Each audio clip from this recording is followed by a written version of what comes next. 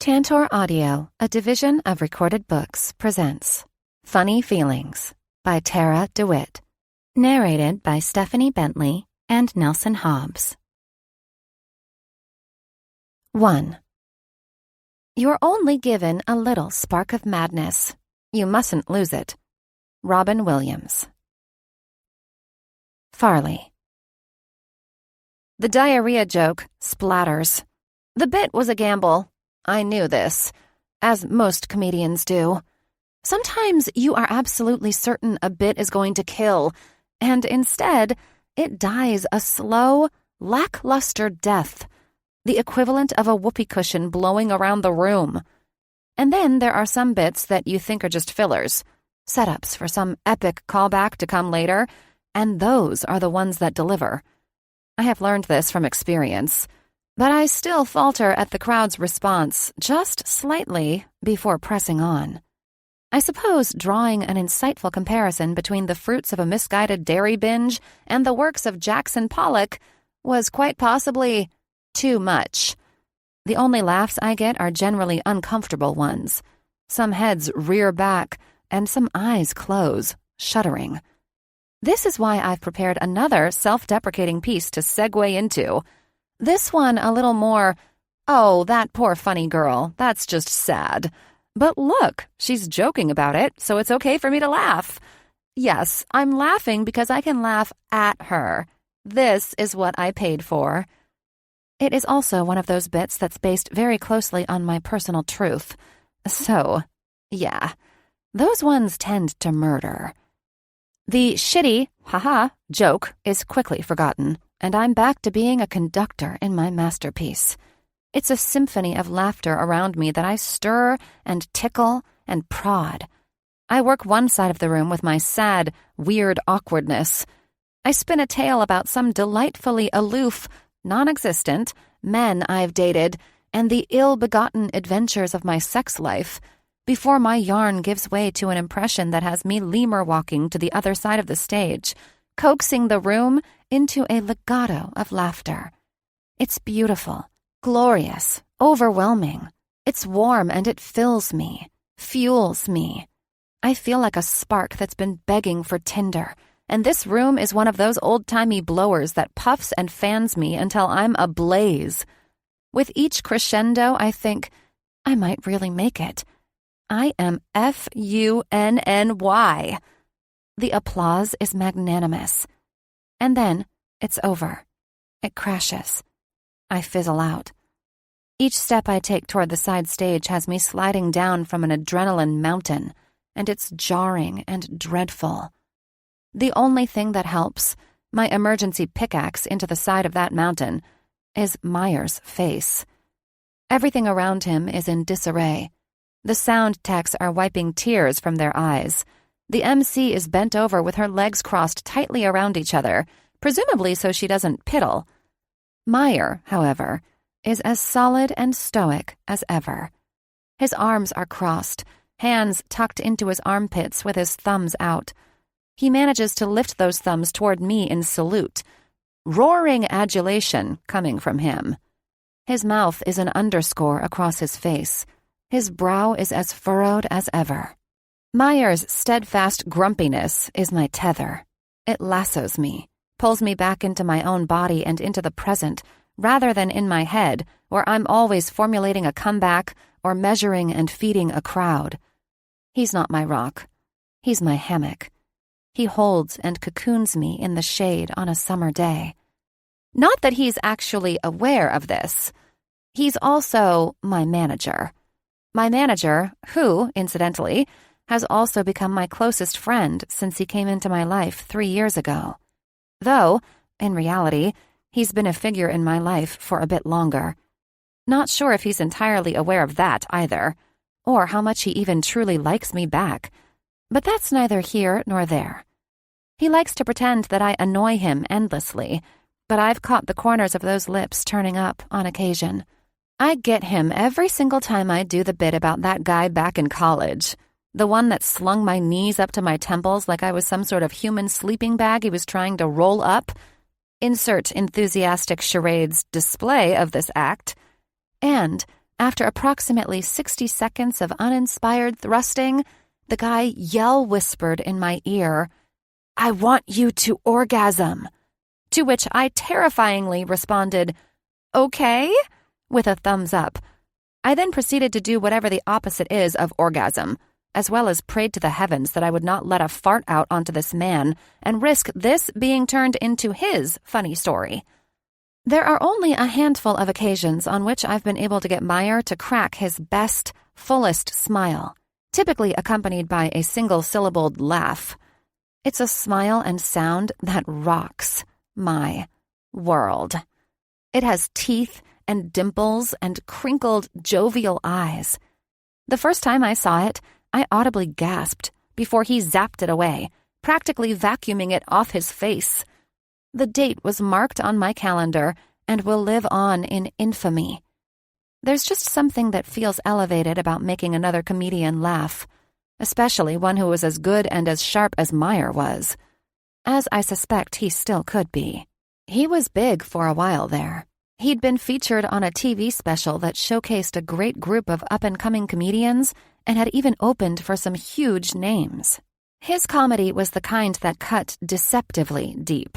His delivery was just a degree away from monotone, almost bored, irreverent, but always surprising. The sort of comedy that hit right away, but the more you went over it in your head, the funnier it still became. He didn't require animated facial expressions or anything in the way of physical comedy, and rarely uttered a curse, which only made them more effective when he did. Each bit always flowed seamlessly into the next, like he was telling you one long story. It was quite the opposite of my brand, come to think of it. "I told you that joke was shitty," he says with mirth in his icy blue eyes as I turn off my mic and earpiece. "Did you just make a joke about a joke, Meyer?" His only response is an eye roll as he turns to keep walking with me. "Where's Hazel?" I ask, searching around for his daughter. "Marissa took her tonight. She was supposed to write an essay, but didn't." "An essay at 10 years old? Jesus, what kind of school do you have her in? I'm on her side." He sighs tiredly, rolling his eyes some more. "The kind with the best programs and teachers available for deaf students. The very expensive kind. The kind that I'd like to be able to continue to afford. So let's perhaps avoid the fecal matters in the future." Nice. Also, you're saying I should include more of that awful in my set so she can go back to hanging with us all the time? I ask, including the headline from the last, most negative review I received. And, as I've told you repeatedly, Meyer, hot girls have tummy troubles.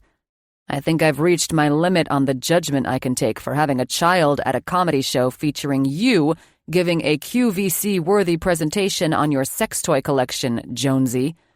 He refrains from addressing the last bit. "That bit is a long-winded public service announcement. I'm using my platform wisely." "I've been threatened with CPS twice." "Only before you explained that she couldn't actually hear anything I was saying." I hold my hands up in placation. "Which, as you'll recall, only had them judging harder." And I can't help the genuine laugh that tumbles out of me when he says this, because Hazel loves it.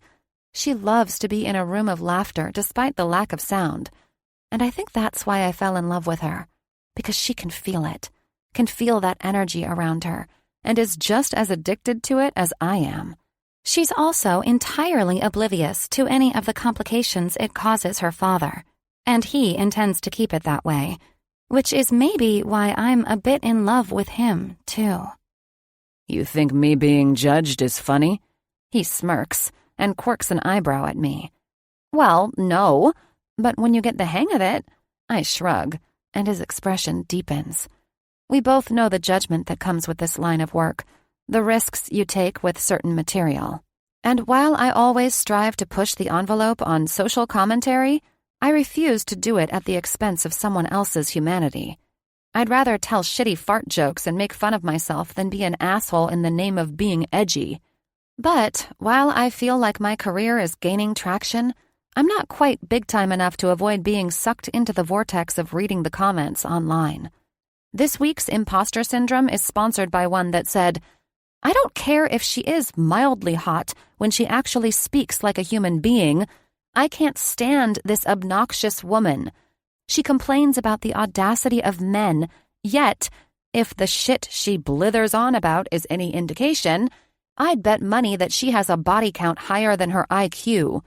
This bitch is a train wreck, and if she didn't dance around or scream like a banshee, nothing she said would even be remotely funny."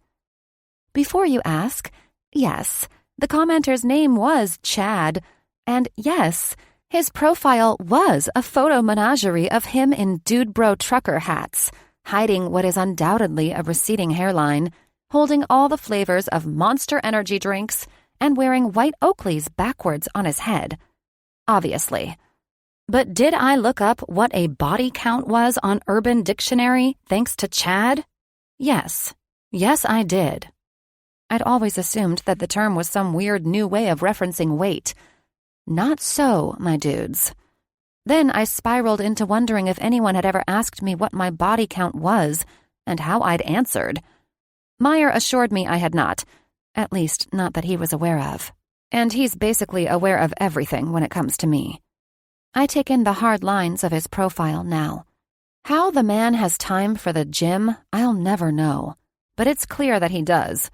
Along with whatever super soldier serum he's microdosing, he's also grown so much grayer since I first met him. The stubble around his jawline is peppered with it, and where it was lightly scattered in the hairline surrounding his ears before, it's now flowing throughout. He's 35, so 10 years my senior, but he's only just beginning to look it. It occurs to me that maybe this is because of me, because of this life I've dragged him back into. Being a single dad with a deaf daughter and one adorable/exhausting comedic client to manage, combined with the hours and the travel that go alongside it, well, it must take a toll. "Do you regret taking me on?" I ask before I can think twice about it. He stops, head turning to me quickly with a confused pout, as opposed to his normal, simply just existing perma-frown. My brain backpedals immediately, and to my own horror, my hand reaches up and pokes him between the eyebrows, into the crease there with a boop. Because that's too bad if you do. You have all the TV subscriptions and know all of my passwords, and I'm too attached at this point. "Hey, Bob!" I beeline when I see Bob, my favorite security guard. "Looking good, man.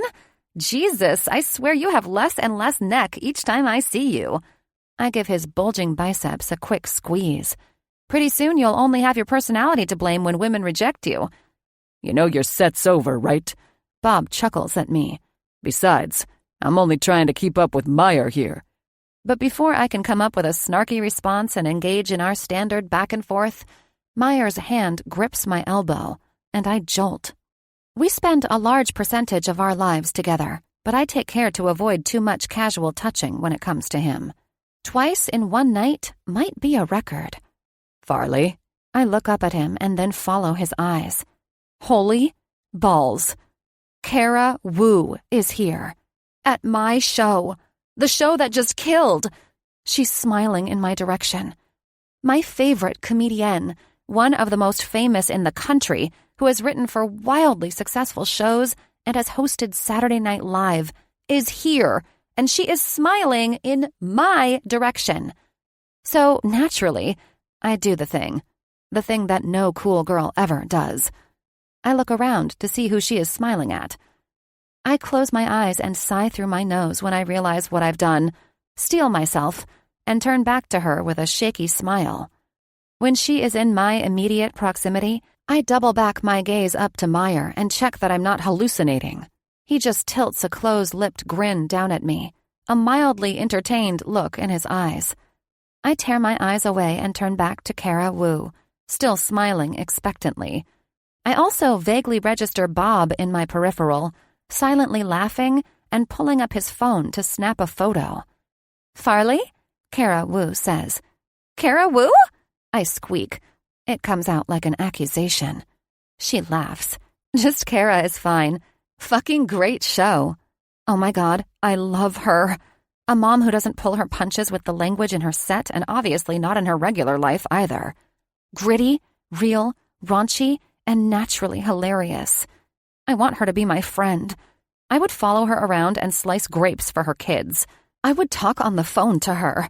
I don't know. The talking on the phone thing short-circuited my brain. Meyer elbows me but speaks on our behalf while I continue my brain reboot. Kara, it's been a few years, but I met you a while back. He reaches out to shake her hand. Oh, I remember you all right. Back from when I was touring with Marshall. I wouldn't forget your face. She looks up at him through her lashes with an appreciative grin. Can't blame her. He is a sight worthy of the appreciation. Tall, muscular, perfectly weathered with that salty brown hair and beard, the boy next door turned into a devastating man.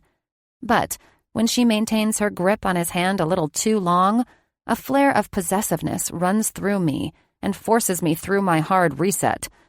Thank you. I cannot believe you're here, I say, and punch out my own hand for her to take. Well, believe it. I've had you on my radar for a while now, which brings me to this. She gestures for someone to come over. This is my manager, Clay. Clay, Meyer, you guys talk. I'm going to have a chat with Farley over here. Oh, God. Okay, it's happening. This is happening. We walk away a few paces before she turns to me. I'm just going to lay my cards on the table here. I want you to open for us on our tour. Don't burst into violently happy tears, Fee. Don't. Not yet, at least. Open. For you. For you and... For me and Shauna Cooper. We love you, and while there are a few others in the running, you'd be our first pick. I just wanted to feel some things out with you first. Steely determination crawls through me, my heart hammering in my ears. That's my spot. What do I need to do? Well, to be frank, there's nothing really that you can do in a work aspect. Your sets speak for themselves. You're our first pick because we want the sharpest comedy from start to finish. Not to mention on paper, you'd be the perfect addition to round us out. We have a good representation between us in terms of age, sexuality, and ethnicity, and we're not afraid of being dirty. You bring the quirk, I bring the mom factor, Shauna brings the take on the political social climate. But we're still an all-female comedy tour, and this is still a primarily male lead faction of the entertainment industry. And I want to blow this shit out of the water, Farley. I want all the hype for this. We need to have a killer PR run before this thing starts, which means we need to garner some media attention. Hence, this conversation. Okay, I'm okay with that. I'm totally on board. I love the sound of that. The number of Netflix specials featuring men versus female comedians is staggering. I am vibrating with excitement and motivation. It also means interviews, potentially, and unfortunately, people getting invested in your personal life. A definite. People tend to be more invested in female comedians when they feel like they know or get where the jokes are being developed. Okay, I don't love the sound of that. I'm not proud of it, but if it gains a bigger following for this and gets us the exposure we deserve, I'm not above a little healthy exploitation. I get it. I do, I say, but don't mask the wary tone to my voice. We have an idea. Well, I have an idea, at least. Okay. Well, you're young, cute, and nothing garners attention quite like other people's love lives. I freeze in panic, my tongue swelling in my mouth as I grimace and huff out a laugh, suspecting the direction this is headed for. I would just prefer that part of my real life to stay somewhat private. I lie. I don't need to explain that what I share on stage is different. Understandable. But even if we don't stoke the flame of publicity beforehand, you do understand that it would be a natural byproduct of taking this on. I have SNL booked 2 months from now, plus Shauna has a movie coming out, and will be photographed at every one of Tyson's games until the tour starts. Right. Shauna Cooper is dating Tyson Callahan, star something for the something-somethings of a sport. I don't care who she dates. I care deeply for her comedy, though. But that's just it, isn't it? I have an investment in her after years of watching her and looking up to her, and yet even I still know that who she dates is newsworthy and has probably drawn more people to look her up. My dating life? It's not actually existent, I admit. She laughs quickly before smoothing it away. Oh, believe me, I know. I figured that. Not that you seem undateable or anything. I just know how it is when you're starting out. She smiles warmly before blowing out a breath. Would you object to being photographed with a celebrity faux beau? Let some speculative gossip happen? Oh my God, that's a thing? Celebrities really fake attachments for publicity? She curls an eyebrow my way. Oops, she did not like the judgment implied in that tone. They do. Most people are willing to do a lot of mildly uncomfortable things when it comes to furthering their ambitions. Touché. My eyes clash with Myers from across the room, and I'm transported back to months ago when we were working through the material that's in my current set. We stayed up for hours, him helping me work through a bit about the bleakness of Tinder, about how being in stand-up always hinders dating. Why do you think it is, though, Meyer? For real, why do I get ghosted when men find out I'm in comedy? I asked him, genuinely wondering. Hazel's head laid in my lap, dozing softly. I'm not sure. It seems cliché, but I think men, especially the ones who want to think that they themselves are funny, are intimidated by funny women. Probably because they don't want to risk being source material. Well, how interesting. Men are afraid of women being funnier than them, and women are afraid of, I don't know, being oppressed, beaten, raped, or killed by men. But look out! Funny chick here might follow you down an alley and make you chuckle without consent. I think you just found your punchline. He smiled, a megawatt thing that deepened the creases around his eyes and brought my attention to the ones that bracketed his mouth. New ones that I'd never noticed before. A laugh escaped. Oh my God, I said with unfiltered awe before I could even think to stop myself. And immediately, the smile was gone. He didn't break eye contact, though. A muscle in his jaw rippled. Anyone who is pathetic enough to let you being funny, or your career, get in the way of being with you, doesn't deserve you, Fee. Kara's words pluck at my brain in the present, and I remember. You said you had an idea? She looks at her manager and Meyer, waving them over. I do. 2. 38 months ago. Before you judge a man, walk a mile in his shoes. After that, who cares? He's a mile away, and you've got his shoes. Billy Connolly. Meyer. I've stood alone on a stage, sweating under blinding lights, talking about genitalia, politicians, and your mom, in front of 1,000 people before, and I still don't think I've ever been this nervous. I wipe my palms on my jeans as I look around at a table full of 7-year-old girls staring blankly back at me. It's the first birthday party I've ever thrown for Hazel, and so far I'm patently not crushing it.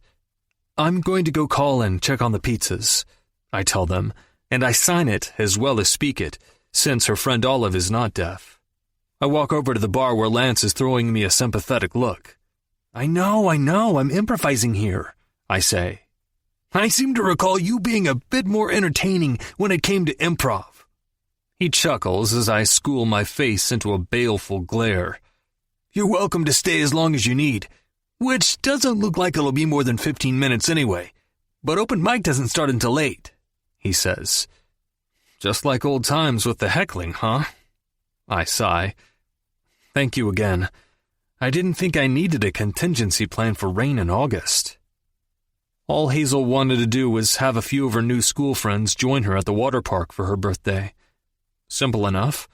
She's at a new school, an excellent school with a bunch of other deaf students like her, along with many other multilingual kids who know ASL. She was so excited to have enough friends to warrant a real celebration, and I wanted to make this perfect for her. I did the necessary prep work with the other moms, ensuring they all felt comfortable with their girls under my watch, and I reserved a cabana thing with pizza, cake, ice cream. Hazel wanted to make favors after attending another LA kid's birthday last year. I know, I am groaning at myself here too. So, after the fever dream that was a foray into the land of Pinterest, We made bags for the girls that contained sunscreen, goggles, mermaid-printed hair ties, and a plethora of snacks that fit the theme. Licorice pool noodles, shark gummies submerged in homemade blue Jell-O cups, seaweed chips. Never did I think, back when I was in my early 20s, and being passed a joint backstage at a Dave Chappelle show, that my life would one day involve squeezing melted chocolate onto a Nutter Butter to make it look like a flip-flop. But alas, here we are. And most days, I love it here. But then a freak storm came through Los Angeles, a storm that has been crouching and pissing all over us for 3 days straight. The disappointment on Hazel's face when she woke up this morning gutted me. I launched into action mode, made calls to bowling alleys and the local indoor mini golf courses, came up completely empty. Seems it's the one day of the year that they're at capacity. I checked with our condo complex about reserving their activity center, but it's also booked. I even offered a Disneyland day in a fit of desperation, but Hazel's face crumpled. "Too many lines on a Saturday, Dad," she signed, "and you hate Disneyland." "I don't hate it. And today's your day, Hazel," I signed back with as much forced levity as I could. "I just wanted to swim and go on the water slides with my friends. We've been talking about it all week." "Don't worry, birthday girl. We're going to have the best day. Let's go get your friends." Instead of giving her the best day, I am sinking in something that feels eerily similar to stage fright. I cannot think of what to do. I called Lance, the owner of the comedy club that I first started gigging at, where my pre-writing comedy career was born, and asked if we could come here. I've got a pizza order and cupcakes on the way, but it's not like I can play music and give them a dance party. "Lance, I'm panicking here," I plead. Lance looks taken aback. "Meyer, all I know is comedy, music, and drinks. Why don't you give them a little stand-up show or something?" "With what material, man? Everything I've written since Hazel was born has been for TV shows and scripts. My old material from my stand-up days is not appropriate, nor is it the stuff that a 7-year-old would consider the pinnacle of humor anyway. Not to mention, any material I do have would have to be combed through and tweaked so that I could make it less hearing funny and more deaf funny. So much of stand-up is in the delivery and inflection, even when it's subtle. The dips and tones added to voices are what make a sea-level joke funnier. Take that away, and the jokes had better be sharp, if they're going to be funny in ASL. Plus, the girls definitely wouldn't get, or care about, my nuanced take on the adult single world, which is what my writing and collaboration have been focused on lately.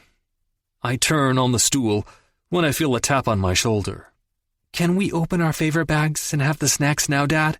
Or do we have to wait until after pizza?" Hazel asks. "Go ahead, sweetheart. Pizza will be here soon." She smiles and nods, a good sport as always, but I don't miss the hint of sadness in her expression. "Fuck," I hiss, before I remember myself, and Olive whips her head my way. Shit. "Sorry, Olive." "Don't worry, I won't tell my mom," she says out loud. The door to the club flies open. Bright, gray light streams in and silhouettes a figure in the doorway. The sound of the pouring rain hits the room in a rush. "Damn it, I thought I locked that," Lance growls. "Jones, the answer for the millionth time is no," he bellows. The figure, Jones, presumably, lets the door slam closed behind her before she straightens and stomps over to us. "Lance, you old fuckwad, give me my job back, or at least let me do my set tonight." "Hey, I have kids here," I say to the girl, woman, on instinct. Her hair is flattened to her head, dripping water everywhere, like she's just stood in the rain and let it wash over her for hours. "You have kids at a bar in the middle of the day?" she says to me, scrunching up her nose. "Sounds like a well-placed F-bomb is likely to be the least of their troubles." She whips back over to Lance. "Lance, I apologized, but customers were leaving because everyone else that night tanked. You should be pleased. Tickled even. I made this place good money that night. You abandoned the bar to do a set, Farley. 1, because you kept denying me my spot or scheduling me on open mic night instead of letting me have it off like I continually asked for. And 2, everyone else was dying up there. When I got up, the laughs were so loud that people started piling in from the streets. It was standing room only in this place. Even without the booze, the people were laughing, Lance. Give me my spot tonight. She throws me a look that clearly states, "The hell you looking at?" before she turns back to Lance. Then, with a blink, she jerks her head back to me, some of her sopping wet hair splattering across her chin in the movement. "Oh shit, I know you." "You do?" "You're Meyer Harrigan." Amber eyes grow bigger, and her dark brows shoot up. "How do you know me?" I shake my head, confused. She's too young to recognize me, surely. "I saw you. A couple of times." "Okay, fine. Not really. But I have watched every stand-up set you've done that's available on YouTube probably 1,000 times. I grunt an acknowledgement, unsure how else to reply. "Help me convince him I deserve my spot tonight," she demands, leaning in eagerly. No?" It's like there's a hummingbird in my face, wings beating so rapidly, the movement is a blur. Its beak needle-like and jabbing at me. The urge to figuratively swat it away is strong. She looks me up and down, studying my face for something, before she glances over my shoulder. "You don't seem like a drunk or a deadbeat," she says. "That's nice. You very much do seem like you might be on something?" She shakes that off with an eye roll. "If you're not a drunk or a deadbeat, why do you have these kids at a bar for a birthday party?" The party hats I picked up on the way must have clued her in. "It's a comedy club, not a bar." She smiles wickedly. "Funny. You'd think it was just a bar with the shit this guy keeps giving me over closing it down for a few minutes to focus on the whole comedy thing." She stabs a thumb toward Lance. I look over at him and snort. Fell into that one. Lance reddens, but appears resigned as he mutters to his inventory clipboard. I catch movement in my peripheral and spin to see the girl approaching Hazel's table. "You guys could at least put some music on for them or something." "Hey, no." Shit, what was her name? "Jones, stop." Her steps stutter a bit when she gets over there, pausing as she looks at the side of Daisy's head, noticing her cochlear. "How are you girls doing today?" Jones asks then, as well as Signs, and I suck in a gasp.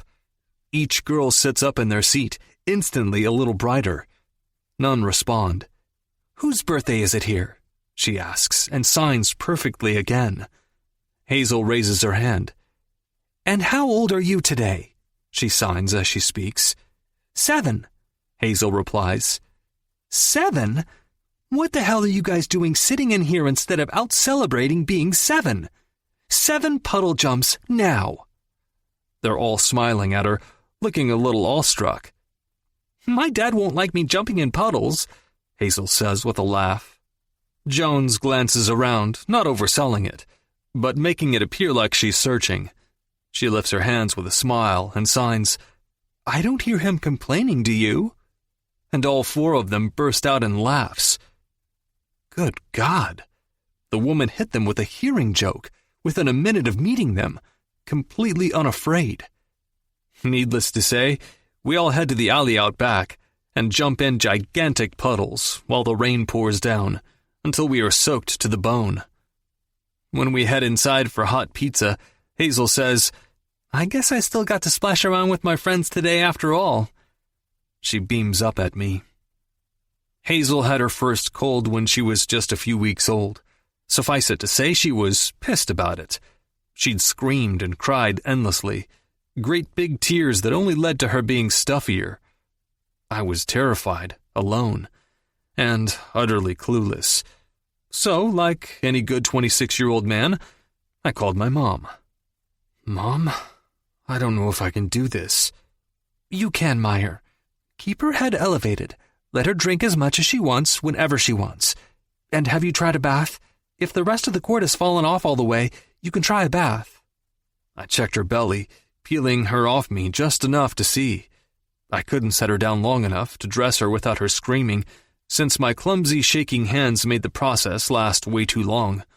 Even diaper changes required bracing. I drove out and bought her a baby bath, as she screamed the entire way to, in, and from the store. The moment I set her in it, against the little bouncy chair, her eyes went wide and her lips pursed. She hiccuped and kicked her legs, splashing, finally happy. She's always been a water baby. "Did I hear Lance call you Farley earlier?" I say to Jones when Hayes goes back to the table with her friends. "You did. It's my name." "Your name is Farley? You some scion descendant of a comedy dynasty or something?" She laughs bitterly. "Nope, just a family name.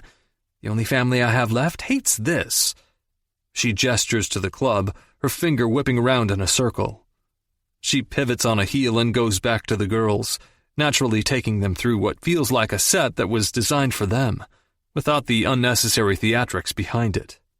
She doesn't stand up, doesn't use a mic, which is good since it would be pointless in ASL, just makes it feel like conversation over pizza, but has them all giggling and snorting uncontrollably. She pokes plenty of fun at me, at Lance. She jumps up and leaves for a second, before running back in and presenting something to Hazel. As she takes it in her palms, Farley signs, "It's a tattoo. Now you can say you got a tattoo for your birthday." I feel my eyebrows pinched together. "No tattoos," I call. Farley ignores me, and since Hazel isn't facing me, she's not privy to my objections. Farley looks at me and grins, eyes twinkling even from a distance. As her hair dries, I notice that it's got quite a bit of red in it.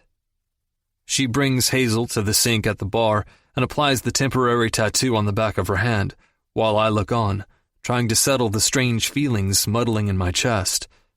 Hazel runs over to show the other girls, the tattoo making her smile and flourish her hands as she signs. The manner that she holds her hands and twirls them makes something heavy catch in my throat. She clearly feels proud and pretty, even more special for the way that she communicates in this moment. I'm actually jealous that I didn't think to do it first. Farley finds a bowl of cherries behind the bar and starts eating them one by one. "I think this party is a hit after all," she says. "Thank you." I clear my throat. "You saved it. I'll make sure Lance gives you your mic time tonight." She frowns and sets down the bowl of cherries. "I didn't do any of this just to make you do that." "I know. But now I'm genuinely curious. I'll come back and watch your set later." She eyes me suspiciously, chewing, before her face breaks into a huge smile. She extends a hand for me to shake. "I've got a funny feeling this is the start of something great." 3. Now. I always wanted to be somebody, but now I realize I should have been more specific. Lily Tomlin. Farley. "A beer," I announce in a panic to the waiter. "A beer, Jones? You've never ordered a beer in your life," Meyer says, exasperated. I'm so worked up that I can't seem to think of any other drink in existence, though. "Miss, what kind of beer?" The waiter asks, patiently. "Oh, alcoholic, please?" Jesus, please excuse her. She'll take whatever sugary lemon drop thing you serve," Meyer says. The waiter nods and scurries away. I grimace when Meyer squints at me. "You mind telling me what's got you so spooked? I'll remind you that the last time you drank some of my beer, you said it tasted like something that was fermented inside of a belly button," he says with thinly veiled worry. "All right," I sigh. "I guess it's only fair to prepare you before Kara and Clay get here." I take a few breaths and spot our waiter returning with our drinks. Oh, good. One sec. Mine hits the table, and I promptly toss it back. When I reach for Meyer's beer next, he lays his palm over mine, gently flattening it to the table to stop me. Jones, whatever it is, it's okay. If they're offering you something that requires you leaving me, or whatever, and you want to take it, don't feel bad about it. Whatever it is, I promise you, I'll support it. He doesn't meet my eyes, though, just keeps his gaze fixed on our hands. They want us to date, I blurt, and now his eyes snap up to mine. The band that keeps his expression tightly wound appears to have snapped, his eyes wide and searching. For PR.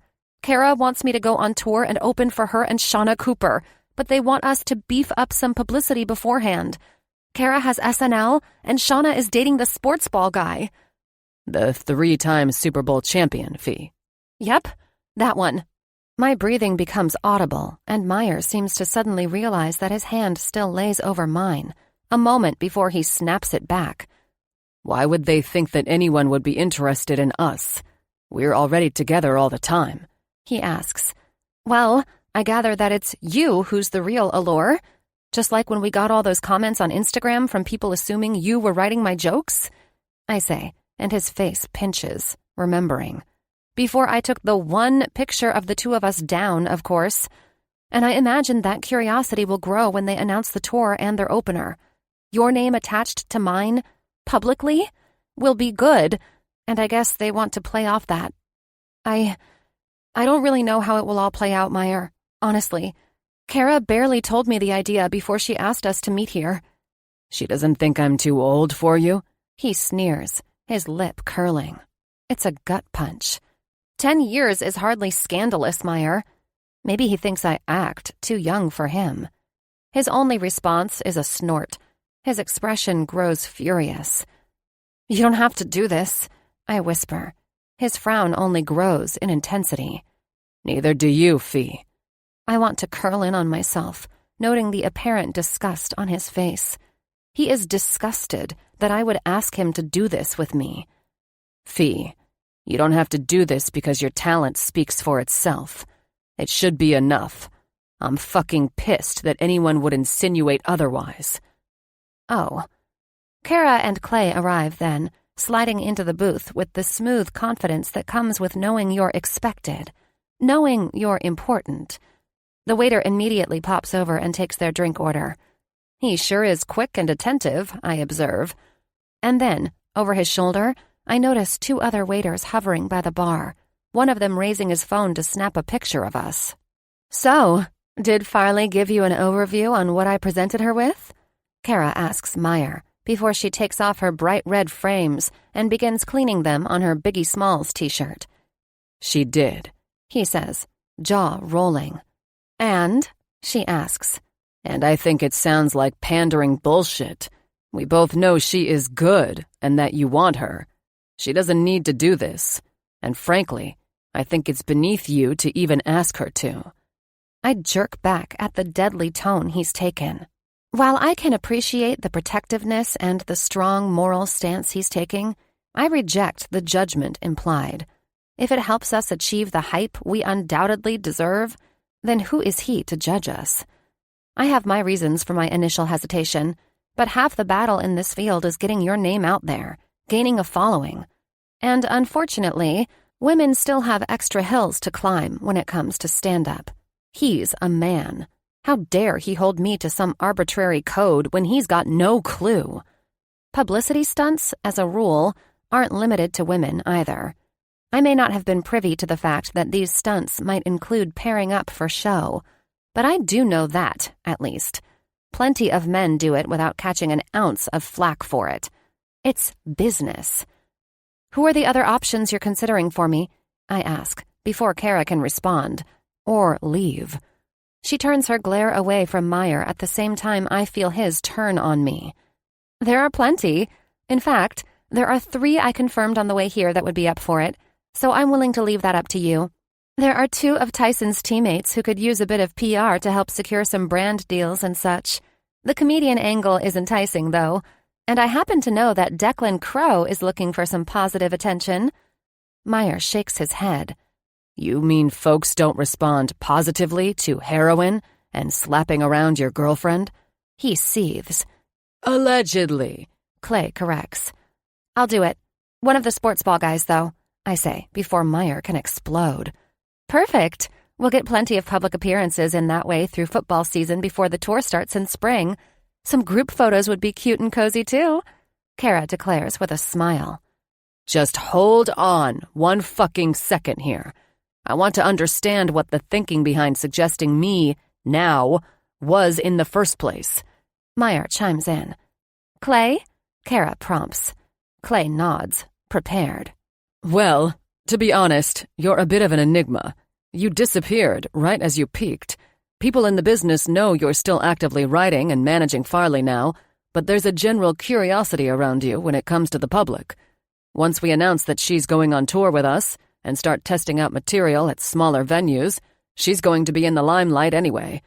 It would stir up that curiosity more to have you publicly acknowledged by her side, especially when people connect some of the material. Clay declares. If we agree, I'd want outlined specific events and to know when we're going to be photographed. No one just randomly following us around. I have a daughter, Meyer says, pointing a finger on the table with finality. Guilt flares through me, hot and sour, at the mention of Hazel. Meyer, I'll just date a footballer. Really, it's fine. He only glares at me harder. Is that what you want? His nostrils flick out and his eyes dart between mine. Well, no. Obviously, I think it would be easier for you.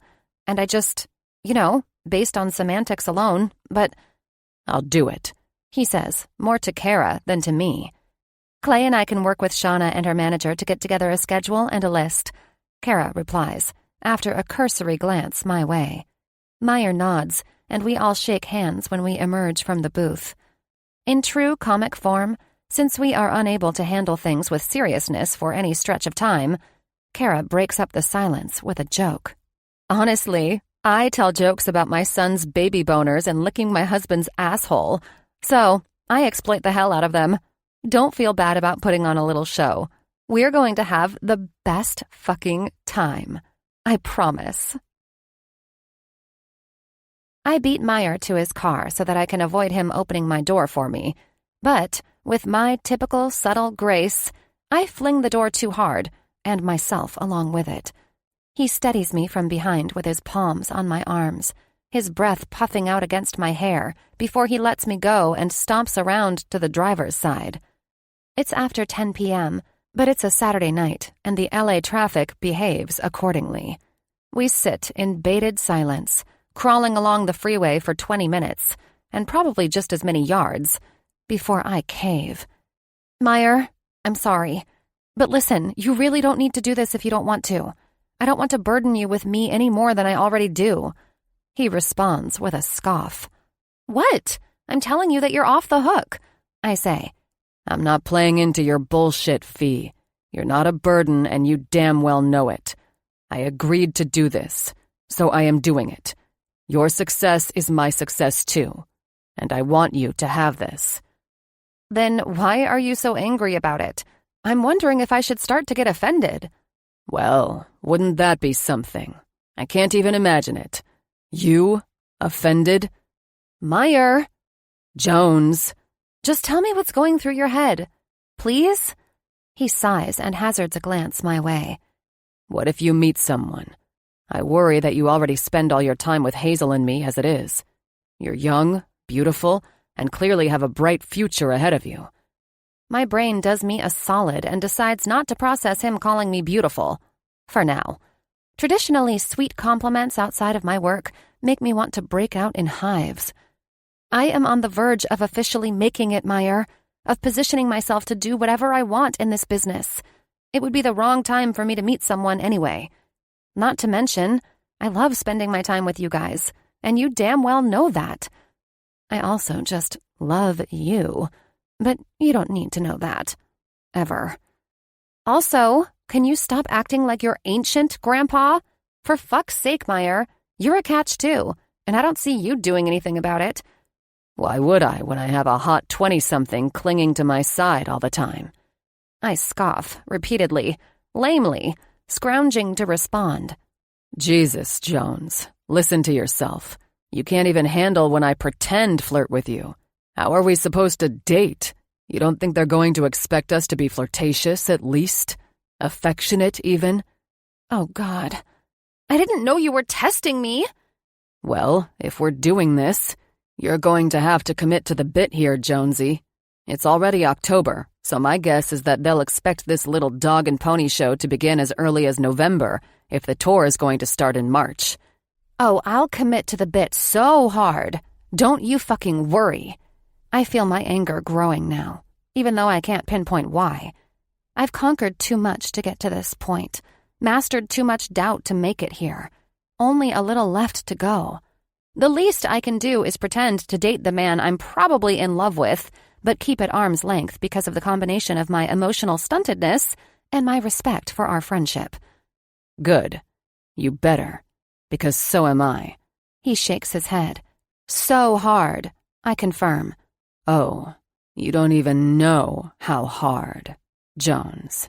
He says, deeply, slowly, deliciously. My mouth falls open as heat floods my face, and I turn to him. I can just make out his satisfied smile in the darkened car, the lights from the surrounding traffic and the city reflecting and throwing their colors on his face. He catches my expression and starts to laugh. Actual, rumbling, continuous laughter. I'm momentarily suspended between shock and indignation before his laugh catches on and I start up too. When it dies down, he reaches across the console and grabs my hand. We're going to be fine, Fee. You deserve to be on that tour and for it to be big. We'll be fine. Let's just be careful around Hazel, though. I don't want to get her hopes up or confuse her. The warmth from his hand travels up my arm, through my chest and the rest of me. This makes 4 times in one night now. And how pathetic is it that I'm counting? That my heart feels like it's one of those speed bags being rapidly pummeled just by glimpsing this flirty side. There's been a maybe before. A few nights here and there where his guard was down and friendly remarks felt heated. One particular drunken night in Vegas that still makes its rounds in my dreams. I don't trust that it wasn't just me reading into things, though. That it wasn't just emotions amplified by drinks and a clumsy tumble that pressed us close. He'd been such a wreck that night. I shift mental gears away from the memories. I'd never, ever do anything to even risk hurting her in any way, Meyer. I promise. And if this gets to be too much, we'll stop it, without question. Deal? Deal. He takes his hand back, and it takes every ounce of self-preservation in my soul not to grab it back and remind him how committed I am to this bit. He wakes me up when we pull into the garage at his house. Jones, we're home. Alright, just for the ride. I slur through a yawn. Guest bedroom is set. Marissa got you the bath stuff you like. He grumbles. Nah, I'm fine. I'll get home and out of your hair, I reply, forcing the words out clearly and stretching my eyelids open. Don't be weird about it, Fee. Yeah, okay, I concede. We head in, as quietly as we can since Marissa, Meyer's all-encompassing, worth-every-penny help, is asleep in her designated room in the same wing as Hazel. I head to the hallway on the opposite side of the house where the master and guest suite are found. I'm hyper-aware of our steps being in time with each other, of the heat coming off his body as we walk side by side, until we approach the split and need to part ways. Night, Mai.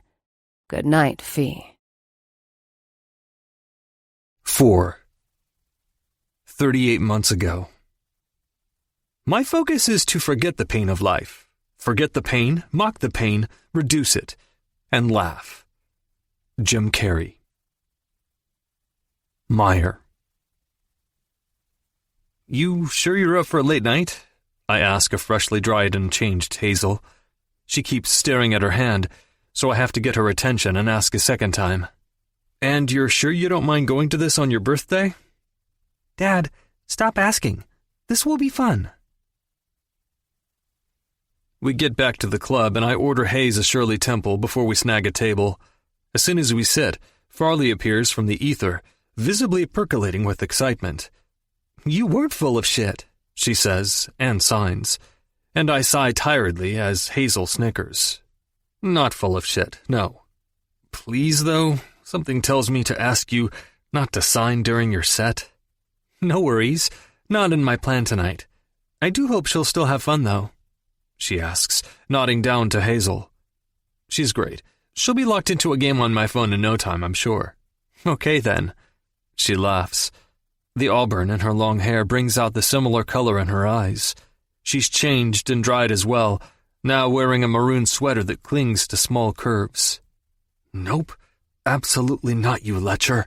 You are here in a professional capacity only." She sprints over behind the bar and comes back with a bowl of cherries that she plops down in front of Hazel before flitting back to the stage. When she approaches the mic, she greets it like a friend, an illuminated smile already in place. "Good evening, friends. Happy to see you all." Her timing is natural. She lets everyone's attention gravitate to her. "Thanks for spending your Saturday night out here with me. Personally, I find myself trying to avoid going out on Saturdays lately, because I've recently started attending church on Sunday mornings." She pauses, and I gather that there are a few returners, because they let out some laughs and a few "yeah, rights." "No, really, listen up. This is a hot tip that I'm sharing with you all." She glances around, gathering some light tension. "If you haven't been, let me clue you in. Modern church is literally, and I mean every syllable of this, literally, like going to an Ed Sheeran concert, but for free, you guys. Listen to Castle on the Hill and tell me that's not the same fucking song they play at any suburban middle-class church every Sunday." The laughs immediately start rumbling, whether knowing that this rings true from experience or just finding her take funny. Either way, it resonates. "And, exactly like an Ed Sheeran concert, at church, there's also a bunch of white ladies with their hands in the air, white men with their hands in their pockets, shifting their weight from foot to foot, occasionally clapping along." The room erupts at her spot-on impression. I look over and see Hazel, laughing brightly. "The snacks and drinks are oddly small, but even those are free." She's a natural. The way Farley continuously moves her face and body without reservation commands my full attention, as punchlines are exclaimed with a perfectly timed hip pop or a pose. She hops and hunches, and is the closest thing I've witnessed to a human version of Kermit the Frog running around, completely untethered and shameless. The jokes all generally relate back to the things that equal the simplest joys in life. Kids and their ability to cut you at the knees with the smallest, most brutally honest assessments. How with every aging year, food becomes more and more of an all-consuming experience that borders on sexual gratification. The bit that is, without question, the least intellectual, and yet elicits the most tears of laughters and keening wails between bouts, is her impression of a goddamn bumblebee. She starts the bit talking about boredom being a necessary evil and how it can make you turn your thoughts inside out. She tells everyone about losing her phone for an afternoon and everything she discovered about herself during that introspective time. "I realized that I always thought that the buzzing sound came from the bee's mouth, not from its wings. Do you guys realize how stupid that is? That I thought that bees were just flying around sputtering on, yelling, 'I'm a bee! Look at me! I'm flying!'" She roars it so ferociously and animatedly, sprinting back and forth across the stage, that I have to swipe a palm over my face to stifle the stupid grin that wants to surface. When she stops, she polishes off the impression by doing a terrifying squat and thrust dance, the most possessed version of a twerk I've ever seen, like a bee pollinating. Hazel hasn't asked for my phone once, just continues to laugh and beam on. For being raunchy at times and flat-out silly in others, Farley's set has the room grinning in a strangely wholesome way. I gather that it's because of how she manages to tie most of these things into a life philosophy or positive observation. The transitions between jokes are clunky, and they jump around a bit abruptly, but it's because she is attempting to be a freight train, charging on through the set and leaving it all out on the table for her allotted minutes. The potential is a palpable thing, but I can't help but think about how exhausting it must be to live in that brain. Comedians tend to be some of life's most ardent observers. Often it's born on a personal level. Find a way to laugh at your family's or your own dysfunction, and you've somehow found a manageable way of enjoying it, instead of letting it drag you down. Self-deprecation is also the best way to keep from feeling laughed at, after all. Intercept the joke and make it yours first, and it can hurt you, right? Learn to diminish the pain by reducing it to a laugh. I admire that reducing, simplifying ability. I miss that ability. Though I have to admit that I don't know if I ever truly had it to begin with. I can write jokes from a more detached, abstract angle now. I can't do it from my soul the way this woman so clearly does.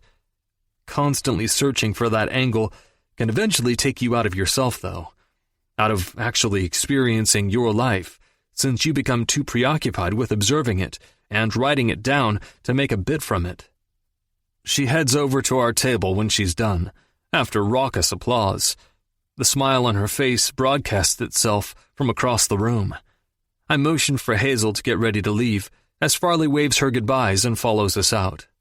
"You guys don't want to stay for the rest?" she asks when we hit the cool night air.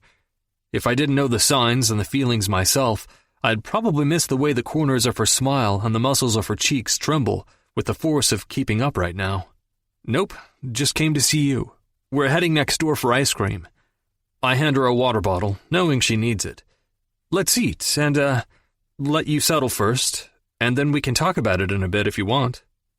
I don't know why I am so possessed with offering this girl advice when she hasn't solicited it. I feel a compulsion to share, though, to make sure she knows that I think she's great, but that I also saw her earlier today, as she breathed life into some kid's day.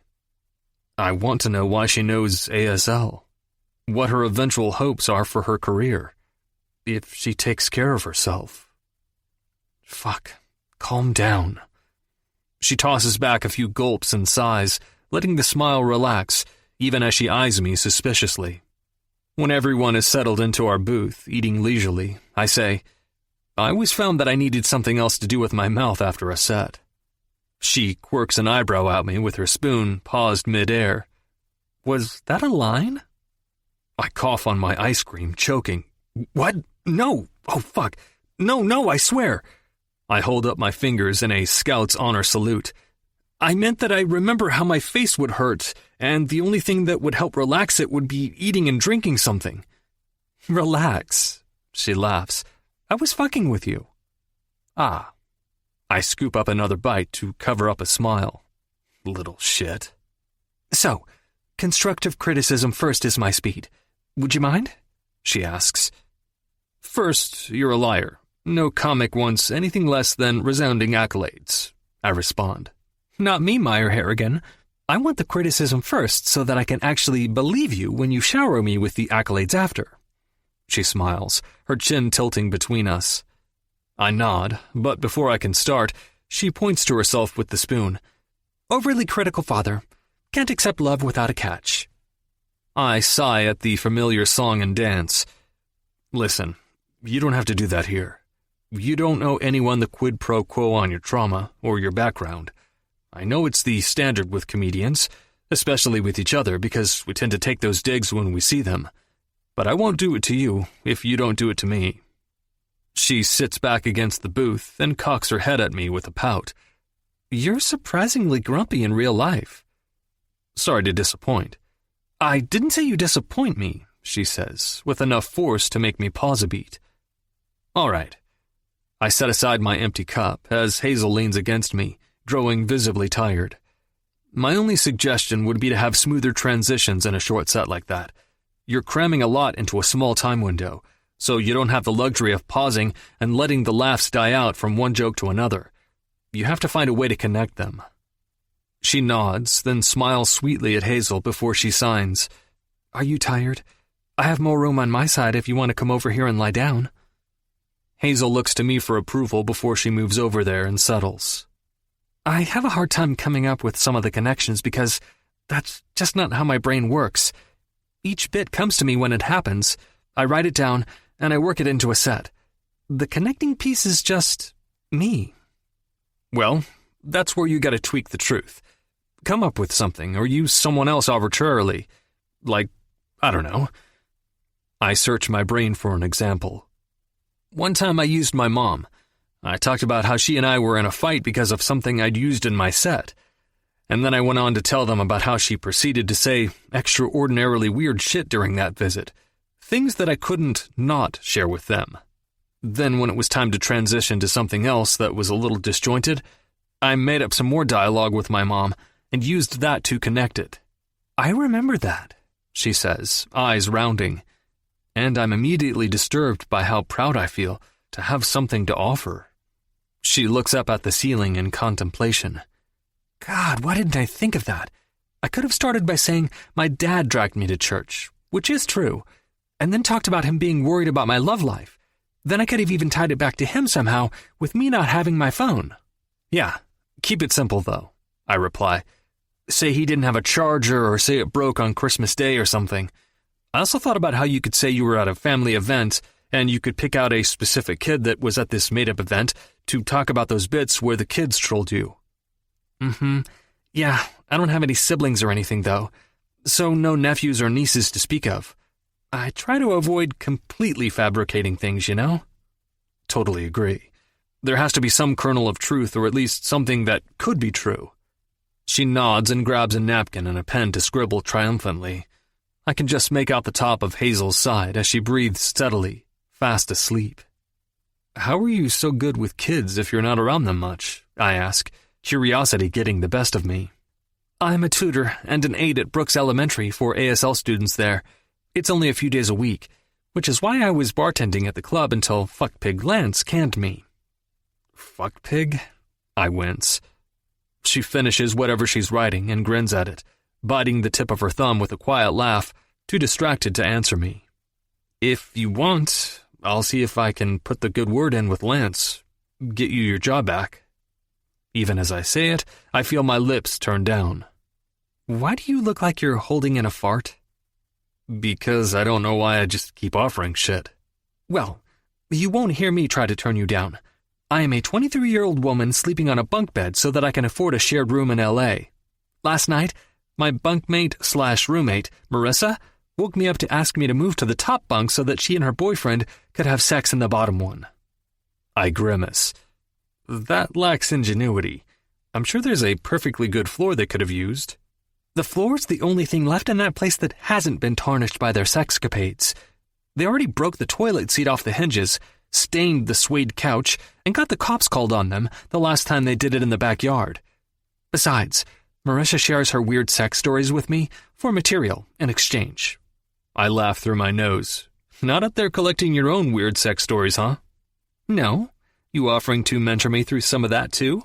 She wags her brows until I rear back, horrified at myself for letting this conversation get away from me, my daughter sleeping next to her lap.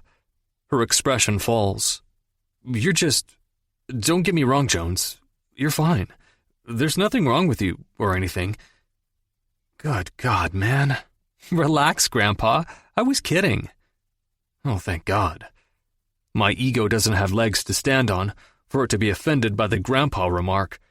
She's attractive and bright, but outside of my role as a father, I've been living in a consistent fog. Without knowing how to, or having any desire to, put it into words to this person I just met, I know undoubtedly that my fog would only dull her shine. I am interested in you in a professional capacity, though, Farley. Not that my word is gold or anything, but I at least think you're good enough to make it. 5. Now. Life is a tragedy when seen in close-up, but a comedy in long shot. Charlie Chaplin. Farley. I managed to avoid Meyer for 5 days. The way I snuck out of his house the morning after deciding our scheme may as well have been the walk of shame, rather than the neurotic panic run after we touched 4 times that it was. He avoids me just as much for the first 2 days, before he breaks radio silence with texts that seem innocuous that I still manage to apply a deeply weird vibe to. 3 days A.D. after decision. Meyer. Jones, we need to talk. About what, I wonder? My own stream of consciousness sounds obtuse even to myself. Is he going to want to practice? Jesus, the idea of that makes my cheeks and chest go hot. I'd certainly thought of suggesting it myself, but, well, I couldn't claim that my intentions would be entirely innocent. I know myself better than that. And no, Meyer never fails to remind me that I am too young. My mind trips on memories of those few occasions over the years, though. The ones where glances lingered and actions were spurred on by some external force or event. A small collection of maybe almosts. But outside of those, he's always responded to my sarcastic flirting with abject horror. I've managed to keep the flirting to a minimum since we added the professional element to our relationship. Even when I've slipped, he's been tolerant at best. Allowing myself to consider him sharing my attraction would be like pulling on new skin, like stretching freshly healed chapped lips. Too easy to crack and bleed. Must smother some more instead. Still, that night feels like a turning point. A decision was made, and there's not going to be some sliding doors type scenario available to me. For me to see how it will play out and choose another direction should it all go wrong. If I go through this decision door, that's that. 3 days, A.D. 4 missed calls from Meyer. Meyer. We should probably establish some rules and guidelines, Fee. And I need to talk to you anyway, about after the tour. So, call or text me back, please. Marissa. Why does Meyer keep asking me if I've talked to you? He seems even more agitated than normal. 4 days, A.D. Meyer. For real, Jones. Clay just called me and they want to set up a meeting date. You agreed to this. Marissa. I have tutoring with Hazel again tonight. What's the update on the weirdness with you and Meyer? I'd like the heads up if I'm stepping into anything between my boss and my closest friend. 5 days, A.D. Meyer. Damn it, Fee. Are we in 6th grade? We established being boyfriend and girlfriend and now we don't talk? Call me back. I screenshot that latest text because that would make a good bit someday. Someday when I can look back and laugh at all this. In fact, I specifically remember my 6th grade boyfriend, Nick Farnham, and how we entered our deep relationship via origami folded notes passed between friends. And then we never spoke or made eye contact again. Oh my God, maybe Nick Farnham is out there in the world wondering if we are still together.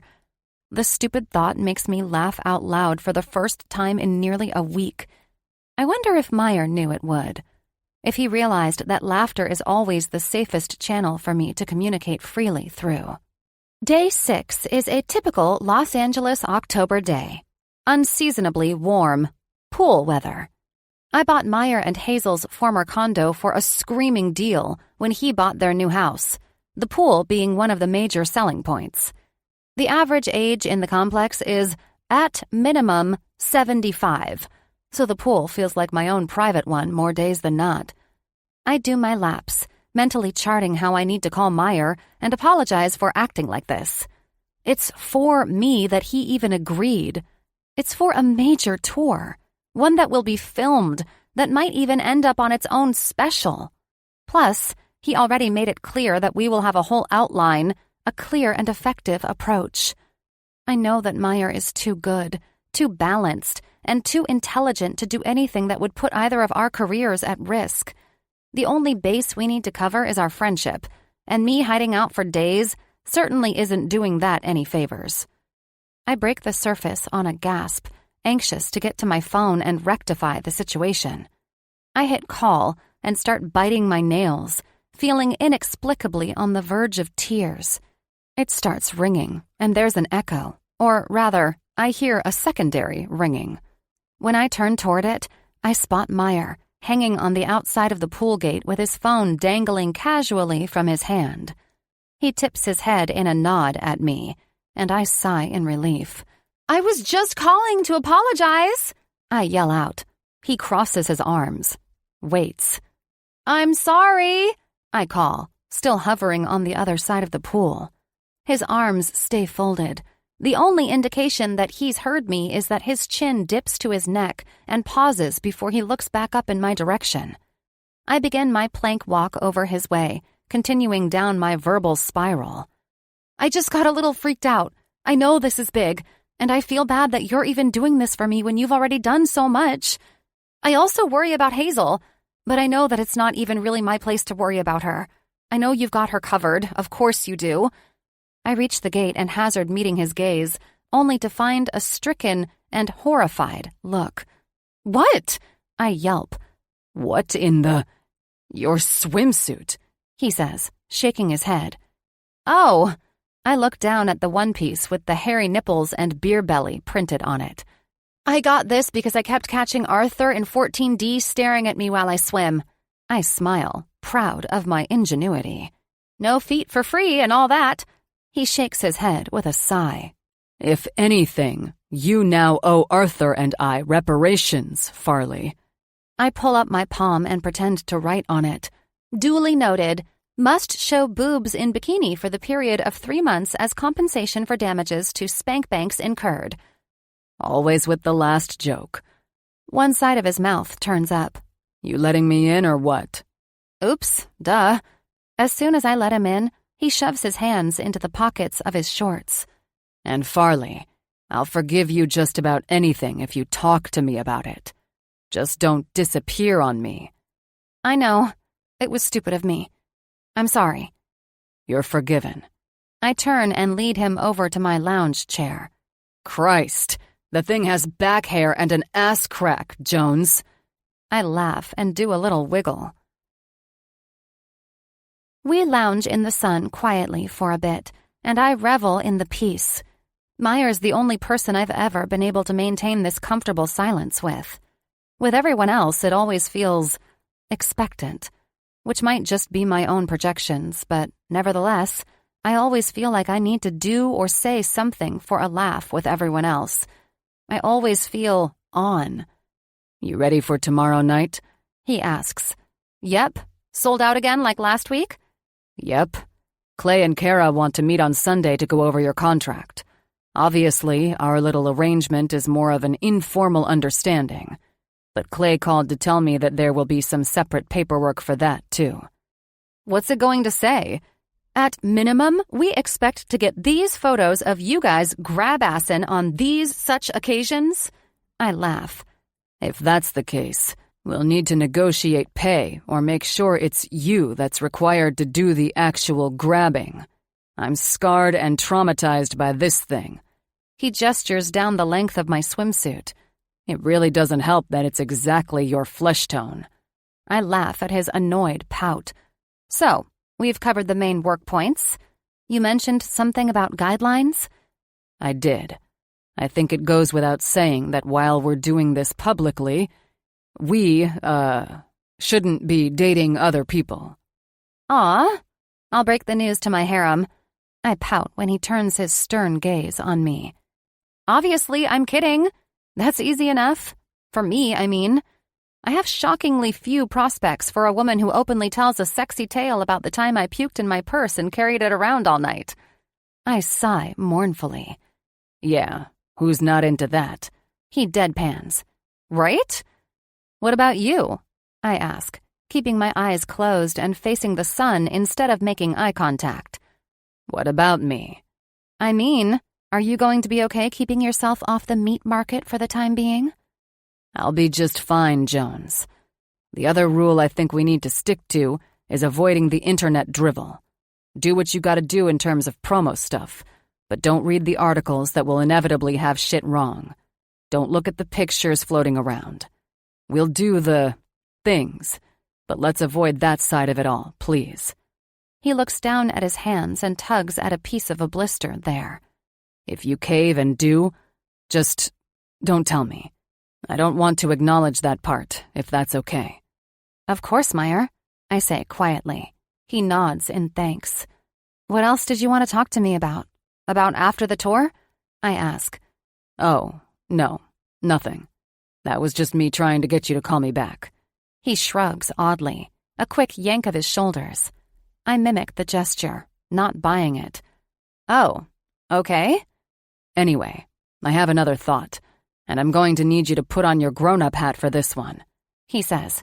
But that hat clashes with this swimsuit. I pout. Jones, he warns. Got it. I mime placing a hat on my head, and then I cut him off before he can speak. Oh my God, are you going to ask me to practice? He blinks slowly and flicks his sunglasses back on. I blink slowly and do the same. He clears his throat. I don't think I was going to refer to it as practice, per se. I just would like to know what you're comfortable with. I want to know where the lines are drawn here. I'm not okay with putting you in any kind of position where you're even slightly less than comfortable. I swallow. That's very considerate of you. Thank God we are both wearing sunglasses now. Otherwise, I'm certain he could see the back of my skull through my eyes, because my brain has vacated the premises. This conversation is not exactly cozy for me either, Fee. But let's get it done. Even if it's pretend, I need to know it's consensual. He sighs. Jesus, please don't say consensual again. He slaps his palms on his thighs and gets up to leave. I'm sorry. Stop apologizing. Just call me when you're ready to talk. I scramble up to go after him, the slap of my flip-flops matching the pounding of my heart. Wait, I'm ready now. Let's talk now. I grab his upper arms to stall him. He turns, and my hands fall to my sides. He shoves his hands into his pockets firmly again. It's very obvious that you're uncomfortable touching me, and I'm not stating this observation to you to make you feel like you need to correct me. I understand why that is. We have a friendship plus a working relationship, and I've always respected our collective boundaries so that we don't muddy those lines too much. You've always been openly affectionate. With other people, though. So I just want to make sure I don't make you uncomfortable, okay? That's all I'm saying. Okay, is all I can come up with. But then he turns to leave, and I grapple for more time. Are you hungry? I ask. He turns to me. Very. After a terribly silent and awkward car ride, we settle down at a table outside at our favorite sushi restaurant. Meyer's developed the habit of just picking where we go without asking, and I love him more for it. He somehow manages to know what I want without me having to think and lead and pick all the time. It's a superpower that I pretend is solely used on me. The gesture motivates me to concede some vulnerability. Meyer, it's not that I'm uncomfortable touching you. It's that I appreciate you too much to want to chance making you uncomfortable. You've made your fair share of remarks about my age and all that, and I just have tried to be diligent about not crossing that line with you, in an attempt to be, mature? I pull a mock barfing face. Fee, you've called me Grandpa at least 1,000 times. I know, but I promise I won't have a mental breakdown over this if you won't. Might when it's done, but if I think on that too long, I'll back out entirely. I won't, but this is why I think it'd be good to practice, I guess, so you're not jumping anytime my hands come in contact with you.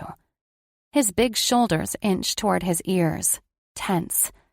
I agree. Yeah? The tension wavers a bit. Yes, but I don't want to have to specifically define it.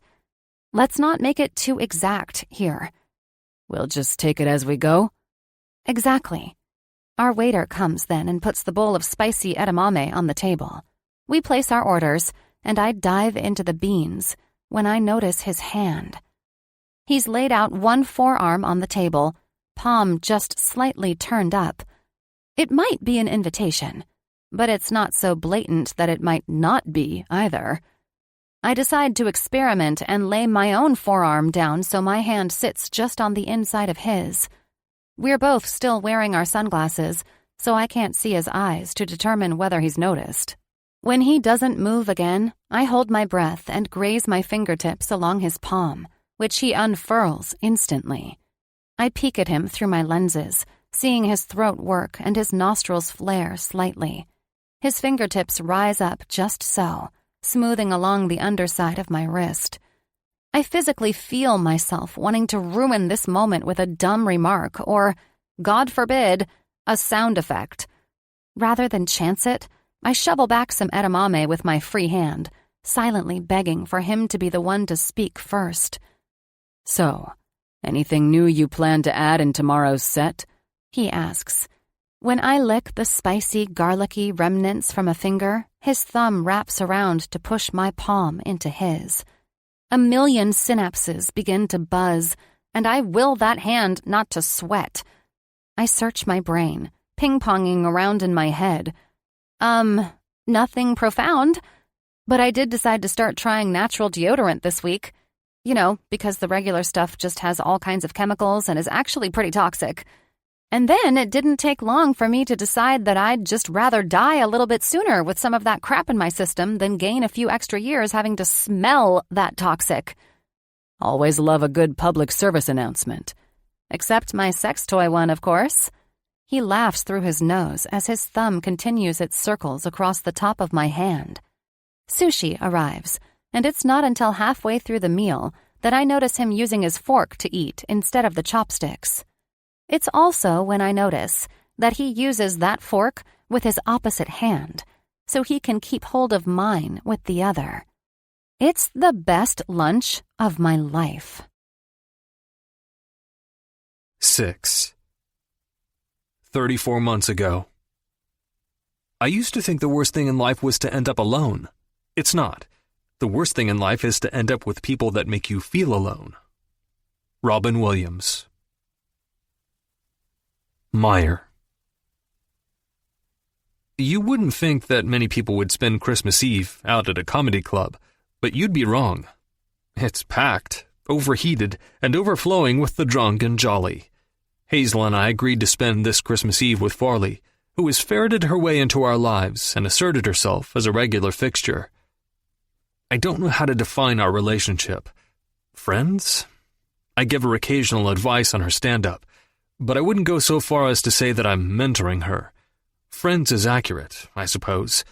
The amount of space she takes up in my brain certainly feels friendly. She and Hazel have a unique bond, and in spite of Farley constantly making jokes about how she should not be allowed to be an influence, I do think she's good for Hazel. She makes her laugh at least. And more than that, she helps handle some of the stuff that I muck up, like issues with friend groups, a boy that shoved her down in some game called wall ball, and she handles it with productive advice. I, on the other hand, was ready to yank her out of school entirely and find a private tutor and not let her out of the house ever again. Instead, per Fee's instruction, we all met at a park 3 nights a week and practiced until Hazel kicked the kid's ass handily in wall ball. He completely avoids her now. She helps Hazel with her dance routines, which, I might add, is a highly specialized skill. Not being able to hear a rhythm requires a different kind of memorization and feel. I'd been extremely wary, angry even, when Farley pushed me to let her join. But the brat has proven me wrong again. Just because she can't hear the music doesn't mean she can't feel it, Meyer. She likes to move and is begging to do this. It's good for her. Let her try, Farley had said. I'd felt powerless and immediately tired by the mere idea of arguing about it. So I did let her try. Watching her learn a dance? God, it makes me sick with pride. Fee makes Hazel want to be brave, and then she follows that up with helping her apply it. They memorize a succession of gestures to indicate the start of a song, and then Hazel takes it from there. It's not lost on me that Farley ends up having to memorize the dances herself in order to help Hazel in certain sticky spots. So, when my parents told me they were headed to Hawaii for Christmas, Hazel asked if we could go to Lance's club and see Farley's last show of the year, and I agreed. Although, as I watch what appears to be a group of frat guys in from out of town, greeting each other with varying degrees of chest bumps and yelling about shots, I wince and wonder if we should have just met up with her afterwards. Farley gets up to do her set, and the part of my brain that I usually donkey kick into submission rears up and catches me off guard when she sidles out under the lights. She's beautiful. It's not as if I haven't noticed that she's attractive all this time, but there's some force that opens my eyes fully in this moment. Maybe it's the sum of Hazel's recital yesterday, ice skating the day before, and that whole Christmas spirit thing. Whatever it is, I take her in and feel like she's in focus. Like one of those pictures that starts out looking like a multitude of different tiny photos, but turns into a portrait when you back away from it.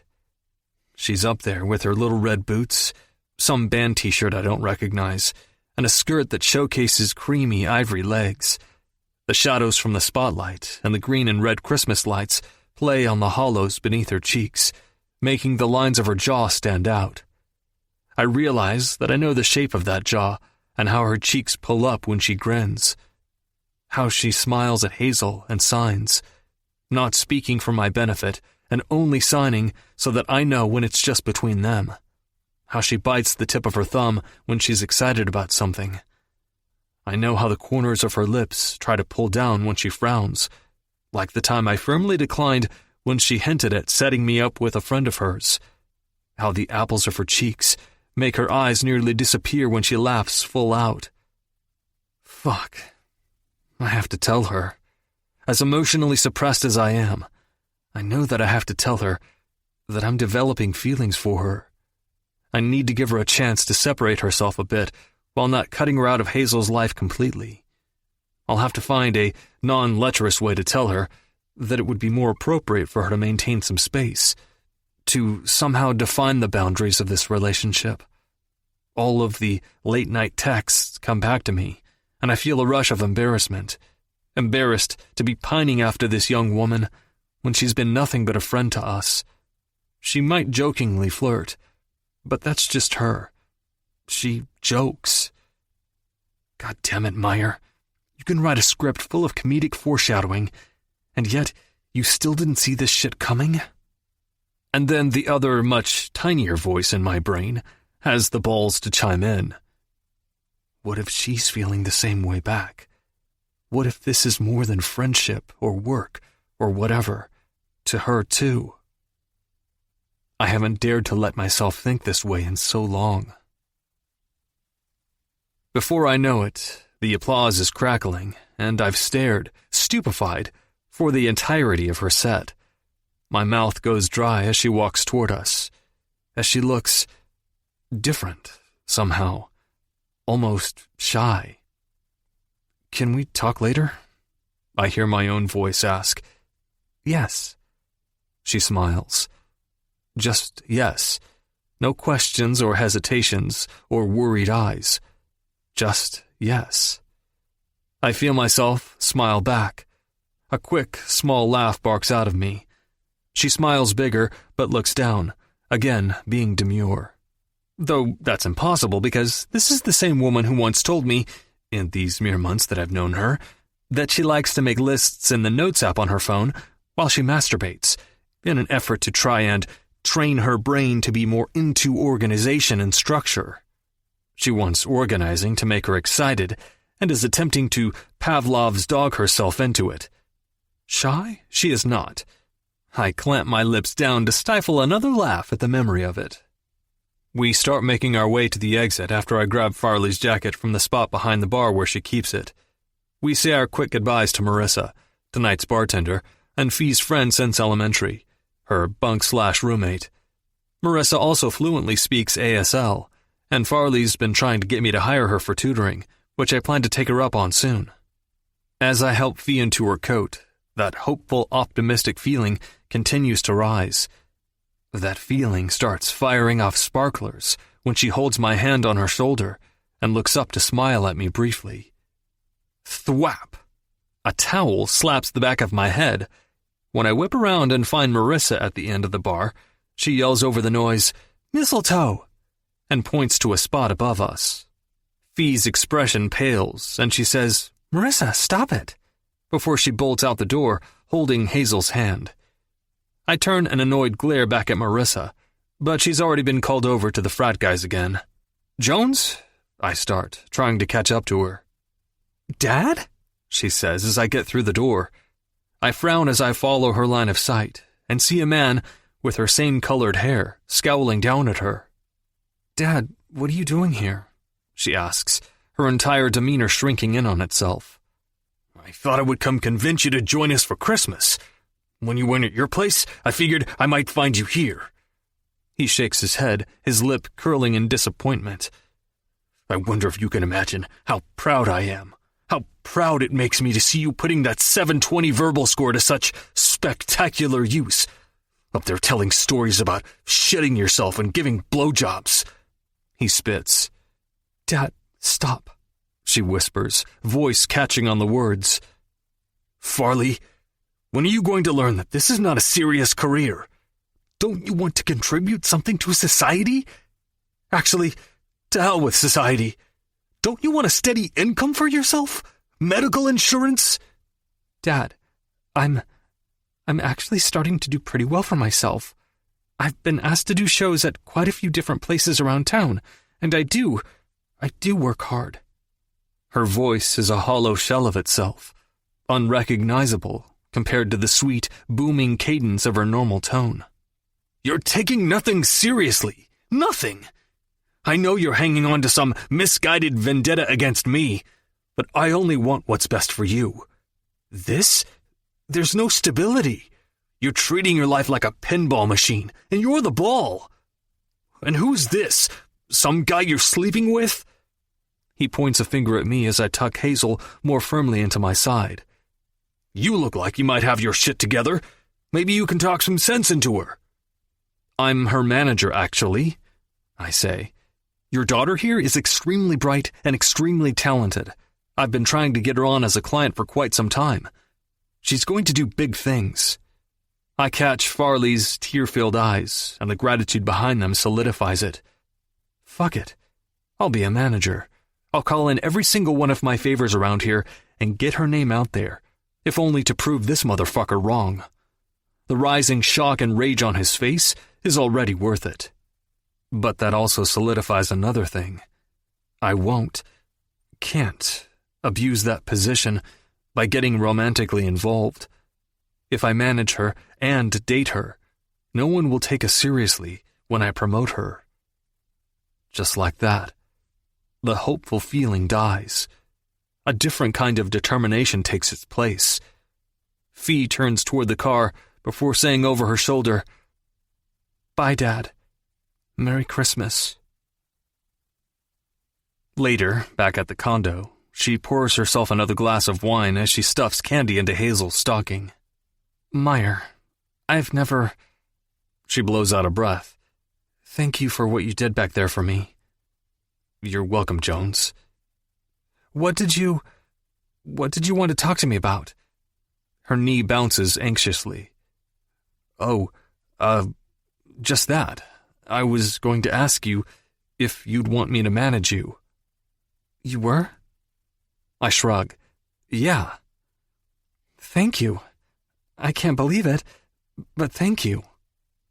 Determined to undo whatever damage was done earlier, I tell her, "We'll work out the details later, but I mean it when I tell you that you can make it, Jones. You do this shit for the right reasons. I can tell." "What are the right reasons?" "Making people forget that they're sad. Bringing people together by making them laugh. It's actually fucking beautiful what you do. What the best comedians do, really. Some people make jokes, and even when it's about political stuff, since it's in the form of a joke, people actually listen to it. Even if they don't typically want to hear another side, when it's disguised as a joke, it clicks in your brain, even if you don't want it to. You make people see the other angle in life. In uncomfortable situations, you make them want to look for something funny about it. You sneak it in on them in your way." She starts to cry, so I apply that logic and slide her wine glass away from her. It works, and she laughs. "Stop," she whispers, swiping at a tear and lightly punching my shoulder. And the whiplash I gave myself earlier in realizing my feelings, and then promptly tucking them away, makes it too hard to hug her right now, so I just rub circles on her back. I've never really told you why I stopped stand-up for a long time, I say. She looks up at me, her eyes now a fiery gold from the tears. Hazel's mom and I, we weren't together or anything, which was fine with both parties. It had been a one-night stand. But she was a little bit older, so when she found out she was pregnant, I guess she debated even telling me at first, worried I'd have wanted her to have an abortion. I was 25 and peaking in stand-up at the time, and if I'm being honest with you, Jones, I probably would have. I would have respected whatever her decision was, of course, but I think if she'd come to me right away, I'd have said something extremely fucking stupid. So I'm really glad she didn't. As it was, by the time she told me, it was too late. Also by that time, I'd already known people in this industry who had OD'd or developed some kind of addiction. If you don't stay grounded, you get so addicted to that adrenaline, to having that feeling that you get up there, that a lot of us chase it when we're not. So when I found out about Hazel, I knew it was my sign to stay tethered, that I had some real shit to live for off stage too. But then, it was a freak thing.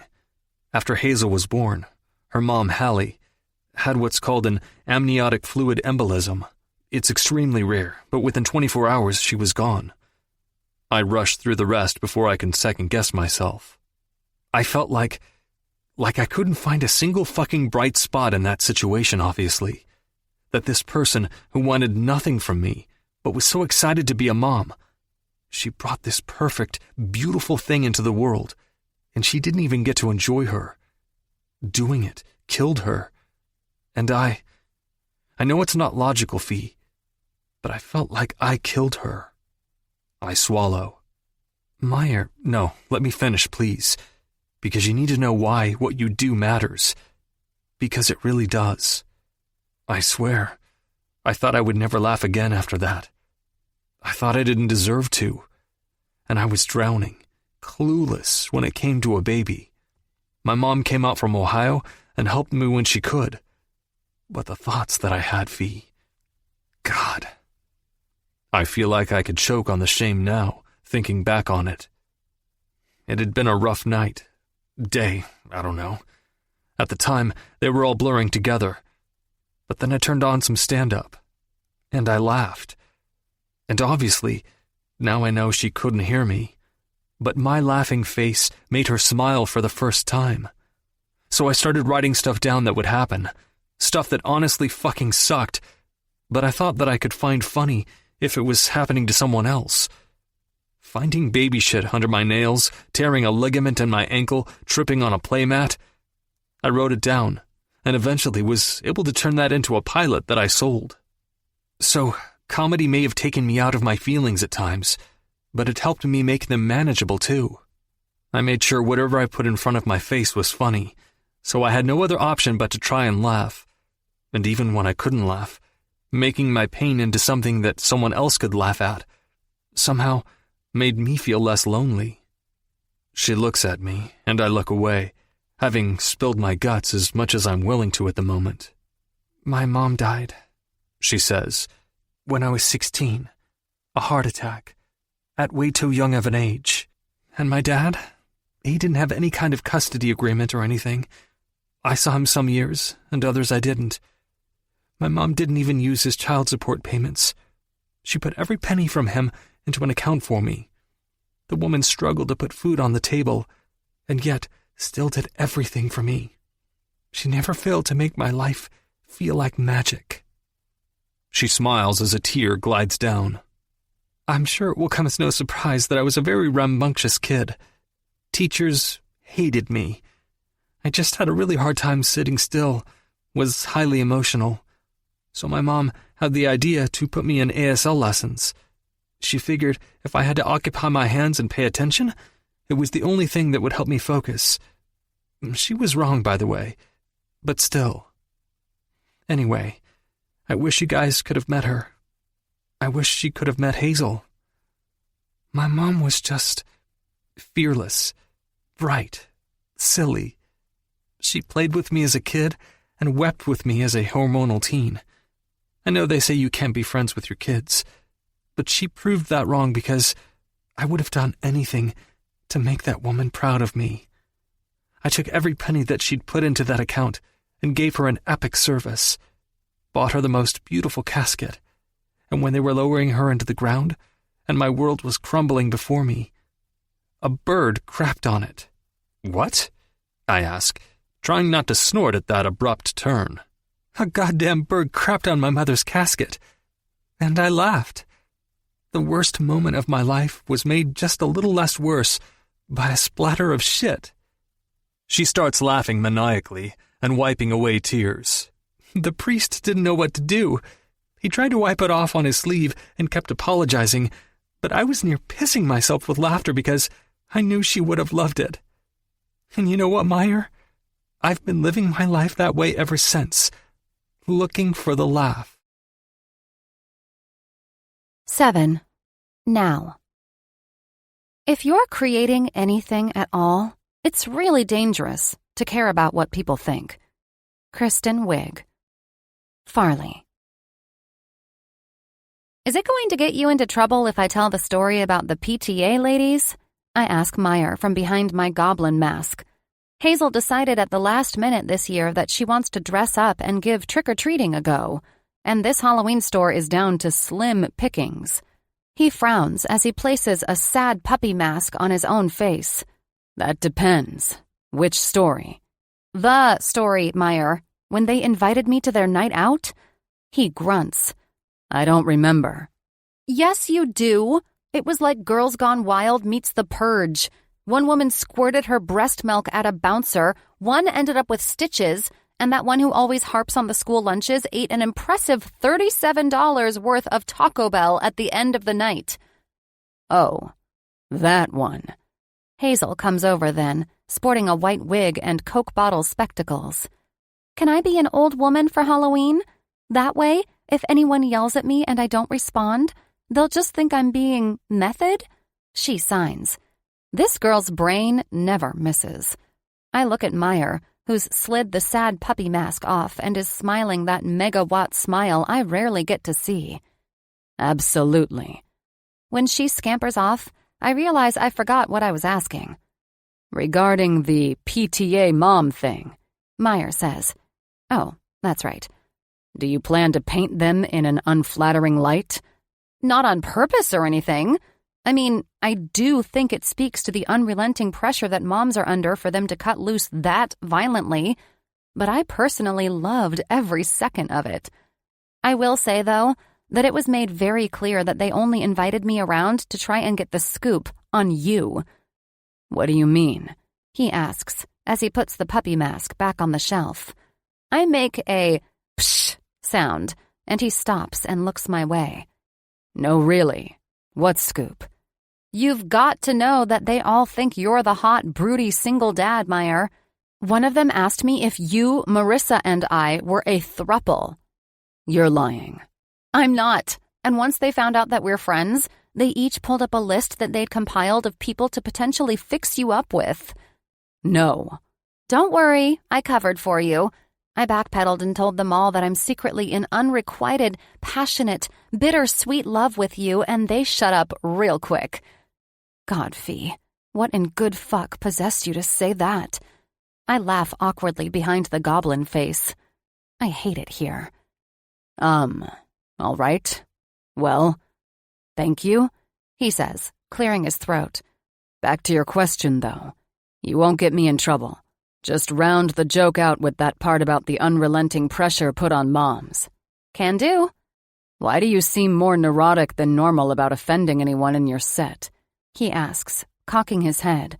You already know that you have to dive in, and you know there's always going to be someone who misunderstands, or someone who does understand and just doesn't like it. Since when are you so concerned? I don't know. I guess maybe since Kara is a mom too, as far as that particular bit goes. And since I want to come up with a lot of fresh material, I kind of feel like I take a deep breath, reluctant to put a voice to the worry. Blocked or something. I'm having a hard time coming up with new stuff. Well, what are you doing to get new stuff? I mean, nothing specific yet. It's only been 2 weeks since we did all the paperwork, but... All right, well, I make an unflattering sound in the back of my throat. Why do you always have to approach shit with logic, Meyer? He laughs, that deep rumbling, tumbling of gravel being poured. Sorry, but I do have a logic-based solution we could try. Yeah? Yeah. You up for killing 2 birds with 1 stone? He picks up and sets down things continuously along the shelves. When we do practice our dating, let's make actual plans and go do things out of the ordinary together. Some level of ridiculousness is bound to take place. You mean outside of the staged stuff? Yeah, in addition to the staged stuff. Instead of just practicing, let's actually go out together and be a little more intentional about it. No Hazel, no activities centered around work or Hazel, and no hanging around at either of our houses. Let's force ourselves out of the box a bit. Maybe being distracted will make the practicing come easier, too. Sure, I say, breathily. Marry me while you're at it. Let me bake something for you. Give me a pet name and let me massage your palms when you're tense. He laughs again. Having this entire conversation with you in a goblin mask was surprisingly productive. Well, I guess that's good, because the damn thing is caught in my hair somehow and I can't get it off, I say, as it dangles from the tangled mass in my hair somewhere off to the side. Here, need me to help? Please? I turn and take a step backwards toward him, until I feel the warmth of him on the backs of my shoulders. Your hair worked itself into the knot back here. I hold my breath as he runs his fingers under pieces of my hair and parts them to the side. He grazes a spot on my neck, and the spot feels instantly colder, like I need his hand to return to it, immediately. Hang on, I'm just going to have to tear it, he says as he moves to my front. His beard scrapes against my ear as I feel him tear the string with his teeth. There, you're free, he says softly, his voice only inches from my ear. I could just turn my face and kiss along the column of his neck like this. I could run my tongue up the length of it. I could slip my arm around his middle and slide my hand down slowly, pressing, gliding to the back pocket of his jeans, where I could lightly squeeze an ass that rivals America's. His chest collides with my shoulder on an inhale, and I peek up sideways at him to see that he's staring that same angle down back at me.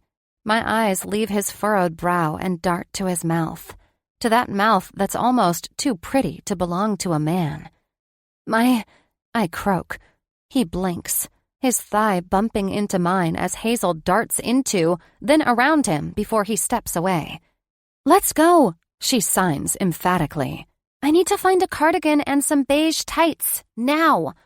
He turns back to me, but before he can say anything, I look down at my watch, that I don't actually have on. Then I say and sign, I'm actually running late to meet Marissa. I'll see you guys tomorrow for trick-or-treating, though. See you. You better dress up, Hazel replies. I dart out without chancing another look at Meyer, certain that I'm about to burst into flames. I'm pulling into the grocery store parking lot when his text comes through. Meyer. Hazel's headed to her aunt's for a sleepover tonight. Want to go to the outdoor movie?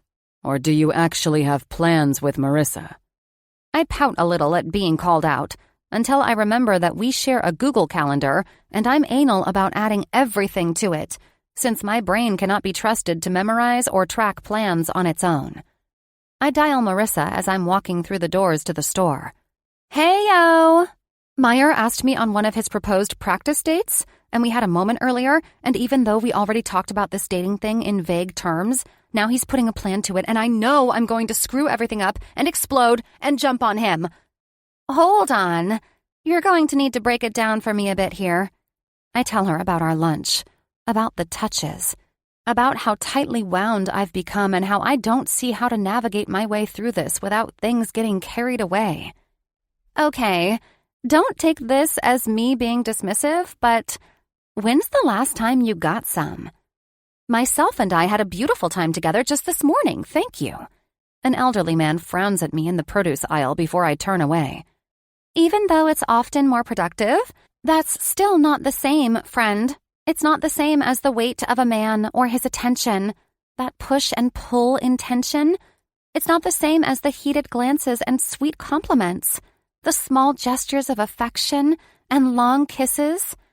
I look down at the brawny man on the paper towels in my hand and sigh mournfully. Yeah, I place Brawny in the kid's seat facing me.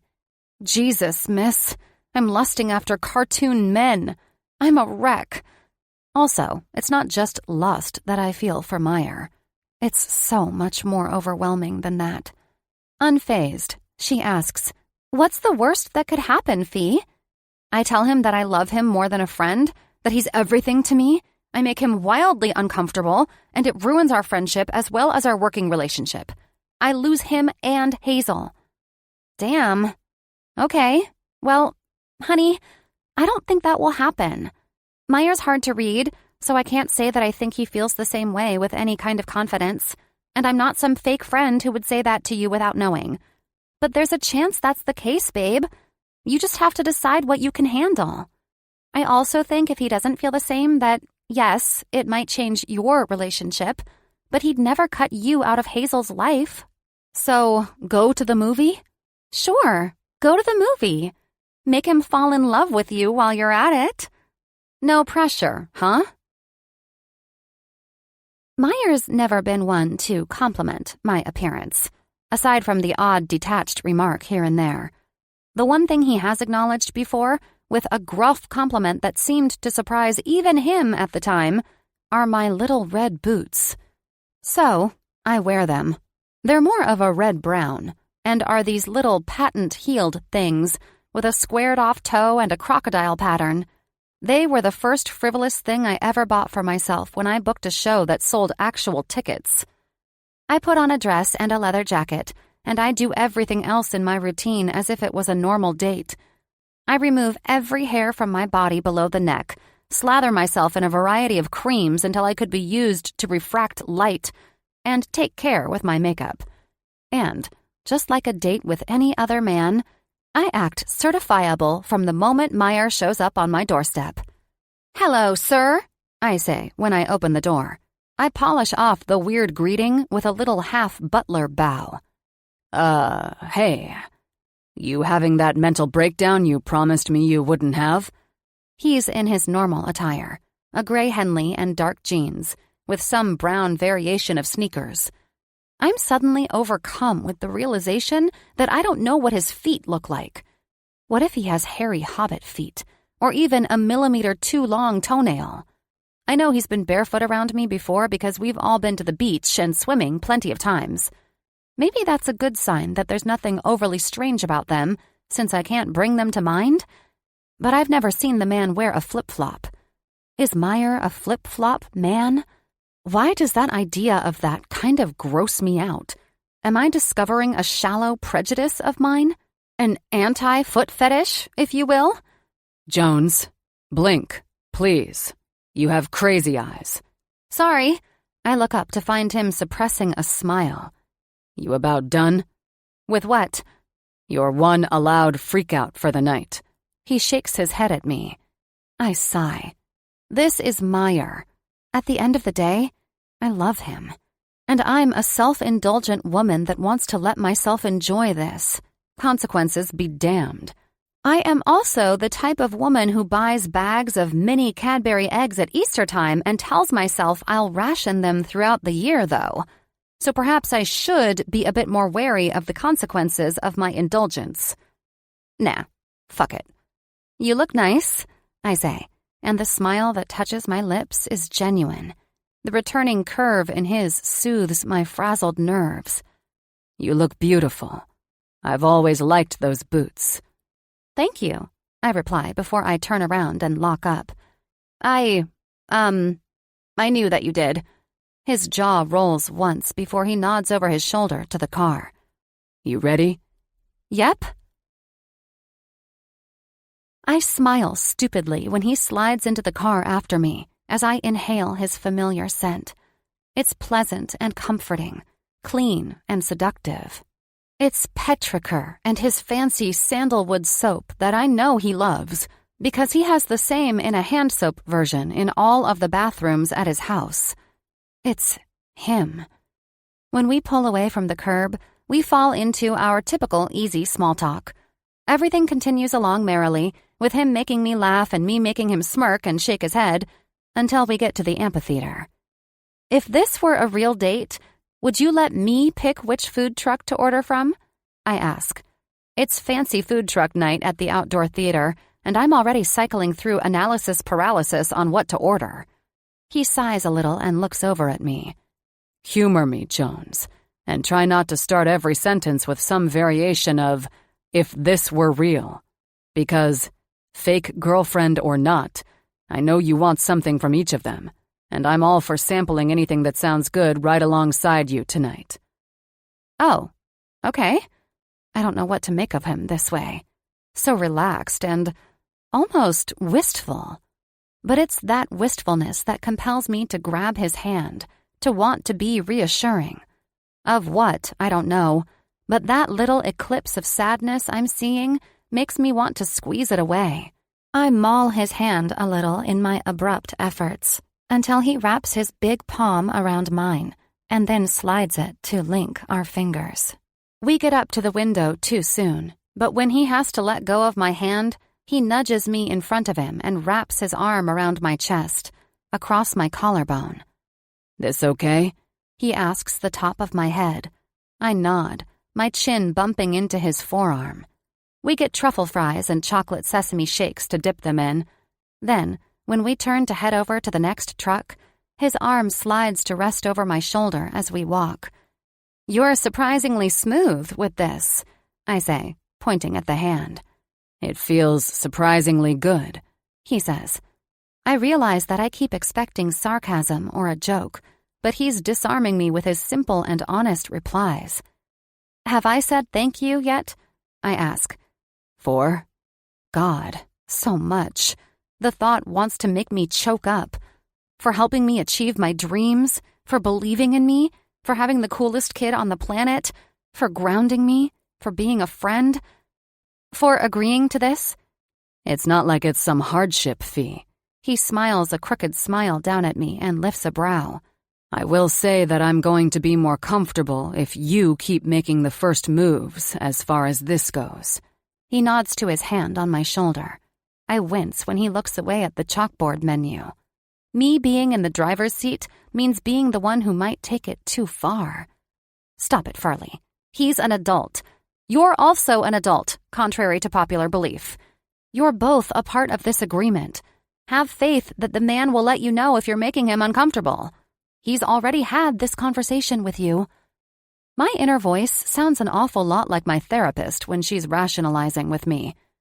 We each order a couple of tacos and all the offered sides, pickled red onions, and a green spicy slaw. I decide that there's something deeply sexy about a man that can manipulate his hands in order to carry 5 cardboard food containers along with a shake. I still end up carrying 2, then stand guard over our smorgasbord of goods when we find a spot, when Meyer goes to retrieve our chairs. I see a few people point and talk to him at a distance, obviously recognizing him. He smiles politely but continues walking on. While it's normal for him to be recognized, it's not so much that it's bothersome, and anyone who seems to know him is a fan, so they're always respectful. When he comes back, he gets us set up on a blanket, but I quickly realize that this short dress won't allow me to settle in the low beach chair without some part of my ass being exposed. Meyer picks up on it right away and takes off his Henley, revealing a simple white tee. Aren't you going to be cold? This is L.A., Jones. I won't be cold until December. True. I laugh and drape the thing across my lap, immediately digging in. A preview comes on advertising the next season of my favorite show, Dollar Mountain, and I clap gleefully. Ooh, God, I can't wait, I declare. Meyer scoffs and shakes his head ruefully. It's surprising to me that that's what you're into. What do you mean? I mean, I've heard you and Marissa drooling over the men in that show, and they all look like they require subtitles to understand despite speaking English. I bark out a laugh. Have you even seen it? They don't have accents at all. It's set in Idaho. I don't need to see it to know that when those guys say boy, it sounds like it ends in a W-A. What the hell are you talking about, Meyer? Boy. He bellows out the side of his mouth with a deep twang, and I toss my head back and dissolve into a fit of laughter. That sight and sound will live in my head for ages.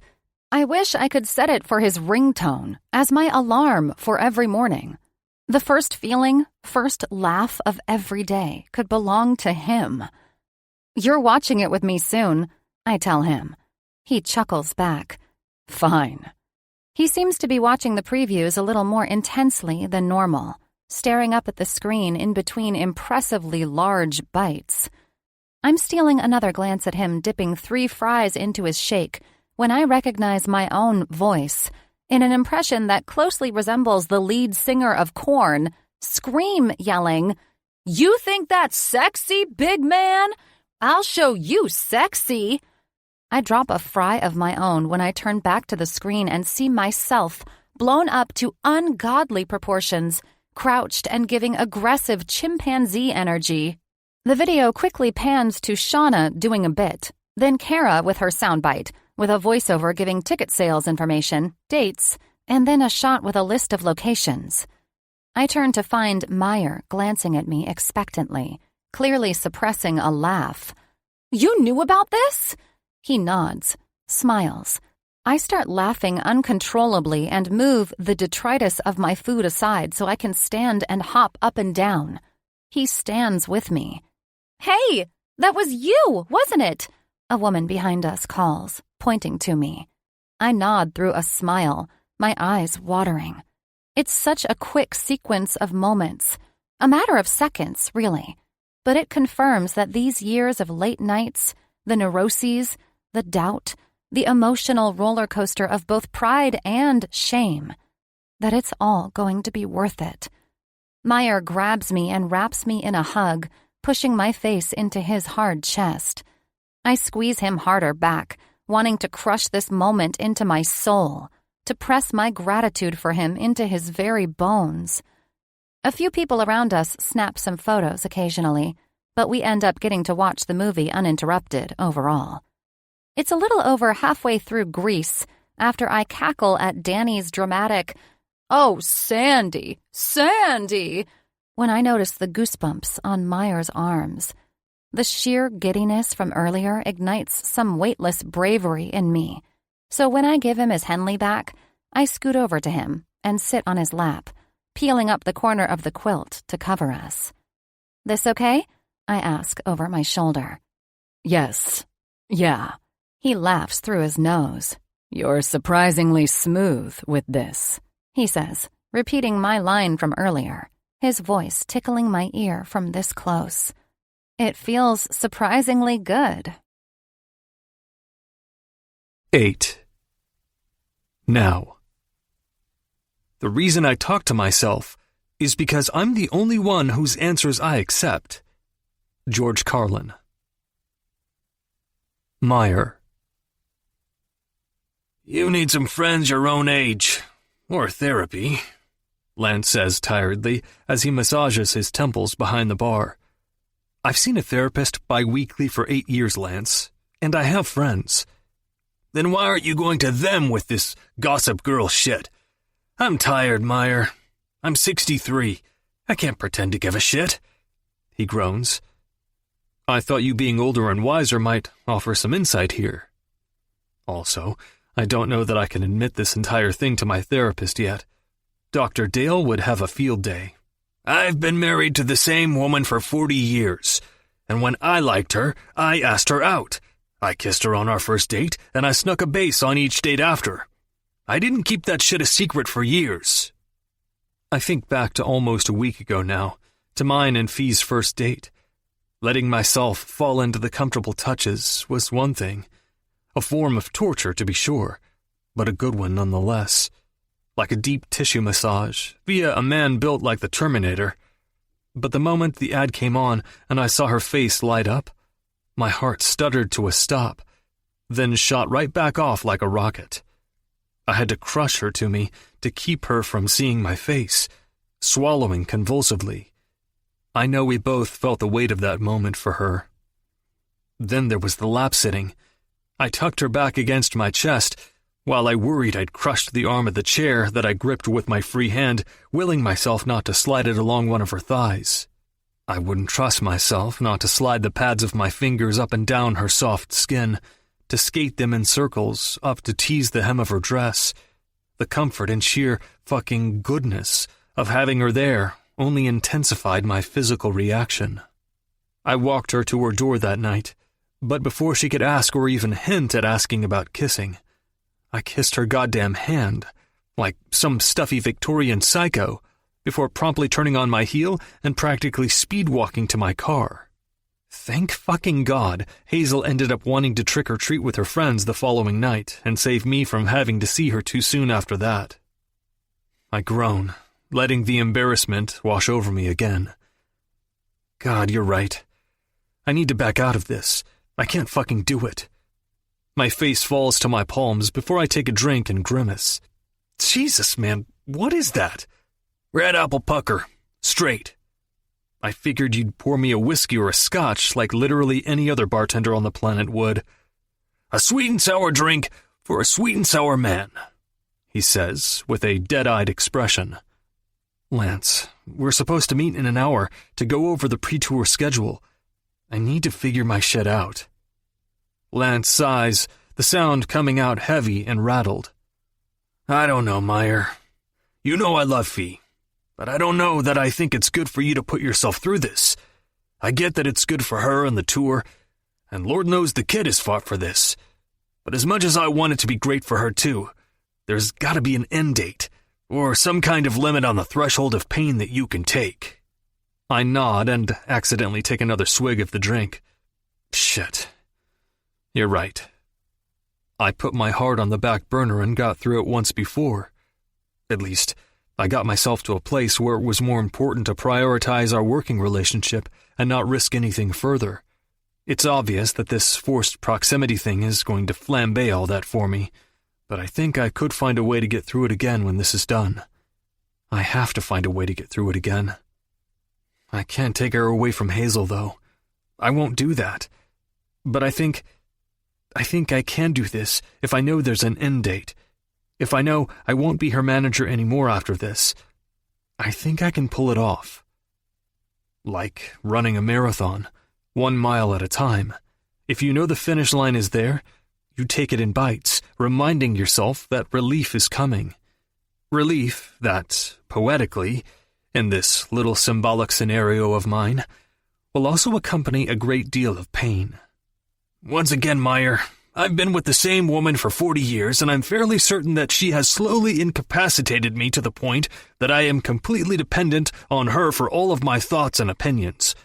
Therefore, I can only tell you that I guess it's better to be a man with a plan than without one. Thanks, Lance. Everyone is already seated at a table when I get to the restaurant, a fact that throws me off kilter a bit, since I'm 20 minutes early. Kara, Clay, Shauna, and Fee all laugh heartily at something, and that sense of resolve settles in me. Farley won't need me after this, and I know I'll need to have some modicum of distance, friends or not. The one element of our relationship that can be cut is work. She was already good enough without me, but now she'll have made a name for herself, big enough to leave no room for doubt. Hey, she calls brightly when she sees me, and hops up to give me a quick hug. When she pulls away, she doesn't meet my eyes, and I wonder if she shocked herself with how easily she jumped to do that. Hey, everyone. I shake hands and do the greeting rounds around the table. After the waiter comes over and takes drink orders, Clay wastes no time getting into it. So, first things first, I have the NDAs for everyone to sign, along with additional ones for the two of you. Take them to your lawyers and send them back at your leisure. I give it a once-over and don't see anything unexpected, so I nod and set it back in the file and off to the side. How's the new material coming along? Shauna asks as she sips on a drink, raising her brows at Fee. Good. Pretty good, at least, When do you want me to have some stuff ready to test out by? That's what we wanted to meet on. I split my time between here and the Bay Area, and there are some great smaller clubs up there, too. I thought it would be a fun kind of bonding thing if we planned it all out and took the tour bus together.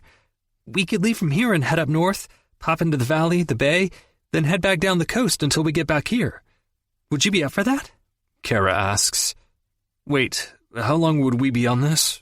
I don't know that I can be away from home for too much consecutive time, I say, before I can think twice about it. Well, we'd just do it like a regular tour. You can fly home when you need to, and meet up with us when you're available and all that. We just figured it would be fun. If we can, we'll time the Bay Area stuff out so we can all go to one of Tyson's games together. Kara and I talked about a series of shows spanning 3 weeks after the holidays, Shauna adds. Yeah, and I'll definitely have to be home during plenty of that too. I've got 3 kids and no nanny, just my mom, who will probably murder my husband if I don't show up to intervene regularly. She's a fan of periodically boycotting English when he irritates her, and things get tense, to say the least. So you won't be the only one leaving here and there, Kara says. That sounds reasonable and fun. I'm in. Do you think you can swing it, Mai? Farley asks. Not just comedy clubs, but brainstorming and hanging out with other comedians, constantly laughing and being challenged, shenanigans highly likely. Things I haven't immersed myself in since before Hazel was born. A tour bus, sharing a tiny space together on wheels between hotel rooms, no breaks to escape and collect myself, consistently being expected to be affectionate, and in all likelihood, share a room. And then, even when we come home, I know she'll want to see Hazel almost as much as I will, so we'll have to transition right back into not being affectionate, which will only get more difficult, seeing as I'm already dying to grab her hand right now. Of course. 9. Now. It's a hell of a start, being able to recognize what makes you happy. Lucille Ball. Farley. Okay, where did Clay say they'd be again? Somewhere outside, Meyer replies with a beleaguered sigh. It's an outdoor mall. So, I start scanning the perimeter, looking for the photographers Clay said would be around. He didn't exactly draw me a map, Jones. Meyer shakes his head before muttering, shockingly. I roll my lips and nod, confirming that the last of Meyer's patience is already slipping with this charade, and we're only 3 days in. Only a day after finalizing paperwork with Clay and the team, we met with him again for a social media consult. To summarize how that meeting went, he spent half of the time telling Meyer and I what to do, how to act, and what to post, and the other half of the time convincing us that just by injecting and circulating photos, so just flashing our faces, people would be convinced to care. So, essentially, you persuade people to take an interest in us, in Fee's work, by circulating uninteresting pictures of us doing innocuous things. But then you want us to fire up this interest with more carefully curated photos that require maximum effort in order to look, in fact, effortless. Got it. Makes sense. He'd spat. Well, we're here, and I'm so... Don't apologize. I'm sorry I'm being a dick. He scrubs a palm down his jaw, and the sound of it makes my own skin feel like it's being scratched in the process. Tingling. I just don't like knowing I'm being watched is all. I know. He glares at me, and I hold up my palms in surrender. I know. I gesture to the arm attached to the hand shoved in his pocket. May I? He nods in response, and I loop my arm through his. You have anything you need to shop for or anything? May as well knock out some to-dos if we can, I ask, cheerfully. Low on your supply of Aspercream or war memorabilia? War memorabilia? I don't know. Old guy things. I know I'm reaching here. But the comedy gods are smiling on me today, despite my sad joke. And with perfect timing, we pass a store for orthotics. I make to drag him in before he hip checks me. Need to get a shingles shot? I try next. "Ha," he says, but his smile twitches up. "No, but speaking of that, I got another calendar alert for your birth control shot appointment tomorrow. If you could please put those on your personal calendar, that would be ideal." Explaining to Hazel what a series of knife, eggplant, and baby face emojis meant together was not a conversation I was totally prepared for yet. I wince. "Sorry. I swear I thought I did this time." His reply is a rueful smirk. "Does my hair look stupid, by the way?" I ask, eager to keep him distracted. He scrunches his nose with a shrug as he looks over my braids. "Why would it look stupid?" "I don't know. Kara looked cute with hers. Edgy, even. But I think with this face and this long hair that I might just be towing the sister wife line." This makes him laugh immediately. A full, rich sound that makes me want to dig in more. Or at least makes me look like I have 2 first names for sure. I grin, and he reaches across his chest to tug on one. "I think you're one of my top 3 wives, at least," he teases. I'm near giddy that he's playing along. "Oh, come on now. I put out the most. I'm your favorite." "But you also stir up the most trouble." "I do," I lament. "I do stir up the most trouble." "We should get you an umbrella while we're here." He pivots, and my face falls into a frown. "What? You're always saying you need to get one whenever you borrow mine." He sees something in my expression and cocks his head suspiciously. "Why are you weirdly evasive about an umbrella?" I sigh. "It's dumb." "You're many things, Jones. Dumb isn't one of them." We keep walking at a leisurely pace. The day is gray and cool. The kind where you know the sun is just behind the clouds, even if it never peeks through. Shadows shifting and moving on the ground continuously. My mom always liked to remind me of this story of when I was an early teen and going through a terrible phase. I was awful to her, Meyer, and she was amazing at handling that kind of thing. She never punished me for my outbursts or emotions, even though she probably would have been justified in it. Apparently, it had been a special week of me slamming doors, crying, screeching at the drop of a hat. I blow out a sigh. My dad was getting remarried at the time, and even though we weren't close, I'm sure that was manifesting in negative ways. And yes, I'm sure hormones were involved as well. Anyway, I guess on this certain morning I was shrieking from the moment I opened my eyes. And I do remember bits of this. I remember feeling like there was a monster living under my skin, like I was going to rip at the seams, you know? And she just kept acting like everything was fine and normal, calm in the wake of my storm, and it kept making me angrier and angrier at her. At the world. At everything, I guess. I should add we were living in Seattle at the time, and in Seattle it's really only tourists who use umbrellas. It's just like a thing. But I always wanted to stand out. I know. Crazy, right? So, of course, I always used an umbrella. My mom had given me one for my birthday a few weeks prior to all this, with all these flowers on the underside and tassels. It was bright and moody, and I just thought it was the most beautiful thing I owned. But then, on this particular morning, when my mom wouldn't buy into my wretchedness, I looked outside and saw that it was raining. And it was the excuse I needed to just have an absolute fucking meltdown.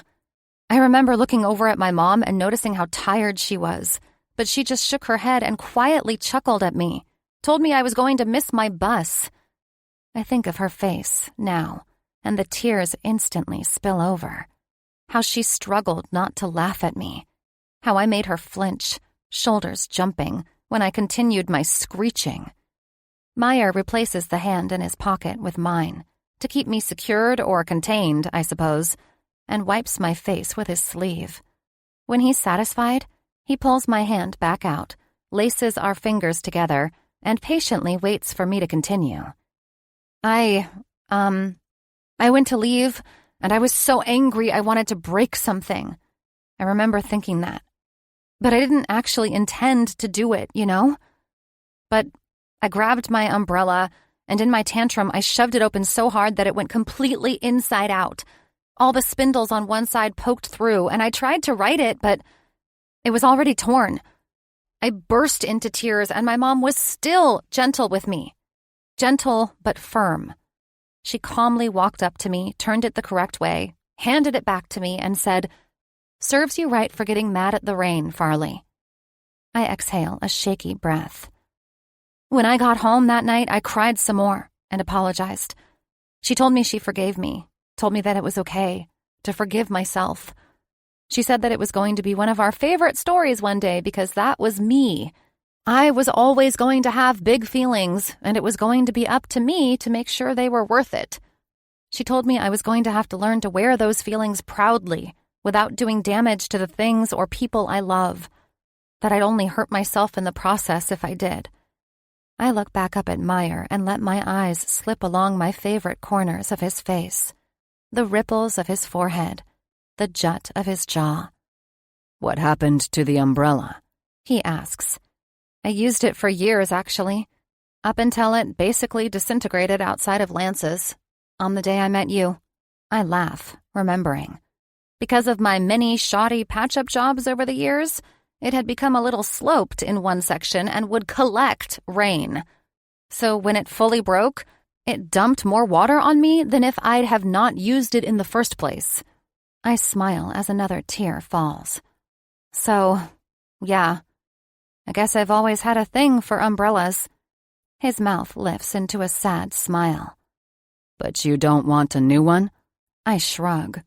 It doesn't make sense to me, either. "I'll just keep borrowing yours, if that's all right." He nods. "She sounds like she was pretty great, Fee," he says, swiping his thumb over the back of my hand. She was. He reaches between us with his free hand, stalling midway before he tucks a stray lock of hair behind my ear. "You know," I start, letting it barrel out of me in a moment of bravery. "She and I watched a few of your sets together. Not in person since I was too young, obviously, but she loved your stuff. She used to call it caustic." His eyes widen and his face falls. He visibly struggles with a reply before he comes up with, "That makes me really happy, Fee. Thank you for telling me." Click. I blink, then look to my right and see a man with a camera. So, I smile and wave. 10. 32 months ago. My psychiatrist told me I was crazy, and I said I want a second opinion. He said, "Okay, you're ugly too." Rodney Dangerfield. Farley. My steps hit the ground hard enough to reverberate up my shins as I get to the parking lot. I swipe angrily at my phone, which naturally results in it not registering anything until I slide into my car and slam the door. After a soothing breath, I manage to scroll to Meyer's name and hit call. "Hey." "She doesn't fucking like me, Meyer." "Today was therapy?" "See? You know what I'm talking about before I even have to explain." "I know because it's on the calendar and because I know you," he replies, offensively calm. "And you know how inherently unlikable I am? Respectfully, Meyer, what the fuck?" He sighs wearily and says something to someone away from the phone. "Oh, I didn't know you were busy. Why would you answer if you're busy with someone?" "What makes you think she doesn't like you, Jones?" He breezes past my question. She didn't laugh or even smile at any of my charming quips. Not one, Meyer. "Farley, she is your therapist. You are not there to entertain her." "Oh, bullshit. Why would anyone be a therapist if they didn't want to be entertained by other people's issues?" "Also, this just confirms why therapy is important for you. For me, for all of us, but especially people in this field. Your likability is not directly correlated to how much you make someone laugh." "First of all, how dare you? Second of all, she wouldn't even meet me halfway, Meyer. She straight up ignored my self-deprecating comments. I even told her that story about how you made fun of my run and how I didn't think I actually cared, but then I had that dream." "Fucking hell, Jones. You performed a bit for her?" "I didn't perform it. I asked her to translate the Freudian meaning behind the dream. I told her how I was being chased by killers and how they stopped and started laughing at my run. So, I asked, does this just mean that I need to take running lessons? Or does it mean that I am so deeply self-conscious that I worry that even a killer would find me lacking/unworthy? Meet me for lunch somewhere. I need to see your face to gauge how serious you are with this shit. Fine. The kebab place down the street from Lance's in 30? Fine. My steps stutter as I take Meyer in at a table on the patio. He's already got an empty platter of hummus in front of him, with my favorite marinated chicken pita half-eaten on another. What the hell? You ordered without me? He slides his palms down his parted, jean-clad thighs, and something hitches in my lower gut. It's a constant with him lately, yet I'm caught off guard every time. I wish I could at least predict which things would make my stomach dip so I'd know what to avoid. But it's always some tiny mannerism, some passing comment, or even some sound. Last week, he pumped my gas for me and wiped off my windshield, his shirt riding up to expose a strip of toned torso, a dusting of hair trailing down from his belly button. I broke out in a cold sweat. I did. I didn't know if this was a professional lunch or not, after all. What does that mean? It means that I don't know if I'm still going to be your manager. Meyer! I whine. Jones, listen to me. Therapy is a condition of me working with you. I've got no interest in working with you closely and watching you fade. And you fucking will if you don't learn how to balance your shit out.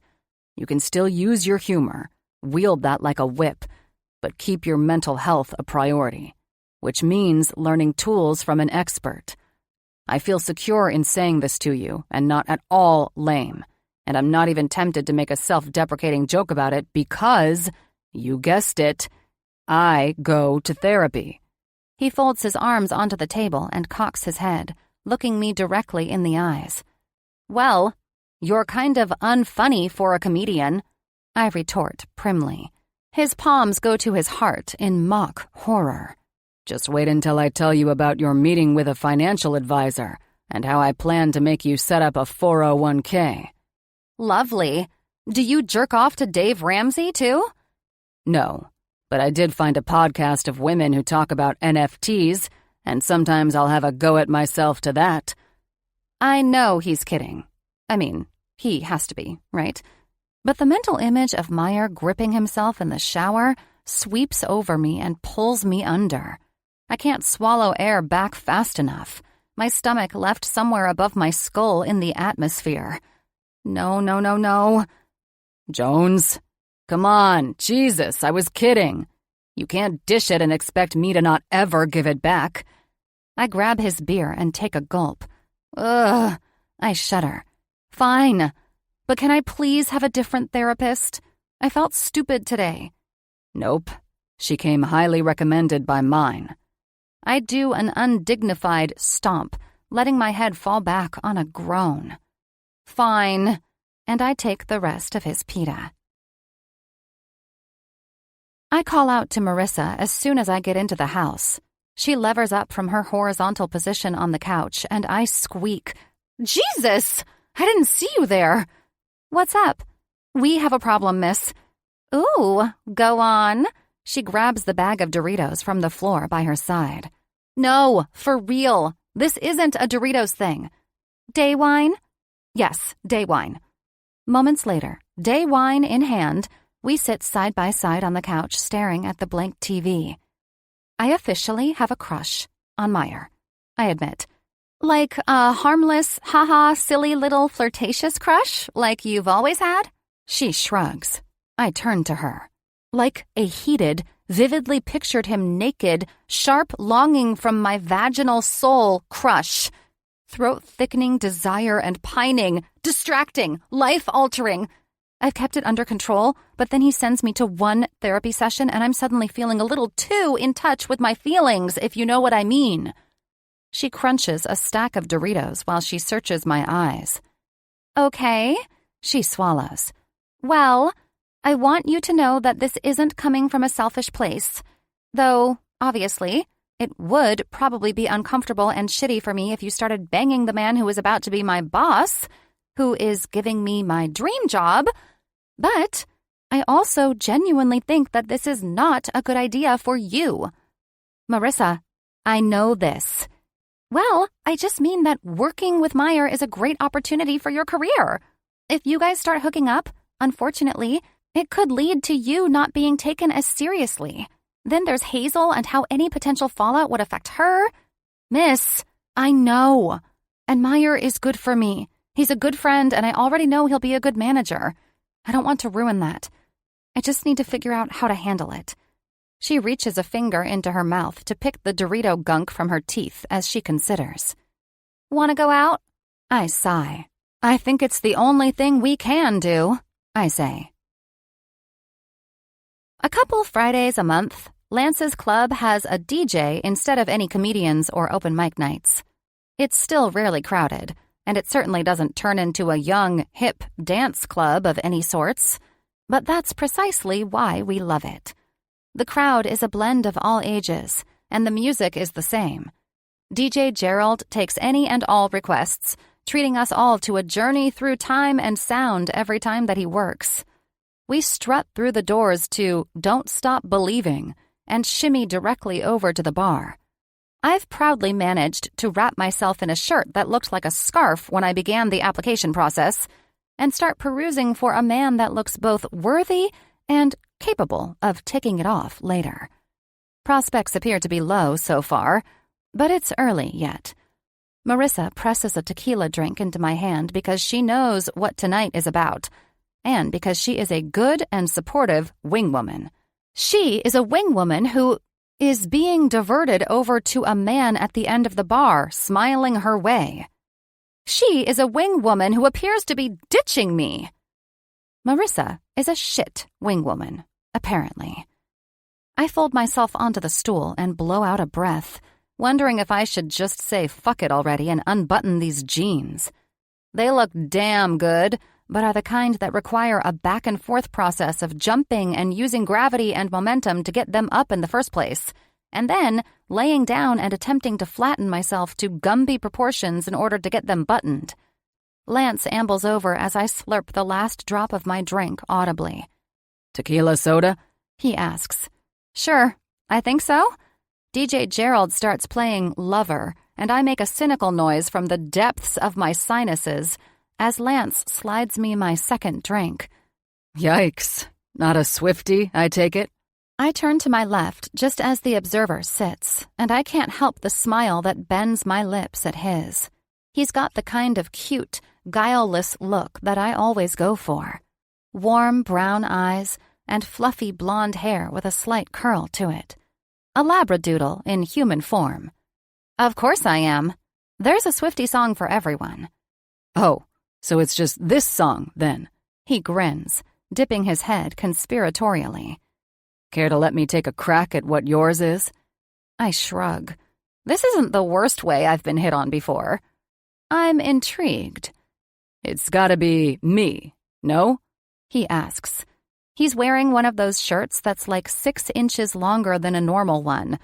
A style, apparently. One that I know Meyer hates. He's also wearing a chain necklace, another prejudice of Mai's. And, goddammit, I'm thinking about Meyer while this objectively attractive man is flirting with me. You nailed it. I lie. He doesn't need to know that I coincidentally do have a Swift-specific song of the moment, nor does he need to know what it actually is. The only reason one even surfaces in my mind is because I heard it play the other day at the beach, watching Meyer fly a kite with Hazel for the first time.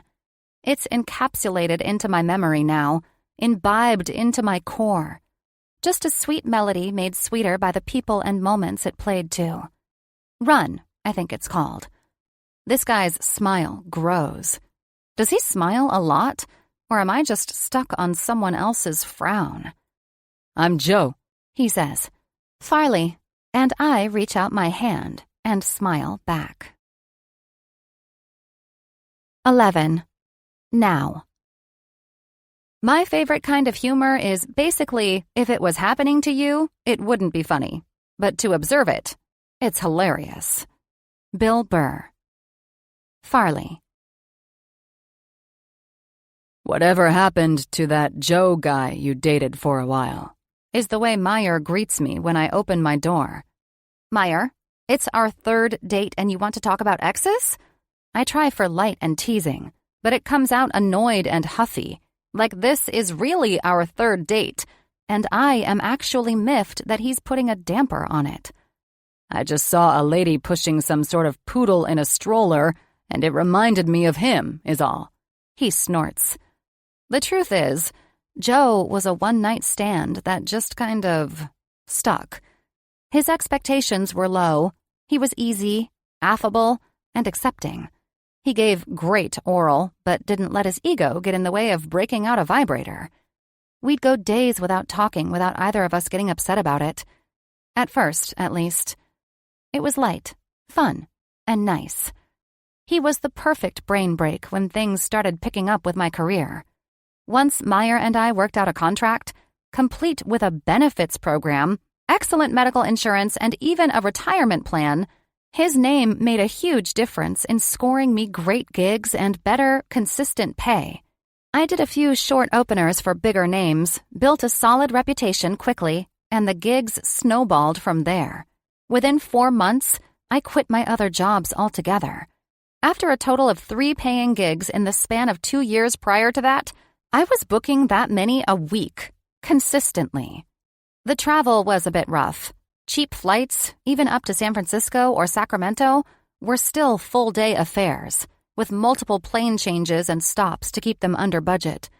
But the trajectory of my entire career was skyrocketing. Joe fit into that, until he didn't. Hey, why don't you want to tell me? Meyer says, pulling me out of my wandering thoughts. He leans on the car door in front of me, legs crossed at the ankles, all casual ease. Today's Henley is a rusty brown, which makes the brunette parts of his hair and beard seem to stand out and nullify the gray. You don't have to tell me if you don't want to. I just realized I didn't know. I knew you didn't like him. I didn't think you'd want to know either way at the time. A half-truth. He was a doofus. It's not that he was unlikable, I guess. He just wasn't likable either. You were a dick to him, and you know it.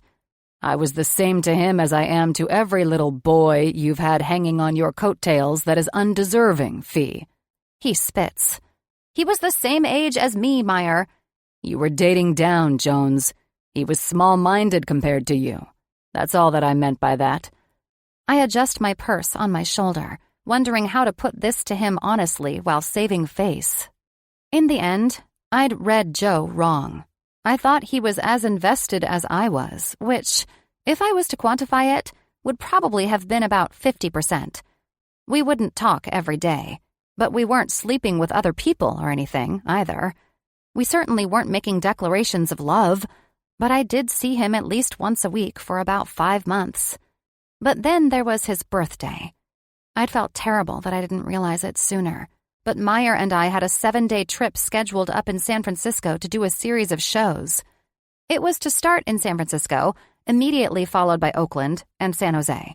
And we'd worked it out for Marissa, who was working out amazingly as his new tutor and quasi-nanny, to fly up with Hazel halfway through so that we could go to Alcatraz, as well as a play for her early birthday gift. The Cursed Child was playing, and the translators were incredible. I'd scoped it out myself to make sure. I could tell that Joe was already a little perturbed to come second so easily, but he didn't make a fuss over it, so I just figured it wasn't worth hashing out. Until Hazel got a nasty flu 2 days into us being away. Meyer flew back immediately, and I came as soon as my last show was done 2 days after. I walked through the front door of the condo he'd been packing up to sell, to the faint smell of bleach and sickness. He and Hazel were convalescing in separate rooms, but Hayes was already through the worst of it. She was tired and living on whatever Marissa would drop off on the doorstep, sporting no less than a hazmat suit. But she had her TV and Netflix with subtitles in her room. Meyer, on the other hand, was ill. I am all for poking fun at the man flu, but this man was truly sick. 103-degree fevers that I could only get to break by alternating Motrin and Tylenol, and even then would only get down to 100 for over 3 days straight. He could hardly keep down water, to the point that I was 1 foot out the door away from dragging his ass to the emergency room before he finally turned the corner. He'd only ever had a goatee or nothing before then, but the days of barely coming to life, only to move from the bed to the bathroom, had given him enough stubble to pass for a beard. I propped him up in bed, a freshly cleaned sheet tucked around his bare, clammy shoulders, and started spoon-feeding him broth. "I'm surprised you're not complaining about this," I said to him with a frown. He just looked at me with sad, bloodshot eyes. "You've already heard the sound that comes out of me when I vomit. I can give you this," he'd croaked, his deep voice made even deeper by hoarseness. And that was Meyer at his most vulnerable, I realized. He'd made himself into a man that really didn't use humor or sarcasm to shield himself anymore, unless it was for my benefit. He'd worked tirelessly to be a better version of himself for his daughter, to constantly take care of everyone who mattered to him. But he'd slipped just a little in that moment with me. It made me realize what a gift I'd been given in him allowing me, in all my sarcastic bawdy glory, into the steel bubble that he'd built around himself and Hazel. For some inexplicable reason, he'd let me knock on the secret door and waltz right in from the moment he met me. That was a small moment, when he was feeling incredibly weak and probably deeply embarrassed, where I could see him figuratively trying to tidy up, trying to keep me at the threshold. I chose to shove past it. I put my palm to his cheek and ran my thumb against the new stubble there. "I like you with the beard." Once he'd kept the broth and some crackers down for over 6 hours, I decided to head home, indescribably worn out from days of worry and little sleep. When I showed up to the rental, Joe was there, sitting on my front step. "Joe! Hey!" "Don't worry. I won't take up any of your time." What do you—" "I was at Lance's last night, with my buddies, for my birthday." He looked at me and let that realization set in. Fuck, I hadn't even texted him. "He told me you've been home for 4 days, Farley. I thought you were still in San Francisco this entire time, and you couldn't even give me the heads up that you were coming home."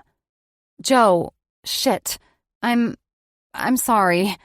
I'm also just so very tired and would like to get past you and get into my bed," I'd thought. Well, I'd love to say it's all right, but you know what? It's not.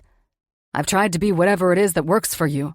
I've tried to just fit in whatever capacity you'll have me. I've been extremely respectful of the fact that you are passionate about your career and have supported you putting it first. But, Farley, I think it's to the point that you'd put your career, that version of you that lives on stage, above every other part of yourself. It's like it's this whole separate you, and you're willing to actually set aside your own happiness and every other part of your life in order for that one part of you to thrive. You can't make it through a meal without having to write some bit down. You can't go to a restaurant without having to watch other couples and what they're doing so you can invent some joke about it. You couldn't even fucking call me on my birthday." He sighed, and I was overcome with the realization that Joe was actually not unaffected, and that everything Joe was saying was true. Except, it wasn't the case when I was with Meyer, or with Hazel, sometimes not even Marissa, but especially, above all else, never with Meyer. Sometimes when I was with him, I would get annoyed that I'd even have to write something down because I was too busy enjoying myself otherwise. I'd do it anyway, of course, because I knew I'd forget later. But the material that would come to me when I was with Meyer was just stuff that would happen in our conversations, in whatever we were doing. I didn't have to entirely fabricate anything with him, ever. Joe left without saying anything more, and I let him.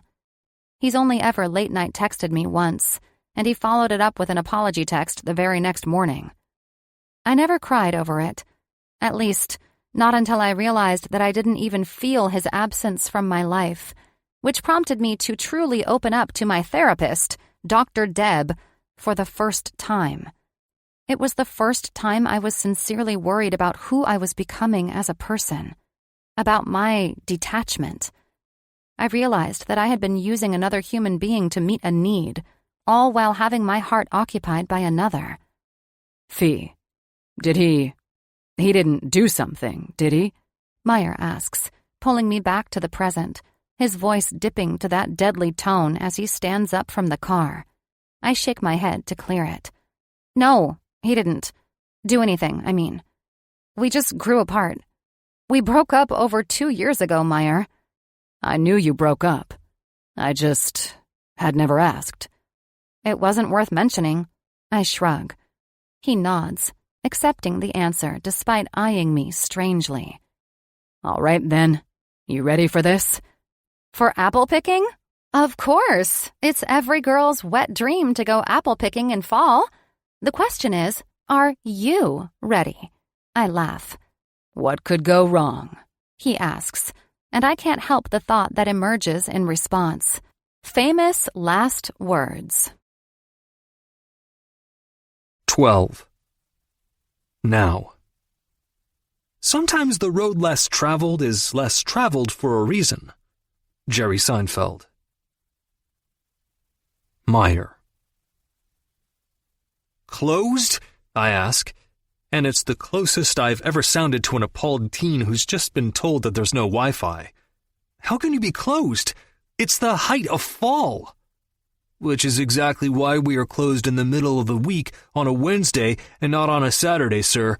We're closed for a private party. The teen manning the gate says with a bored look. Meyer, it's fine. Let's just go, Fee says to me soothingly.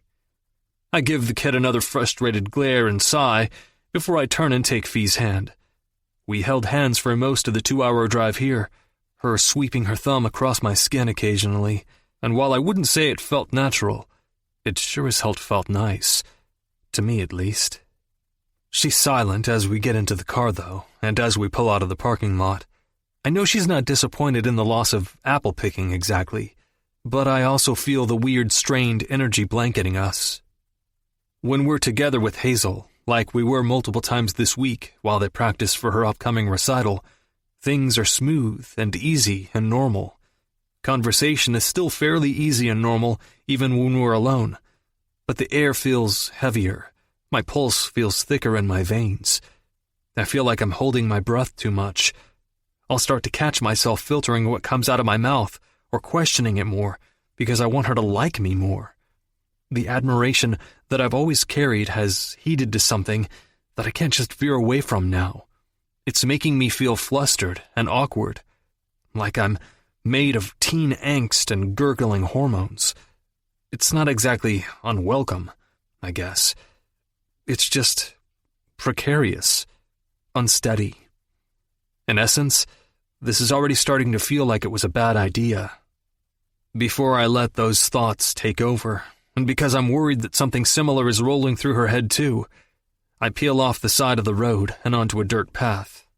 Meyer, what are you doing? She asks.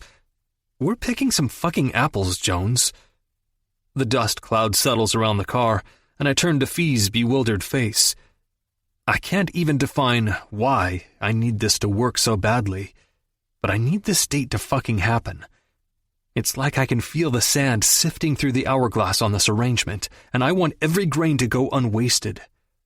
A few too many moments hover in my mind, reminding me of times when something could have happened and didn't. It's just that we drove all this way, and we can just walk into the orchard right here and go, right? Let's make the best of it? I offer. The look on her face melts from bewildered into amused. Sure. Screw it. I grab her hand when we meet in front of the car, and we start walking. Jesus, Meyer, she pants. It's too big. You can take it, Fee. Just one more. I have nothing left. My legs are going to give out. She keens out a whining sigh. I halt and blink when the playback hits me. Fee stops short and stands up straight, still panting, and starts to laugh. I just heard it too, I snort, wiping my forehead with the back of my hand. I turn back to the hill, one of countless that we've trudged up so far, and wince.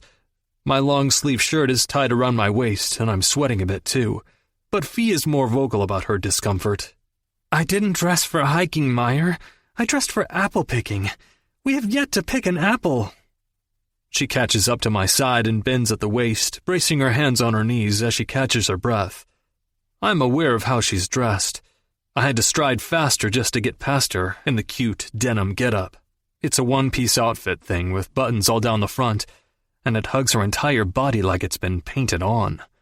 My eyes kept veering to her pert, heart-shaped ass in the thing when she was in front of me, until I muscled my way around and in front, stomping the ground in frustrated strides as the years of the comments I've heard and read about that ass replayed through my mind. I take in the forest of trees surrounding us. I just wanted to get to the top of the hill to check out what I assumed would be a nice view, capture our required pictures, another fun little assigned prompt for the publicity stunt. But each hill we've scaled has just led us further into a labyrinth of trees. It's a clustered cloud of varied fall shades, and in spite of the sheen she's sporting and the irritated look, it happens to be a backdrop that looks made for Farley. Browns, russets, yellows, and reds. I resent the heat that lingers, despite it being November. She belongs in some Lifetime Channel small town with 3 months of pure fall, all her colors, in crisp, cool air, even under the sun. LA in fall is bullshit, is all I managed to say. Honestly, Meyer, actual apple picking isn't really what this was supposed to be about anyway. No?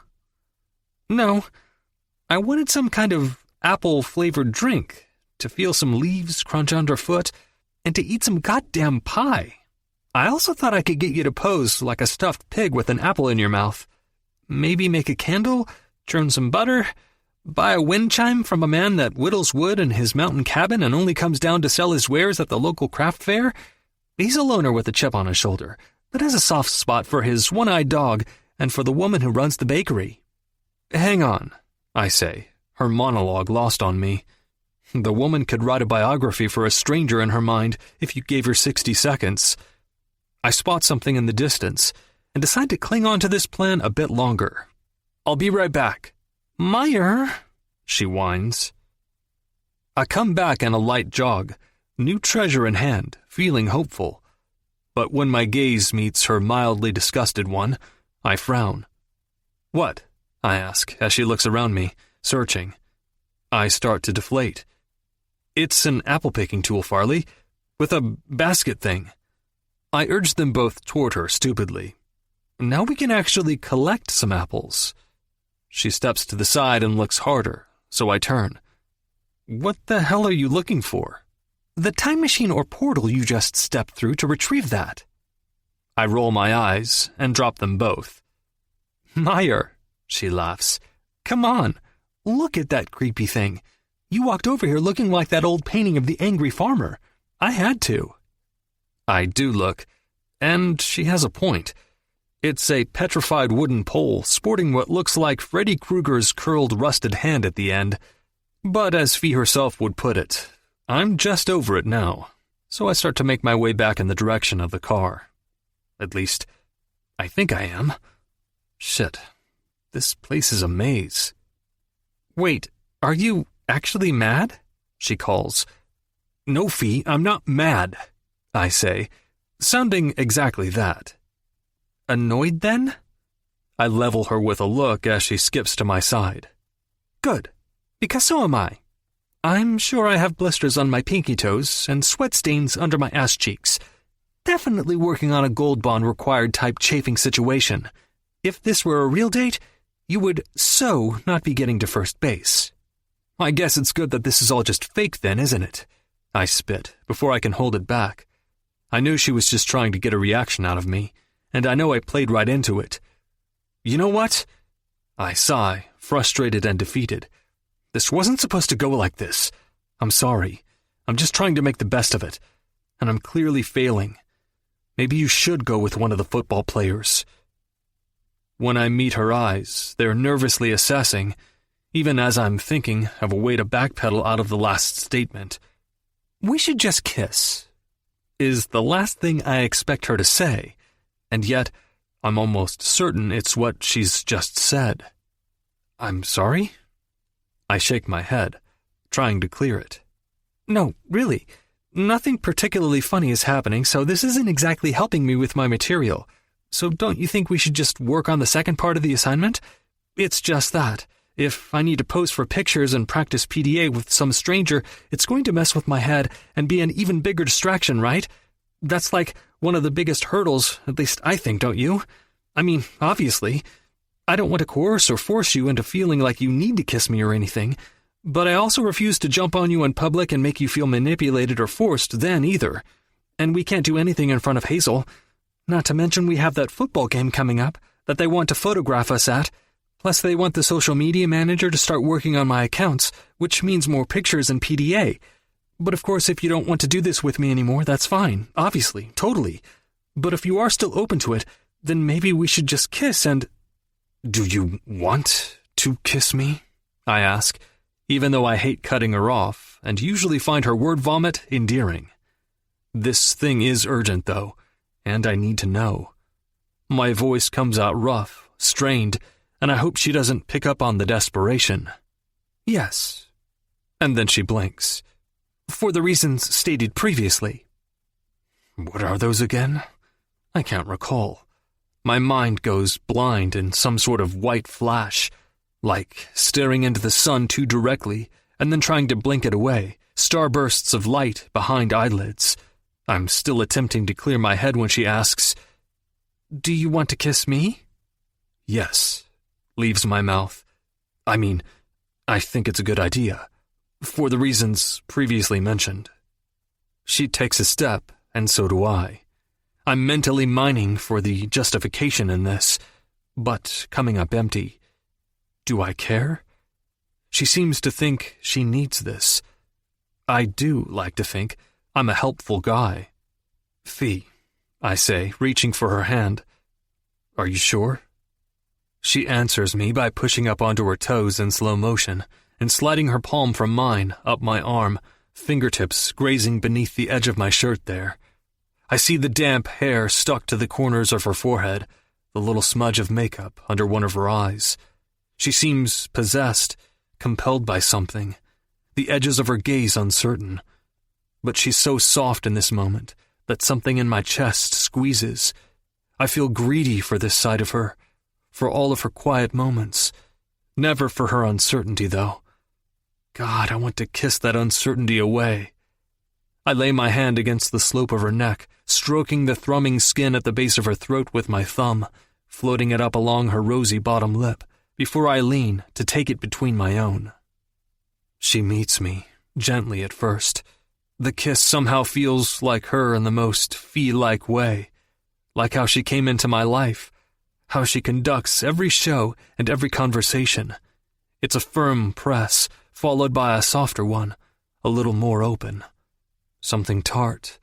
Some fruity mint gum she must have been chewing at some point. A surprising, almost too hard nibble here, a wet, sweet glide there. And when her tongue meets mine, my fingers curl in her hair, just as my back hits something.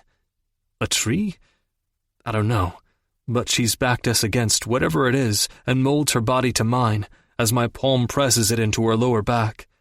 I break away, and a noise rolls out of her.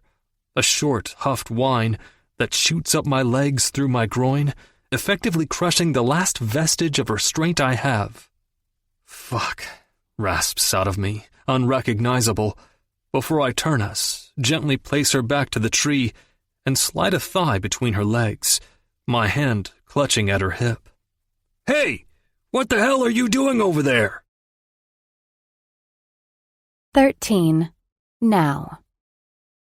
The love that comes from friendship is the underlying facet of a happy life. Chelsea Handler. Farley. Meyer tenses above me, eyes wide on my face, going to my mouth quickly before he turns, shielding me from sight. "Sorry about that," he yells out towards the stranger. I peek around his broad frame to see a small, older man in overalls marching toward us.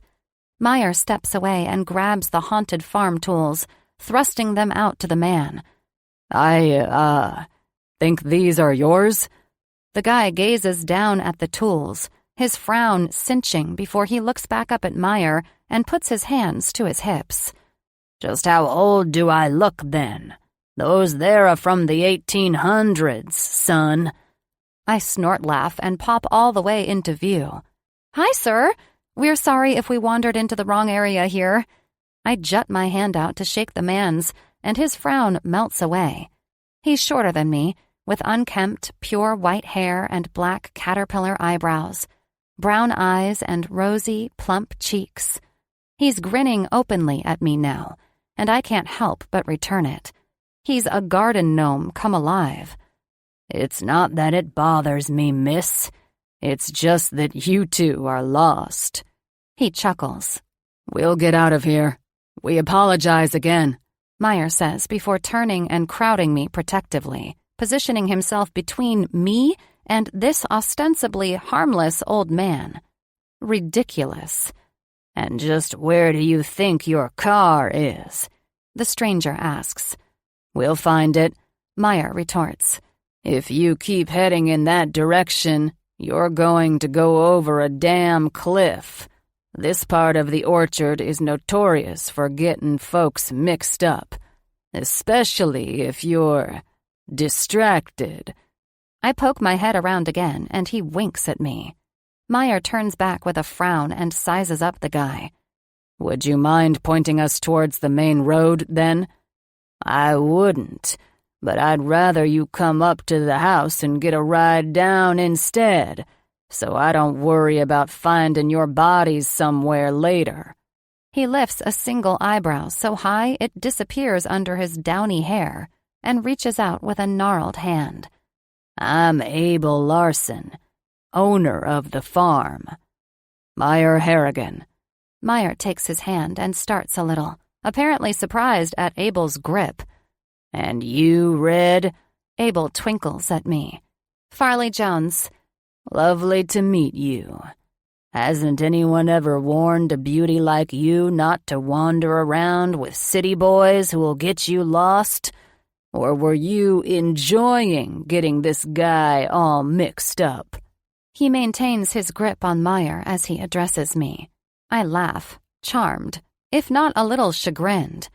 No comment is the only acceptable response that comes to mind. All right, then. You two follow me. Crap, I'm drunk, my reflection says to me in the bathroom mirror before letting out an award-winning belch. It's the first time I've seen a mirror since this morning. A mistake in more ways than one.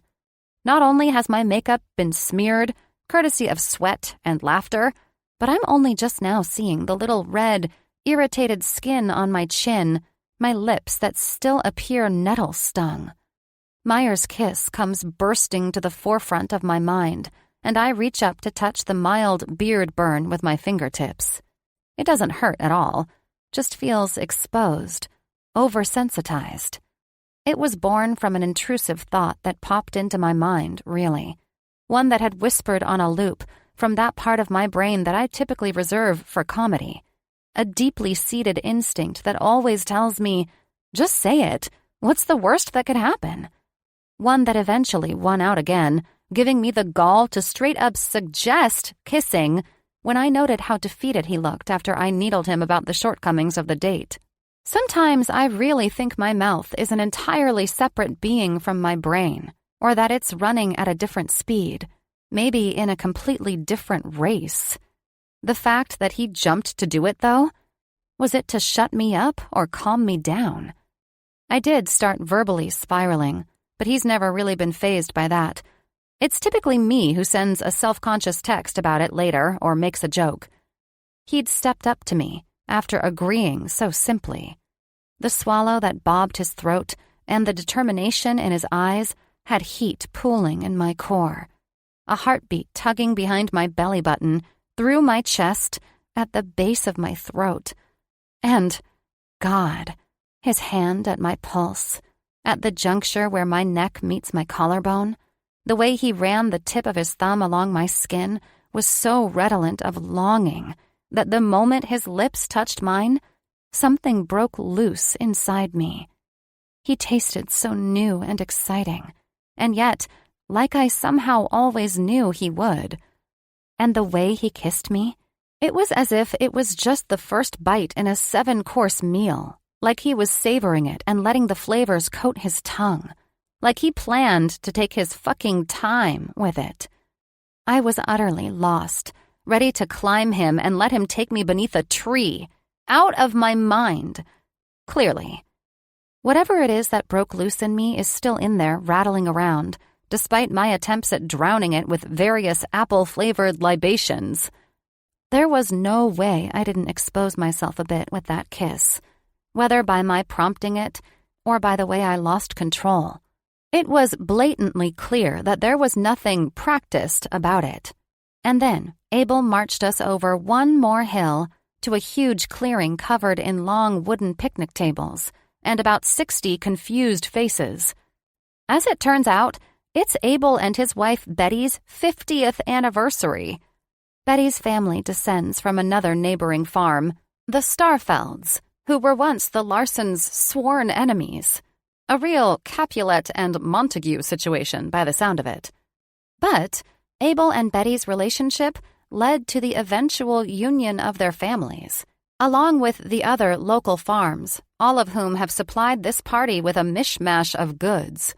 I indulged in the hospitality after Abel introduced us as a couple of wandering orchard neckers, a title that was greeted with acceptance, like it's a regular occurrence or something.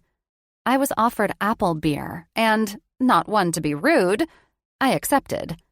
I suspect it's just apple cider mixed with beer, but it's apparently my new favorite thing. I was also given an apple rum cocktail, or two, with a cute cinnamon stick and a caramel sugared rim. I'm a sucker for a cute-themed beverage. A knock on the door startles me, and I cringe, wondering how long I've been in here and how much time I lost track of. "Just a sec," I call. "Farley, it's me," Meyer says through the door. Blood skyrockets in my veins, and I look around for an escape. I've avoided making too much direct eye contact with him this whole time, engaging in the history of the farm, being wrapped in our tour of the giant farmhouse and everyone's goods. I've felt his eyes following me, though, felt everywhere they touch me and press. I feel stupidly shy, embarrassed at the strength of my reaction to this new side of him. The rate at which I've been consuming drinks and conversation with anyone but him here is likely evident of that. "Talk to me through the door," he says. I sigh. Bless this man. "Okay." "Are you feeling all right? I got you some food." "Shit. Meyer, what time is it? We have to get Hazel, don't we?" I just realized. "No, I already called Marissa. She's got her. And I'm not drinking, so I'll be fine to drive whenever. We're free to stay and hang out." "Oh, okay. Okay, great." Jesus, it's like I don't speak in front of people for a living. "Jones, I'm sorry, okay? I'm sorry I was so bent on making the date happen, making you hike and then making you feel like you had to kiss me since nothing else was going according to plan. Let's just take a mulligan on this one." I peel my forehead off the door with a groan. "Meyer, no." "Stop." I open the door too abruptly, and he steps forward to catch himself, apparently having been leaning on it also. My face bumps into his chest in the movement. "Ouch!" "Sorry, again," he says, taking a step back, plate of food held up like an offering. "I'm sorry. I shouldn't have implied that things weren't going well, so you should just kiss me. I shouldn't have manipulated you like that. And then I shouldn't have, my God, I am blushing. I can feel it. I have simulated doggy style on a stage in front of a crowd, and this goddamn conversation about a kiss is making me blush. Well, it was a good kiss. I shrug, the words coming out too quickly and too close together. I can't apologize for it in earnest because it was good, and I'm not ignorant. He was enjoying himself just fine. His expression cracks, the laugh lighting up everything about his face and pulling my eyes to his. I automatically start to laugh back. "It was a fucking great kiss, Fee," he replies, his eyes landing on my mouth and heating. Not willing to risk the buzz making me misread the moment, I take the plate of food and thank him, shakily. We head back out to the party, the smells of barbecue and pies perfuming the air. Meyer was recognized by a few of the guests earlier, and I now catch one of the grandsons taking a picture with his phone in my peripheral. "Meyer, just a heads up, that kid over there has snapped a few pictures of you." "Fee, it's you too, not just me." He smiles down at me and we find our spots at the end of a picnic table.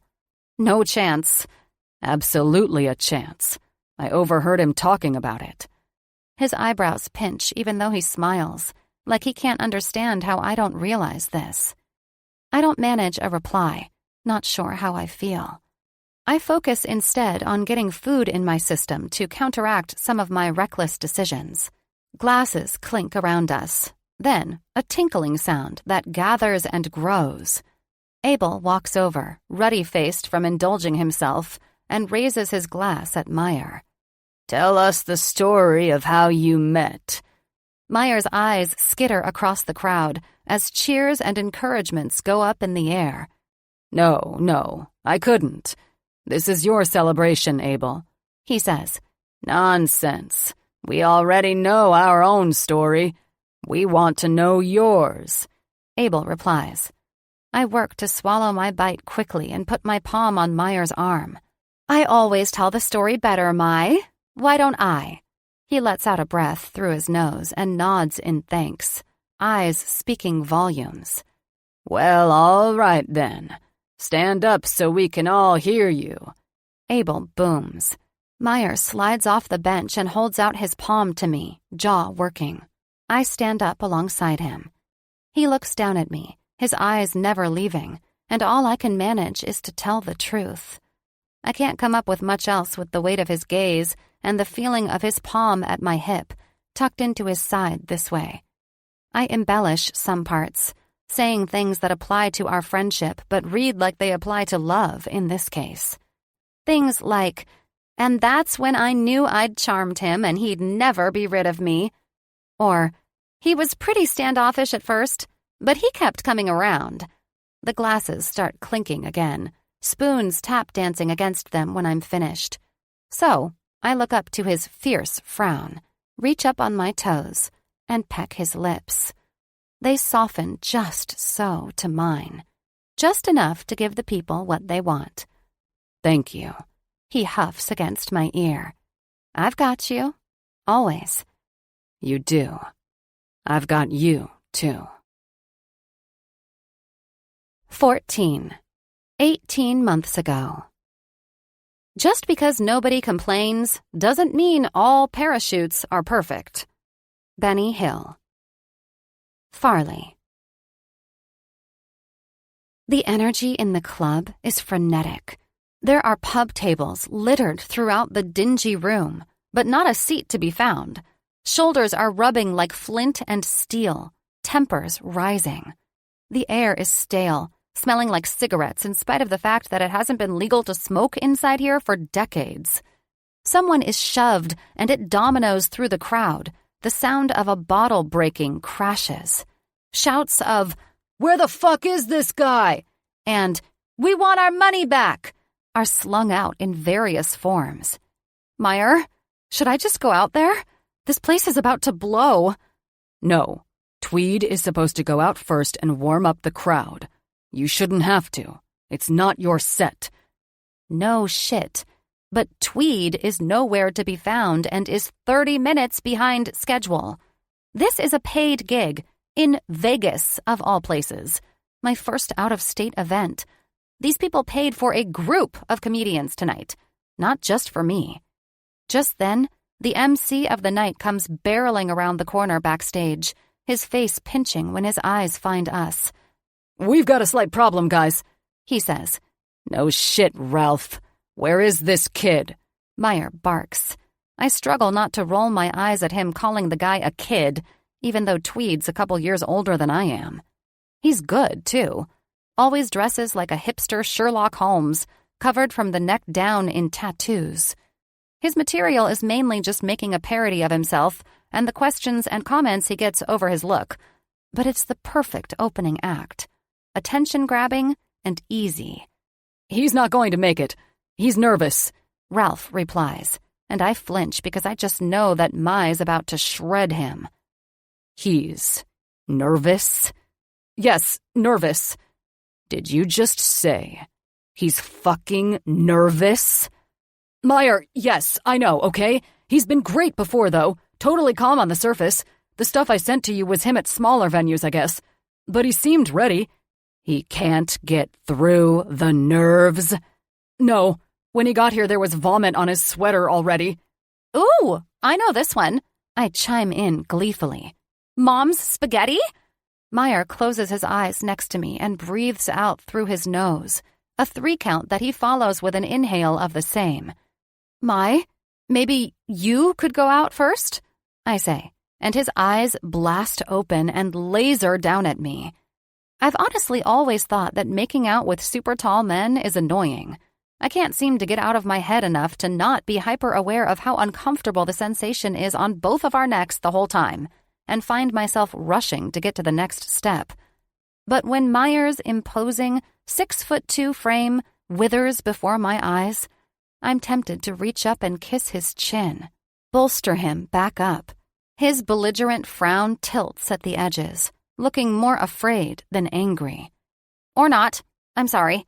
Just let me go out there. It'll be fine, I say. What? Are you nervous or something?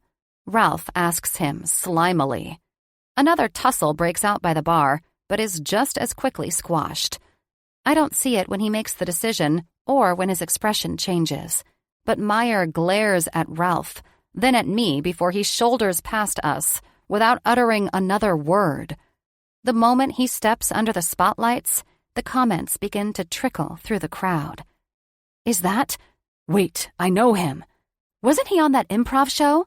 Isn't he on that Netflix special? Yeah, I think he actually writes for that show now. The one about the dads, that gigolo, I think. Oh my God, someone get this on video. The hush sweeps over like a wave, followed by ear-splitting cheers and applause. And Meyer looks like he wants to drop dead. The color drains from his lips even as he smiles out at the crowd over the mic. Hey, how you all doing tonight? He greets them, but it judders out of him, slurred, trembling. Holy shit. He has stage fright. He shoves his hands into his back pockets to hide their shaking, looks down at the microphone and swallows. Not just audibly, amplified. What have I done? I need to go to him and get him out of there. Am I the only one who sees this? My heart gives a sick, hiccuping thud in my chest. There's been a little mix-up tonight. So, the guys back there asked if I might come out and hang out with you for a few before the next act. But I gotta be real. I haven't done this shit in years. Okay. He's sounding more like himself again, at least. Though he's still just looking down. It's weird when your life fundamentally changes, isn't it? I used to come up on these stages, and your laughter and your reactions are what made me, me. They were everything. All I had. Then I had a kid, and it was just her and I only had myself and whatever was in me to wake up with every day. Any parent can tell you that your kids sure as hell won't give you any kind of validation. They constantly humble you. You have these brief, fleeting moments of feeling like you've figured something out, only to realize how fucking clueless you are shortly after. He's met with some nervous laughter. Now, instead of coming up here and making fun of my friends or myself or the futility of life, I get to go to therapy. Oh, thank God. They all smile and let out small trills of laughter. No, really. He looks up, a little more confident. I think that we all need to go to and talk about therapy more. Going to therapy should be like getting coffee. It makes us feel good even though it also makes you feel a little jittery and bad. It helps you get your shit out, and it makes us better to people around us." Warm, easy laughter reverberates through the room. He blows out a breath into the mic. "With that being said, I'd like you to give a warm welcome to your therapist for this particular evening, Farley Jones." He turns and claps, smiling stiffly at me as I make my way on stage. He flees as soon as I'm within range. I exit the stage and let my smile slingshot off of my face, even as the applause continues. Ralph notices it. "What? That was great! You did great!" He says. "Where's Meyer?" I demand before he can comment. I think he left." Shit. I start marching towards the exit as I pick up my phone, ignoring the remarks and congratulations trailing me. He picks up right away. "Hey, I'm headed back. I'm sorry I left." "No," I say. "No, don't come back. I'm headed to you. Are you back at the hotel?" "Yeah." He sighs, sounding relieved. "Meyer, I'm sorry." "Jones, don't." He groans. His voice still sounds shaken, and my stomach manages to sink further. I'm disgusted with myself. A relatively foreign feeling that I can usually suffocate, but fail to in this moment. "Meet me at the hotel bar?" I ask. "Yeah, sure. I'll head down."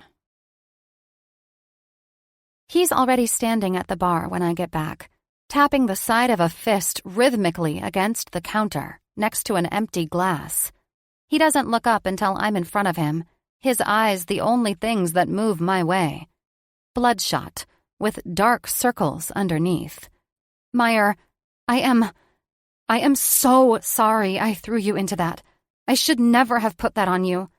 My big mouth and rashness have gotten me into trouble before, but never with a friend.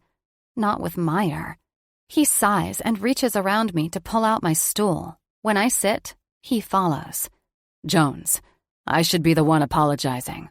I'm sure I brought down the entire vibe of the room and made it harder for you to bring everyone back up. I should have been able to at least pull off a few minutes, and I couldn't even do that. God, I told the equivalent of a dad joke and then bailed." He groans. The bartender slides another drink in front of him and he takes a sip before nodding my way. "Ralph texted, though. Said you did great. You want one of those lemon drink things you always get?" He blinks lazily, his eyelids slightly out of sync with each other. He must be buzzed. I look over the cocktail list and choose one at random, waiting until the bartender walks away again to ask, "Did you want to talk about what happened? When did that all start?" His sigh is deep as he wraps both big hands around his already half-empty glass. He never drinks like this. He's always controlled, always steady.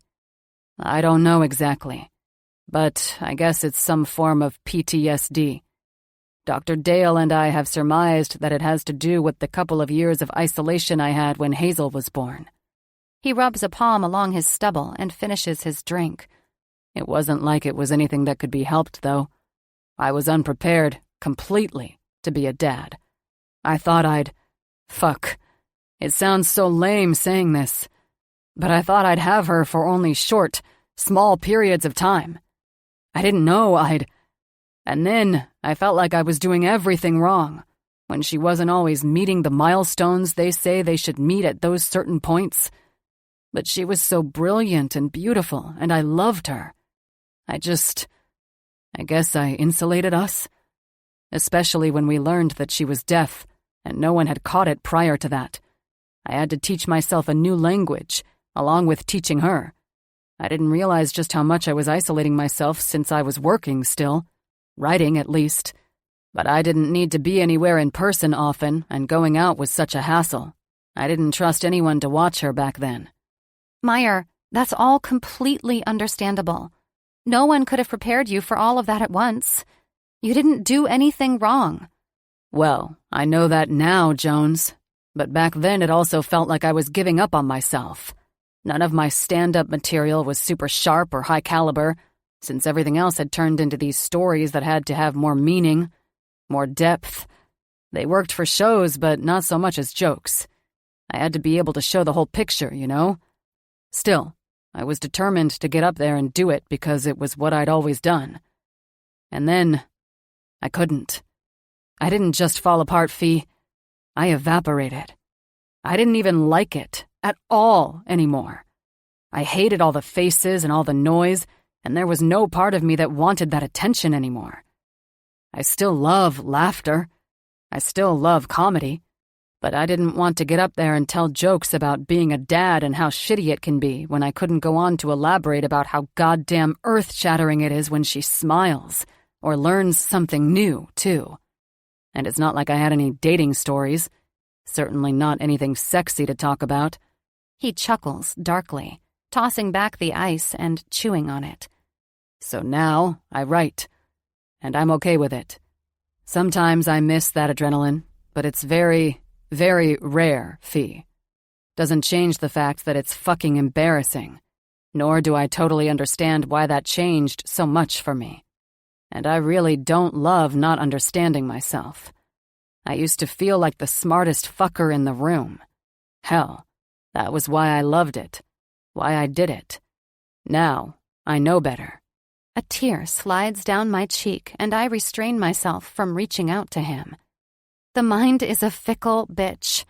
I don't know how I get places 99% of the time when I'm driving. My brain just manages to take over even when I'm consciously in a completely different scenario. I constantly wonder, how the hell did I get here? I'm sure it's the same, in a way. His eyes close in agony, and he sighs through his nose.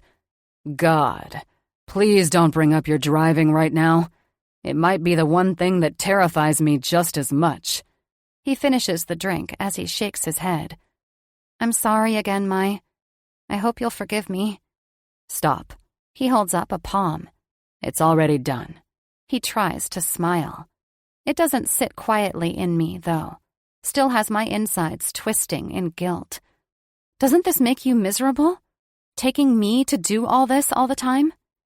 If I couldn't perform anymore, so much of my self-esteem is wrapped up in it now that I can't quite imagine the feeling. He turns my way again, a drop of whiskey or melted ice glistening on his lower lip. Surprisingly, not at all. He doesn't elaborate further, and I decide I don't want to push him any further. You want to get drunk? Is what I offer instead. He shrugs, his shoulders giving a weary little jump. Fuck it. 15. Now. If love is the treasure, laughter is the key. Yakov Smirnov. Meyer. I remember my mom complaining every year without fail about the speed at which the holiday season flies by. Something about the short days being shorter than normal, the early dark, and the cold. I suppose the cold was more of a factor back in Ohio versus here in California, but the sentiment still tracks. The 2 weeks after the apple-picking date go by in a flash, mostly spent in more paperwork and scheduling arrangements. We've worked out the pre-tour schedule, and I've worked out a vacation back to Ohio for Hazel to spend with my parents, sister, and nephews. My parents especially are both thrilled and shocked. My mom started crying on the FaceTime call, and I realized that perhaps I have been too stingy with my trust. They both learned fluent ASL after all, and have asked to spend more time with her over the years repeatedly. I had a perfectly good upbringing, milquetoast by definition, but always felt loved and cared for. And they still loved and supported me, even when they didn't quite understand my desire to pursue stand-up. My sister and I were never particularly close until I had Hayes. Now we are as close as siblings who live states apart can be, I suppose. Nevertheless, I'm realizing that I've been pretty immovable when it comes to letting Hazel stay away for too long, even under their care. So I'm sure that this is going to be good for all of us. We've also got the NFL game and seats all arranged for some photo ops, but without planning it, I've already earned some extra credit as far as all that goes. There are officially photos and articles circulating online, thanks to Appleocalypse, Fee's term, Can't take credit for it, and even a few from our mall stroll. I've done an excellent job of not looking at the pictures or any captions, though, as has Fee. At least I assume, since she hasn't brought anything up. She enters my mind, and the barbell flies up, suddenly light after numerous sets. I rack the thing and get up, sliding my headphones out and cutting the workout short.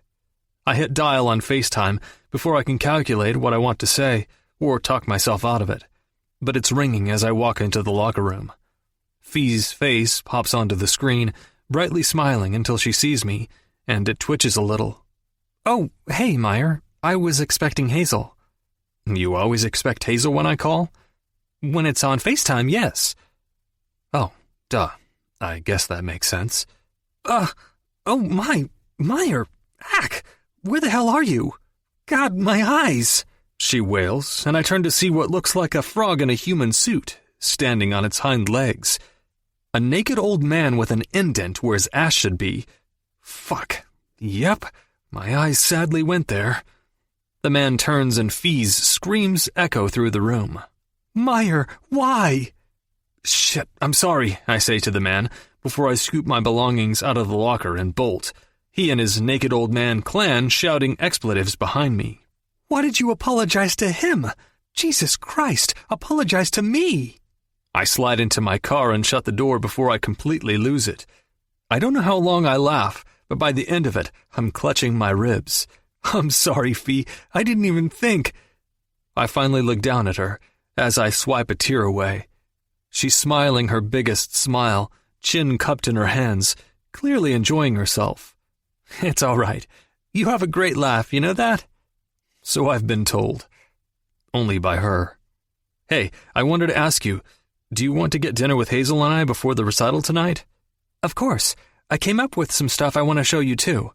She inhales excitedly, her shoulders lifting. An excited Fee is an adorable Fee. "Sounds good. Can't wait. How about we pick you up around 4:30? Hayes wants pizza."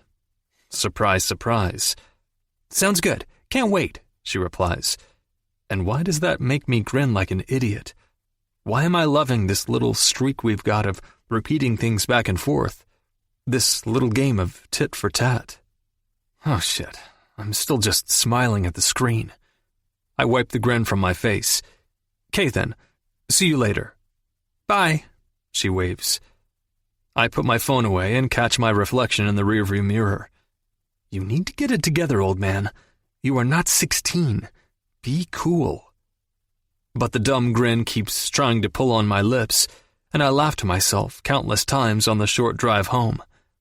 I look back at the mirror after I pull into the garage and sigh. You're so fucked.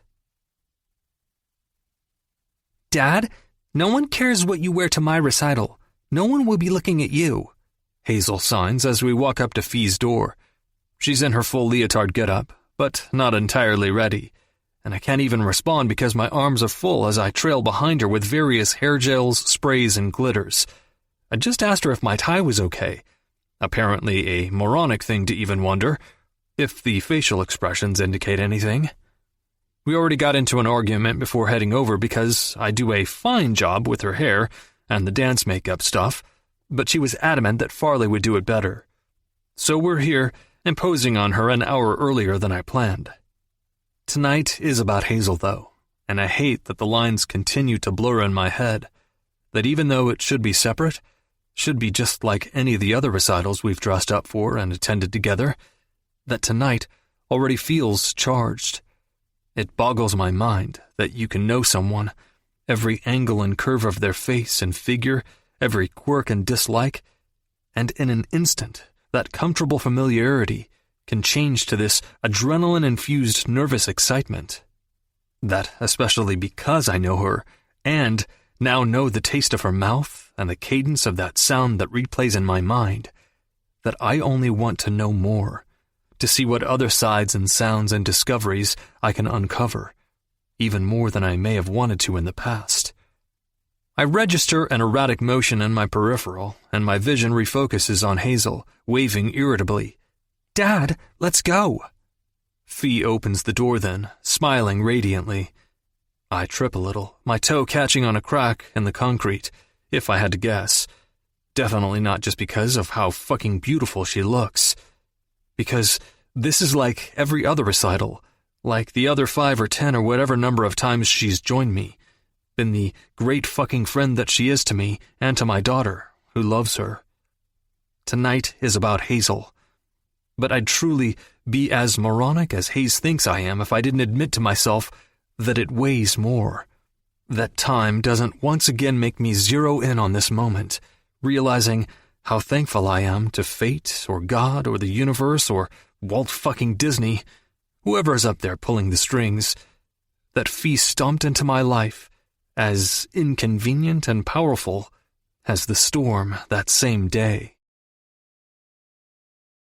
Farley.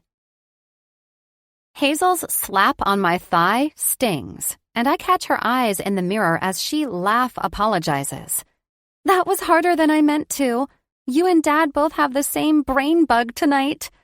What do you mean? I sign, dropping the mass of her stiffly sprayed curls. He was doing the same thing, spacing out, and had the same dumb look on his face. She tilts her head and stares off to the side, an open-mouthed, lopsided smile, miming exaggeratedly. I tap her shoulder with the back of my hand, admonishing her with a laugh. She tilts her face up to me and grins. She's got the same colored eyes as Meyer, that clear blue that's so crystalline it can be hard to look at, like a block of ice, just as difficult to hold for long, just as sharp. I set the brush down again. I have a lot going on with work, and your dad is helping me, like always. I'm sorry if he's acting, I struggle for the right way to say it in ASL, tired because of it. I know he's not tired. He's bouncy. I thought you just said he looks like this. I mimic her impression, and she laughs. He's either bouncy or he stares like that, and you guys are weird with each other. What on earth are you talking about? I pick up the brush to occupy my hands and limit myself from saying anything further. I'm deaf, not blind. She manages to deadpan in ASL, and I clamp my lips together, refusing to laugh, trying to look stern even as a snort escapes. That joke is inappropriate, Hazel. You can't be funny if you don't take risks. It would have been bad if you said it. It's okay if I do. I'll go check her in if you want to grab us seats, I tell Meyer as we walk up to the auditorium. All right. He smiles at me. I idly wonder if his smiles are getting tired from how much more frequently they flicker lately. Go kick ass and be proud of the work. The reward is in the work. I'm proud of you. I love you. He signs to Hayes. The same dad speech he gives before every recital. The first time he said it, Hazel and I frowned at each other, then at him, until he explained that it was what came to mind since it was what his dad always said to him before his football and baseball games. I thought it still applied. He'd shrugged. She laughs as usual. I'll kick ass, Dad. I love you. I get Hazel backstage and get her settled with her teacher before we do our affirmations. What I don't hear, I feel. What they lack in knowing, I make up for in showing. We sign together. The rhyme itself is not translatable by rhythm or phonological sound, but its meaning is the same. We've said it since she first began doing this, back when she was worried she couldn't do it well enough because of her frame of understanding. I told her how every artist feels this way, how we all wonder if what we feel is making it to the stage, microphone, page, or canvas well enough.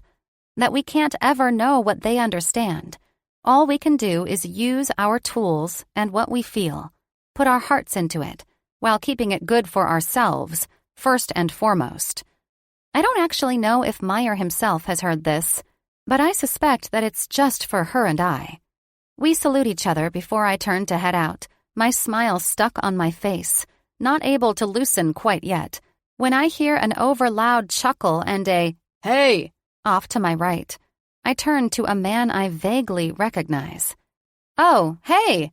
I offer back, still walking. It always surprises me when I see you at these things.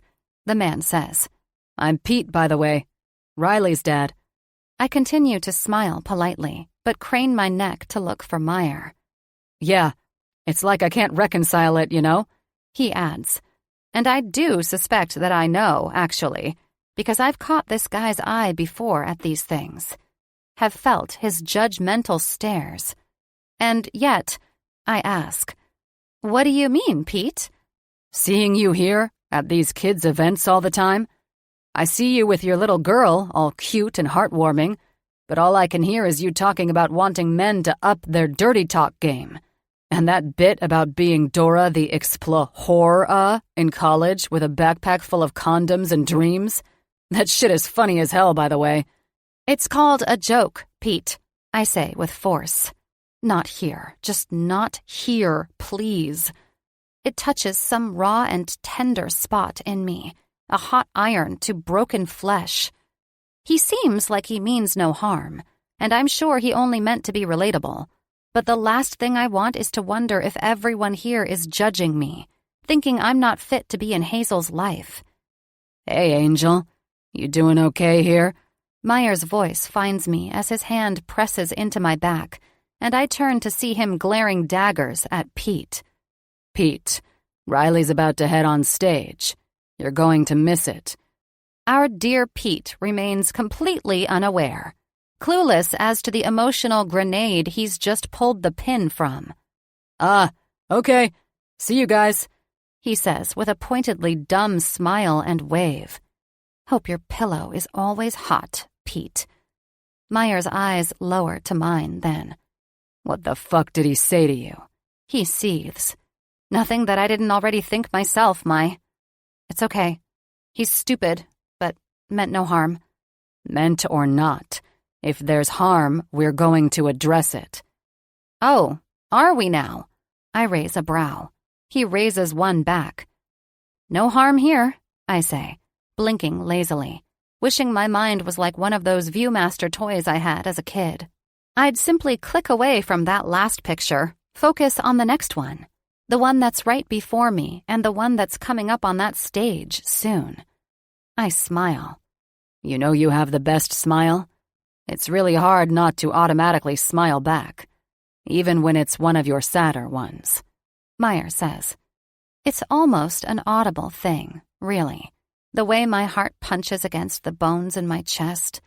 It's like the drum solo in that fucking Phil Collins song. It becomes so all-consuming. Maybe you shouldn't fight it so hard then. He just nods in response, his head swiveling down as he steps even closer. I didn't think about people being here and asking you about us, or trying to take more pictures or anything, I say. His frown snaps up to my face. Don't worry about that, Fee. It's in the contract for the school and for their dance program. Too many other famous people's kids go here for them to be lax on those things. It won't be an issue. Oh, okay. Okay, good. I suppose that posturing must have been just to put Pete in his place, then. You ready to head in? Yep.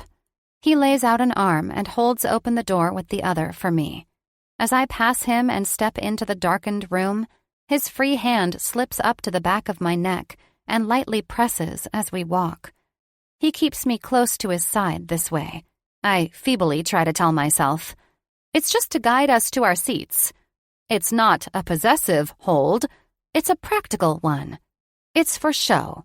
It's in case anyone's watching. But it's difficult to see anything outside of the illuminated stage in this room. No one would be able to see the way his thumb lightly traces the knobs of my spine there.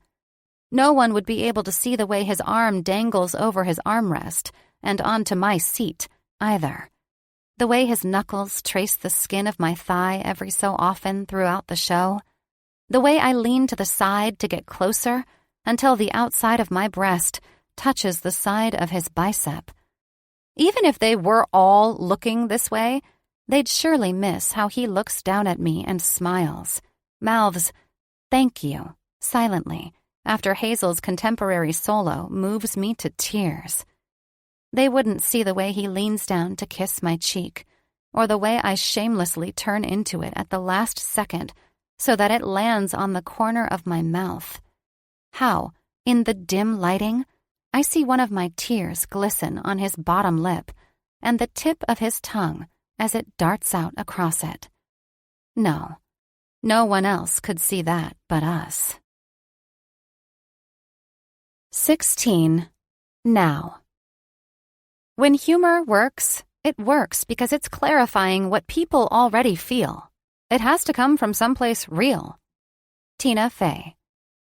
Farley. I'm a woman distracted.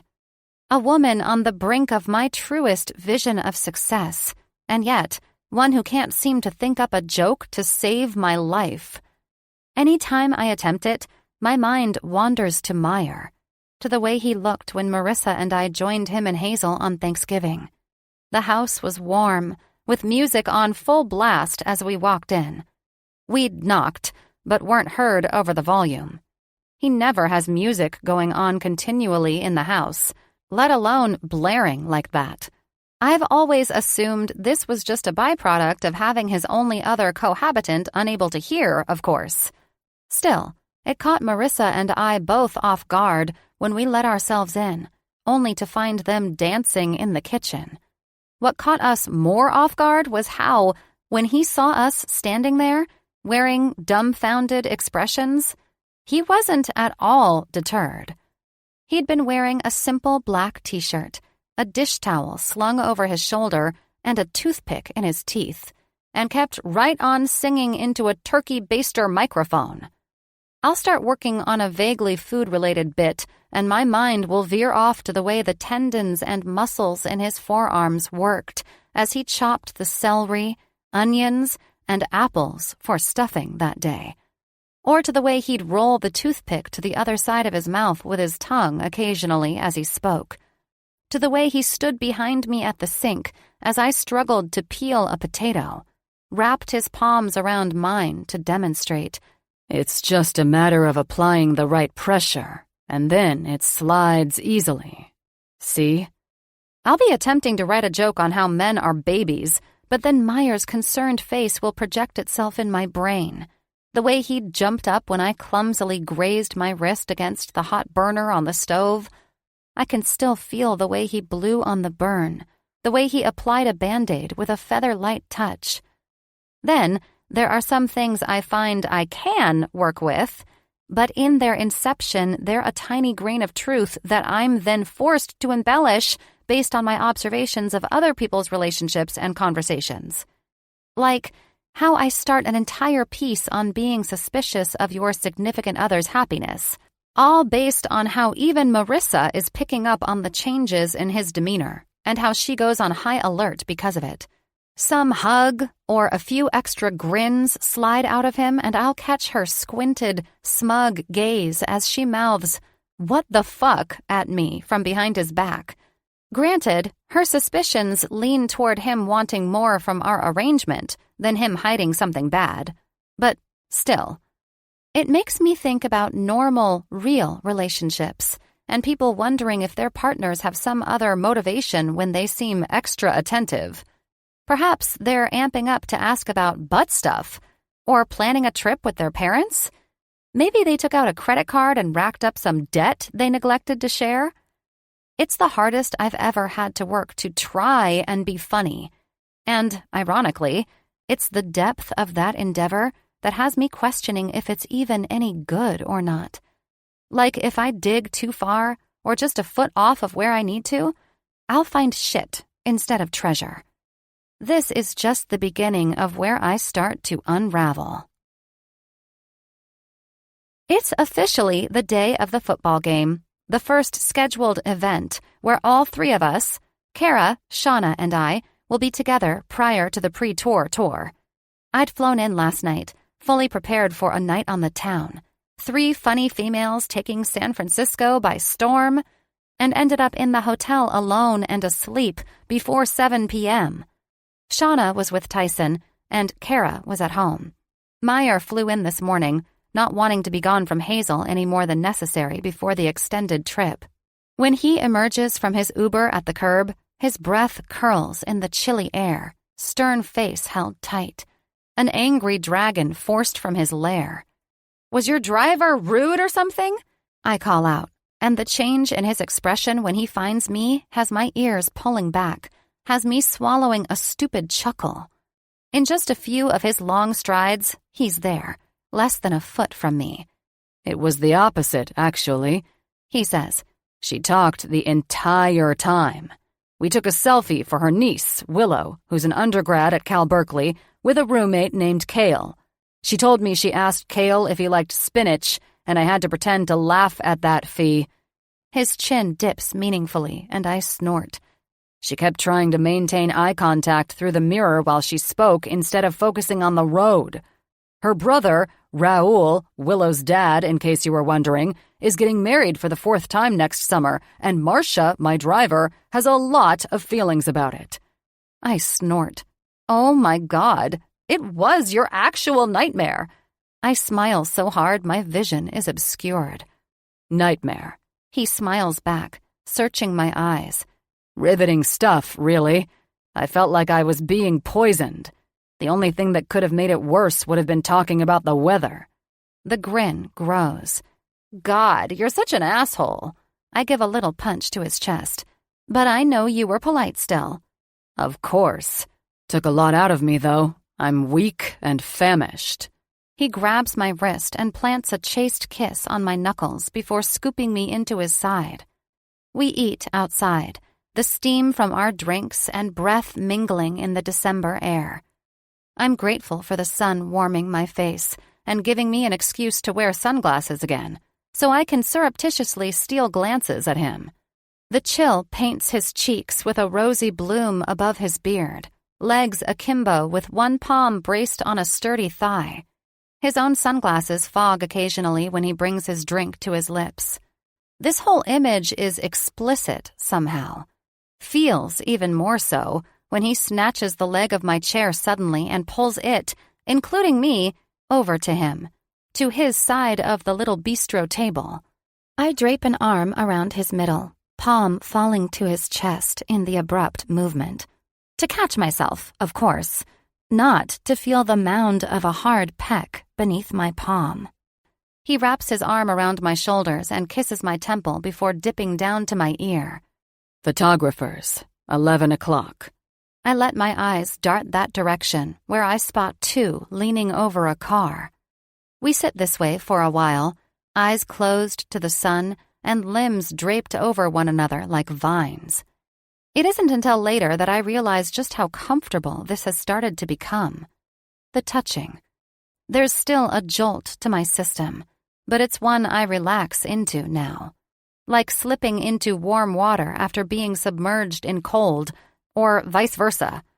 Just feels like a refreshing surge each time. At the game, Shauna sits to my right and Meyer to my left, with Kara on the other side of him. He's brought me a spare jersey he had, a 49ers one, I'm informed. The whole thing is surprisingly fun, easy to follow, easy to get into quickly. Before I know it, I am screaming alongside everyone else. I find a few key phrases that seem to apply for multiple scenarios. "Come on!" being the most universal. I'd felt that standard feeling at first, that on feeling with Kara and Shauna. I'd be lying if I said I don't feel the need to impress them, even if I do already have the gig. It's actually pretty common to meet comedians and find that they're not all that funny in mundane life. It's like they hoard up that energy, any quips or banter to use on stage. Plenty of them are still masters at their craft, though, so I try not to pass judgment when I come across these individuals.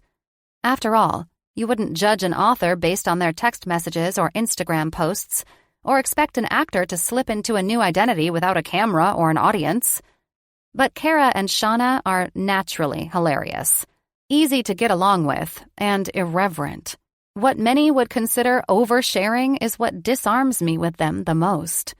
Shauna tells us about hooking up with Tyson on their first date, while Kara jokes about thinking she was headed for a life of leisure with her husband, a graduate of MIT, but instead She's managed to become the primary breadwinner by talking about bodily fluids ad nauseum. It's obvious that they're both deeply in love, though. At least to me, based on the number of jokes they make at their own expense alone. When they pick up on Myers blushing at certain comments, they dig in ruthlessly. It's a bit that they fall into, but they stick to it flawlessly when they see it working on him. I honestly thought I'd miss getting to be a hoe, but then Tyson had to go and give me multiple that first time we hooked up, and now my standards are awfully skewed. I'm not willing to play the market after that, you know? Shauna says, Praise be. My only complaint is that now that I make all the money, I don't think he spanks me as hard as he used to, and he doesn't want to try anything with any kind of risk factor. Kara replies with a mournful sigh, and Meyer chokes on a pretzel as I start howling. I smack his back as his eyes water, and he continues to cough violently. He definitely won't even attempt to choke me. She pouts. The public affection is easy in this setting, surprisingly. There's no stream of self-conscious babble in my mind anytime my hands land on him. I think it's because expectations aren't overly high. Even if I was trying, it's not like I'd be able to differentiate who might be taking pictures of us versus the game, since so many cameras and phones hover in every direction. I find myself easily patting a muscular thigh, leaning into a hard shoulder as I close my eyes in a laugh. We stand up to cheer for a touchdown, and my hip bumps into the front of his after I jump up and down. He's continually placing easy kisses to my hairline, or wrapping me against his front with his forearm across my collarbone, just like that first date in front of the food truck. My palms hold it there every time. Sometimes, his chin rests on top of my head, and I imagine I'm buoyant, that I'd float away without the weight of him securing me. But then it's over, and I couldn't tell you what team won because all I know is that despite feeling like I'm on the verge of disaster in my work life, I feel like the most victorious woman alive. I let myself hook a finger through Meyer's belt loop on our way out, wrap my other hand around his arm as we walk. Shauna, Kara, and I make plans to meet up and go out that night, before they go their separate ways. When they're gone, Meyer frowns down at me and asks, Are you sure you don't want me to stay? Marissa is there anyway tonight, and Hayes will be asleep by the time I get home. And I could still be there in the morning. He looks unsure even as he says it, but my mind swan dives into the gutter at the question, nonetheless. I'm thinking he means stay. Like, with me. The night. I stammer. I mean to help. Like, socially. He clarifies, clearing his throat and folding his arms across his chest. Go over the parts in your set you're trying to work out and stuff, too, maybe. Oh, okay. Well, no, that's okay. No social lubricant required here. God, poor choice of words, Fee. Thank God you stopped before you said you were wet and ready or something equally terrifying. I'll be totally fine. And we've got time to work on the material. It'll be good for me to do a girls' night. I shrug. Marissa and Meyer might be my only close friends, but I already feel a kinship with Kara and Shauna, so I don't feel anxious about that exactly. He smiles lopsidedly and nods before he looks down at his phone. All right. Uber's 2 minutes away. Oh, okay. You don't have to go get your bag from the concierge? I do, but I just added a stop. I figured we'd just share it back to your hotel and then I'll take off from there. I already regret not taking him up on staying, but don't see a smooth way to rewind. Oh, okay. Well, do you have time to get some food before you gotta hit the airport? I actually kind of do think that maybe we should start going over some material. That was lame. But he looks down at his phone and winces apologetically, so I speak again before he can. No, never mind. Of course. Honestly, I'm so full of nachos at this point anyway, my reflux is going to be a bitch later. The car pulls up, and we ride back to the hotel in that weird, strained, smothering silence that we've managed to avoid lately. We get back too soon, And before I know it, I'm looking up at him on the sidewalk in front of the hotel, at the muscles in his jaw as they work, flaring out. His hands slide into his pockets. You're sure you don't want me to stay even for a bit? I could just catch the later flight. There's one more first thing in the morning. Years of manners have me speaking on auto reply again. No, really. I don't want to keep you from Hazel any more than I already am. It's all good. There was my chance, and I blew it. Again.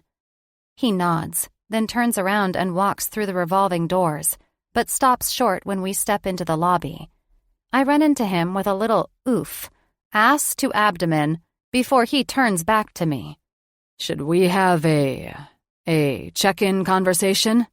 On this? He gestures back and forth between us. I'm not.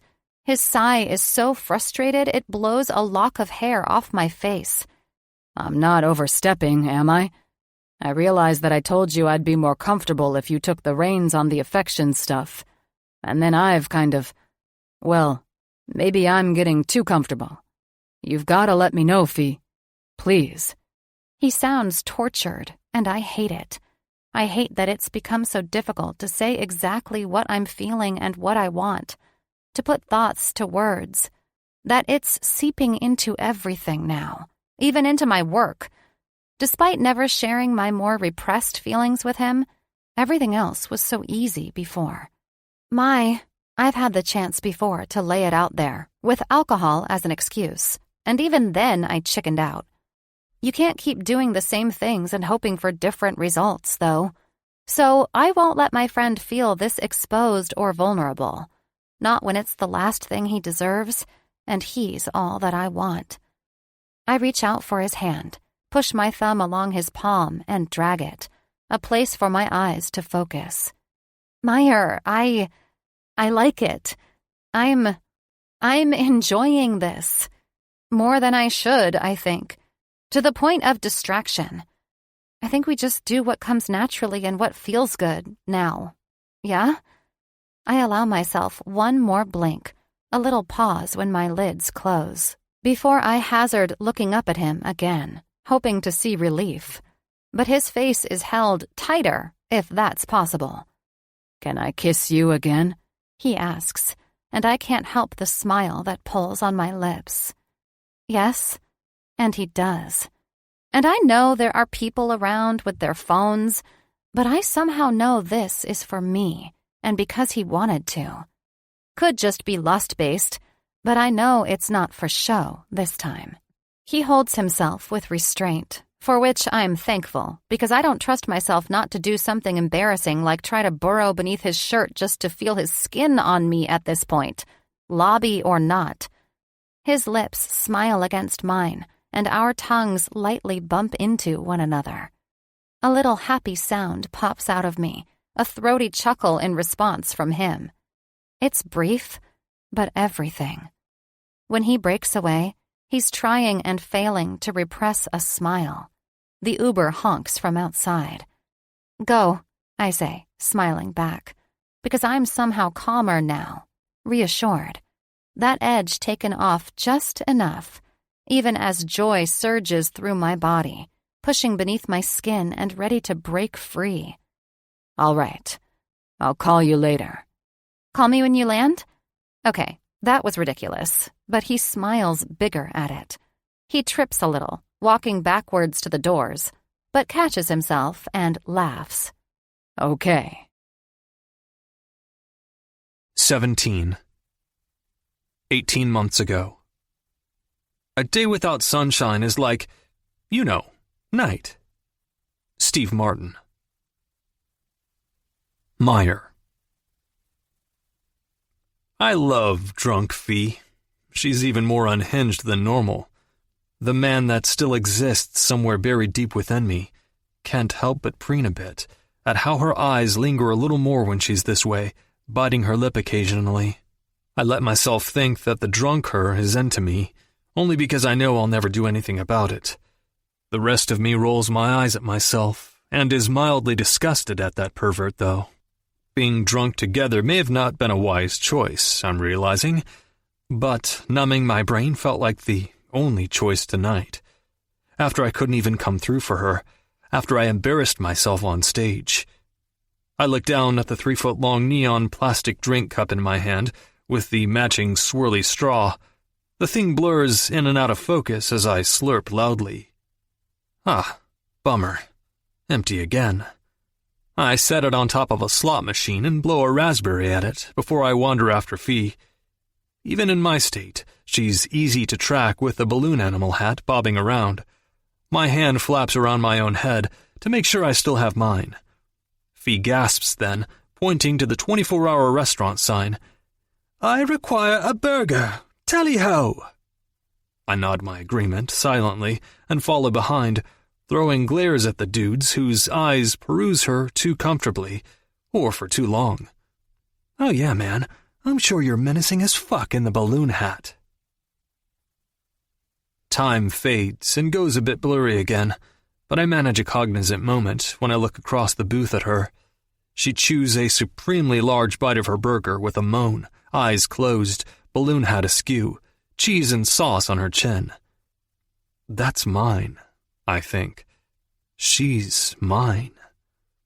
It's as if I've said it out loud because her eyes shoot open and she swallows the bite audibly. "What? You can't catch me off guard with eyes like that, Mai." "Like what?" "They're like a weapon you wield when you look a certain way. You hit women with that stern gaze, and it's like you're compelling them to take off their clothes." I close them, then open them dramatically as far as they'll go, stretching them until she starts cackling. When it fades, she sets the burger down with intent, pats her mouth primly with a napkin. "Meyer." Raucous cheering and whooping sounds to my left, pulling our attention that way. "I can't believe we're married," the woman shouts. "Hey everyone, this is my wife right here," the man declares, puffing his chest out proudly. I make the mistake of catching his eye. "I've loved this woman for a decade, man," he declares shakily, his eyes unmistakably filling with tears. "I've loved you longer, baby, as long as I can remember," the woman wails before they begin making out violently. Jesus! I wince when they almost topple over. I look back to see Fee wearing a sad expression as she watches them. She raises a wobbly finger their way. "That's what I want," she says, and it catches me so off guard that I scoff at her. "You want to have some shitty drunken wedding in Vegas?" "No. I want someone to love me enough to be completely stupid with me. To do something stupid, like get married in Vegas, or put it on one of those signs carried by a plane in the sky. Sing me a terrible song at a karaoke bar in front of a crowd. I want to be stupid, embarrassing with love." She swipes an eye and laughs hollowly. "I'm sure that sounds dumb to you, to someone who's so perfectly balanced and measured and smart like you are." She rolls her eyes before she digs the heels of her palms under them and wipes angrily. Her statement hits me like a sharp elbow to the side, expelling oxygen, and the following words. "You're the only person I've ever been stupid with, Fee," I say. Her eyes snap up to me in shock, searching. The balloon hat jiggles, trembles, slides further down before she readjusts it. "We probably need to get back to my room. Early flight," she whispers, eyes darting between mine. I sigh, nodding firmly. "You absolute idiot, Meyer." "Okay, I'll walk you back." We take care of the bill and ride up the elevator in silence, the only noise coming occasionally from the rubber of the balloon against the skin of my palm, as I try not to crush the fucking thing. I walk her to her room, help her with her key after her 5th failed try. It's obvious that I freaked her out with my comment. We get inside and she tosses her hat before I slip into the bathroom, trying to take a moment to come up with the words to fix this. But when I re-emerge, I find her struggling with the strap of her heel, teetering dangerously. "Whoa, hang on there." I go to her, try to steady her by the shoulders. But my reflexes are off, so when she tries to slap a palm to my shoulder, It ends up pushing me, our feet tangling. I feel myself going over, so on instinct I wrap her up and twist so I take the brunt of our weight. We flop onto the bed, and a knot of limbs, chest to chest. Every curve of her settled against me. Our eyes meet, wide and confused, as she pants out a quick breath that lands on my lips. Her scent reminds me of those fucking s'mores bars she makes, and I lick my lips, starved. It's sweet, but there's something smoky, even under the alcohol, and my mouth waters. Her bourbon eyes blink slowly, long black lashes resting on her cheeks a moment before they sear into me again. And then, almost imperceptible, she leans, tilting just so, just a click. And I'm being pulled into it, can't fight it as much as I could fight gravity in this moment, despite alarm bells blaring through my brain. Less than 2 inches away. So many oversized drinks. Pop! We jolt up and apart, her balloon hat deflating with a winded wail that goes on for hours. She lets out a frustrated sound and starts fidgeting with her hands, kicking off her shoes angrily. One bounces off the nightstand. Fucking salt and booze and planes? My fingers are swelling. She starts yanking on a ring. Damn it! She chokes out through a sob. Fee, hang on, okay? Just shh. I try to soothe her, and myself, and de-escalate whatever the situation is that has left all our nerve endings exposed and frayed. I can't get it off. I can't. She continues jerking with trembling hands. Fee, take a deep breath. I can't. She digs her nails into a finger and starts to yank again until I grab her hands and pull them apart. And then I do something that I can only attribute to alcohol, instinct, and sheer insanity. I take the finger she's been abusing and slip it into my mouth. I tuck my teeth around the ring and work it off her finger. I've hinted at my feelings with a reckless statement that she kindly didn't push me on. That clearly wasn't reciprocated. Almost kissed her, and now I've sucked her finger off like a lover. I pull the ring out of my mouth and slap it in her palm, her finger shining, the tang of metal and salt on my tongue. I close her fist around it before I mutter a throttled-sounding "good night," and turn to bolt.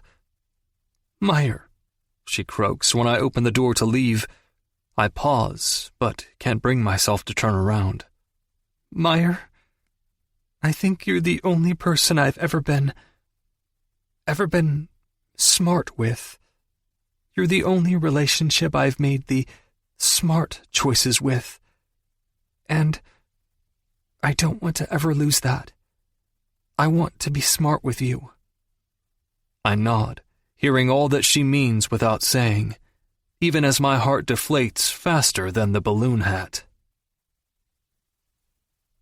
I'm feeling way too fucking sober again by the time I get back to the casino floor and head back to the bar.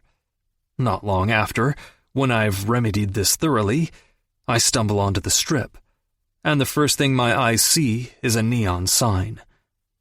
I'm feeling pretty fucking stupid. 18. Now. Farley. I get back to my room and flop onto my bed like a starfish, bring one hand to touch my lips before I squeal into my palm. I lose track of time, lying there like that, until dizzy thoughts become languid, and I remember that I need to get ready to meet up with Kara and Shauna. I decide to head down to the hotel bar to fetch some shower wine and a water, humming the whole way like an idiot. I think I twirl on my exit. But when I complete my pirouette off the elevator, the stupid grin plummets, because in steps Meyer, back through those revolving doors, looking furious. He stomps my way and I freeze to the spot. What are you doing here? I look down at my invisible watch again. Really, I need to start wearing one. Aren't you on a plane? I'm not. He's flushed and breathing hard. On a plane, I mean. Then what? Well, for one, I forgot my bag. Oh, okay. Well, don't forget it again. I try to laugh. It comes out as a high-pitched, heh. And 2, Another step. I want to kiss you again, and I want to do it well. He mutters a curse under his breath, runs a palm over his beard. I want to stay. I wanted to tell you that. I just wanted to say the words to you and tell you. I've stopped myself from saying shit before and... fuck. I just didn't want to do that again. You can tell me to go, and I'll go. And nothing will change, Fee. My heart drums a leaping staccato. Yes, I want that, is what I say back, even though there's so many more words in my mind. Important things that I know I need to say but can't manage to push out. You want me to go? He says, his voice clipping at the end, stating it more than asking. No. I want you to stay. And the next moments don't go by in a flash. They go by painfully awkwardly because when you make big declarations without forethought, you don't think about having to wait for an elevator or seeing both of your reflections in the shiny doors with their wide-eyed expressions. You don't consider that you might hop onto that elevator before he remembers that he needs to grab his bag from the concierge, hopping out at the last second and leaving you to ride up to your room alone. You don't think about the state of your hotel room or how you left the Do Not Disturb sign on it, which means that it still reflects what an utter pig you are the moment you walk in. As you cover the bloody tampon trash in the garbage can with half a roll of toilet paper, as you shovel clothes into the closet like a dog digging for a bone, as you hide the disturbing amount of skincare and makeup on the counter, which you fear will be the thing that ultimately reveals how you turn into a troll at night, thus destroying the only shred of feminine allure you barely maintain. You definitely don't think about keeping your phone on you because he might not actually know your room number. I have no idea how long he's been calling by the time I hear it vibrating, but when I do, I answer in a breathy panic. Room 1148. Okay, he says before he hangs up. I look at the bed, the last frontier, and scramble to make it. I specifically avoid a mirror, knowing I'll obsess and spiral further, choosing instead to sit on the edge of the bed and study my hands, the rings I always wear that once belonged to my mom. A band of opals and one with 2 tiny diamonds on a skinny gold band. A square and a pair. They don't match, but they sure look good together, she'd say. It reminds me of the last time Meyer and I were in a hotel room together. The feel of his teeth sliding up the flesh of my finger. The pinch pull of it and the heat of his mouth. How angry and terrified I was with myself over how desperately I wanted to kiss him. How I wanted to tell him everything. Like how he's made me a better person. How he's given me the strength to do that for myself. How I don't even think lemon things are my favorite, but that I order them because they make me think of him, in some small, silly way. How, after losing my mom, I'd been so miserably lonely until him and Hazel. But when I could hardly stay upright, I didn't trust that it wasn't also the alcohol making me see what I wanted to see in his eyes that night. How just the thought of saying or doing something that could scare him away was enough to make me shove it all down again. My head snaps up when the door opens, happy I snuck the latch in there so he only had to push it, saving myself from further greeting awkwardness. I watch him as he flips it back and lets the door click shut before he returns it to lock, the sound ricocheting throughout the space. He braces his palms on the frame a moment before he turns around. "My," I say, when his eyes find mine, and I register that glimpse of panic that matches my own. But then he breathes into a smile, and I fall into it, my steady hammock, and my fear evaporates. At least, all my other feelings overrule it for now. He sets his bag down on the floor next to the desk before he crouches, pulling something out of it. Tums. For your reflux later, he says when he stands and gives the bottle a little shake at me. It probably shouldn't have the effect on me that it does. Tums are hardly an aphrodisiac. But it's the fact that even amongst everything, he took my passing comment to heart and put my needs before his own. That he took the opportunity to do something small that he knew would make me laugh. He's there, jacket sleeves pushed up on thickly built forearms, brows lifted, that bemused look on his wind-blown face, piecing together in such a way that it's somehow obscene, him shaking that antacid my way. I'm floating, filling with heat and this rising feeling in my chest. So much love and adoration for this man. So I stand and walk over to him, slide my palm up from his chest to his jaw. "Thank you," I say, before I weave my fingers in his hair and tug his face down to mine. There's a desk and a bed, and yet we end up against the wall at first, his mouth devouring my own. "Shit. Sorry, are you okay?" he asks when my head thuds against it. "Yes," I manage through a small laugh before I dive back in, desperate for more of his kiss. His hands splay out against my ribcage as he slides me up the wall, body pinning me there. And I can't help myself. My hips undulate, seeking friction against his thigh, sliding against an equally hard part of him in the movement. He hisses, and I let loose a gasp. "I'm sorry.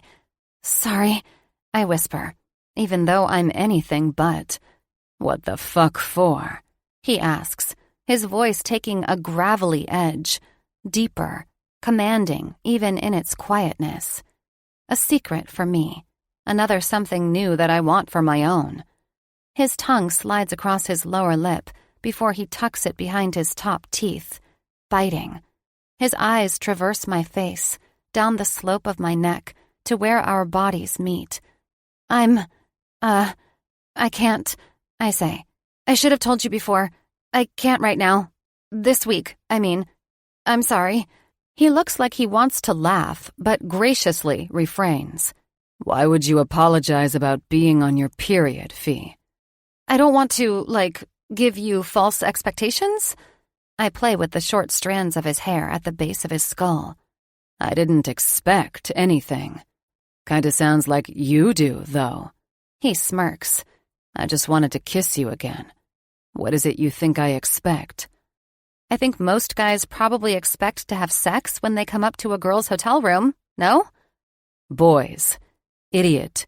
Juvenile boys, Fee." He growls. "I plan to savor this. You. And maybe I like the idea of making you wait for the rest." He smiles at my little sound of protest. "Now shut up and let me keep kissing you." His mouth goes to my jaw, down my neck, tongue dipping to the hollow of my throat before he pulls the strap of my camisole aside and kisses just below my collarbone. I tug on his hair and bring his mouth back to mine, eating up his small grunt when I grind on him again. He slides his thumb across my nipple before he dips down, nibbles it through the thin material of my top. I don't know what I want, though. More? Less? To go back in time and slap the shit out of Eve for cursing us all with menstruation? I finish the thought by showing him, digging my heels into the backs of his thighs and pressing that aching spot against him in reply. He doesn't hesitate, just scoops me off the wall, finding my lips again before he carries us over to the little armless chair in the corner and sits, pressing me into his lap and pumping my hips once. When I let out a small moan against his ear, he tilts his chin up to me, rewards me with another searing kiss as he drags my hips back and forth again. Each movement ratchets up the sensations buzzing beneath my skin. Closer and closer, in spite of the clothing that still separates us. I slide the straps of my ratty tank top away, exposed and open to the frigid hotel air. And then I look down and realize that I've just whipped out my boobs to my best friend, and it should absolutely feel weird. But the way he looks at me, like I'm some unexpected treasure, has me feeling impossibly confident and sexy. I smile, and his returning one starts out shy before it heats, before he leans forward and catches one pebbled nipple into his mouth and pulls. He works out a rhythm of sliding me against him while he lays more attention to me simultaneously, tongue and teeth and lips, until I'm frenzied, gyrating and circling, friction and sensation and heat, and so close, until his head falls back against the chair and his brow furrows in concentration as the pads of his fingertips spread down to my ass, kneading, squeezing and pressing through my leggings while he works my hips. His mouth falls open and his eyes meet mine as he tilts his hips and presses up against me, and I come completely undone. 19. Now. Meyer. She blushes when she comes, a watercolor pink that spreads across her chest. She does it quietly, with a breathy groan, like that first stretch after waking. It's all I can do to not try and coax another one from her, to start collecting them, hoarding them. I want to build a library in my mind to store them in, with floor-to-ceiling shelves and a rolling ladder. God, you're pretty like this, Fee. She opens heavy lids and smiles drowsily at me. What, topless and quiet? No, satisfied and on top of me.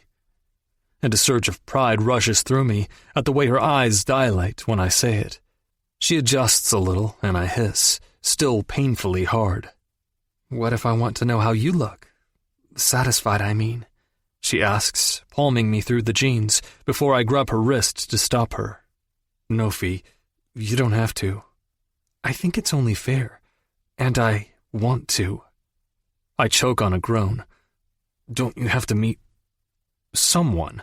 I can't call it to my mind when all the blood in my body seems to be occupying one region. Soon? Though I know it won't take long. Embarrassingly quick at this point, I'm sure. Her eyes dart down to my watch. Shit! Yes, in 10 minutes. And she flies off my lap with a push that has me going cross-eyed in a grunt of pain. Oh my God, I'm so sorry, she cries. I wave her off while I try to catch my breath, balls in my stomach. She starts laughing and I attempt a glare that probably turns into a stupid-looking smile when I realize her top is still pulled down. I'm so sorry, Mai. She puts a knee on the edge of the chair between my legs, far enough that I don't clutch myself or flinch harder. She leans over and puts her cheek to mine, whispers in my ear, I'll make it better later, if you'll let me, before she pecks my cheek. She swaggers away, biting the tip of her thumb and a smile, as she turns and walks off to the bathroom. When she shuts the door, I grab my phone as I cough, and change my flight again, before guilt makes me second-guess it. We manage to make it all the way to the elevator before I notice the calm starting to evaporate from Fee like steam. I stupidly assume it's about me. What's up? I ask, aiming for casual so she knows she can tell me if she's freaking out about things, so she knows that I myself am not freaking out about it, despite the drumline that's taken up residence in my chest. She surprises me by stepping my way and wrapping herself around my side. Just nervous about my set and the tour. I feel guilty that everything else is so good, that I want to just go out and have a good time tonight and put it off some more. I normally want to work, you know. I'm distracted, and I feel bad that I like it. I slide my hand around her shoulders and up, touch her soft cheek, while her other one presses into my chest. I don't know if I should feel good about her being distracted, even though she says she likes it, because I certainly don't want to be a mere distraction. I also don't want her work to suffer, though, so I try not to complicate things further by demanding we put a name to this thing between us and define it. I put on my manager hat for the time being, or at least I try to. These various hats I've been wearing all suddenly seem too small. We'll work through it. It's probably all better than you realize, as usual. But I get it, and I know you've been putting extra pressure on yourself. Fun will probably do you some good. I don't want to brush it off, want her to know her concerns are valid and that I'll help, while still making sure she allows herself a break tonight. We always work through it, and she always exceeds every expectation, including her own. I am telling you, the barometric pressure in the atmosphere changed when these women all met in a room. It wasn't some sloppy girls' night or frilly bachelorette party. I'm saying you could taste violence in the air. They went after it all, hard. Fee has everyone in stitches talking about the PTA night. They truly didn't give a shit about anyone's intention.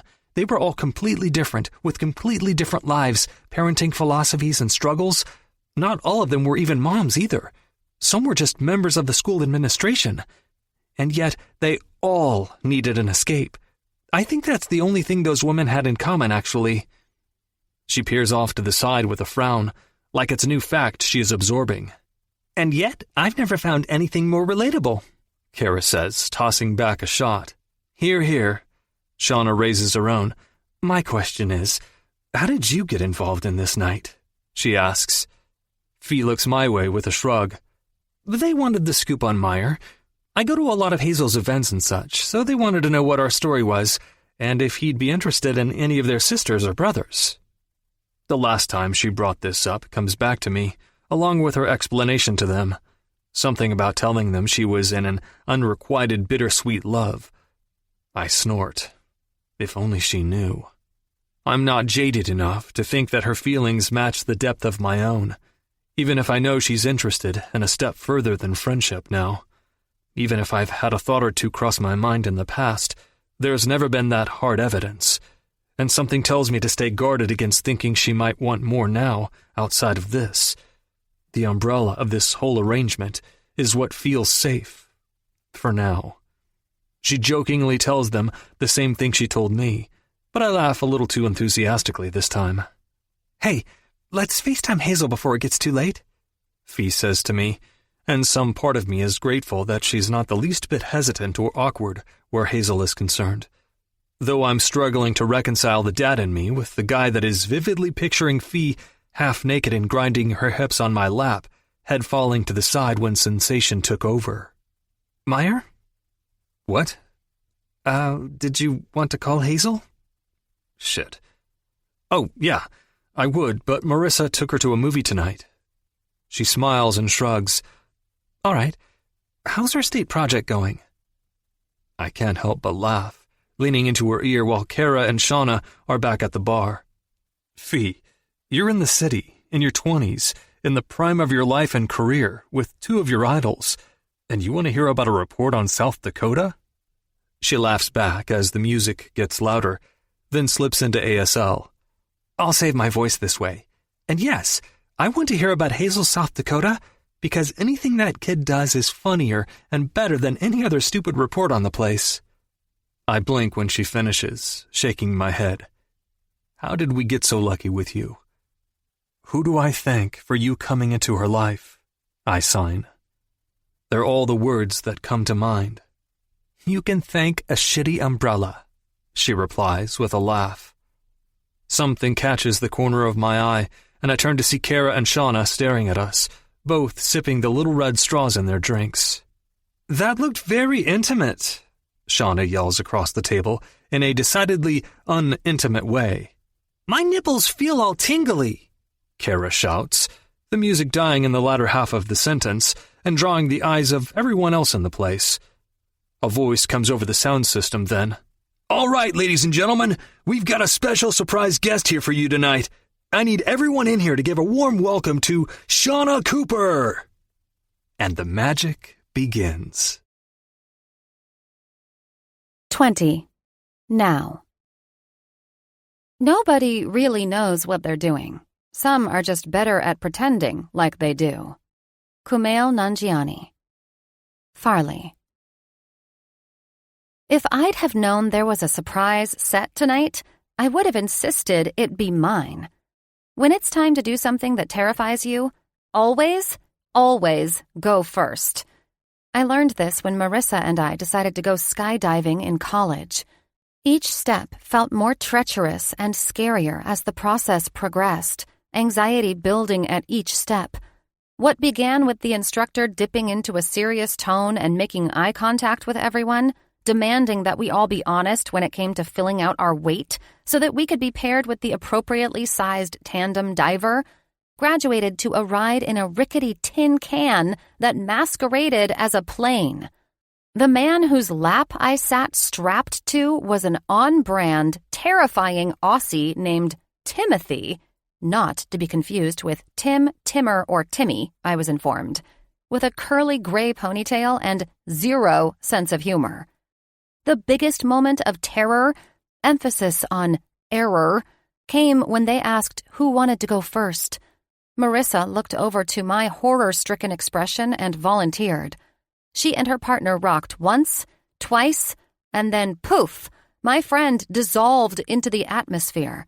I actually screamed over and over until they calmed me down and told me she was fine, that it was just the velocity that made it look like she evaporated. I eventually sucked it up and went, swallowing back bile and unable to enjoy the experience until halfway down. It wasn't until I went again, a year or so later, and was first to jump, that I found it to be the exhilarating thrill that so many claim. So, as Shauna makes her way out onto the stage, and as people whip out their phones to make calls and take pictures, my anxiety begins to rev up, and it's solidified when she absolutely kills it. The room does not stop laughing from start to finish. The jokes manage to be relatable even as she talks about mingling with celebrities. They manage to be moving and eye-opening on issues I've been clueless about. She's so naturally funny, so creative with her poignant take, and so fucking brilliant. It makes me suddenly wonder if I'm on some new messed-up game show. Like Punk'd, except they tell you you've accomplished a dream before they pop out and tell you they were kidding. You were only nominated for charity. You're actually not good enough. Cue laughter cards. Well, I think it's safe to say that stuff is staying, she proclaims after dancing her way back to the table. I try not to do this thing where I make everything about me. And because I like Shauna, because I've worshipped her from a fan standpoint and I genuinely enjoy getting to know her as a friend, it is easy to be happy for her success. It's also easy to enjoy sharing the same atmosphere of that kind of talent. So I set aside my inner bullshit and focus on those parts. Plus, I'm buzzing, between drinks and laughter and the high still lingering from earlier.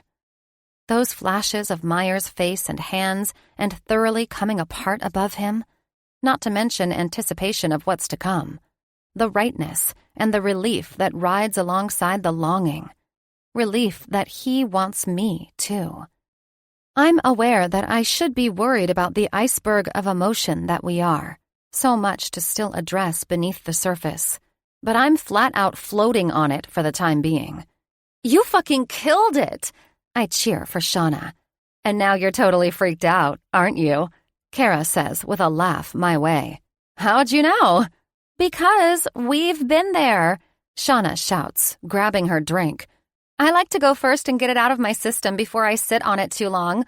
But I gotta say, I think you need to work with that PTA thing and play off of that.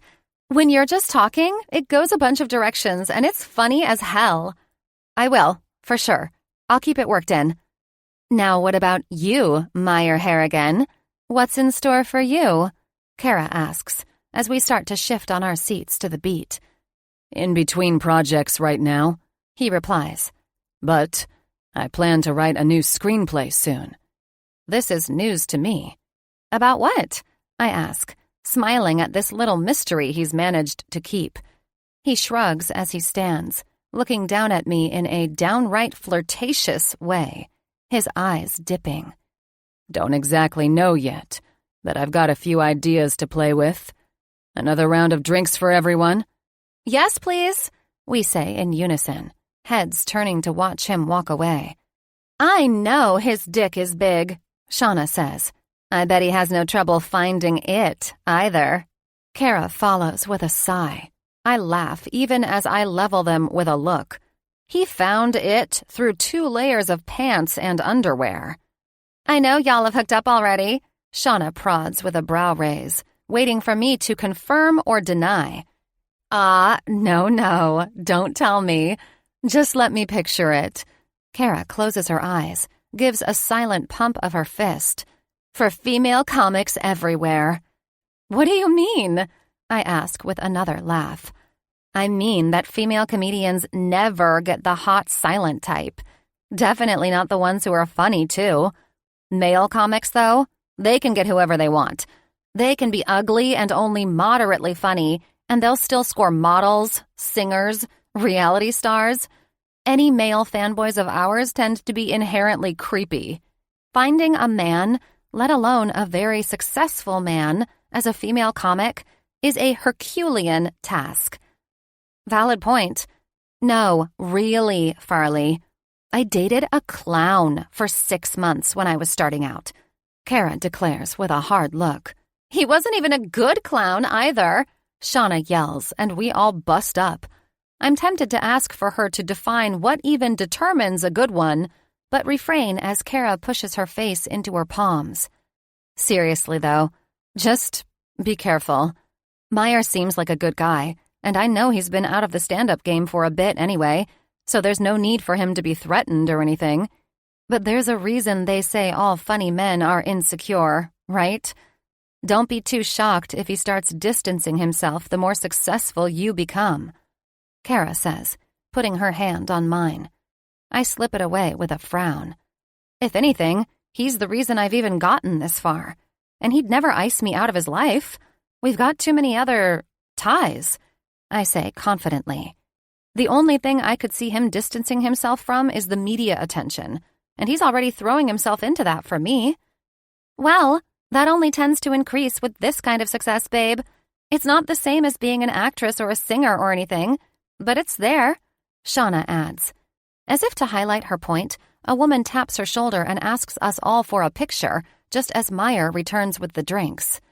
Will you take one of the 4 of us? She then asks me, pushing her phone my direction. I look up in confusion, it clicking when I see the looks of sympathy on all 3 of their faces. Of course, I shout brightly. I nail the smile to my face while I take it. You're gonna want one with Farley Jones in it, too. Trust me, Kara says, yanking a guy over to take one of all of us. I appreciate the vote of confidence, even if it's embarrassing. Even if Meyer's stroke on my arm feels like it's trying to be reassuring. Of course, she knows their faces. I'm still more new. Newer than all of them. It's not shocking, and it shouldn't bother me. It shouldn't. It doesn't. The remainder of the night is everything I could have hoped for. Tyson meets us at another bar, where he and Meyer hit it off, slipping into manly conversations as the 3 of us slide onto the dance floor. It's pushing 3 a.m. by the time we make it back to the hotel. I flop onto the cloud of the bed and rapidly kick my shoes off, exhausted and exhilarated. When I prop myself onto my elbows, Meyer has his bag on his shoulder and a tired smirk on his face. Wait, where are you going? I ask, wishing I could sound less needy. I had to get a spot on the 5 a.m. flight, so I gotta just head to the airport now. If I lay down, I'll crash. Why didn't you say anything? I would have come back way earlier. I stand up and approach him, already forlorn. Because we were having a good night. He brushes a strand of hair from my face with a sigh. Your flight's later today, yeah? Not until 4. Too far away. Okay, good.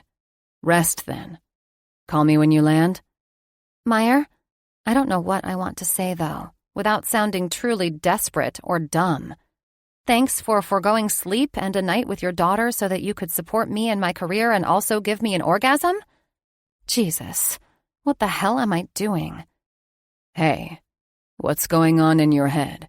He asks my expression, eyes flicking to my forehead and back like he can read the thoughts there. I'm just sorry you stayed away an extra night and lost sleep, is all I can bring myself to say. You're sorry? He frowns, clears his throat a little. Are you sorry about earlier? His tone is limned in careful restraint. God, no, not at all. I'm only sorry I couldn't return the favor. My cheeks heat, not nearly as confident as I was those moments after. Fee. He waits until I look at him. No more apologies, please. Especially since I've been thinking about that, imagining it, for a very long time. You have? He nods. Once. His hand comes up to cup my jaw, and he drags his thumb across each of my lips. Let's just say it was more satisfying than you realize. And then he leans down and kisses me. Call me later. He leaves the room, and I watch him through the peephole, waiting until he's cleared the corner and out of sight before I turn around and slide down the door, melting in a puddle of bliss. 21. Now. Farley. I somehow manage a few hours of sleep, even as I'm counting down the hours and minutes until it's time to get back home. I fling a little wink at my own reflection on my way out of the room. Proud of you, girl. Proud that I have refrained from texting Meyer all day. Proud of my killer impression of an I've got my shit together and don't lose my cool over a man woman. No matter how fucking sexy, sweet, intelligent, or impressive that man is. No matter that he is the best friend I've ever had, and I can't wait to know how his flight was and who annoyed him on the plane and what he and Hazel had for breakfast. I wonder if he worries about Hayes as a teenager. Wonder what she would think of us together, if it would change things at all. And there it is. The anxiety, the worry that pulls me under for a second, a wave crashing over me. A feeling that immediately synchronizes with the realization that Meyer himself has not texted or called me at all. The thoughts submerge me further. By the time I pull into the airport, I've worked myself into a knotted wreck and decide to do my best impression of a mature adult with conflict resolution skills. I call him. It goes right to voicemail. I try again, and the result is the same. Try again when I get to my gate. Storm clouds gather in my mind, hovering over the churning ocean of my thoughts. It's astonishing how quickly my brain can go from congratulating myself, proud of how I owned up to some of my feelings, even celebrating how that panned out, to borderline loathing and disgust in the same day. He absolutely regrets hooking up. It was a result of too much forced affection, too much buildup, so of course he'd gotten confused. That's the only reason he thought he wanted to come back. Watching you come on his lap probably forced reality back into his brain, and now he's going to want some space. You're no seductress, Farley Jones. That's probably the impression you could pull off the least. You have farted in front of this man. An accident, but still. Not a lady toot, either. It was a Brussels sprouts are my food hyperfixation at the moment kind of rip. You are gross. Remember what your father always told you? Men don't want girls with foul mouths and bad manners. It's unbecoming. Men don't find your cavalier attitude attractive, let alone sexy. Men don't want a dirty, unorganized woman. Men don't want a woman who wants to be lazy for an entire day, then immediately wants to take on 12 projects, plus a hike and a new hobby on the following. Men don't want a woman who spends a day in bed after having her soul ripped out by a book, or who gets choked up over a song. Stop being so dramatic. Men don't want women who fill every silence with a joke or a whelp, just because they can't sit still or quiet for 5 minutes with people they can barely tolerate. Meyer has been subjected to all of that. Every side of the warped, bouncy ball that I am. More than I've allowed any other man, really. And even to those other men who I've dated, the ones who've seen the bits and pieces, to them, I've always been charming in my quirkiness, in my crassness. I'm a good times gal, the friend, the jester, not the kind of woman they fantasize about, who gets under their skin. How could I expect his feelings to be like mine? I can't expect that of him. I need to give him space. to respect it when he inevitably tells me he's changed his mind about this and that it's gotten out of hand. This is why I had reservations. Look at yourself. This man is doing this for your career, and yesterday only happened because there's been too much mixing. Maybe it was the football.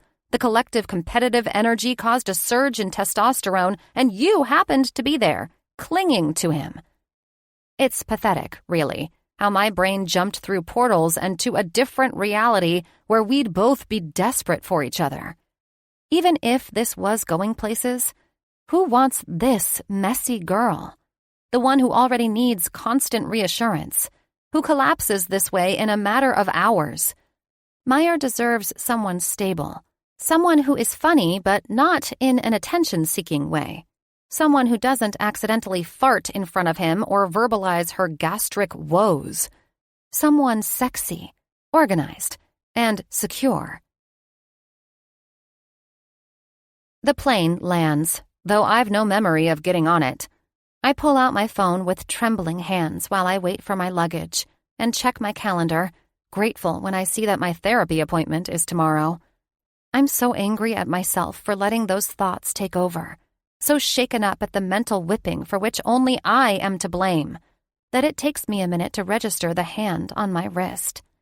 When I look down to Hazel's face and spot Meyer following behind, I collapse onto my knees and hug her. My people. My girl, whether or not I get my wish where Meyer is concerned. I pull away, crying. Hazel's frightened face is comical. Fee, I saw you 2 days ago. I know. I was listening to sad stuff again. Not exactly a lie. What are you guys doing here? I swipe at my eyes, shift my gaze over to Meyer, his expression agitated. I wonder if he wants to go to me even half as badly as I want to go to him. He braces his stance and starts signing rapidly. I fell asleep when I got home and forgot to plug in my phone. Alarm never went off then, and when I woke up it was time to grab Hazel since I gave Marissa a couple days off. So I flew out the door to get her, and then He corrects himself when Hazel smacks him. We wanted to pick you up. I didn't have time to get back to the house for my phone and get here to grab you. Then, out loud, I hope this is okay. Is it too much? I'm not smothering you, am I? He scratches the back of his neck, and an impossibly large bicep rolls. I swallow the lump in my throat, laugh a short, hysterical little sound, but manage to shake my head. Not too much. Believe me, I am too much. He looks a bit confused, but accepts it for the time being. Do you want to get pizza with us? He asks. Then Hazel slaps his leg. I can't read lips. Do you want to get pizza with us?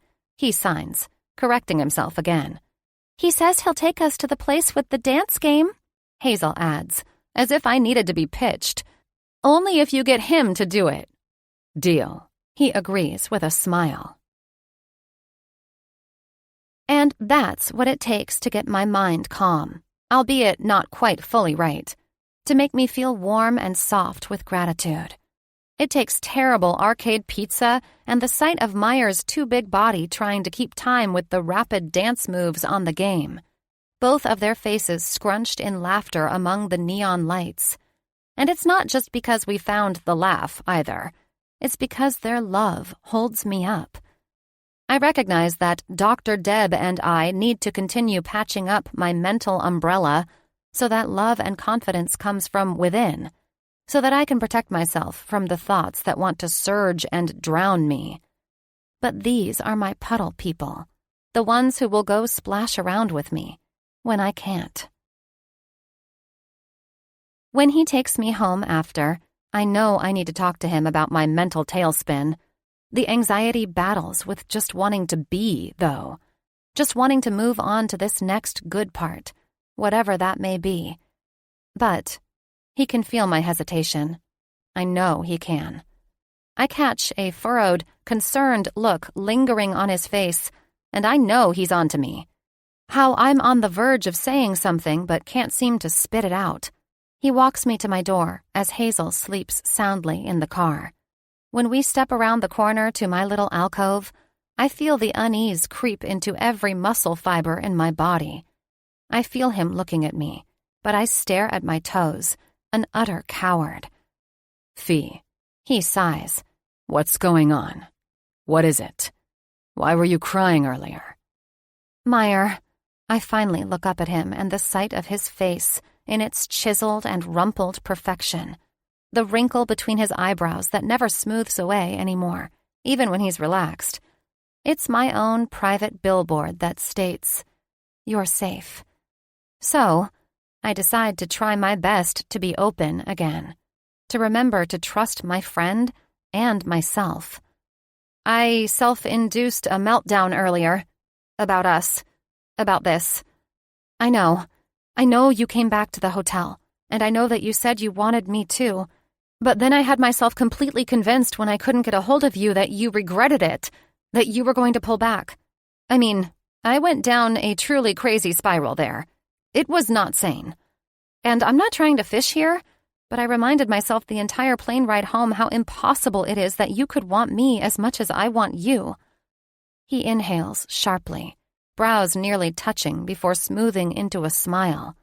If it was an art piece, it would be called Tentative Relief.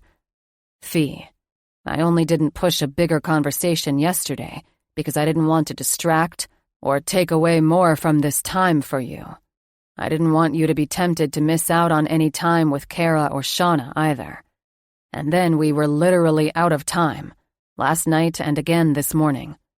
Honestly, when you seemed fine afterwards, it made me think that you weren't as affected as I am. I think the only reason I didn't have a similar spiral is because I didn't have the same amount of lucid time to let myself after the whole phone mishap. A hollow laugh fans out of him. My time between getting haze and driving to the airport was enough, though. He inhales when he registers my returning smile. But now I gotta know. What would make you say that? About me wanting you as much as you want me? How could you think that now? He runs a knuckle down my cheek, and I lean into it. Because, Meyer, I groan. Because it's embarrassing, and I feel insane and hate putting my insecurities on blast almost as much as I hate having them. I'm genuinely confused, Fee. I need you to help me out here. I just shake my head silently, trying to summon the words. Why is this still so hard? This real part of life. Why do I feel like I'm always doing an impression of someone else? Someone funny who doesn't care about the disapproval. Someone sexy and confident. Someone who communicates, who goes after what she wants. Do you really have no idea how fucking beautiful you are? Or how much I care about you? How much you mean to me? To us? Meyer says. I do know that you care about me. I mean, you wouldn't have agreed to this if you didn't. I do know that. But I'm realizing what's at risk here. If this blows up in our faces, I'm realizing how scary it is. And, God. Okay, fine, I'll just say it. I suck in a breath. For the first time, I'm also really thinking of all the dumb shit I say and do on stage. I feel like I obliterated most of the sex appeal I may have had at some point. I admit it, my hand flapping up before it slaps against the side of my thigh. I've admitted it, and I'm angry at it. Angry at the honesty of it. His response is to laugh. My face dives into a glare. I'm sorry. I'm not laughing at you. Well, maybe a little I am. He says. I fold my arms and lift an eyebrow before he moves, backs me against my door, and cages me in. I feel my eyes widen, hands clamping down to my sides. He smothers the laugh and sharpens his attention to my face. When you're on stage, talking about fecal matter or awkward sex, or even that bit about the time you developed a crush on your barista, which makes my blood actually boil, by the way. Do you know what I see? He doesn't wait for me to respond, his smile going tortured. I see the way the lights make your eyes sparkle. The way you grin so big, I feel it in my sternum. Your hair. Jesus. You have the most incredible hair. I couldn't give a shit less about hair until I started looking at yours. It's shiny and smooth, the prettiest color I've ever seen. I love it when you do it that one way, all wavy. You'll wear it in a ponytail, and I imagine wrapping it around my wrist, letting it slip through my palm. He lets out a shaky breath, and I feel it on my lips. His eyes dip to them. I see the way your ass looks in whatever it is that you wear that kills me. Do you realize that every time you bend over on stage, you stick it in whatever direction I am? It's agony. I don't care if you're yards away from me. It's like a homing beacon, and it's every single time, Farley Jones. And I try to be a decent guy. I swear I really do. But I'm not a fucking saint. He shakes his head ruefully. I imagine you bare and bent over for me at least every single day. You could be up there talking about the various states of your underwear, and all I get hung up on is picturing you in your underwear. You'll do some wacky voice, and when you get extra animated, sometimes your hand will slip into a sign, and I'll think, oh my God, that was just for me. Even though it's only one word and it's unintentional, because no one else notices, I latch onto it and hoard it to myself. And later, I take those moments out and examine them. I obsess over them. I think about how you make a joke sometimes, and it makes me want to write an entire movie or show based on it because it's so goddamn intelligent and funny, and yet it also has this extraordinary heart, because it's you. My palms press into my door as my chest rises and falls, my heart twisting and pulling in my throat. I look at his mouth as he wets his lips. His head tilts and he snags my eyes with his again.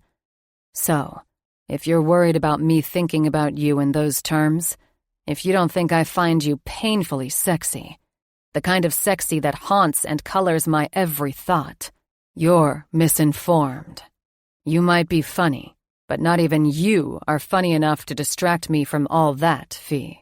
And then he bends and leaves a peck on my open, dumbfounded mouth before he pushes off the door and turns away, leaving me to go on speechless.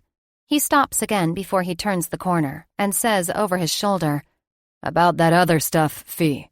I'm scared too. I'm so damn terrified that it's taken me years and this deal to work up the courage to risk it." He turns all the way then and meets my eyes. But I figure if it means that much to us both, then we just can't let something bad happen.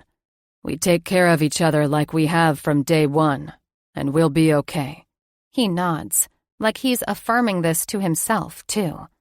Plus, we agreed in the beginning, and no matter what, that stands. And he walks away, just like that. He's said it out loud, and it's there, an ever-present speech bubble hovering above us. And instead of letting it catapult me into thinking, what if you're no good for him, though, and he's just the only one who doesn't realize it yet?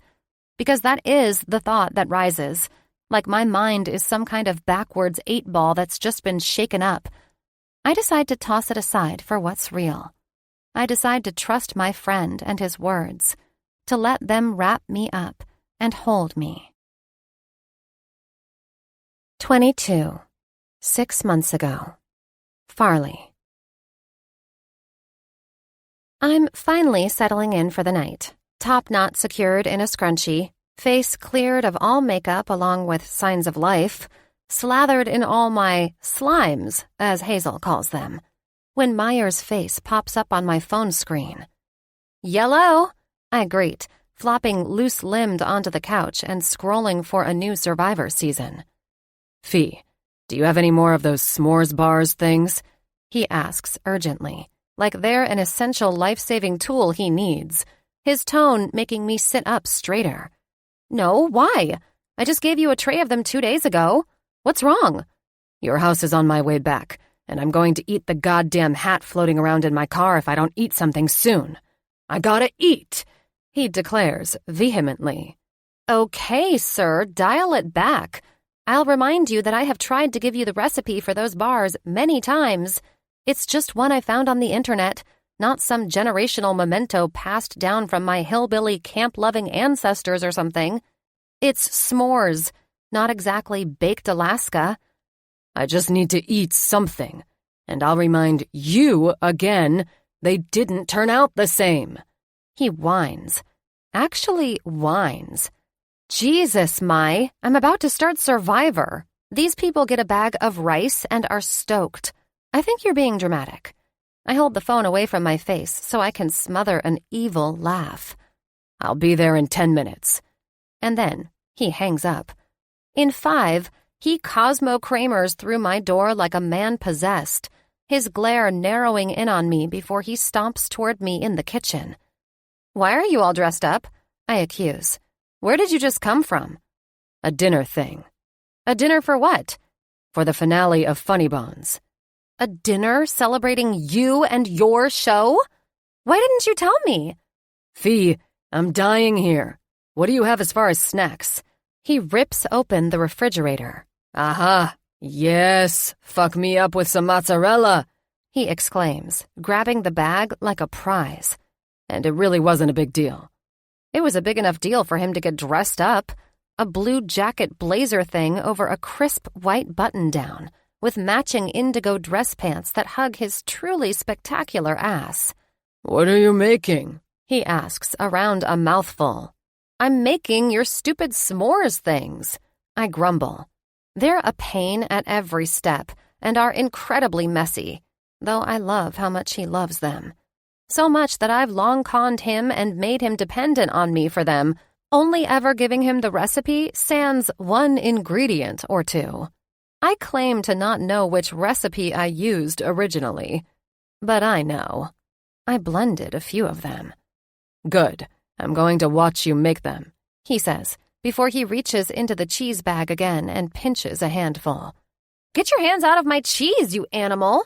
At least get a bowl, I demand. He dips his head back, showing off the column of his throat as he drops some in his mouth. And no, I don't need you hovering while I make them. You mad at me or something? I mean, I wish you would have told me about your dinner. I would have wanted to celebrate you too, I admit. I was a co-writer. It wasn't about me at all, Fee. It was for everybody. His eyes widen when he realizes what he said. I carefully set down the rolling pin that I'm using to painstakingly fine-crush graham crackers and drag my eyes to him. Does that mean the cast was there too? Fee. Meyer, did you deny me my one chance to meet Dermot Mulroney? Fee. And then you come here begging me for treats? Nuh-uh. I set everything aside and go walk to the couch haughtily. I hear him sigh behind me and zip up the cheese. Jones, I'm sorry. Would you believe me if I told you it was because I don't want to share you? I scoff, even though the statement fills me with a frothy, bubbly feeling. Meyer, I stand in front of hundreds of people for a living and wax poetically about my innermost thoughts. I quite literally share myself with whoever cares to listen. I glare at him over my shoulder. Exactly. Maybe I just don't want anyone else interested in you or your s'mores bars, he says lightly, trying to pacify me, pouting his lips and lifting his eyebrows in a "forgive me, I'm a cute man baby" sort of way. He's the first to relent with a sigh. I'm sorry, Jones. I don't believe you, Harrigan. He walks around to stand between me and the TV. He's ditched the jacket somewhere and starts rolling up the ends of his shirt sleeves, exposing miles of well-developed forearms, my eyelids peeling further and further apart with each inch. I bet I could swing from those if he'd let me. I swallow and try turning up the volume to distract myself, remind myself to blink. He thwarts my efforts when he steps in every direction I try to lean, blocking my view until I give up, turn it off, and lift an eyebrow his way. I catch the wisp of a smirk, but he smartly flattens it and puts on an earnest face, hands on his hips. I mean it. I didn't think. I didn't even want to stay long, and I think I assumed that everyone else is miserable at those things like I am. I should have invited you, and I promise I will next time. Maybe then I won't be so miserable. I'm sorry. Farley Amelie Jones. I make a sound in the back of my throat. Don't use my middle name. That's cheating. It makes me feel all feminine and lovely, which makes the reptilian part of my brain want to follow it up with a burp. And then the avatar currently operating Meyer's body gets on all fours and begins to crawl towards me. I'm unable to look away. What are you? He folds his hands in front of him, sitting up on his knees, and then he juts out his lip in the saddest, most pathetic pout I have ever seen. Please forgive me. He flutters his eyelashes. I can't help it. I snort nervously. He's so ridiculous and unlike himself. You must need food. You're acting loopy. Why didn't you eat at the party? It's Hollywood. There's never enough food at those things, he replies before he resumes his pouting and phony lip quivering. Fine. I move to get up, and he wraps me in a hug from his knees, almost knocking me back over. My hands flap at my sides, his cheek against my belly button. And instead of patting his shoulders like a normal hug from any other normal human in this position, my hands both go to his head, cradling it, nails lightly scraping against his scalp.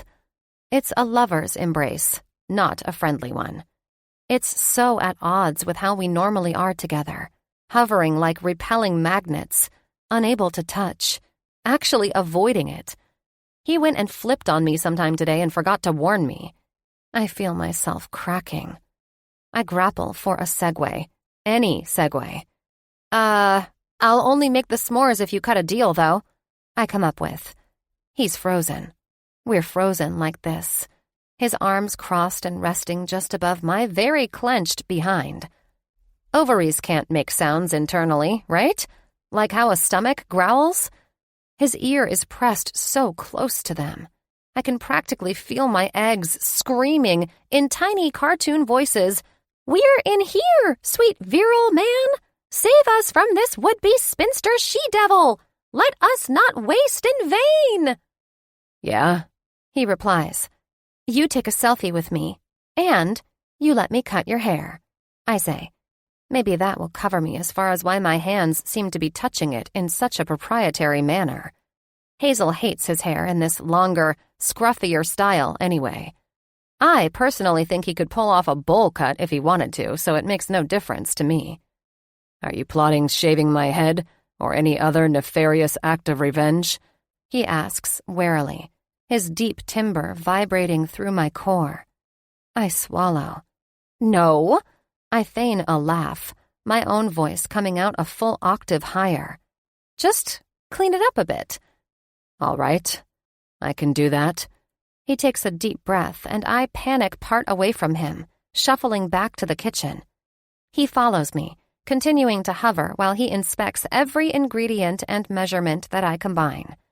He's clearly suspicious, stopping mid-sentence to say things like, "Okay, wait, how much of that?" And, "How long did you mix that then? And that went in first?" He leans back into the counter on his palms, head angled my way while he continues to watch me work, as he shares anecdotes from the party, some of the drama from the show that he's neglected to apprise me on, tales about entitled celebs and their insane demands. I'm more interested in the smaller, pettier gossip, though. The set designers clashing over a wallpaper, the sabotage and food-stealing wars. He nods to the bowl with a frown when I've stopped working, when I turn my full attention to him in shock after hearing how one sound tech paid for Ubers for a week just so he could leave his car in the designated spot reserved for his work nemesis. All right. Patience, my guy. I distract him just enough to maintain my secrets. I ask him to go move my clothes to the dryer for me so I can quickly add the browned butter I've discreetly made. And when I pull them out of the oven finally, I ask him to open a bottle of wine so I can grab the flaky salt. I grab a healthy-sized pinch before I close the cupboard and start to sprinkle. "What the hell is that?" His voice sounds, inches from my ear. In my panic, I throw the salt over my shoulder. "Fee?" He growls. I turn around, slowly. There's flakes of salt stuck in his beard and the front of his hair. What is that? My jig is up. It's just salt, okay? You never included that on the ingredients list. No? No! He parrots. Well, you'd think you would have seen it on the bars themselves, Meyer. It's not exactly hidden, I say with an undignified eye roll. You've been keeping this from me. It's salt, Meyer. Not exactly groundbreaking. When I meet his eyes, they're crinkled, suppressing a laugh. You didn't want me to have the secrets, did you? He teases, squinting at me. You wanted me needy, begging for it, didn't you? You're high on power. Sweet salmonella, why does that idea make my stomach drop to my toes? I shove a bite of the dough I'd reserved into my mouth to hide my shock. Aw, Fee, don't worry. I'll still be desperate for your treats, whether or not I have your secrets. I go white-hot and cold in an instant. You don't need to. You can absolutely make them on your own now. Save me the trouble. It was an honest mistake, Meyer. I try and shrug, all false bravado. Sure, he replies playfully. For real, have you checked your blood sugar? You've been especially weird all night. I point the spoon at him accusingly, and he laughs, taking a massive, gooey bite. Yeah. We taking this selfie before or after my grooming appointment? After. And really, though, what's gotten into you? He shrugs once, a quick toss of his shoulders. Maybe it is my blood sugar. He frowns. You know what? Maybe it's me. Maybe I'm finally having an effect on you. Maybe I just make you feel younger. I smile with all my teeth and mime tossing my hair. He feigns a gag, but then replies, considering. Maybe. He cants his head to the side with a squint, leans a hip on the counter next to mine. I know you have some kind of influence on me and how I feel, that's for sure. I don't know if I'd describe it as younger exactly. Maybe lighter. You make me feel a little less weary. Blood flees my head in centrifugal motion, and I stand there, mouth suspended in a little oh. Because isn't that the dream? To have a heart that's less burdened simply because of who you share it with? Anyway, he propels himself off of the counter, clearly not suffering the same profound moment that I am. Let's get this cut done. You'll save me from needing to use another babysitter night. This was a mistake of epic proportions. Cutting his hair has my fingers on it, in it, and on him. It's wickedly intimate. It's his eyes cataloging me as I circle him. It's me bending, leaning forward into him to keep the lines straight, his breath ghosting against my wrists or my face. Meyer, do you ever think... I can ask. I should ask. Do you ever think about meeting someone? Do you try? I realize I'm kind of a selfish friend that I never ask. He looks down, considerate again, as he folds his arms across his broad chest. Jesus, he's getting broader somehow. I guess, sure. But I feel like I'm just now starting to get a hold of my life again and of myself. Like I'm just starting to break the surface, reaching calmer shores, sun breaking through the clouds, whatever kind of analogy you want to throw at it. So, I'm not putting pressure on it.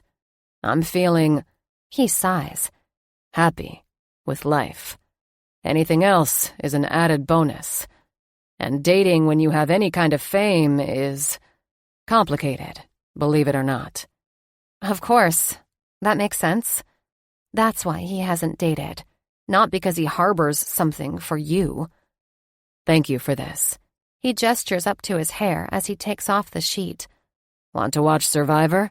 Maybe it'll motivate me not to eat the entire tray. Okay, good idea.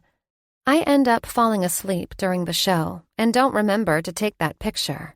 When I remind him the next day, I get a photo message back of him leaning over and grinning toothily next to an open-mouthed and passed-out Me. The photo is from the couch, though I woke up in bed this morning with no memory of walking myself there. 23. Now. Ego is hilarious, especially the vanity of a comedian. As soon as you see one start worrying about how cool he is or about how many stadiums he can fill, he stops being funny. Ricky Gervais. Meyer. Strip it down, I say. Gladly, but Lance and Bob are like right around the corner, she replies. Jesus, I mutter under my breath, when the mental image of her stripping is immediately conjured, abs going tight. Point fee. My eyes dart over to her satisfied expression as she leans back in her chair. Backstage is quiet for the most part tonight, just the low sound of the television in the distance, from where Bob and Lance are sitting in the break room. I meant the set, I clarify. You're trying to layer it too much. Take it apart and get it back to the basics. I cross my arms and sit on the counter behind me. Let it be obvious as I look down the length of her. The look aims to seduce, but lazily perusing her body ratchets up the tension in my gut too. I cross a foot over the other to give my jeans some room. In the week since San Francisco, we've fallen back into our tit-for-tat, but it's graduated to teasing glances and touches, abrupt remarks to test how the other's eyes dilate. Now that we both know we want one another, it's how we pass this waiting period. I'm not sure what we're waiting for, exactly, because since we've officially given ourselves permission, it's all I seem to think about. Where we so often avoided contact before, it's crossed over into being harder not to. But I'm still trying to focus on spending as much time as I can with Hazel before she goes to Ohio, and I know Fee needs both the room and support to work on her material. Which is why we decided to try Lance's and wing it tonight, without Kara or Shauna and that added pressure, just to see what happens. And our game is the thing that's keeping her distracted, keeping her from stressing. We always do some form of this before a show to warm up, a game of wit and banter, challenging and rising. But tonight's improv has rapidly turned downright heated. While it feels a bit like hydroplaning, rudderless and potentially dangerous, I can't bring myself to tap on the brakes or steer out of it either.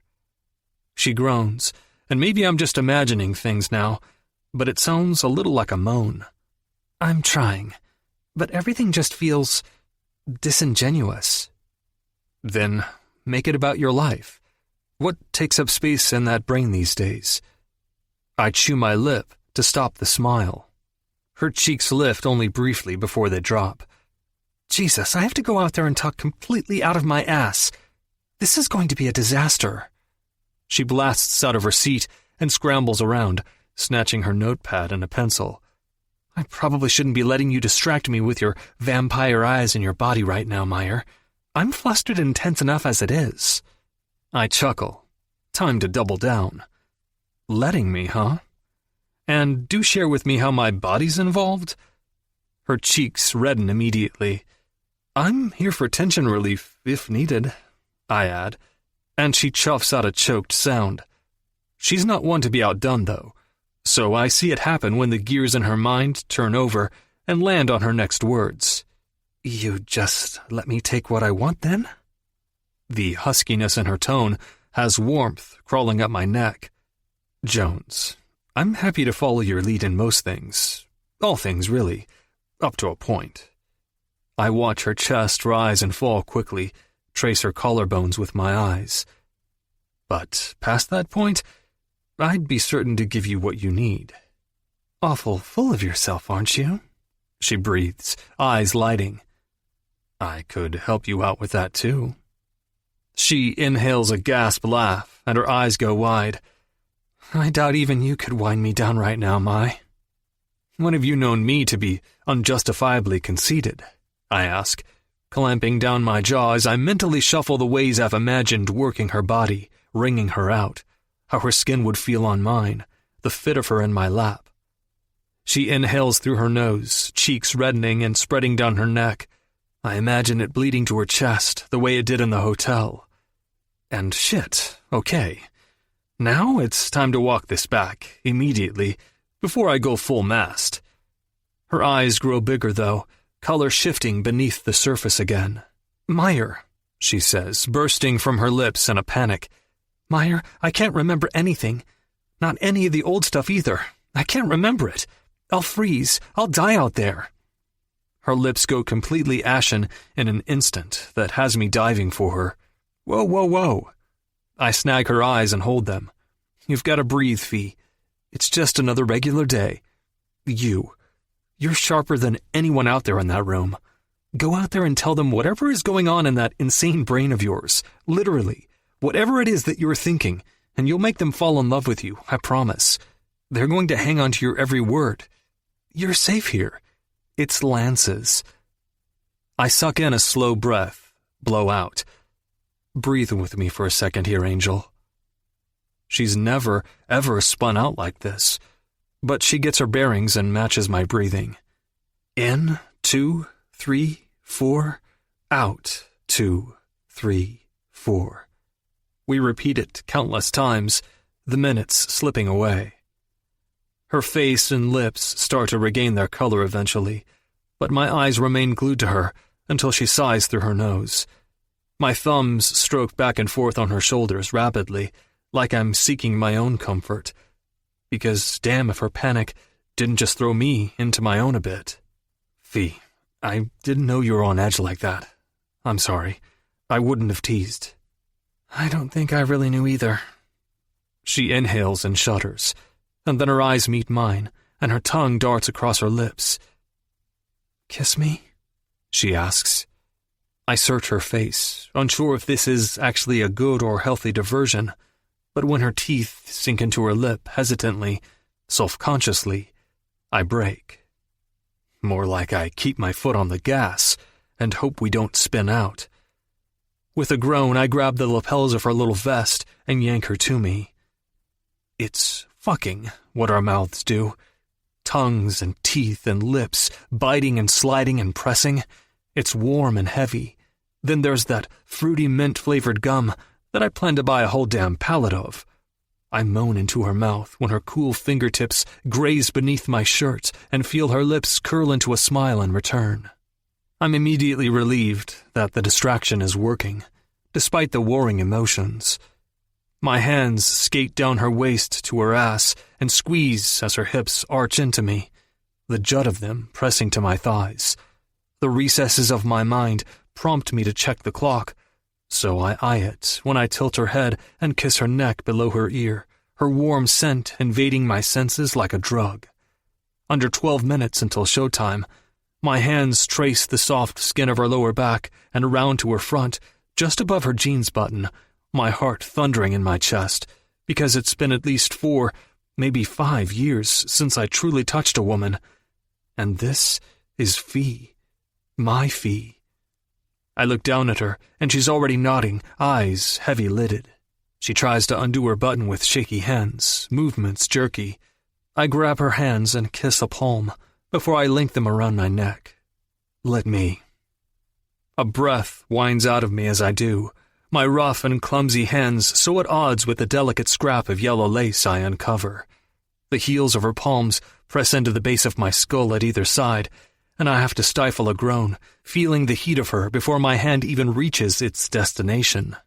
And then when I do... Fuck. My own eyes roll back in my head and I clench my molars together to stop my teeth from chattering because I'm dying to be here. Right here. I press my forehead to hers as she hitches on a sound. I think I could come just like this, I realize. Swallowing her gasps, watching her expression knit tighter and tighter, eyes closed and lost in feeling. I circle and slide, and I feel every tiny noise she makes from high in her throat. Feel like it's me being tugged with each filthy little wet sound. She pulls tighter when I stay right here, not pressing hard, just lightly swiping at a steady pace.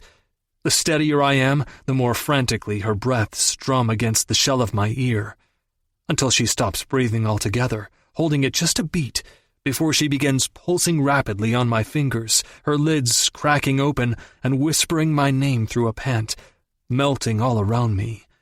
On and on and on. I rest my head against the wall for a brief moment, trying to collect myself before I lean back and settle her on her feet. I zip and button her back up, hands trembling much harder than when they started, my voice even more so when I say, "Fee?" She smiles hazily up at me as I start walking her in the intended direction, shaking my head a little to clear it. "I want you to go out there and tell everyone what makes you angry, sad, happy, horny. Whatever pops into your head, you say it. You go out there and you start talking to them and tell them every funny feeling. It's showtime." And then I spin her around, give her a nudge with a swat on the ass before she steps out onto the stage. 24. Now. Comedy is defiance. It's a snort of contempt in the face of fear and anxiety. And it's the laughter that allows hope to creep back on the inhale. Will Durst. Farley. So, on that note, I'd like you all to give a warm welcome to Miss Farley Jones. Lance calls into the mic. The applause roars as I turn and look back over my shoulder at a smug Meyer, though not sure how smug someone can really pull off while adjusting his pants like he is. The corner of his mouth flicks up, and he blows a bubble my way. A bubble with my gum, I now realize.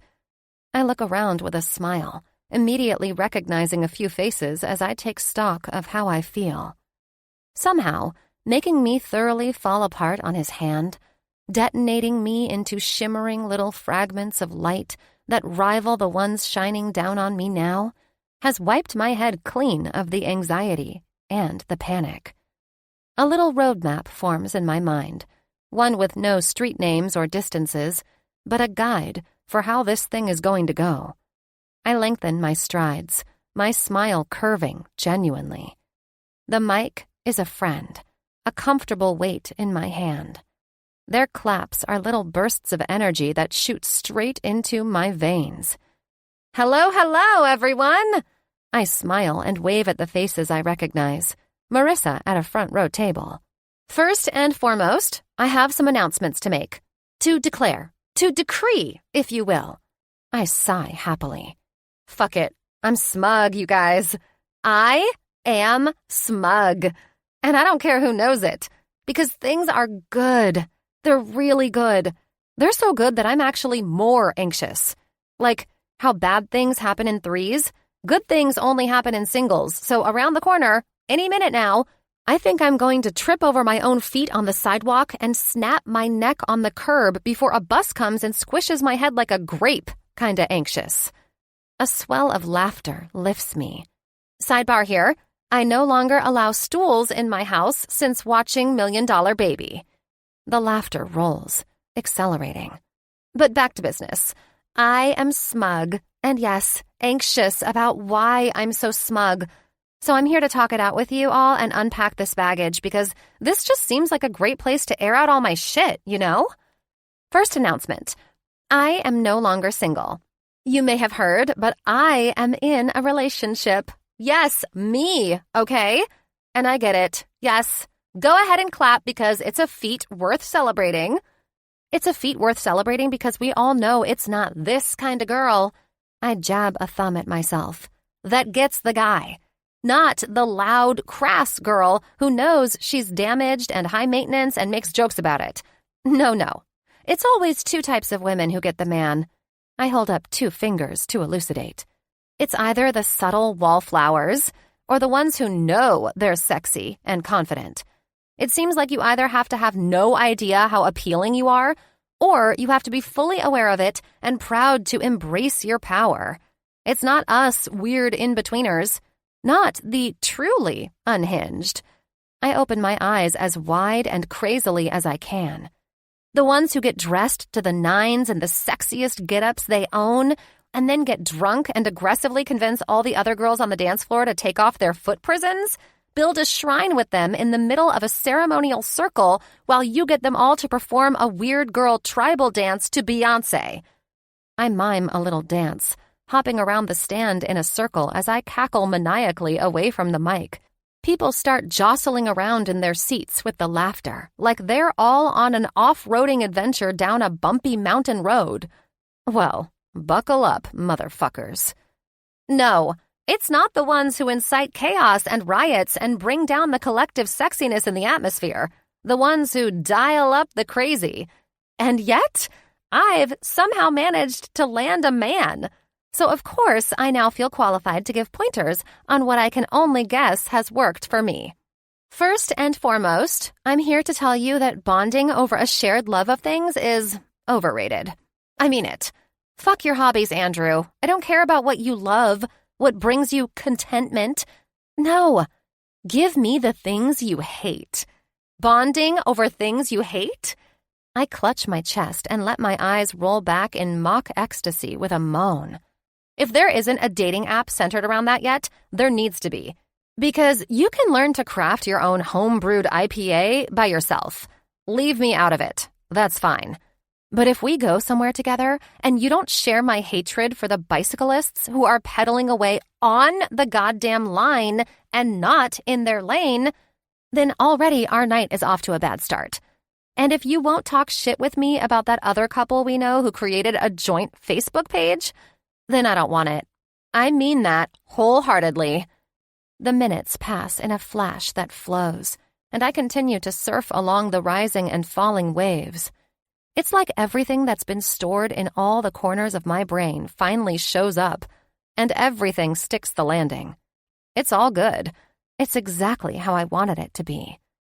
I never say Meyer's name, but I know they all know who he is, which makes it work extra well when I start making the jokes centered around him. It's almost disgusting, really, how great he is. He's so out of my league, you guys. He's hot, and he's funny. Ugh, I know, right? I hate me too. I pop a hip and smile demurely. And he's older, so he just gets it, you know? He's so together, so scheduled and organized and sure of himself. Sometimes he'll do something and I make a fawning noise, start rocking side to side and humming Salt and Peppa's What a Man before I bring a hand out again to count on my fingers. He's always got Tums or Advil on him. 1. He never wants to stay out too late. 2. He goes to therapy. 3, 4, 5, 6, 7, 8, infinity. I put the mic between my thighs so I can count on all my fingers, then pause long enough to let the energy settle, let the appreciation sink in before I flip the script. Now, I want you to think about everything I've just said and apply it to a woman. The laughs start to rumble again. Yeah, not quite the same impact, is there? She's so together, scheduled, organized, sure of herself. Makes her sound like she's not all that much fun, huh? She's older. Don't lie. Your brain went, ew. She's always got Tums and Advil on her, never wants to stay out too late, goes to therapy. Jesus, what is wrong with this bitch? Laughter rises to a rolling boil. I indulge myself in a laugh with them to close that section out. I mean, it really makes you think, doesn't it? It made me think, at least.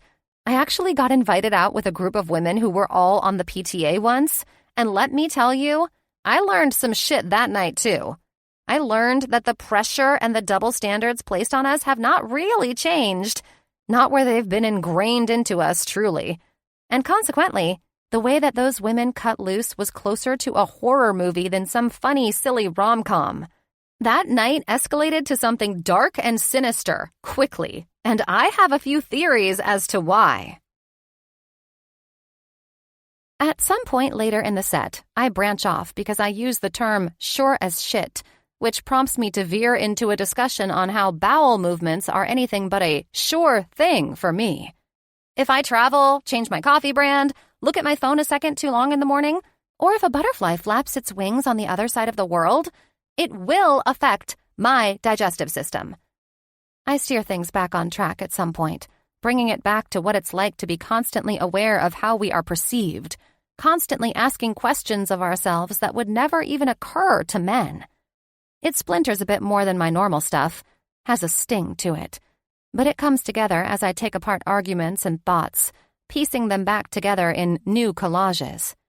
For once, when I find Meyer as soon as I exit the stage, it's not his frown that ropes me in.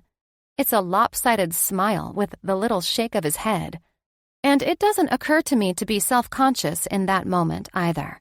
I hop into his arms, lay an obnoxious, smacking kiss on his lips, and say, "Tell me someone got some of that on video so I can memorize it?"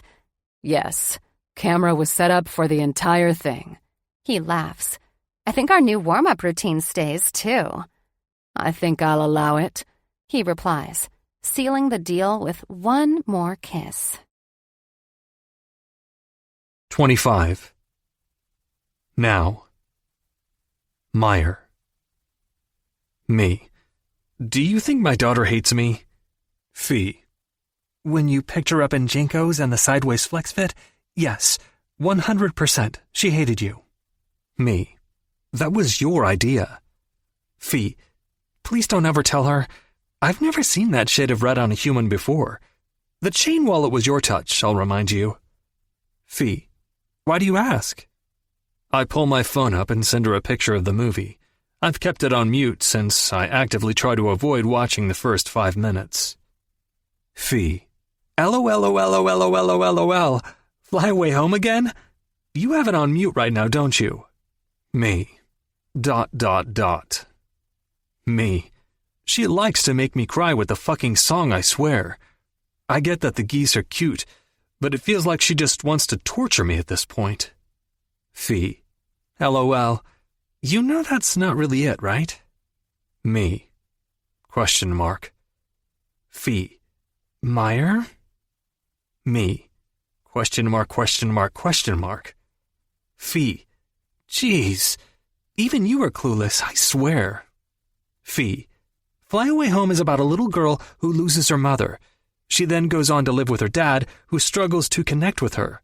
She's angry and lonely and feels isolated. They start to establish trust when her dad lets her keep the geese and supports her caring for them. He builds her own plane so she can fly with them.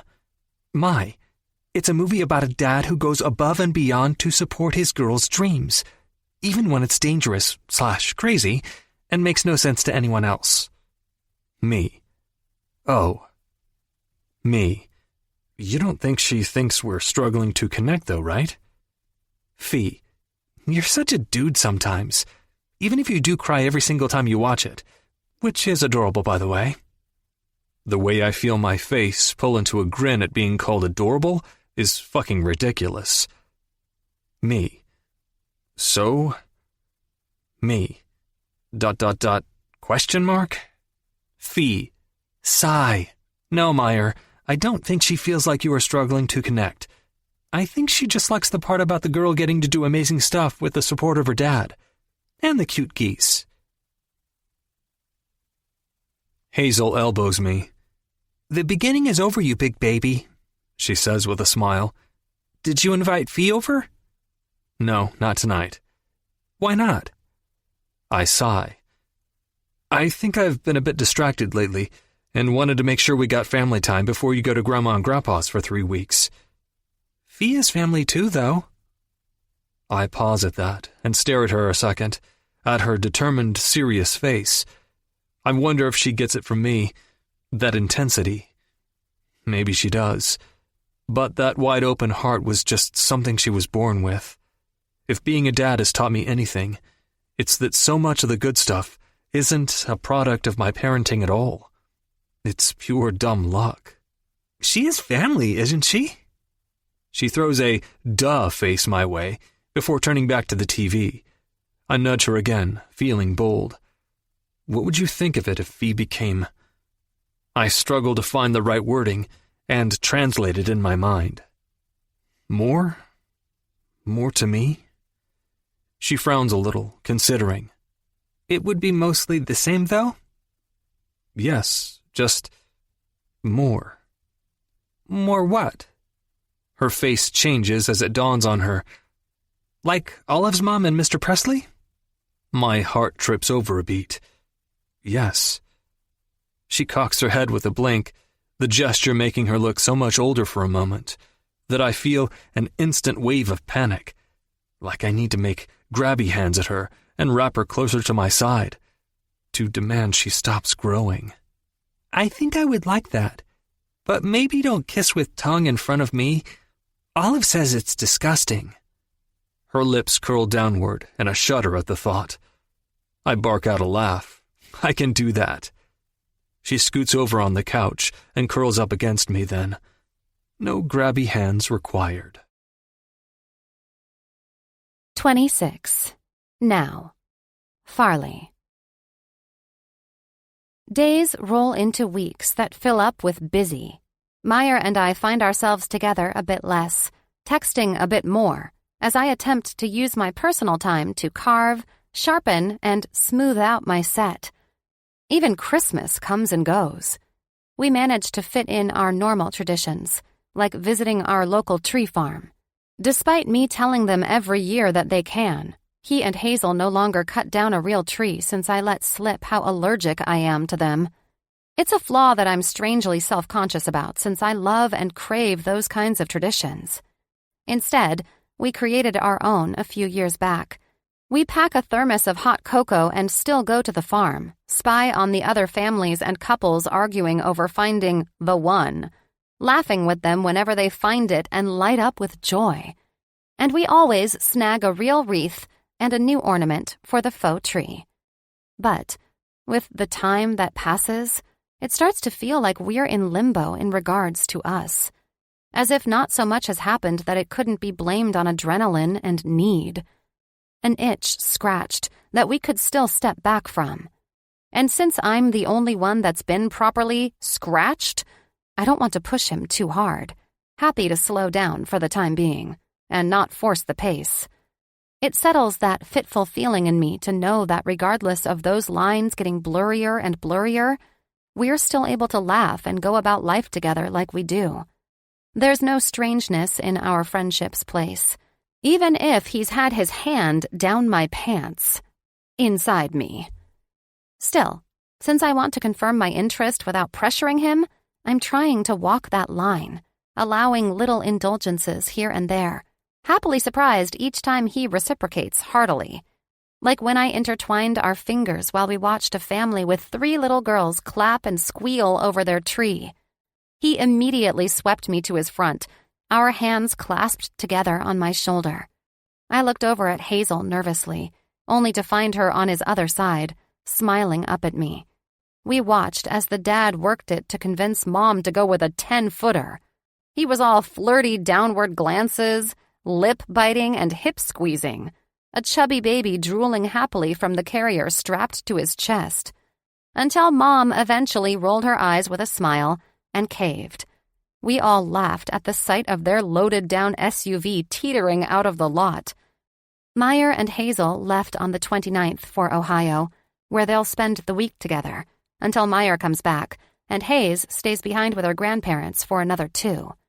It works out that her school is off track for the month, and she'll get to visit with cousins and relatives she doesn't normally get much time with. But I still feel a nagging, hollow guilt over Meyer being away from her for that long. And, truthfully, guilt over my anticipation of that much time together, alone. It's one of those small things that reminds me just how much I am not a parent, and can't quite empathize with all the planning that goes into everything, or the constant duplicitousness of the emotions that go along with it. I love her with something fierce and frightening, almost angry over any hypothetical thing in the world that might get in her way, and I miss her every time we aren't with her. Yet, my mind constantly wanders to being alone with Meyer. Regular daydreaming that is swiftly followed by guilt. Guilt that can't be dissuaded with logic. It's fucking exhausting. It's 6 p.m. on New Year's Eve, and the only cocktail I'm feeling the effects of is comprised of boredom, anxiety, and a splash of bravery. I have the message typed out, The one I've deleted and rewritten at least 100 times lately. Me. Do you ever think about Vegas? There's 2 ways his response could go. First, he could say, "What about Vegas?" He might be completely oblivious as to how close I was to kissing him, how much I wanted to. He drank a lot that night.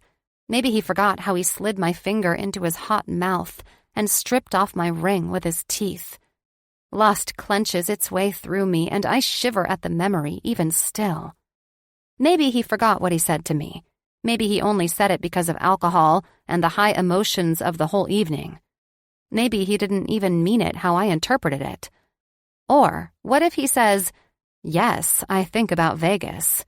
What if he says, "Yes, I think about how I said one thing while under the influence of many overpriced drinks, and you immediately wanted to go back to the room together.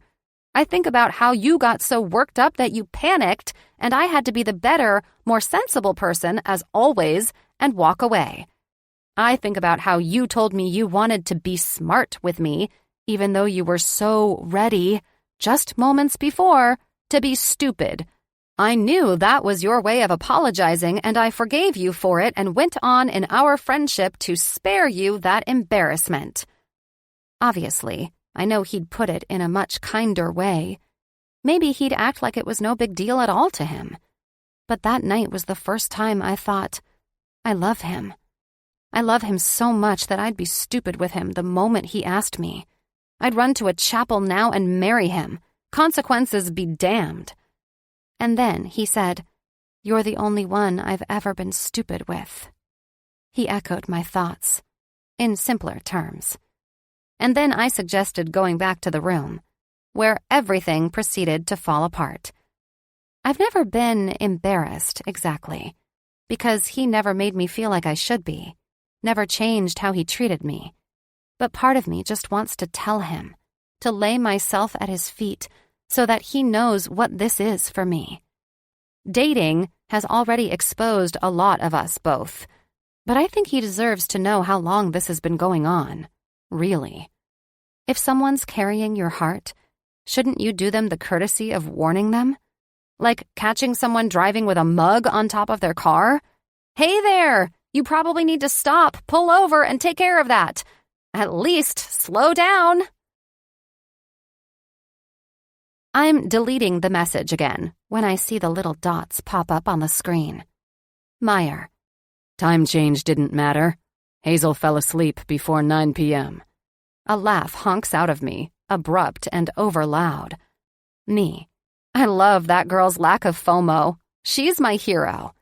The dots pop up and disappear, appear and go away once more. Meyer. We miss you. I do a yoga-worthy inhale-exhale. Me. I miss you too. Wish we were together. I hit send and feel my heart beating through the top of my head. And then something occurs to me. Me. Why don't we ever spend New Year's together? We never have, I realize. The dots appear enough times that I lose track then. I set my phone face down and tell myself to go to the bathroom, force myself to get a glass of water. When I get back, there's finally a reply. Meyer. Hard to go out and do much for New Year's with a kid who loves her beauty sleep. And then another comes across the top. Meyer. And because all I ever needed was an excuse to kiss you, I think. So maybe I thought I had to avoid it. Is this what fainting feels like? A chorus of something rushes through me. Me. Would me wanting you to have been enough of an excuse? If that's the case, you've executed amazing restraint. Meyer. Have I, though? I think about the way his hand slid against me, the pads of his fingers, and their steady, relentless rhythm. Me. You have. Meyer. Guess I'll stop holding back then. I'm still trying to retrieve my eyes and put them back in my skull when he follows it up. Meyer. Can I call you or FaceTime you at midnight here? Something has me feeling shy over seeing his face, but I would kill to hear his voice. Me. Call me. I'm doing the Darth mask tonight. I slap my palm to my forehead after I hit send. He sends you something that manages to come off hot, and your response is to remind him about your red light mask. Fucking hopeless, Farley. I'm surprised when, not 15 minutes later, he ends up texting me again. Meyer isn't exactly chatty. Perhaps this is easier for him this way, too. A buffer. Meyer. How's the force healing going, then? I send him a photo in the terrifying mask because who are we kidding at this point, anyway? Me. Strong with this one. Meyer. How are you feeling about the set? Did you end up meeting with Clay? Me. Better every day. Some parts I love, and I know they're going to kill. Other parts feel a little lackluster. Meyer. They're not, I promise. Me. Thank you. And yes, I met with Clay. He wants me to start posting videos now of everyday, funny things. He claims people will be intrigued by my personality. Barf emoji. Meyer. You can't just type barf emoji. You have to change it to the emoji. Come on. I expect more from a youngster like you. Me. I was being ironic. Also, I was speak texting. It's hard to look at my phone through the glare of the red light. Meyer.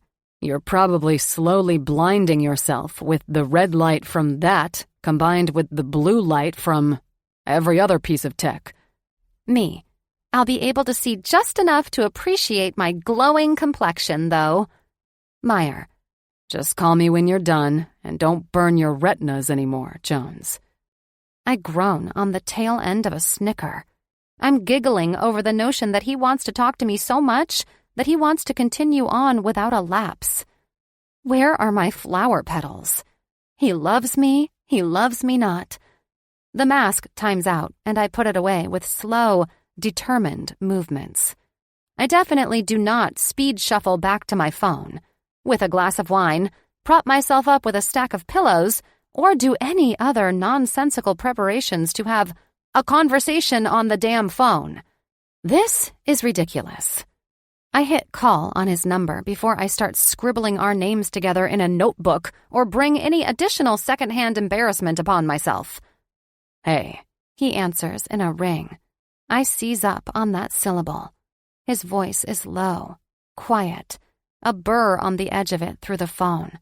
It's not his typical phone voice I hear anymore, the one he uses when he calls to ask me if I want to do a show at a certain venue, or to ask for my help making valentines for Hazel's class. It's now the one that told me how he's not a fucking saint, that he imagines me bent over and bare for him. Hi, I swallow. Give me a sec. I need to move Hayes to her bed. Yeah, okay. My voice is high and tight. All right, back. He sighs. I realized I asked if I could call you at midnight here, but forgot to ask if you had plans already, so I figured I'd better try earlier. I smile. No plans, just doing all my maintenance and chipping away at the set. How's your sister and everyone? I immediately ask, trying to avoid the gaps. Good. The boys picked up quite a bit of ASL, too, so Hazel's having a great time. Good. So, I miss you, Jones. I know I said we miss you earlier, and we do, but I miss you. I miss you too, Mai. Tell me more about your meeting with Clay. Not much more to tell, really. I need to get a little more active with the social media stuff, so I will. He seems excited for the tour. You feel good about him, then? Sure. He seems like a good guy. He's knowledgeable and has a good reputation, he says, his tone seeking validation. Sounds like someone has a crush. I tease. Did he talk to you about Shauna's premiere? He pivots. Oh, that's right. Yeah, that's exciting. Maybe I'll finally meet Dermot. He scoffs, and I laugh lightly. Will you be my date for that? I mean, I know you would be anyway with the publicity stuff, but... Yes, I'll be your date. I breathe. And somehow, in the preceding pause, I know that we're both smiling. Then I'll apologize now, because no fucking way am I letting Dermot near you. We stay on the phone until midnight his time, when his voice grows huskier with fatigue. At 11:59 my time, the phone rings again, waking me. "Meyer?" I say, half muffled by my pillow. Wanted to spend New Year's together twice. Make up for the ones we didn't. His own voice sounds muffled. "I love you" runs through my brain, addled as it is. Like it has 100 times in 100 daydreams before. So crystal clear, I'm not positive I didn't actually verbalize it. Okay. He must have a countdown on in the background, because eventually I hear it get to 10. "Jones, I hope this year is the best year yet," he says over the sound. 5, 4, 3, 2, 1. Happy New Year, Meyer. It already is. Me too. Good night, Fee. Night. 27. Now. Meyer. Tell me something I don't know about you, Fee says. It's day 2 of the new year, and it already feels like we're catching up on this new rhythm and this new dance, where we both know that this has traveled across borderlines into something new. Excited, but checking our pace against each other with every step, too. We talk or text throughout the day, sharing trivial details with one another, funny videos or observations, things that aren't out of the ordinary for us, but have increased in frequency and morphed in tone. Somehow, via phone, I think we're flirting? Yeah, I'd call it flirting. What do you mean? A thread of worry tugs when I think of the conversation I know we'll need to have at some point about our work partnership. I mean, tell me something I don't already know about you. An embarrassing dating story, an irrational fear, an oddly specific dream, or some niche thing that will be the measure of success and happiness for you. As in... I'm struggling not to laugh at the budding annoyance in her voice. As in, did you know that I've been practicing yoga for the last year? Really? Yep, Dr. Deb recommended it. She told me I needed to be able to sit quietly with myself with my own thoughts and feelings. She sighs through a laugh.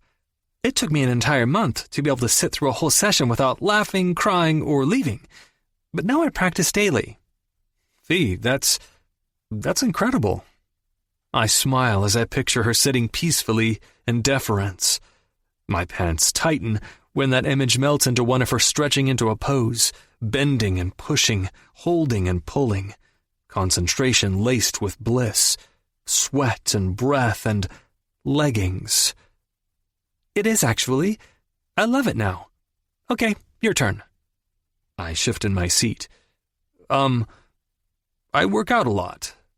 No shit, Meyer. Tell me something I'm not extremely aware of. Extremely aware, huh? All right. I think. Honestly, my story isn't exactly, ha-ha, that's embarrassing, but cute. More like, oof, I don't know how to respond now. You can tell me, and I can respond with a really bizarre noise if you want. Why? Because whenever it pops into your mind, instead of cringing, you'll remember that noise and you'll laugh instead. It's like electroshock therapy, but with laughter. God, she's cute. I don't think that's how it works, Fee. I don't want to brag or make this about me, Mai, but I am an expert on handling embarrassment. I snort. All right, then. Here goes. When I went on a date for the first time after Hazel was born, I, cried. The responding sound is a combination of a cartoon villain's laugh and a trombone, and I tell her as much. You know, I've often thought of myself as like the love child of Pee Wee Herman and Jessica Rabbit. That makes me choke on my water. Nah, smaller boobs, I say through a cough. Laughter tumbles out of her, and my grip tightens on the phone, fingertips denting. I'm anxious for that sound in person again. Meyer, she says softly, I'm sorry that happened. That sound or... No, Mai, the crying. Dating is miserable in general. And you'd just gone through a lot, and I'm sure it was terrifying getting out there again, especially with new emotional baggage in tow. It's all right. I think I just got overwhelmed. I was anxious, drank too much, and blubbered. I groan, remembering against my will. I can't imagine you blubbering. She sounds mildly delighted by it, though. But, I'm sorry, she make up a family emergency and bail, or was she nice? If she was mean, I'll key her car for you. A stifled pause before a laugh blasts out of her. Wait, did she sleep with you? You've got to be kidding me. What's so unfathomable about someone wanting to sleep with me? She scoffs. It's that you cried on our first date, and her response was to want to fuck you, Meyer. If I did that, it would send any man running. I wish I could tell her she's wrong. Instead, I try for a subject change. What were the other prompts? Irrational fear? Yeah, like how I shudder at cotton balls, though. Not my fear of inadequacy or daddy issues.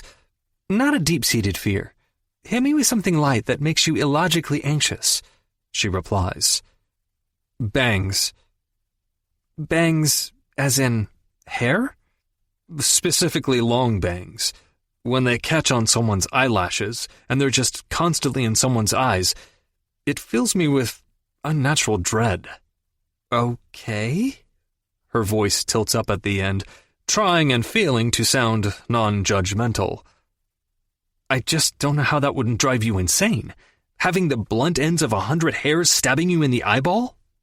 While I do think that's extreme, I suppose I kinda get it.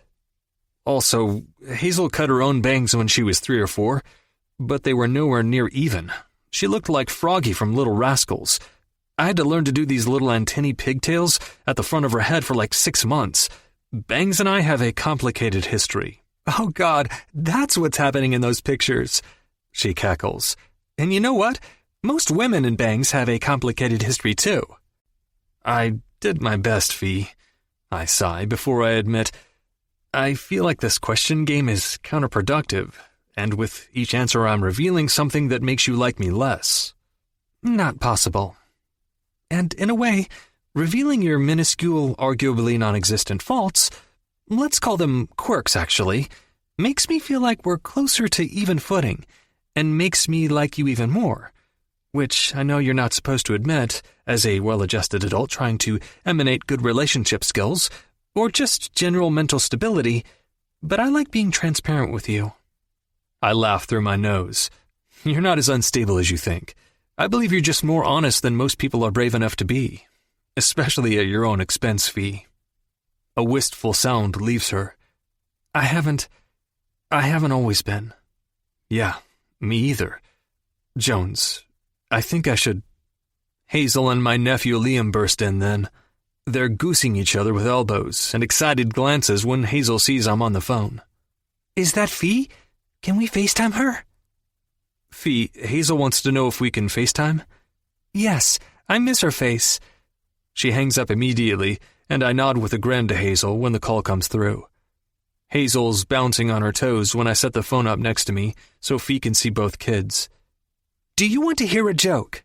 Hayes asks, looking back and forth between me and the phone, Liam barely containing a laugh at her side. Sure, I sign, and Fee likely does the same. Hazel's smile drops in a dramatic, practiced kind of way. Me too. Liam howls. Fee wheezes a laugh that I peek around to see. She's got a palm to her forehead, shakes her head merrily, before she looks up and our gazes clash. Her teeth sink into her full bottom lip. Uncle Meyer, I have one too, Liam interjects. Your mom is getting pretty liberal with the iPad again, isn't she? Why did God make farts smell? His brow furrows determinedly as he signs it after.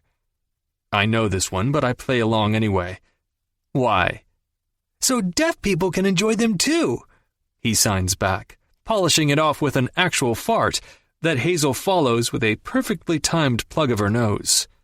Honestly, the laughter that ensues would make you think we just witnessed something revolutionary rather than the polite chuckle these internet jokes deserve. But all their hysterical expressions managed to drag me into it too. I'm holding my ribs by the time I'm through. All right, Liam, now that you've managed to hotbox my room, why don't you go see if Nana needs help with dinner? All right. What's hotboxing? Ask your mom. Also, ask her where babies come from, and how that garage door really got that dent in it while you're at it. He throws me a quizzical look before he shuffles away. Do you want to talk to Fee for a bit, Hayes? I ask. Yes, you can stay though. Thanks for your permission. I laugh as she grabs Fee off of the nightstand and slides next to me against the headboard. She props the phone up on the lap desk. Are you having fun? Fee asks. Yes, Aunt Melody let me do her makeup, and I baked snickerdoodle cookies with Nana. Watched all the Mighty Ducks movies with Liam and Connor, and they taught me some hockey stuff. Is there still a lot of snow there? Yes, but there's a storm coming on Wednesday and Thursday, so we'll get even more. Fee's brow furrows. Aren't you supposed to fly back home Wednesday? She asks, looking my way now. Yes, I'm sure it'll be okay. The bus leaves on Thursday, she reminds me, concern still tight in her expression. I know. It'll be okay. It has to be. I hope it is. Fee's first performance is on Friday in Sacramento. I'll get there. And then I recall a memory from the day before, when, after a long day of ice hockey, baking, snow shoveling, and a home full of people and noise, my dad doggedly promised Hazel to play Yahtzee for the 100th time after dinner, despite appearing to be asleep on his feet already. I'd warned him then, because I know how it feels to be desperate for bed, only to be reminded of one of those earlier deals. The guilt of reneging when you can't bring yourself to come through. I'd be a little stingier with your promises, Pop, I'd said. What's what? I hear my sister yelp from downstairs.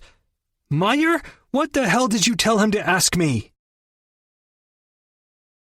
28. Now. Farley. So, what can I get you? Do you need an energy drink, a snack, a water? What's your typical pre-show routine? Clay asks, and I have the same desolate thought that I've been having for the last 12 hours, since the last of my hope disappeared. More specifically, my hope got stuck in Phoenix after miraculously making it out of both Cincinnati and Chicago in spite of the Midwestern snowstorm. But still, fucking Phoenix, 2 states away. But after all flights were grounded until this morning, it's the closest they could get Meyer to Sacramento today, with the last leg tomorrow morning. This cannot be happening. Clay's fine. Nice. Attentive. A little pedantic with the way he speaks about everything. But this is the first prequel to the biggest career opportunity I've ever had, and his persistent efforts are having the opposite of their intended effect. Farley. What?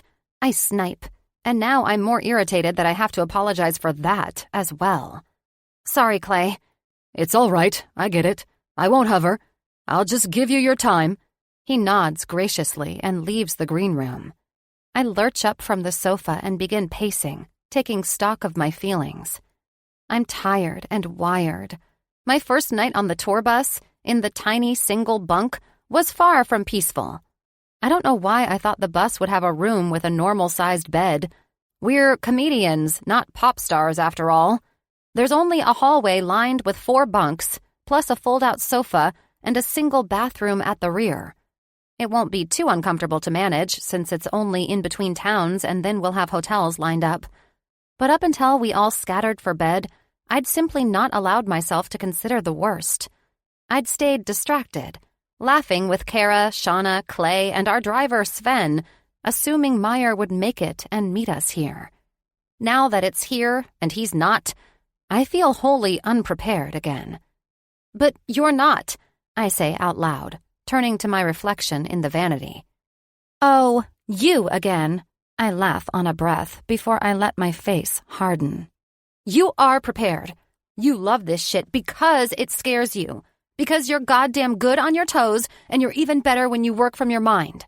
You defied every ounce of logic getting here. You've made it because you're not afraid to do scary, uncomfortable things so that you can take part in something that you love. You are fucking funny, Farley. Fuck, that's a lot of Fs. What they lack knowing, you make up for in showing. Just wait until you blow their minds. I shove open the door and march out into the hallway. I didn't grow up playing sports, at least not very competitively. But this hallway is my stadium tunnel tonight. This isn't some big arena.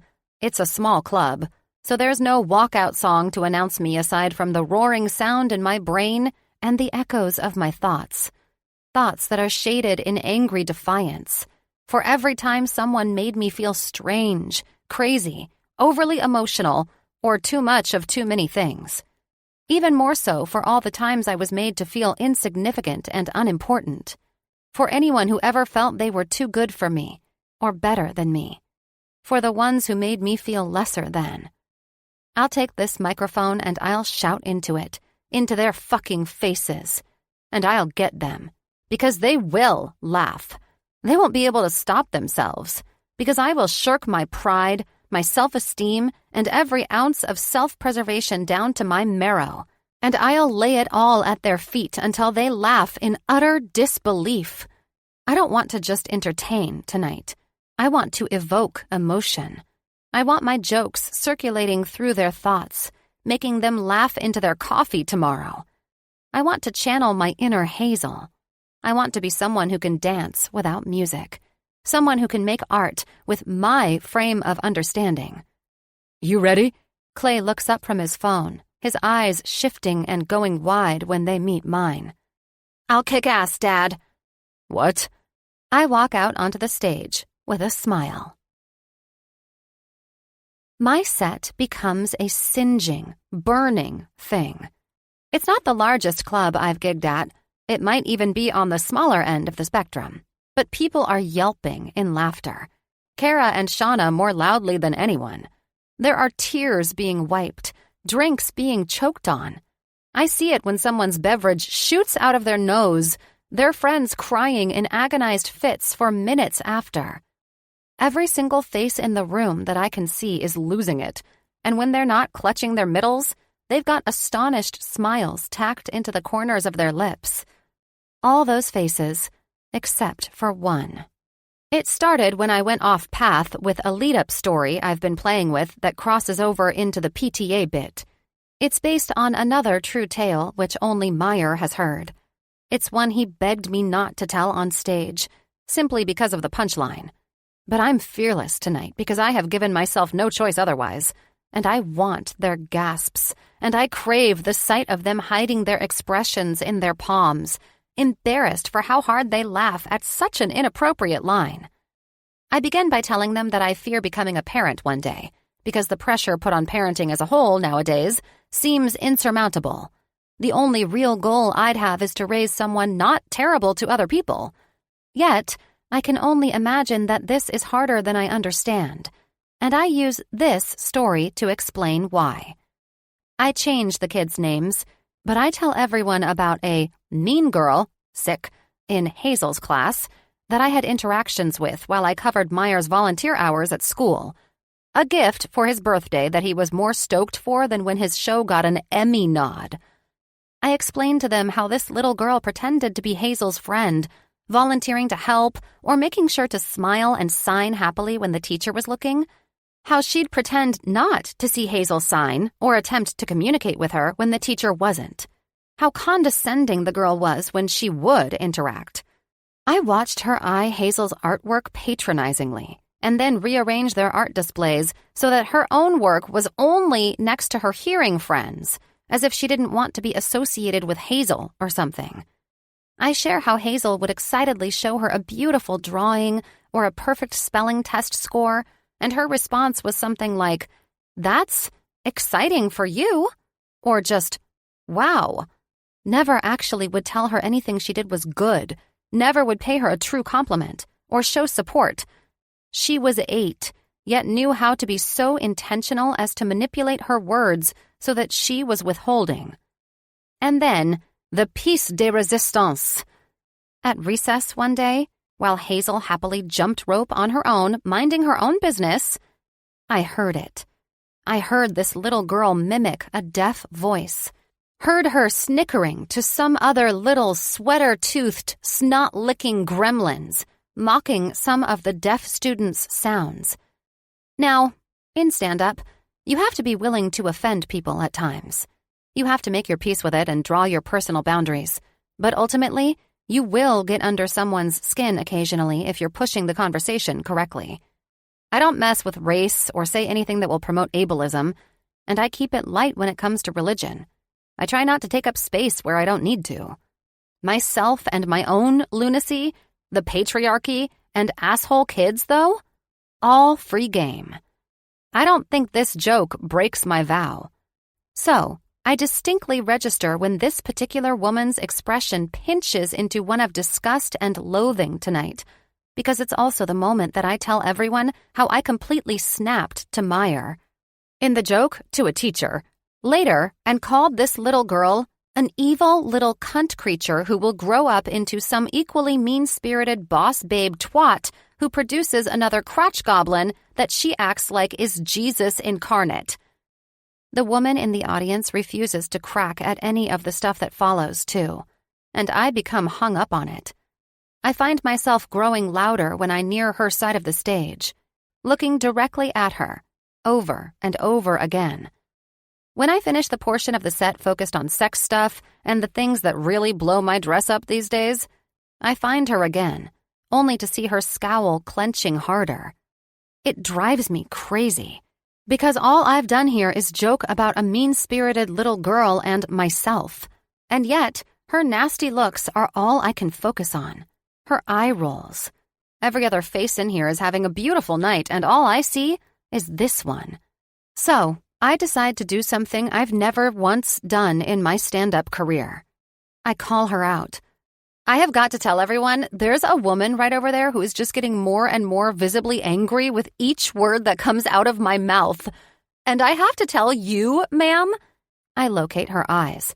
The more angry you get, the funnier I find it. I smile cruelly. The place roars as she kicks up out of her chair and storms out. It's victorious. I might feel a twinge of guilt later, but for now on this stage, there is something violent within me, clawing through a layer with everything I say. I'm swinging from my own wrecking ball and screaming, "Whee!" practically gleeful with it. The audience in this overheated, dingy club gives me a standing ovation when I finish, and I tear up like it's the Greek on a summer night, like it's a packed stadium under a sky full of stars. And, yes, it's not as if I don't easily cry as it is, but I think I've often felt like my success is held up by Meyer, that he somehow justifies it, I suppose. So I'm proud that I didn't actually need my steady, respectable man as my foundation to feel confident or worthy tonight. Still, my walk to the side stage feels a little more unsteady, my legs wobbling down the stairs to go meet Kara and Shauna. I feel a bit out of control, trying to remind myself that even though that was a little outside my brand, I've seen and heard so much worse. It is. I'm okay. The joke was not bad. Singling out that woman was not something I'd ever thought of myself doing, but it's not as if she was having a good time anyway. I don't fully register the movement in my peripheral before hot, liquid pain cascades down the side of my face, sears against my collarbone, my hand, another splash against my shoulder on the same side. A guttural screech wrenches its way through me before I gasp, trying to paw it off my face. "Farley! Security!" I think Kara and Shauna yell. The seconds come into focus along with the face in front of me, the woman I dismissed, and what appears to be an empty coffee cup in her hand. Red, bloodshot eyes, and a constellation of popped blood vessels on each of her cheeks. The same putrid scowl. She jabs a trembling finger at me. "I'll tell you one thing you have right. The idea of you ever becoming someone's mother is terrifying. I pray it never happens." A security guard smacks the cup out of her hand and a high laugh whistles out of me. Too late. I've been burned, I think, idly. The other guard wraps her up and hauls her out of view as Kara and Shauna swoop my way. Did I walk down these steps 10 seconds ago or 10 hours ago? The moments balloon together. Are you okay? I'll get a cool towel. Shauna is helping wipe and cool down my arm and my face, while Kara presumably talks to security elsewhere. The skin is hot and bruised, bright pink, like when Hazel and I tried to dye Easter eggs red last year, but could only ever get them to turn pinker. It's nothing I need to have seen at a hospital, though. Still, I can't stop staring at it. No one says anything for a long while. I was asked if I wish to press charges, and I don't. Then they argue with me. I don't care. I meet Shauna's sympathetic gaze. You can't tell Meyer, I say. Can't tell me what? Shauna whips around and Meyer's there, looking harried and exhausted and confused. Perfect. My chin begins to tremble and I clench my jaw as firmly as I can to halt it. His gaze roams over me as he steps closer, before the hint of his grin flattens and his eyes harden. I have the odd memory of being taught in school that it takes more muscles to frown than to smile. It makes me marvel at the strength of his. But then, there, a small flare of his nose, eyebrows twitching up and into one another. I think again, if this expression was art, helpless anger. Who? He grits out, helplessness fading. I make the mistake of stopping my eyes from dancing along the other parts of his face and meet his own, and the trembling starts anew. How did you get here? I ask. I rented a car in Phoenix. Now you answer mine. I shake my head, and it jostles a tear loose. I do not want to lose it. Not here. Hotel? Meyer asks Shauna. She passes him my backpack. Already checked in earlier. He scoops me up and tucks me against him as we walk toward the exit, him practically carrying me. When we emerge into the parking lot, I notice a 7-Eleven across the street and recall that the woman's coffee was from there, per the paper cup at least, piping hot and fresh. I wonder if she had it before the show, or if she got it when she left and came back. It must have been the latter. Meyer slides me into my seat and shuts me into the safety of the car, chin bouncing erratically as fat tears begin to roll down my cheeks. He slips into his seat and immediately starts the engine when I reach for the sports drink in his cup holder, trying to occupy my hands. No, not... He gentles his voice. That's a pee bottle fee, not a Gatorade. But you're a guy. You can just pee anywhere on the side of the road. 2 more tears splatter on the center console between us. So at odds with the stupid sentence I just uttered. Didn't want to stop at all, he says, pulling away from the curb. He grabs my hand and lets me hold it in my lap. I clutch it in both of my palms. I laugh a little hysterically when I picture Meyer trying to drive and trying to pee into a Gatorade bottle simultaneously. Jones, Fee, I'm sorry I didn't make it in time. I really wanted to. His voice catches on really, and the lump in my throat seems to calcify. I nod, but I want to tell him that he didn't need to, that I don't even know if I'm crying over the happiness at seeing him, the success of the show, or the confusion over what took place after. Did I take something too far? I bullied a paying patron, in a way. Even if she wasn't justified in attacking me back, I struck first. I know I did. And for the first time in as long as I remember, I question whether I want to go forward with this. I think I might not be getting it right. My why or my how. I'd like you to tell me everything, Fee. I need you to, please. Let's get up to your room and get you cleaned up, and then I need you to talk to me, okay? Meyer says, snatching me from the flushing whirlpool of my thoughts. It's now that I notice we've stopped in front of the hotel, the tight lines of his expression, and the white knuckles on both of our hands. Okay, I croak. He loads himself down with his luggage before retrieving my hand again and leading me straight through the lobby and to the elevators. Another hysterical laugh flaps out of me when I think about the stark contrast between this hotel visit together versus our previous one. He, again, doesn't question it, just asks for my room number. And then I continue to crack. The fluttering wings in my chest materialize in the form of laughter. Frothing, bubbling, uncontainable kind. Meyer speedwalks us down the hallway when we make it to my floor. He shoves us through the door as soon as it unlocks, me in front of him, and in one swift motion, tosses his bags into the closet before he strides determinedly toward me and crushes me to him. My arms crash around his middle, gripping each other. "I'm sorry, I can't stop laughing," I say through the maniacal sound, sucking down a breath through a hiccup. "Angel, I hate to break it to you, but you're not laughing. You're crying." He tips my chin up with 2 fingers and heartbreaking gentleness, cradling the back of my head in his free palm. Sure enough, I feel the tight wetness around my eyes, already swollen to anaphylactic proportions, I'm certain. I give in to the urge to sniffle, and a litany of emotions cross his beautiful face. Anger, sadness, an attempt at a reassuring lift of his lips that dies out in the same second it starts. And as the last of the adrenaline leaves my system, my teeth begin to chatter. "Are you cold?" he asks. I shake my head even as I note how hot the latest tear feels on my face. He walks me to the bathroom and wraps me up in a couple towels before he sits me on the toilet and starts the bath. Please don't make it too hot." His head turns up to me and he searches my face with a scowl I know isn't reserved for me. "Of course."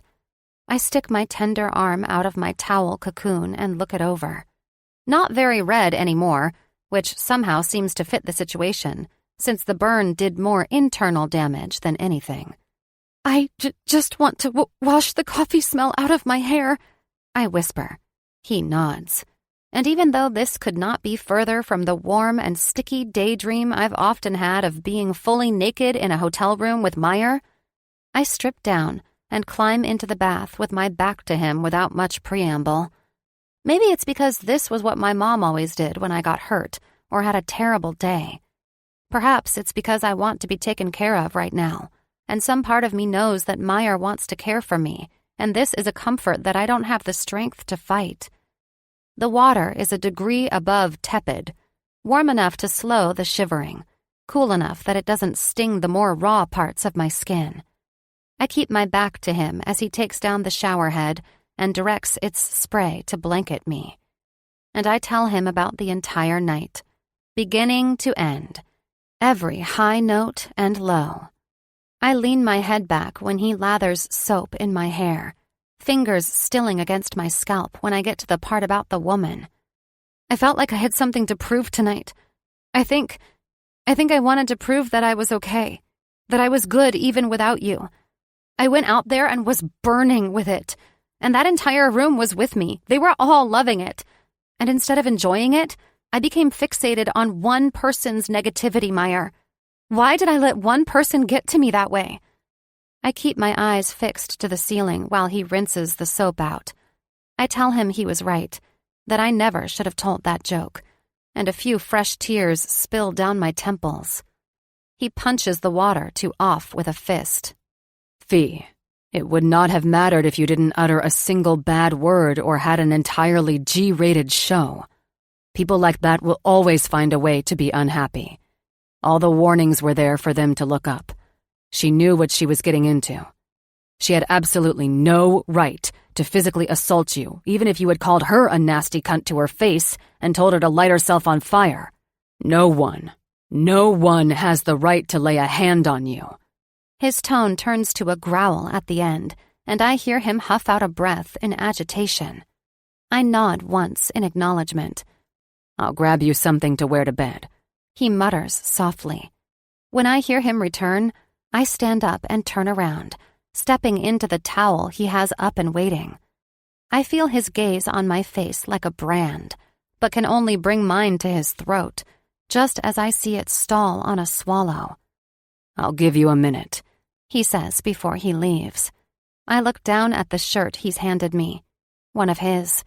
Impossibly soft and large. A dog in a Hawaiian print shirt on the front of it. I put it to my face and inhale as best I can through my stuffy nose. I don't think I'll ever return it. When I emerge, he lifts his head from his hands. He's sitting on the foot of the bed, hunched over with elbows planted on his thighs. I can trace the exhaustion in every line of his posture. I'm sorry. I'm sure you're tired. I swallow. You can stay, or you can go to your room if you don't think you'll be able to sleep.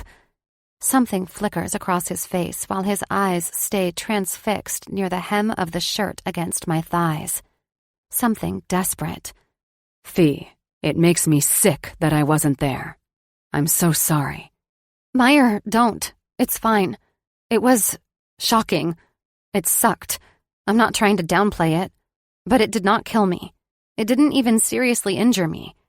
I cross my arms and tuck my hands against my sides. I just need to keep it in perspective. Take a day or two. We have a few days before the next show anyway. I smile weakly at him. Maybe this will be the thing to finally help me kick the caffeine addiction. He groans. Don't, Fee. Please don't fucking reduce this shit to a joke right now. This is what I do, Meyer. It's quite literally what I do. And I should be able to do it for myself sometimes if it's not what I can give other people too. I was attacked. I'm not fucking stupid. I know what it was. I also know that I struck first using my own weapon, and I don't know what the fuck is going on in that woman's life. I know that I purposefully worded things all for that shock value laugh, and I knew it was a risk. I took it even further by pointing her out. I handed every ounce of my power over to one person tonight instead of doing my thing. I blow out a breath. It does not make it okay. But I'm standing here just fine. And I'll dismantle this whole thing as much as I want until I reduce it to some story that I can make into a bit or use at parties. If I want to. He looks at me then and stands. What aren't you telling me? I scoff. What do you mean? I mean, I can tell that you are shaken up, but I don't think it's just to do with the coffee if you're already joking about it. I know you, Fee. Was there something else? Did she threaten you? I turn away from him. Tell me, Fee. Please. I sigh, but don't turn back around. She said that the one thing I got right was that the idea of me ever being anyone's mother was terrifying. I choke out, throat burning. I feel him approaching me, so I continue in a rush. Maybe she has a kid at home with some behavioral stuff and I struck a nerve. I don't know. And with someone else, your joke might have been the thing to help them realize that they need to check in on their kid. Maybe that little shit's parent will take the teacher comments seriously and stop thinking the sun shines out of their ass. Or, at minimum, take a closer look just in case. It's a good bit, Fee. The only reason I didn't want you to do it was because I assumed the worst of people and didn't want anyone complaining to the school. And sure, calling a kid a cunt is bound to upset someone. Not everyone has the same superior sense of humor. He tries to make the last part sound light, but I still feel defensive. I changed it so it was referencing when I used to work as an aide, I say, turning around and looking up at him now. Oh, he blinks. Well, that was smart. I nod meekly. At the end of the day, Fee, you're telling jokes. It's in the job description. No one knows what's true or not. No one knows that you're giving them you when you're up there. Sure, sometimes you put on a caricature of yourself, but you get what I'm saying, right? Don't let them have you all the way. I nod again. I know. I won't tell it again, either. I don't need to. He inhales, his chest rising. If you don't want to, then don't. If you do, then fuck them. It's a good bit about how kids can bring out the best along with the worst in us. Do what feels true to you, though. Don't let me or anyone else persuade you otherwise. Okay, I whisper. I'm sorry that happened, Fee. I shrug. Me too. Do you want to rest? Yes. Do you want me to go? No, please stay, I respond, probably too firmly. He nods silently, and I move past him to crawl into bed. I watch him as he takes himself apart then, piece by piece. First with his shirt. I can't help but smile at how he carefully folds it and slips it into a bag I assume is for dirty laundry. So precise and measured. So much forethought. I certainly didn't think to pack a separate bag for my dirty things, even though I'll need to do laundry occasionally over the next couple weeks. My travel clothes are still strewn over the nearest chair from when I changed earlier. His shoulders are miles wide, the well-defined valley of his spine between them. Shadows play on the dips and swells, and I chew my lip, wondering how many pens he might be able to store between those two blades. The sound of his belt slipping through the loops zips through me, my breath hitching. He turns and smirks when he catches my eye. Jonesy, I'm gonna need you to stop looking at me that way. What way? He ignores my feigned ignorance. Because this isn't a night that calls for a distraction. I don't want us overshadowed by the other events of the night. Okay, I whisper, hoping the pout isn't obvious. But he's right. I'm depleted. I'm sad, and ashamed, and angry, and confused. I don't want to be this version of myself with him.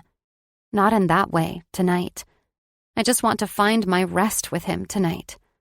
But then he slides his jeans off, folds them just as deliberately as his shirt before slipping them into the bag, and stands to his full height. My gulp echoes in my ears. He's a god underneath those unassuming layers. Absolute, honed perfection. And the juxtaposition of the tiny, self-conscious tug he gives to the right side of his briefs somehow makes him that much more to me. Mine, mine, mine, I think. I don't know how I ever thought I could stand him being anything less. He's awash in the cool gray-green of the night shining through the window. Marble-like, if not for the twitch of his hands at his sides, and the roll of his jaw when my eyes make their way back up to his. I slam my eyes shut when he makes his first stride my way, not trusting myself to not stare at more inappropriate places, effectively ruining any thoughts of rest I could hope to have, now or in the foreseeable future. I feel him slide under the covers, his warmth caressing the backs of my thighs and making me grit my teeth against the urge to scoot closer. Can I hold you? He asks, and I nod, my face making a swish-swish against the pillow. He wraps me up against him from head to toe, my back to his front. God is not a woman, I think. At least not a sympathetic one tonight, because the feel of his warm, hard body against mine is almost enough to make me forget my better judgment. He smooths some of my hair down before tucking my head under his chin. I wanted you in my arms when I said this to you, so you couldn't turn away from it, Fee. He whispers gruffly, his hold on me tightening. But you will make an amazing, incredible mother one day. I choke on an instantly thick inhale. You might not always have to deal with some of the less fun parts of it, but you've already played a mothering role in Hazel's life from the moment you slammed through the doors at Lance's. You protect her, even when you're pushing her. You care. You teach. You're generous with your time, and you're a fierce advocate for her in everything. No matter what happens with you and I, ever, I want you to know, again, that you've earned your place in her life. I think her mother would have been okay with me telling you that. Thank you, I say through a sob, relief flooding through me at his words. I didn't realize how much I needed them. I close my eyes, a final few tears spilling through my lashes before sleep takes me. 29. Now. Meyer. I've technically spent the night with Fee numerous times. There's always been a hallway, a guest bathroom, or a floor or two between us, though. So when I wake up at 5 with morning wood and a dead arm, I react to the sight and scent of her by panic-flailing my body out of the bed with all the grace of a reanimated corpse. I have no idea how it doesn't rouse her, but it's a testament to how tired she is that she manages to stay asleep through the shuffling. I take care of my business and change into gym clothes before I look back at her one last time, still sleeping soundly. I clock the steady rise and fall of her chest, body curled tightly into itself. So quiet and delicate and unnervingly different from herself. It does nothing to quell the rage still floating through my system. She rolls, and the shirt rides up in the same movement that pushes the duvet down, revealing the slope of her bare hip. I smother a groan. I scrape a palm across my jaw before I leave, closing the door as quietly as I can before I stomp my way to the elevator. I slap the button as I'm hitting call on Clay's name. "Meyer?" he answers groggily. "Meet me at the lobby Starbucks in 10. I hang up, too agitated for niceties. He has the good sense not to look annoyed when he strolls through the elevator doors. He looks like he's been expecting it. He holds up a placating hand my way. "Meyer, no.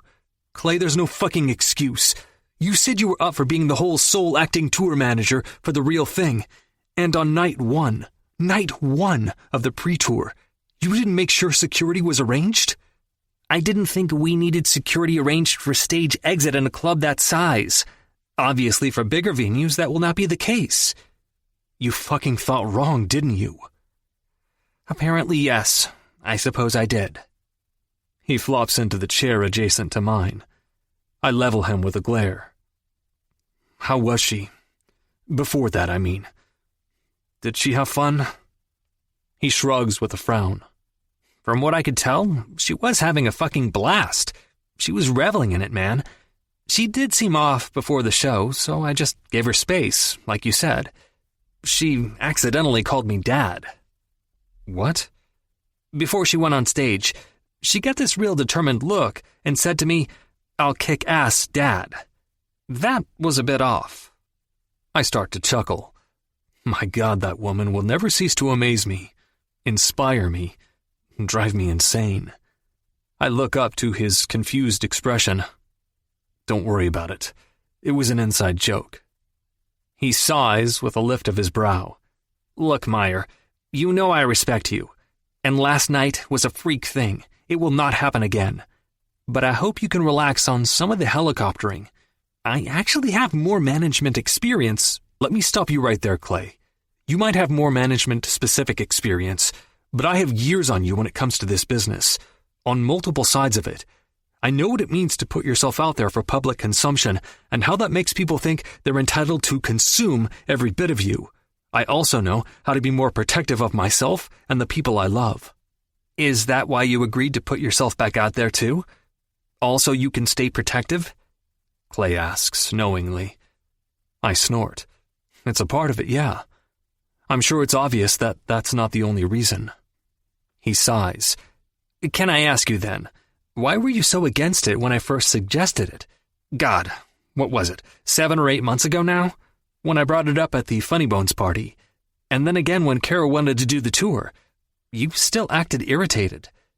"Because it shouldn't have taken an excuse for me to act, I guess.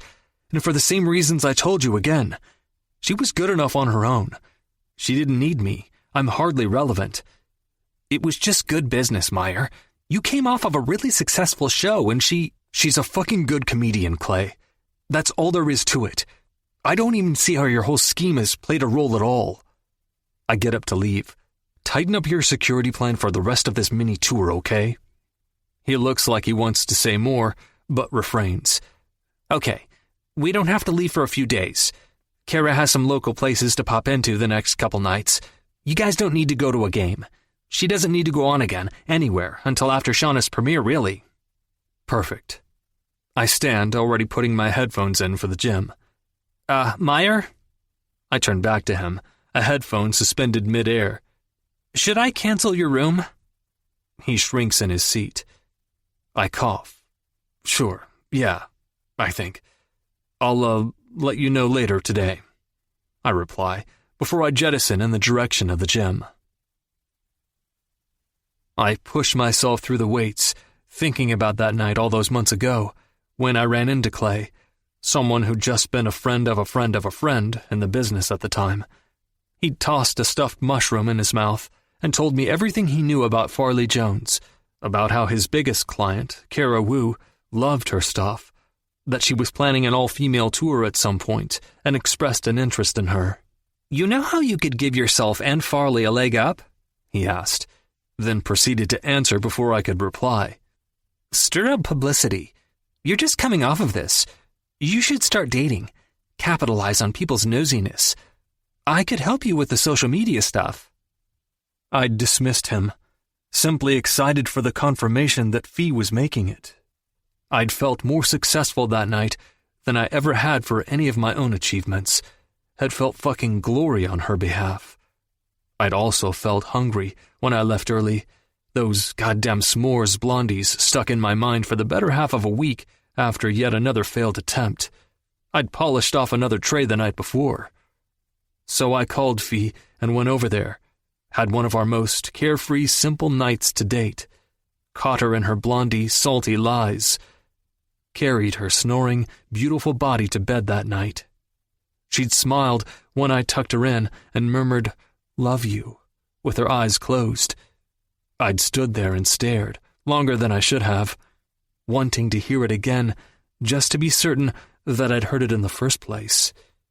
Logically, I know it was just nonsense muttered in her sleep, but sometimes my mind wanders back to it, like that Saturday last fall when she taught Hayes how to make an omelet, or, for my benefit, how to make a pot of coffee, or like the time they picked out flowers to plant along the side yard during the latest drought, against my grumbling, when they swung around in circles with their hands clasped and faces to the sky when it finally rained. In those moments, I pretend it was real and I whisper it back to her under my breath. Sometimes I mouth it to her when she's on stage.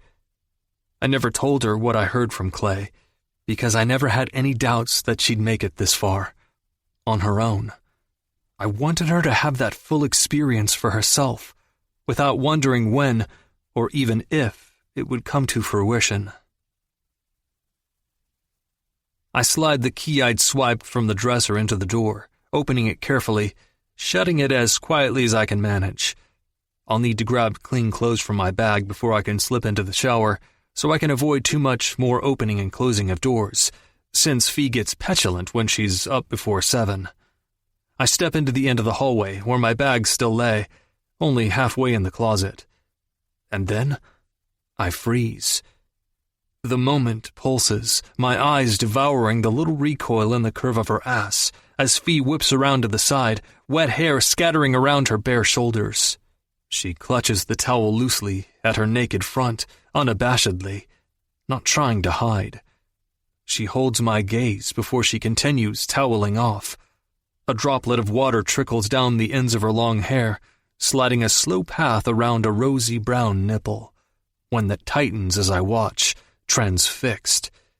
It slips under the swell before she swipes at it with the towel. I should move. I should turn around. My temples throb with too long-banked lust that sears through me. My palms heat with it, a frantic gathering at every endpoint of me screaming at me to take 3 more strides and fall to my knees before her. "It's a new day, Meyer," she says, before she tosses the towel aside and steps my way. Farley. I didn't plan it. I'd hopped into the shower, thinking that maybe Meyer slipped out to go get some better rest in his own room. I've been told I snore. Sometimes I thrash. But then he walked back in, skin beaded with sweat. A faint waft of that petrichor smell of his hit me, stronger now. Hair still unkempt and fluffy atop his beautiful, stern face. His eyes immediately clung onto me and heated, going hazy like the time he had that fever for days on end. His cheeks flush now, swaying a little on his feet. I see it when he gives into it, throws the key card and whatever else he has in his clenched fist to the ground, meeting me halfway and crashing his lips against mine. I lick into his mouth, desperate to taste him, to absorb him. I slide my tongue up along the salty column of his throat, reaching up onto my toes. He makes a helpless, ragged sound, lifts me and grinds into me clumsily. His desperation heightens mine, and I claw and press and pant. He walks me to the dresser and drops me onto it, my wet skin making an indecent noise that has us laughing breathily into each other's mouths. His big palms squeeze my ribs, thumbs tracing the skin beneath my breasts. Dying to taste you. He dips and rolls a nipple between his teeth, and I gasp. I suck in another gasp when he plants a sucking kiss to my inner thigh, tug roughly on his hair when he bites the other. Meyer, I try for firm. I need to touch you. I want to make you feel good. I know what you need, Angel. I'll take care of you. I just need to slow this down a little, seeing as you tried to kill me when I walked in here. I grin. I'll be more mindful of your aging, frail heart in the future. I put the hand not gripping his hair against his chest. He swats the side of my ass lightly, shaking his head and flexing his jaw when I gasp sharply on that bit of contact. Then, in one smooth, swift movement, he falls to his knees and buries his face between my thighs. His first kiss is a hungry, hot swipe before a satisfied hum vibrates through him. A delicate pull that has my head falling back against the wall with a thump, has my hands clambering behind me to grip the edge of the dresser for purchase. A tight whimper peals through me when I catch sight of our reflection in the full-length mirror across the room, ankles crossed between his shoulder blades. He works me over with a steady rhythm, a battering ram to my senses, until my breaths start to puff out in time with it. Every muscle coils tighter and higher until I'm teetering on the edge, holding onto it by my fingernails. And then he stops. I wrench my lids open in frustration with an undignified, needy sound. He smiles knowingly, seeing the full scope of the blissful agony he's putting me through. Punishes me mercifully not a second later when he returns his mouth to me and takes me thoroughly apart. A garbled string of colorful expletives unspools from my lips, mixed in with the chant of his name as the orgasm tears through me, one thigh trembling against his temple while the other slips down his sweaty shoulder. He plants a kiss below my belly button, my hands finding their way through his hair, to his jaw when he kisses between my ribs, to his neck when he plants a last one at the base of my throat. I laugh a satisfied, giddy sound and pull his face to mine, kiss him with long, drugging kisses until I know my legs are steady enough to slide onto. My fists clench in his shirt and pull. Need this off. Part away only long enough for him to pull it over his head and kick off his shoes. I use the little moment of surprise to switch places and push him against the dresser before I dip to my knees. The corners of his lips stretch up as my palms do the same along his legs, fingertips slipping under the hem of his shorts before I pull them back out and reach up to the waistband, biting my lip, anxious to hear his sounds and see his expressions. I want my calm, stoic Meyer thoroughly undone and unhinged, want to torture him and soothe him in the same breath. My knuckles slide against the warm skin at his hips, pressing into a vein along the V of his torso, before he snatches my wrists and pulls them away. When I look at him in slightly annoyed confusion, I expect to see a teasing smile again. Instead, he looks sheepish, struggles around a swallow. I default to light humor. Listen, I'm sure it's not as weird as you think it is, I offer. What? He asks, brows flicking down.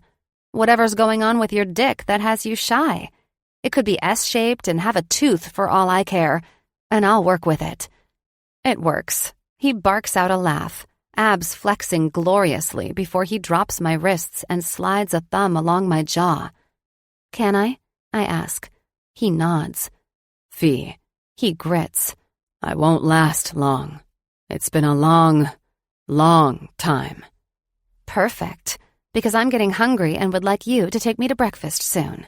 And I pull down his pants. There's absolutely nothing weird. I'm just very happy for me. It feels good to be happy for myself. But something catches my eye, right there along his upper thigh. A tattoo? I smile. You're certainly packing surprises, aren't you? But then I realize what I'm looking at. An umbrella. Watercolor splatters in the ink, bright flowers raining down from its canopy. Meyer? It's the tattoo you gave Hazel the first time we met. That little temporary one? I only had a picture of it on my phone, so I don't know if it's exact or not. I got it in Vegas. I got it for you. He swipes his thumb across my bottom lip. Fee, I was so fucking lonely before you found us. I plant my lips against it and close my eyes, gather my nerves before I stand and kiss him, not knowing how to express everything. No words for these feelings fizzing their way from my chest into my throat. So I show him instead, pull him with me, walking backwards in the direction of the bed. You already know that I'm on birth control. It's been well over a year and I've been tested. I'm clean, I say. He laughs shakily. Fee, it's been about 4, at least, for me. 4 months? 4 years. My mouth pops open before I think to shut it, not wanting to embarrass him, but he catches it and laughs. I appreciate that, again. The fact that we can stand here naked in front of one another, keyed up and turned on, and still laugh with each other. Why the fuck do you think I work out so much? Had to work off the tension somehow. It got worse when this pain in the ass, beautiful, funny redhead came traipsing into my life. And then he corrals me to the bed with his big body, digs his knee into the mattress and crawls over me as I slide up the bed on my elbows, his smiling eyes never leaving mine. He drapes my hair around his forearm, letting it fan out around my head when I lay down fully. He settles between my legs, eyes roaming over me tenderly, even as he trembles. Fee, he says, a hollow whisper. I meant it. I don't think I can last long. A gust of a laugh. I dance my fingertips along the skin pulsing at his throat. Good, because I don't plan on this being the last time I get you naked, Meyer Harrigan. Because you're mine, and I'm yours. Yours, yours, yours, I think. He lines himself up with me, and I start to shake, too, despite my efforts to stay collected. I was hoping one of us could keep it together, hoping for it to be me for a change. He works himself into me, and my breath escapes. His eyes stutter closed, and he groans. I'm impossibly full of him, of desire and happiness and this swelling in my chest. Love. He moves, and it's just a perfect degree above too much. I sigh in nirvana. I'm reduced to sensations, loops of them with no beginning or end. The sight of the flush in his skin and the haze in his eyes, the vein in his forehead that grows prominent in concentration, the taste of the skin on his thick wrist, the one planted just above my shoulder that I hook my hand around and kiss when my head falls to the side mindlessly on a moan, the sound of his gruff voice as it touches against me everywhere. When he tells me I'm beautiful, tells me it's better than he dreamed, I tell him the same, that I'm so happy that umbrella broke that day. The way his palm kneads my thigh as he holds it, wraps it around his hip, the little indents of his fingertips bruising. The way his muscles contract beneath his skin with each push and roll of his hips into me. I relish the feel of the coarse hairs on his thighs against the underside of mine when he lifts us, kneeling and pressing me everywhere to him, holding me closer with each decadent upward thrust.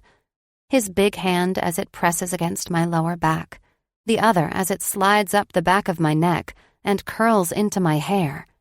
It's an ache that pulls and thrums until every inch of skin between us grows heated and damp, until he lays us back down and lightly picks up speed, relentlessly stroking an angle, steady and deliberate, until I start to grow wild with need. Our breathing mingles, a melody of groans and sighs, until he gently pushes his palm against my stomach and thumbs just above where we're joined. I shatter, a million pieces in a million directions, brighter than the sunrise shining through the windows. All other thought escapes me, leaving only him. The weight of him as his hips drive me into the bed, his control loosening when I sob out his name, his grip on my thigh tightening as he pushes up my knee, bringing him impossibly deeper. The other palm goes to the headboard, that leverage the only thing keeping me from sliding up into it. He chokes on a growled, "Fuck, Fee," when his restraint finally snaps, my nails scraping along his ass, my lips sliding clumsily up and down his face while our bodies smack together. I don't want to tear my eyes away for a second, the sight and sound and feel of him unraveling more than my imagination could ever live up to. Until he breaks, biting into my shoulder before he collapses into a boneless heap on top of me. We both dissolve and laugh like loons, high on one another, our hands sliding along each other's faces, kissing sweetly between more laughing. This is joy. God, how did we wait so long to do that? I say, digging and pressing into his calves with my heels. I don't know, but I have a feeling we need fuel before we just keep at it some more. That sounds good. The food? Bagels? Pancakes? What do you want? To keep at it some more, and I reach up and drag his bottom lip with my teeth. 30. Now. Farley. We never make it out for breakfast. We eventually peel apart to order something to be delivered for breakfast, though, which goes cold outside our door when we forget about it. Then we order in again for lunch. Again for a second lunch. I wake up from an evening nap on Meyer's chest to find him smiling down at me, hair wild. The sunset casts an orange and blue glow through the room as he traces a circle around one of my nipples. You're going to end me, he mutters. Me? You're the one who wanted that fourth helping, I say, even as my thigh creeps up his, even though I'm content down to my bones. Are you sore? He asks with a little frown, his hand coming up to trace a knuckle down my cheek, the sensitive one that's just barely swollen. Perfectly, I grin. He suppresses a satisfied grin, lifts a brow archly. I didn't mean like that. I know, but no, I'm fine. More than fine. Every muscle in my body wants to sing in happiness. Are you hungry? I shake my head. Did you sleep? I ask. He shakes his head. Do you want to go out anywhere? Not tonight, if that's okay. I want to play a game. He smiles lopsidedly. All right. Roll over, I command. His brow lifts, but he obeys, pinching a tender nipple playfully before he slides out from under me. He lays on his stomach, tucking a pillow and his forearms under his head, and treating me to an unobstructed view of his strong back, the perfect mound of his ass. I indulge myself with something I've thought about doing countless times, and bite the apple, drawing a quick yelp out of him. Sorry, had to be done. For science. I'll get you back later, he says, side-eyeing me with a wicked smile. I straddle his hips, planting myself against the curve of his lower back. He sucks in a breath through his teeth. I don't know how long I can play this, he says darkly. Why? Am I hurting you? I can feel everything, Fee. All of you. I laugh, but won't be distracted. I'm going to trace things on your back and you have to guess what I'm drawing, okay? He grunts. I trace a circle with spiked rays around it. The sun, he immediately says. Okay, that was too easy. Try this. I trace another shape, curling down at the handle. Fee, I literally have an umbrella tattooed on my body already. Of course I know what that is. Fine. How about this? I trace a series of clouds, poking my fingers all around to indicate raindrops. Rain and clouds. Now can I roll over and sit you on my face? One more thing. I hold my hand in the shape and press it against a spot on his skin. If I could sink it through him, it would push directly into his heart. I see the side of his brow twitch, an unsure look passing across it. He curls his neck up as much as the angle allows and searches my face. When he notes the tears in my eyes, he flips around and sits up, gathers me to his lap before he snatches the hand that still holds its sign. He presses it to his lips. I love you, Meyer. I think I knew I was going to love you from that first day I watched you stomp in puddles with a gaggle of 7-year-old girls. I love you for the man you are, the father you are, and the friend you've been to me. I was so lonely before I found you guys, too. His own eyes grow misty, and he presses his own sign into my chest. I love you, too, Fee. 31. Now. Meyer. Our hotel room looks like a deserted island that we've been marooned on. 2 days later, a sheet hangs draped from the corner of the TV across the desk and a nearby chair. A makeshift shelter littered with discarded clothes and towels underneath, washed up from rounds of crashing into each other. I think I threw the sheet during a particularly enthusiastic tumble when we got tangled and twisted up in it, until we fell off the bed, finishing on the floor as soon as I freed us from the obstruction. I'm pretty sure that's also when I earned the little rug-burn souvenirs that adorn my knees, come to think of it. Sometimes I feel desperate, like each satiated moment makes the next one feel more urgent. Like if I don't get inside her again and tell her, press my lips between her delicate shoulder blades with her hair wrapped snug around my fist, she might slip through my fingers. I think it must be the same for her, too. Like yesterday, when we left for the gym and made it 10 minutes working out across from each other in the tiny hotel exercise room before we bolted back upstairs. Or later that afternoon when she came back from doing yoga on her own, having learned our lesson as far as that's concerned. I couldn't stop myself from tidying up a bit while she was gone, make the bed, showered, sat down with a book that I got lost in until she walked through the door, tossed her key on the dresser, and planted a hand on her hip. "This is going to be a problem for us, Mai," she'd declared, sounding exasperated.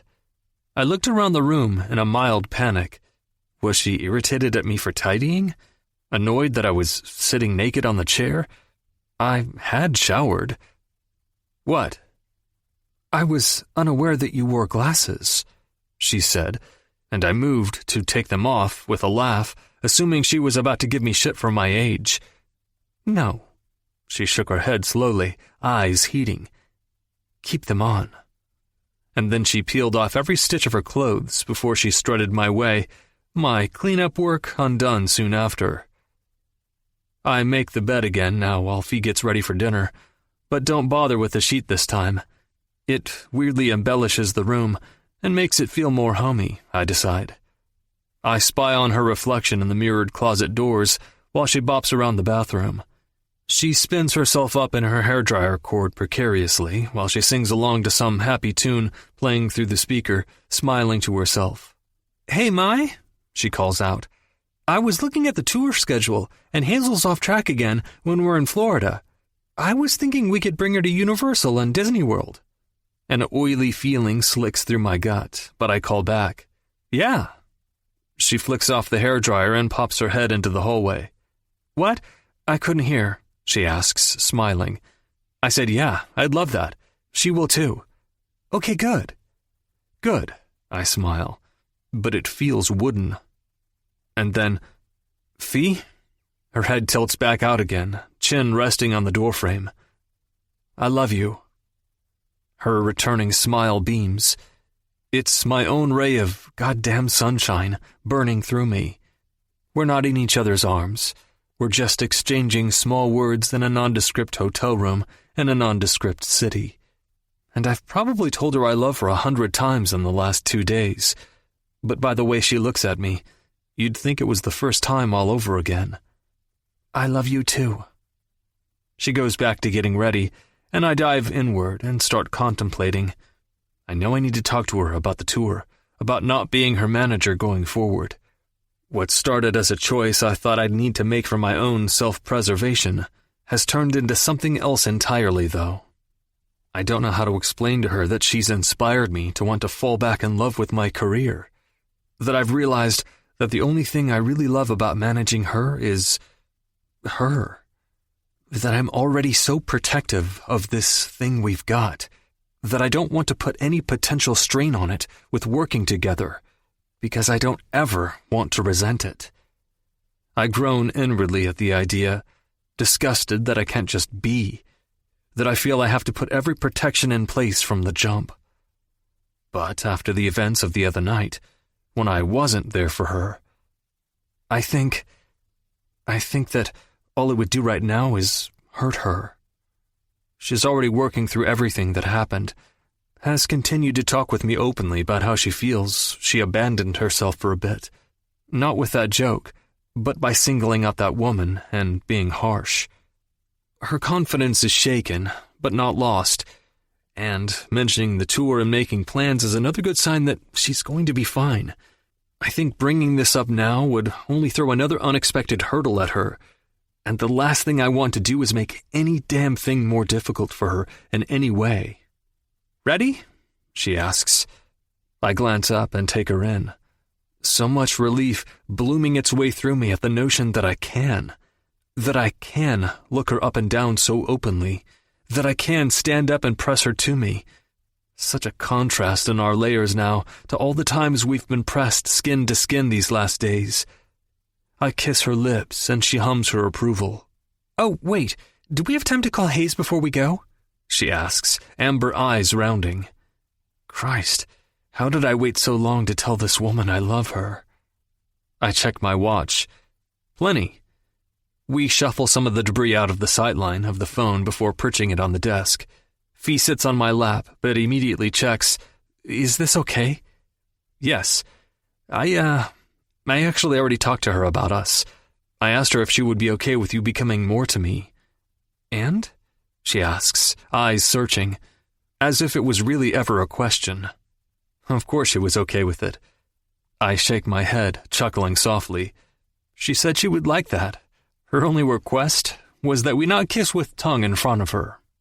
A laugh bubbles out of her, eyes filling. That's a big ask. I can handle it, though. She scratches her nails lightly down my jaw. Thank you for talking to her. You have no idea how happy that makes me. You have no idea how happy you make me. She loves you too, Fee. We should call her before I start trying to take off your clothes again. I swallow, wondering how I'm so damn tempted again. You do it. She blows out a breath, but manages for us both.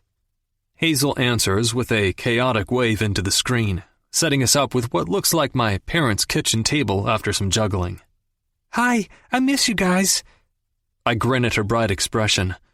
Clearly not missing us too badly. It eases something in me to see it, though. We miss you too, Fee replies. Are you sitting in my dad's lap? She asks, smiling conspiratorially. I am. Is that okay? Yes. He told you the rule, though, right? No tongue kissing. Got it. And s'mores blondies once a month. Fee turns back to me. Why do I think that was your addition? I shrug innocently. Hazel tells us about a new book she's reading, seeing a movie with my nephew at the new theater, the one with the new electric recliners. She talks about bowling with my parents, who also squeeze in to get on the phone. My mom looks near tears seeing us together, cooing over everything Fee says. Even my dad sits up straighter in his chair, repeatedly pushing his glasses back up the bridge of his nose and booming out laughter. She charms the pants off them, to absolutely no one's surprise. "You can stay in my dad's room when you want to stay with us now, Fee," Hazel says enthusiastically when we start wrapping up the call. I'm grateful when there's no awkward laughter from Fee's end. "Thank you. I'll take you up on that. He's got enough of that bath stuff you like to last forever. He gets it every single time we go past that store," Hazel says, rolling her eyes. I groan sheepishly, utterly called out. Fee's hand finds mine and squeezes. We say our I love yous and our goodbyes, something so settled and natural about it that my mind cartwheels into the future, straight into thinking about keeping Fee forever, something I'd intended to do no matter how she'd have me, but with a new color added to that thought, a new angle. The January night is cool, but not exactly cold. Just like the too warm fall we just had, it seems like we're going to have a too short winter, spring already trying to pepper the air here. We walk along the river, over a yellow bridge, where we eat fancy food on a patio, under string lights and vines, next to an outdoor fireplace. And then we follow it up with candy from the lobby vending machine, that we eat it in our bed, in our messy hotel room oasis, before we trip back out of our clothes and rock against each other slowly, from beginning to end, falling asleep with our limbs still tied up in each other. 32. Now. Farley. 3 days of near-constant sex immediately followed by trying to sleep on a tour bus, plus a plane ride, has indeed made me feel my age, Fee. Meyer grumbles, one fist shoved into the small of his back. Poor, poor man. I'll work on your knots later. I practically skip at his side, and he grunts. Need me to get your bags?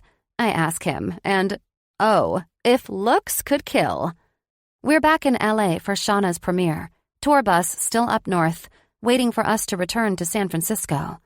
Meyer retrieves our bags from the belt with a stilted grunt, and we head to the exit. So, should I just head back to my place? Let you rest your weary bones? I ask. Absolutely not. Come home with me. I want you in my bed. For rest? You know what, woman? Yes. He laughs. Probably for some rest. Maybe an Epsom salt bath. Perhaps a few milligrams of ibuprofen. But then, I'll rock your fucking world.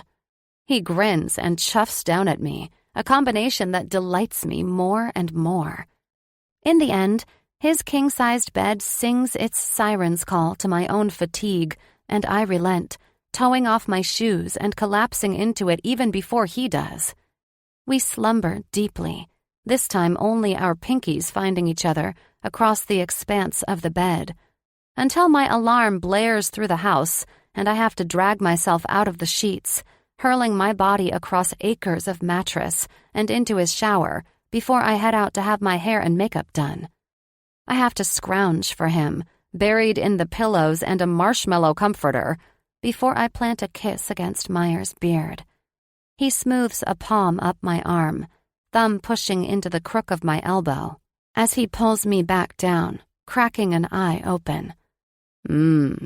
My body wash smells good on you, he says huskily, half his smile obscured in a fluffy down cushion. I cover his sleep-rumpled face in a smattering of kisses. I have to go. I'll be back for the car to pick us up from here at 5, though. Okay. I love you. I'll be sad when the somersault my stomach performs every time I hear that fades one day. I love you, too. I'm sitting in the salon chair, a dazed smile molded to my face, mind wandering to what it would be like to live this way. I weave a fantasy from the mundane, the simple ordinaries, from waking up in the same bed every day, in our own cloud, to cooking side by side in the kitchen, Meyer circumspectly trying to tidy up behind me as I go, to playing board games around the coffee table, Hazel snacking on her favorite lemon cookies, me with my mug of wine, Meyer with his beer. I think about spring, the annual field trip Hazel's class takes to a farm just outside of town. How maybe this year I'll have enough power to convince Meyer to let us take home a few of the downy chicks. His yard is big enough for a few hens, I'm sure of it. We could build them a perfect coop over in the corner, make a silly sign for it, and call it the Chick Inn. I want to take her up to Abel's farm this fall, too. Go fishing in the pond that they stock while we eat apple donuts. I imagine Meyer and I together, on a plane, in various cities throughout the country, him waiting for me at the sides of the stages in every place we go. My phone vibrates on the counter in front of me, and I lean over abruptly to get it, my stylist laughing as she's forced to chase me with the iron. Meyer. I get it now. Why people say they're so happy they can't stand it, or something's so great it's disgusting. I feel like I might need to be tranquilized. My feet flutter kick against the footrest as a terrible squeal sigh pinwheels through me. Me. I was just thinking the same.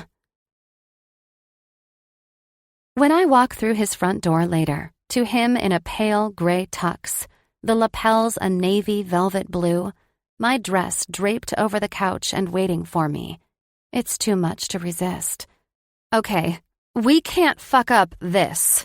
I gesture to my face and hair even as I'm sliding down his zipper. He smiles and laughs before he spins around a dining chair and falls into it, slacks pooling at his ankles. I strip off my pants all the way as he shirks his jacket. He eyes me hungrily as he loosens his tie, braces his hands on his thighs, and watches me quickly undress. He doesn't bother with removing my underwear, just mutters a low curse when he sees the lingerie and reaches for me, hooks them to the side as I straddle his lap and sink down onto him. It's torturous, the not kissing, not tugging into each other's hair, simply watching each other's expressions, watching where our bodies meet and slide. Trying to come undone while staying so very put together adds a sharp edge to it that rapidly gets difficult to skate. My feet won't reach the ground, so he's forced to bear the brunt of the work as he pumps and pistons me against him, working out a hypnotic rhythm. His chin dips as he slows, lifting me with a wicked, leisurely curl. Touch yourself, he quietly commands, and so I do, while he gazes at me intently. There's heat in it, and wonder, and agony, and love. A tear leaks out of my eye when I find my release. His lashes fan against his flushed cheeks when he does immediately after. I make a note to remember how many times I feel beautiful with him tonight. Not only when he tells me that I am, repeatedly, but all the other moments in between. From fucking on that dining chair to him zipping me into my silvery dress, sweeping the curtain of my hair over a shoulder, and kissing the nape of my neck before we leave hand in hand. When we smile easily and pose for photographs, some together, others with Kara and Shauna. When we slip up the carpeted stairs inside the venue to our balcony seats, where we watch Shauna's movie, me snort laughing, Meyer letting out the occasional chuckle through his nose and shaking his head. There's the moment he surprises a delighted shriek out of me when he hops gingerly onto the banister on our way out, sliding sideways with his arms in the air, feet kicked out for balance. When we speed walk down the remaining stairs and out the doors, back to the car where we take turns pouring champagne directly into each other's mouths, spilling it and licking over the spots that grow sticky on our skin. Later, in the bath together, with his chest pressed to my back and his beard scraping against the crook of my neck, forearms shifting across my middle while I grip the edges of the tub in ecstasy, his ministrations hidden beneath the bubbles. Afterwards, when he makes us pizzadillas with pepperoni and mozzarella in tortillas, while I sit on the island in his tie and a fluffy robe, telling him stories about when Marissa and I first moved to LA, him contributing his own ramen noodle day tales in turn. We almost miss our plane the next morning. Neither of us remembers to charge our phones, which means we oversleep, and I hold us up even more as I shove everything back into my suitcase in a palpable panic. Meyer nearly gives himself an aneurysm over not saying, "I told you so," since he tried to pack for me last night. I think he might be really angry with me, and I mentally draw out all my apologies while we jog through all the joggable parts of the airport. But then, when we finally manage to scramble into our seats, the last 2 passengers to board, I notice that he's wearing mismatched shoes at the same time he finds a false eyelash stuck to the side of my neck, and we laugh until we cry and gasp. When a flight attendant has to come calmly ask us to, please, try to quiet down. We spend the short flight avoiding eye contact so we don't burst into any more giggle fits. The next week passes in this special brand of domestic bliss. Our own version of it, between a plane, a tour bus, and more hotel rooms. It feels exactly like you'd think. Like being at overnight camp with your best friend who also happens to supply you with mind-bending orgasms. I go out on stage 2 more times, and I feel fearless about it. Relaxed. It feels as good and as fulfilling as the high I remember, and I have no doubt that this is because he's by my side. There is only one more show for me on this mini tour, though, and it's also the same day that Meyer leaves to go back to retrieve Hazel from Ohio. I promise him that I'm fine, and I think I truly mean it. It feels like all my pieces have settled into place, and I've got the set memorized down to the word and each facial expression now, honed to sharp perfection. Meyer's hovering, though. Worried. There's a weird, melancholy layer in his words, like his mind is elsewhere or churning on more, no matter how I reassure him. "Jonesy," he calls to me now from somewhere inside the room. "Out here!" I smile up at him in his towel when he walks through the door. "Jesus, aren't you cold?" "Not for long." He smirks before he slips behind me on the lounge chair and cradles me against him. We sit together quietly this way for a while, sharing the same glass of wine while we look out at the Golden Gate Bridge from a hotel balcony in Nob Hill. And I don't know why, but my brain can't seem to help it. I start to think that maybe this is all too good to be true. How does one person get this lucky in life? To do something big that fills them with such incredibly overwhelming feelings, with their best friend, best love, alongside. Something that takes them so many places in front of so many faces.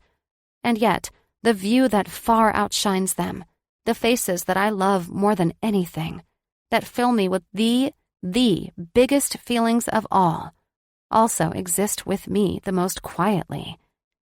I pull Meyer's arms tighter around me. "Are you packed? You know, you shouldn't put that off until the last second. Just a pro tip for you." I knock on his forearm with my knuckles. "Ha, you don't say." "Yes, I'm packed." He kisses my temple. Are you okay?" I ask after a bit. He sighs. "Yes. I just need to talk to you about something, and I'm being an idiot about it." "Really?" I whip around, but can barely make out his eyes even with the city lights shining. "Let's go inside." He shuffles around the room a bit, picking up odds and ends, plugs in his phone with a meaningful look and a half-hearted grin my way. "Meyer, you're scaring me. Come talk to me, please." I flip over the corner of the comforter and pat the empty spot at my side. He nods and removes his towel, the dim lighting making the umbrella appear black and white. He slides in beside me, and I start to trace it with my fingertips. "Fee." More sighs. "I was thinking. I know the tour is going to be great. I know it." I still my fingers and frown up at him. "I know that too," I say, and that makes him blow out a breath with a nod. "We've got each other's backs, just like we have from day one, yeah?" I add with what I hope is a reassuring smile. His eyes round for the blip of a second, and I almost think I've said the wrong thing. But then he smiles back, his fullest one. Yes, of course. Is that what you wanted to talk to me about? Again? I nudge him with my elbow. He shakes his head and his brow furrows. Move in with me? Would you want to live with Hazel and I? It feels a bit like ascending the stairs in the dark. You think you have another step, but then experience that swooping, bottoming out feeling when you realize you're already on the top floor. Hearing that his mind is on the same plane as mine is a happy surprise, even if it's also a little jarring. I slide my knee around to bracket his hips, cup his face in my hands. I'd love to live with you guys. I swipe along his beard with my thumbs. But make sure you get Hazel's approval first, okay? He nods solemnly before he cups the back of my head and brings my lips to his. The next morning, I opt to ride with him to the airport after a small internal debate. I still feel like he needs something from me, like I need to ease his spirit somehow. It makes me wonder if I should act nonchalant about being separated from him, even if it's for 2 days. It should probably feel nonchalant, but I've never been great at belittling my happier feelings, only ever mastered reducing some of the sadder ones. So, we ride to the airport in hushed conversation, taking turns kissing our clasped hands. And when we pull up to the curb to drop him off, I focus on imagining the next time he'll be on an airport curb, in LA, when I get to pick him up with Hazel. Our trio reunited. In Vegas. Bursts from him just before my lips make their way to his. In Vegas. I tried to tell you. I know I was drunk, but it only let loose what was already there. When you said you wanted to be stupid with love, I tried to tell you how I felt. That you were the only person I've ever been stupid with. I search his expression, not sure what I'm supposed to find. And I immediately tried to get in your pants, Meyer. I laugh. I thought I scared you off. His face crumples in confusion. When did you try to get in my pants? When I immediately invited you back to my room? You said... He tilts his head to the side, trying to remember. You said we had an early morning and should get back to the room. That was just my attempt at being smooth about it. I said I would walk you back. Which one would do if one was going to go join the other in their room for some coital revelry. Fee, I thought I scared you off by saying that. I thought I was just walking you back to be polite and say goodnight. He replies, and now I'm laughing full out. I thought I scared you off when I had a mini meltdown. I thought I scared you off with my obvious panic. And then when you left, I told myself I'd misinterpreted the whole thing. We're both laughing, eyes shining. I guess we're both pretty stupid after all, huh? I say. No. Becoming your friend is the smartest thing I've ever done. He says, laugh fading. I got the tattoo because I wanted to remember that feeling you gave me the first time I met you. When you burst inside and demanded to make a connection. I wanted to remember to not be afraid of that anymore. Even if it doesn't look the same for everyone. Even if some people speak with their hands. Some use a mic or art, whatever. You did it with your friendship with us. So you don't regret it then? I couldn't help but wonder, since you did put it in such a discreet area. I laugh because if I don't, I'll cry. I mean, I was drunk, but even in my state, I knew if I showed up with something permanently inked on my skin to show you how I felt, it might feel a little manipulative. He quirks a brow down at me. Nah, I liked it better how it played out anyway. Like double the reward. He nods, brushing against my nose with his. I know. His palm slips to the base of my throat, shifting into the sign against my chest as he smiles into my lips. I'll see you in a few days. I kiss him like it'll be a few years. Hold out my hand in the sign when he steps away from me. 33. Now. Cynicism masquerades as wisdom, but it is the furthest thing from it, because cynics don't learn anything. Because cynicism is a self-imposed blindness, a rejection of the world because we are afraid it will hurt us or disappoint us. Cynics always say no, but saying yes begins things. Saying yes is how things grow. Stephen Colbert. Farley. Kara and Shauna distract me backstage by sharing some of their favorite pre-show routines. Shauna has symphony music blaring at full volume because she likes to imagine her favorite raunchy songs against their rhythms. We end up composing our own orchestra between the group, using the lyrics from the classical My Neck, My Back over the musical stylings of La Donna è Mobile. Even Clay joins in, though I'm pretty sure he only lip-syncs. And even though I'm aware that it's a distraction, it works.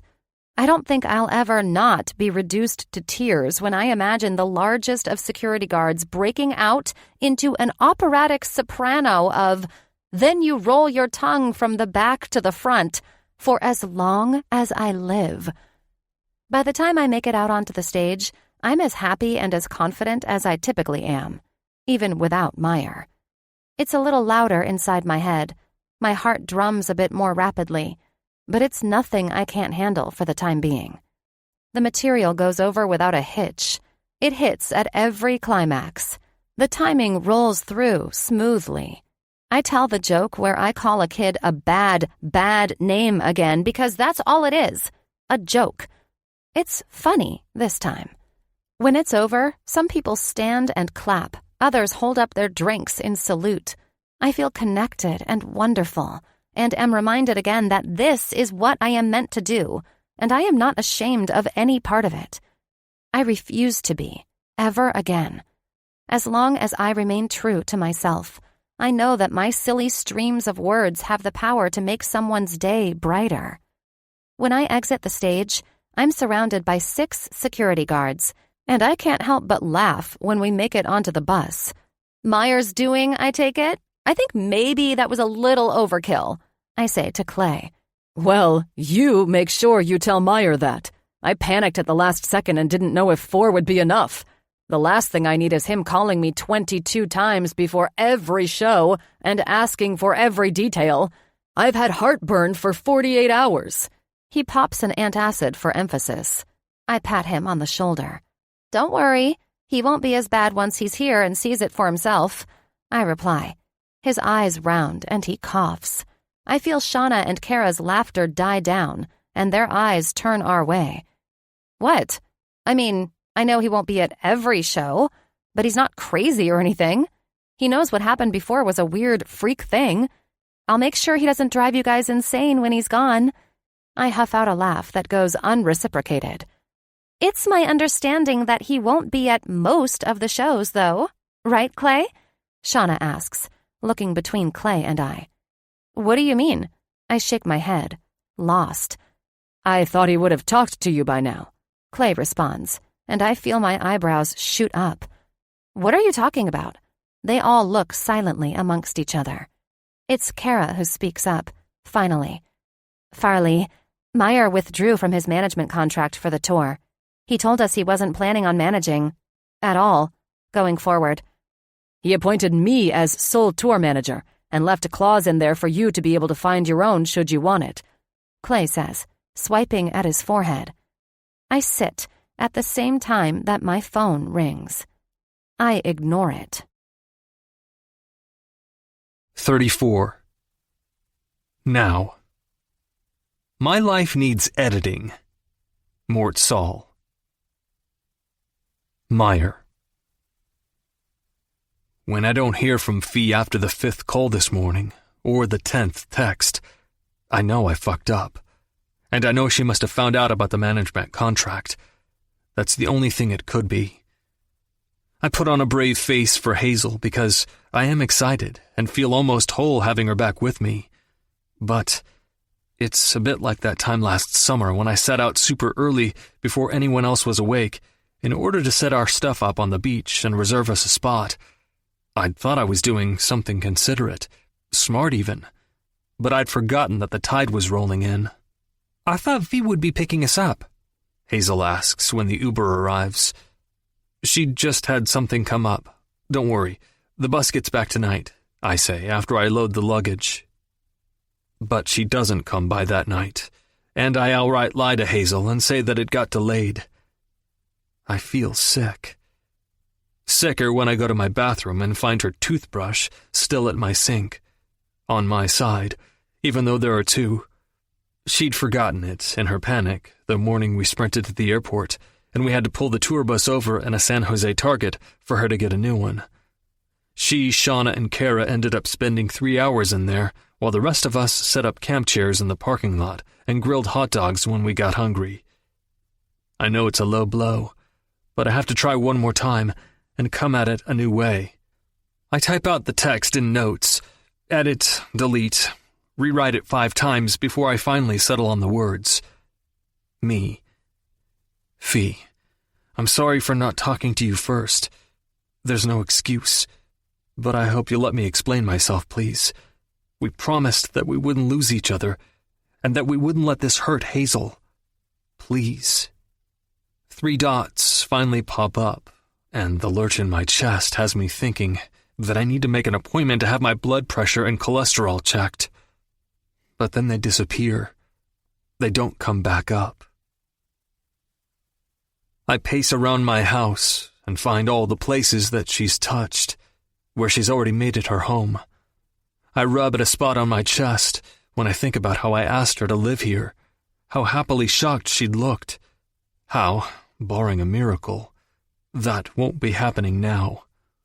I find my tie from the premiere slung over one of the stools at the counter, wrap it around my fist like a tourniquet, the skin above it fading to a bloodless pale. I end up lying down on the couch eventually. The bed is still unmade in my room, and I can't bear to look at it. Each time that I do, I see her through blurry eyes, woken by her kissing a path up my leg, swiping her sweet tongue over my tattoo. I think of her smiling over her shoulder at me after she slung a leg across my middle, planted her hands on my thighs, and rode me in reverse, my thumbs pressing into the dimples on her back, the ends of her hair swaying against her waist with every grind and roll of her hips.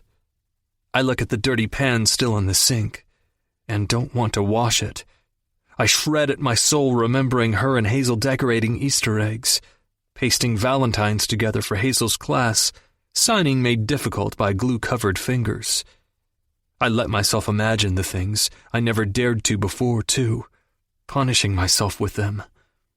Fee with a rounded belly and a smile, putting Hazel's hand in a spot to feel the baby kick. Hazel guiding her sister around the pool in a floaty, one of those ridiculous infant sun hats strapped to her head. I imagine us taking Hazel to Europe, maybe to see the play we never got to see. I imagine popping out of my office to ask her for her thoughts on whatever it is I want to write, her opinions and feedback critical to me, always. I slice at my mind, my heart, over and over again, until I exhaust myself with it, until my burning eyes finally close. Whack! I startle awake when Hazel slaps my arm. I blink the bright lights away, hold up a hand to ask for a minute, sit up and manage to open one eye with a wince. Fee is here, Hazel signs. What? I say out loud, turning toward the door. I tried to call. I rang the doorbell too, so when no one answered I let myself in, Fee says. She won't even look at me. I start to say before I slip into sign. I don't know where my phone is. Okay, I thought I could take Hazel to breakfast, she replies, eyes barely darting my way, focused on Hazel's retreating form instead. I can practically see the tension vibrating through her when I slowly step her way. She looks at me now, expression cool. I want to talk. I do. I just want to focus on Hazel this morning first. If that's okay, we'll talk after, she says. I manage a nod, and Hazel skips past me toward the door. You don't want to come? She looks at me quizzically. I'll get everything caught up here. You guys go have fun. I do get everything done. Busy myself, my hands, my head, with any menial task I can. I even make the bed, but don't wash the sheets. When my girls return, the first thing Hazel does is tip her chin up at me in an angry scowl. The depth of discomfort I feel at this is irrational. If I were wearing boots, I'd be shaking in them. Did you have a good breakfast? I ask. Hazel replies quickly. The best ever. You really missed out. The corner of Fee's mouth ticks up as she smooths a hand over Hazel's head. I am going to my room and watching YouTube. Don't try and stop me. I brought you leftover biscuits. She tosses a box onto the counter unceremoniously before she stalks off to her room. I take it you told her I'm not your manager anymore then, I say to Fee, and immediately wish I could take it back when she flinches. I hope you don't blame me. I didn't know if you would, she replies, making me wince in return. She folds her arms. Fee, I wait for her eyes. I'm so sorry for not talking about this with you. I owed you that much, at least. I got scared. Of hurting my pathetic feelings? I get it, Meyer. I really do. I was sitting there yammering on about being together, on all these things, being so fucking dependent on you, that you didn't want to be the bad guy and let me down. I get it. She swipes angrily at a tear. That's not... Fee, you're not dependent on me. Obviously, Meyer, I am. I mean, I even needed you to publicly be interested in me in order to secure this job, right? Jesus, no. That's why I didn't even want to at first. Stop, please. And then, when I go against your advice, it bites me in the ass. Or the face, more like. Are you mad at me for not talking to you first? Or are you mad that I made this decision, Fee? Both. Well, can you let me explain to you where I'm coming from first, damn it? Her nostrils flare. How long were you planning it? Or I guess, more importantly, how long were you feeling this way? I want to know. When they came to us in October, and I agreed to the dating, I knew that I wouldn't be able to continue working together after. Her mouth falls open in shocked hurt. Why didn't you... What? I would have never... Never what? Never told me your feelings for me? Gone on that way forever? You'd have been fine like that? That's not... I thought I'd have to pull back because I thought your feelings wouldn't be the same as mine, Fee. I thought that I'd get a taste of what it would be like to be with you that way. And then it would end, and I'd be even more ripped apart. And now what? You got a taste, and want to pull back because you realize you feel less than me? Why did you ask me to live with you? Out of sympathy? God damn it, Fee, no. Being with you makes me want more. Of everything.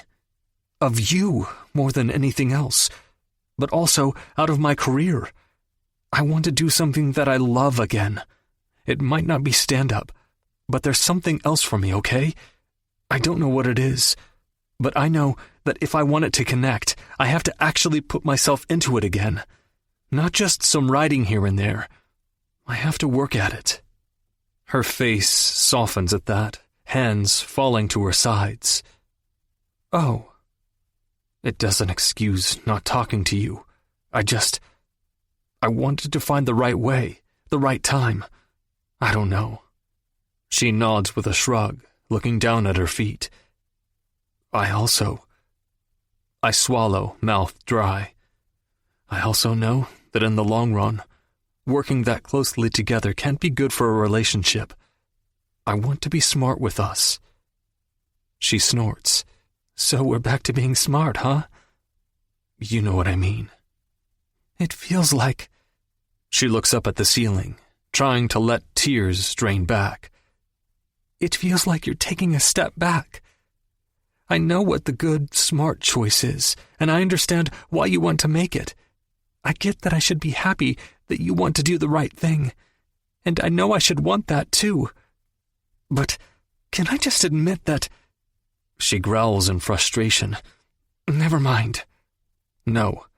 I reach for her hand and she slides it away from mine. I look down at it like it's been burned, until she takes it again. Such a small concession, and I could fucking weep with it.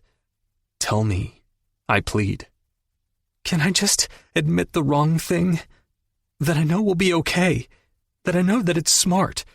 But that it fucking sucks in the meantime, Meyer? Her floodgates open, and I feel tears prick their way into my own eyes. I moved here when I was 19, away from a dad who spent years telling me how wrong I was for everything, who made this dream of mine seem shallow and stupid. I'd already lost my person, you know. I'd lost the one person who accepted and loved me for all the crazy, too. She slides the heel of her palm across her face before she clutches her chest with it. And then I found you. And you just volunteered to help me. You, who made comedy look easy, who always had some cutting remark, some brilliant, superior way of putting things.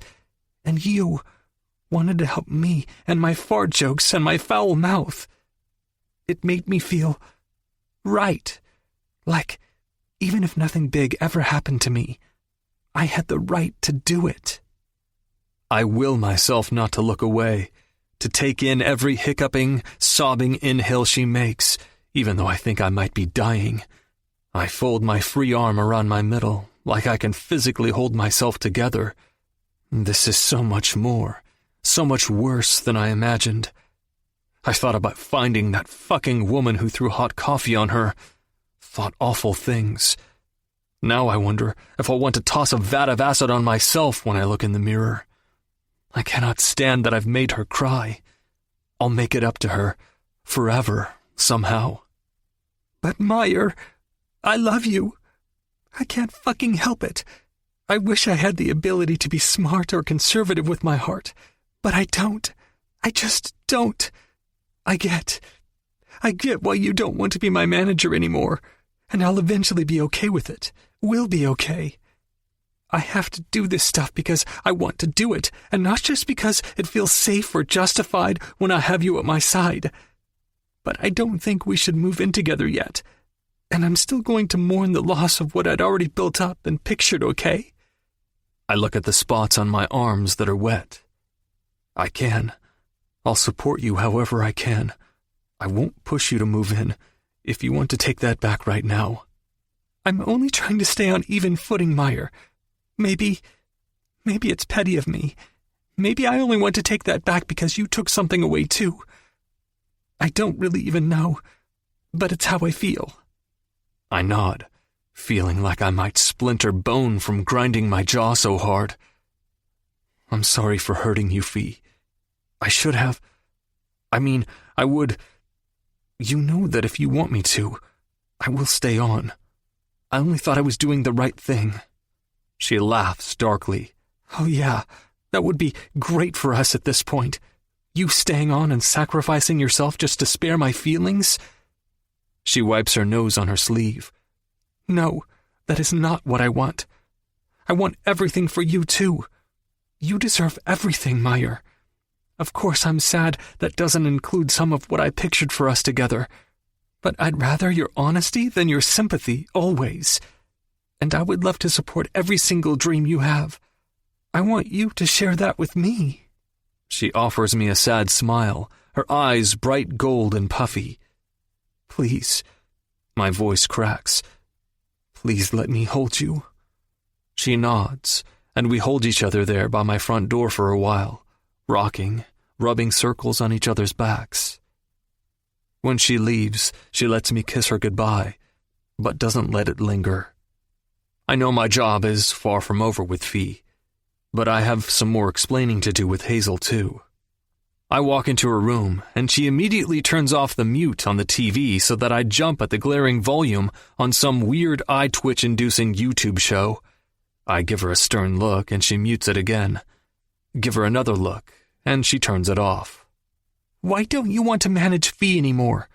Why does she look so sad? I sigh and sit at the foot of her bed.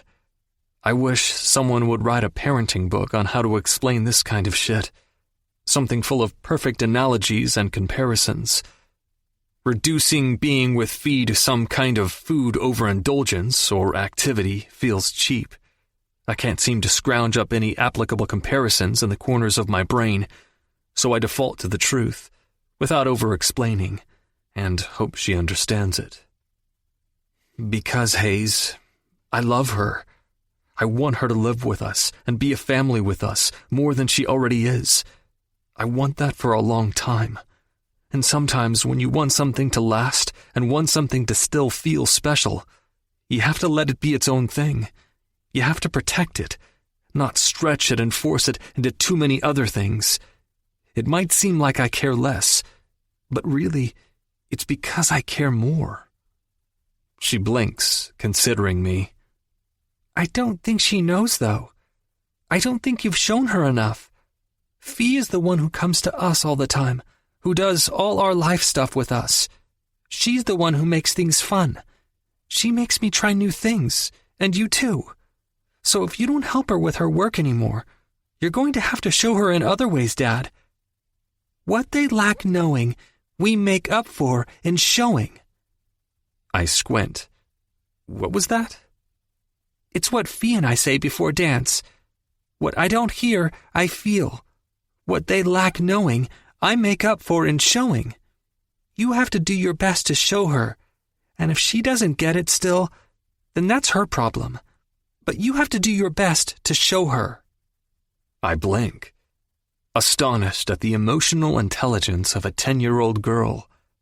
I wonder if adults were to get more of their advice from kids, if we'd fuck things up as much as we do. Somehow, I think we'd simplify a lot. I shake her hand in agreement.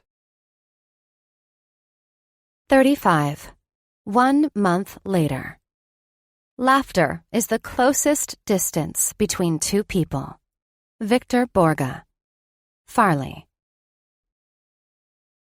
Marissa pulls into the parking garage after we give the guy manning the gate our appropriate paperwork. I didn't want to make a big deal out of arriving to this venue for our first official show on the Wet and Mild tour, since it's here in LA anyway. You sure you don't want to just have him come, Fee? Miss asks for what feels like the 100th time. I'm sure, Marissa. I laugh. Meyer and I are good. Every day we get a little closer to great, as the sting of his decision dulls with time. Do I wish he'd have included me in making it? Yes. But he continues to be my hammock, my support, and I've always had to come upon and fight for my confidence on my own. It should never have been his responsibility, even if he played a role in me finding it in the first place. I stay with him more nights than I don't, even though we haven't moved forward with the living together thing, officially. I stay because he and Hazel feel like home. Between their quiet, bantering hands, the way they both twirl a finger around in their hair while they read, to our soft weeknights snuggled up on the couch, and our bright day trips on the weekends. It feels like we're living the life we already built together, with new discoveries along the way. Plus, Meyer wears his glasses a lot at home. After a surprisingly rainy winter this year, one we needed after too many droughts, the tulip bulbs we planted shot up and bloomed, along with the honeysuckle plants I helped them choose for their fragrance. Still, I didn't want to ask him to come today. Perhaps it's pride. It's probably because I just would rather rip the Band-Aid off. I think I'm healed under it anyway. Also, he didn't ask or push to, so maybe it's the same for him. Marissa gives me a squeeze before she leaves the back room, and I sneak my head out of the curtain to watch the VIPs start to trickle into their front row seats. Miss is here, of course. Then there's Lance and his wife. I laugh in astonishment when I spot Abel and Betty, plus a few of their kids from the farm, ambling down the aisle. Someone flips a switch, and the stage is illuminated, drawing my eyes up.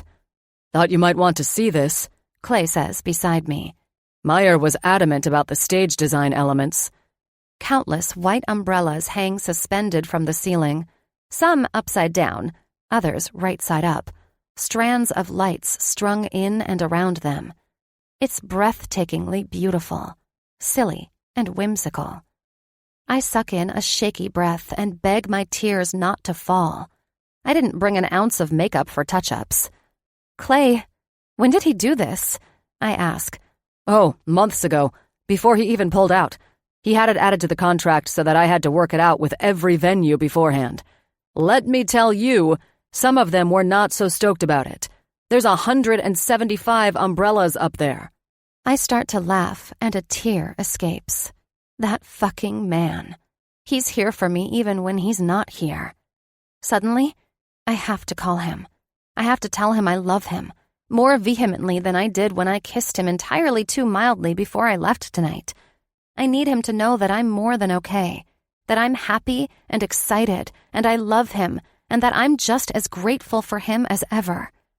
He doesn't answer, though, and I force myself to shake it off. I know he and Hazel had plans to go to the movies, so they must already be in the theater or something. I fire off a text and hope there are enough exclamations to drive the point home. We end up going with Shauna's pre-show ritual again, end up laughing just as much and passing time just as quickly. I swear I can feel the energy from the crowd creeping in, like dry ice slipping under the curtains and doors. It's a sold-out show, a sold-out arena for Christ's sake, and I don't feel a lick of nerves. I feel transcendent, feel like I could power an engine battery. Ladies and gentlemen, sounds from behind the still-closed curtain. My neck snaps up, and I see him. Meyer, with Hazel at his side, both beaming at me. The curtain opens, and I have a distinct moment of terror grip me on his behalf. I can't stand the thought of him torturing himself for me. His stage fright is far from cured. I can see it in the way his shoulders inch toward his ears, and hear it when he blows a breath into the mic. I'm sorry I can't speak this into this mic for you, loud enough for everyone in this room to hear. But Fee, I love you. I love you, you foolish, insane, beautiful, kind, intelligent, completely stupid woman. I laugh as a tear slips free. You want to get married in Vegas? I'll buy us plane tickets right now. I'll be your maid of honor, Hazel adds. You want me to spell my love for you out on a banner and fly it through the sky? I'll start working on a pilot's license so I can do it myself. I'd tattoo your name on my forehead if it meant you wanted to wake up next to me and look at it every day. He doesn't look away from me, but starts speaking into the mic. It is my distinct pleasure to introduce you to the first wet and mild lady of the night, someone who I've had the honor to watch grow from mimicking a bumblebee in a dumpy, low-ceiling bar, sorry, Lance, to the incredibly funny comic you'll get to experience tonight. I don't know what I believe in as far as a higher power, Fee, but I know that I now believe that rainstorms always precede something amazing, because you came into our lives on the tail end of one. I know that I believe in being stupid with love, in always looking for the laugh because of you. I believe that you've made me a better man, and by extension, a better father. I believe that you're the kind of woman I hope my daughter wants to emulate one day. That's right, Angel. Foul mouth, bad manners, and all. Because your spirit is immeasurably kind. I believe that jumping in puddles is better than any fancy party, and I believe that I'll fight for your love, for the honor of loving you, every day, for the rest of our lives. Let me do that, Farley Jones, and I promise to make you the happiest woman for as long as you'll have me. Everybody, please give a warm welcome to Farley Jones. 36. Bonus epilogue. 4 years after the end. Playlist. All I Want Is You, Vitamin String Quartet. The Book of Love. Gavin James. Farley. It's supremely satisfying to be a cliché for once, because it's my wedding day, and I should get to feel more beautiful than I ever have. And I do. even if I'm so damn tempted to make a joke in the face of every compliment. "You're exquisite, absolutely radiant," Marissa says to me, swiping at a few stray tears. And the reply nearly slides off of my tongue. "That's just the $65 highlighter you made me buy." But I manage to roll it back. Because regardless of how much money I spent on professional makeup, on this dress, it's the contentment in every fiber of my being that makes me feel lit from within. I sign to Hazel. "Will you do my buttons?" She nods, her eyes flickering, blinking back tears.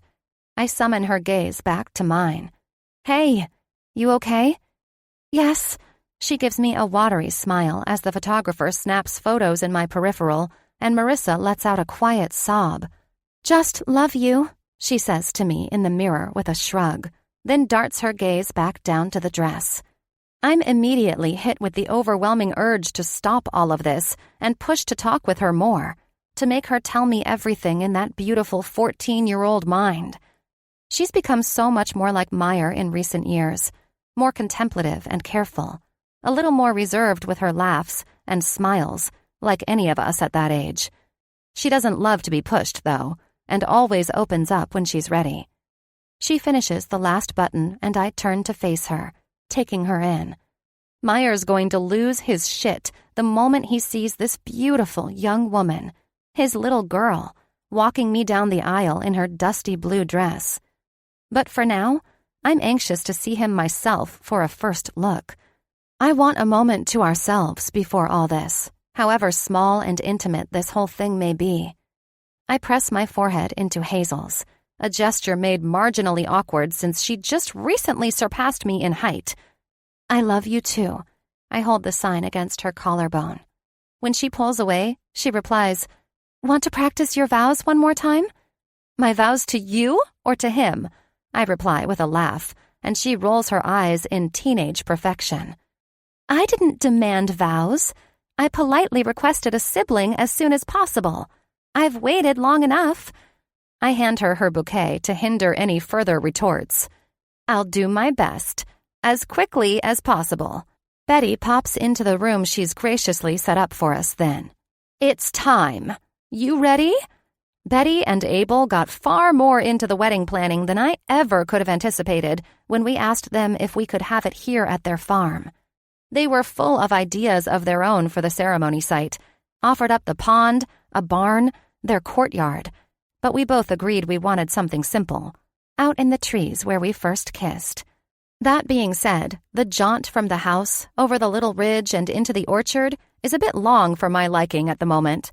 Each step brings with it an increased awareness and the reminder of where exactly I'm headed and who I'm headed toward. It's almost shameful how tempted I am to start running, how fucking insatiable I am for that man. There's about 25 more yards to the ridge, the path across the expansive lawn before me lined with the perfect mix of fallen leaves and white rose petals. I smile at the poetic contrast. Seasons changing, life and death, new beginnings while we celebrate what's already come to pass. All of it beautiful in its messy contradiction. The moment I step onto the edge of the hill, I see him. He's concentrated on a tree, his broad back to me. That place there between his shoulders is my favorite place to rest, to come up behind him when he's making fried eggs in the mornings, loop my hands and slide them up his chest and burrow my face in that nook. Love to feel his hum of approval every time, vibrating in my palms and against my cheek. Love swatting his perfect, tight, round, endlessly tempting ass, too. I bite my lip through a smile, remembering the night before. How we were supposed to stay apart. Abel and Betty were adamant about it, and I blame them for only making it more alluring, only to end up sneaking him in through my cottage window.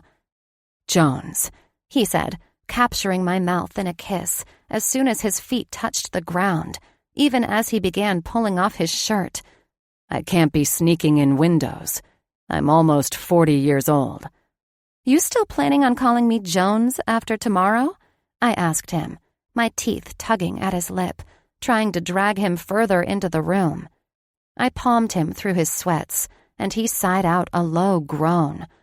"I'll call you whatever you want," he said, smiling wickedly, "as long as I get to call you my wife." That balloon in my chest inflated again, so fast I thought it might just pop and flow out as tears. I whimpered into his mouth when he lowered us to the ground, kicking off the rest of our clothes in a frenzy. "Are you sure?" he asked, hovering above me on flexed arms, one knee already hooked over his shoulder. I gripped his ass and tried to haul him into me. "How long have you been off now?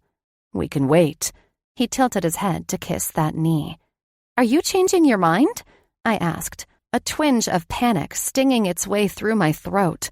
"God, no." He smiled, already flushed, moonlight shining from behind him. I laughed, relieved. As much as I love his careful, steady consideration, something about how worked up he gets any time I mention getting pregnant only brings it out in me, too. It was hot and hungry and slick, the carpet rough against my back.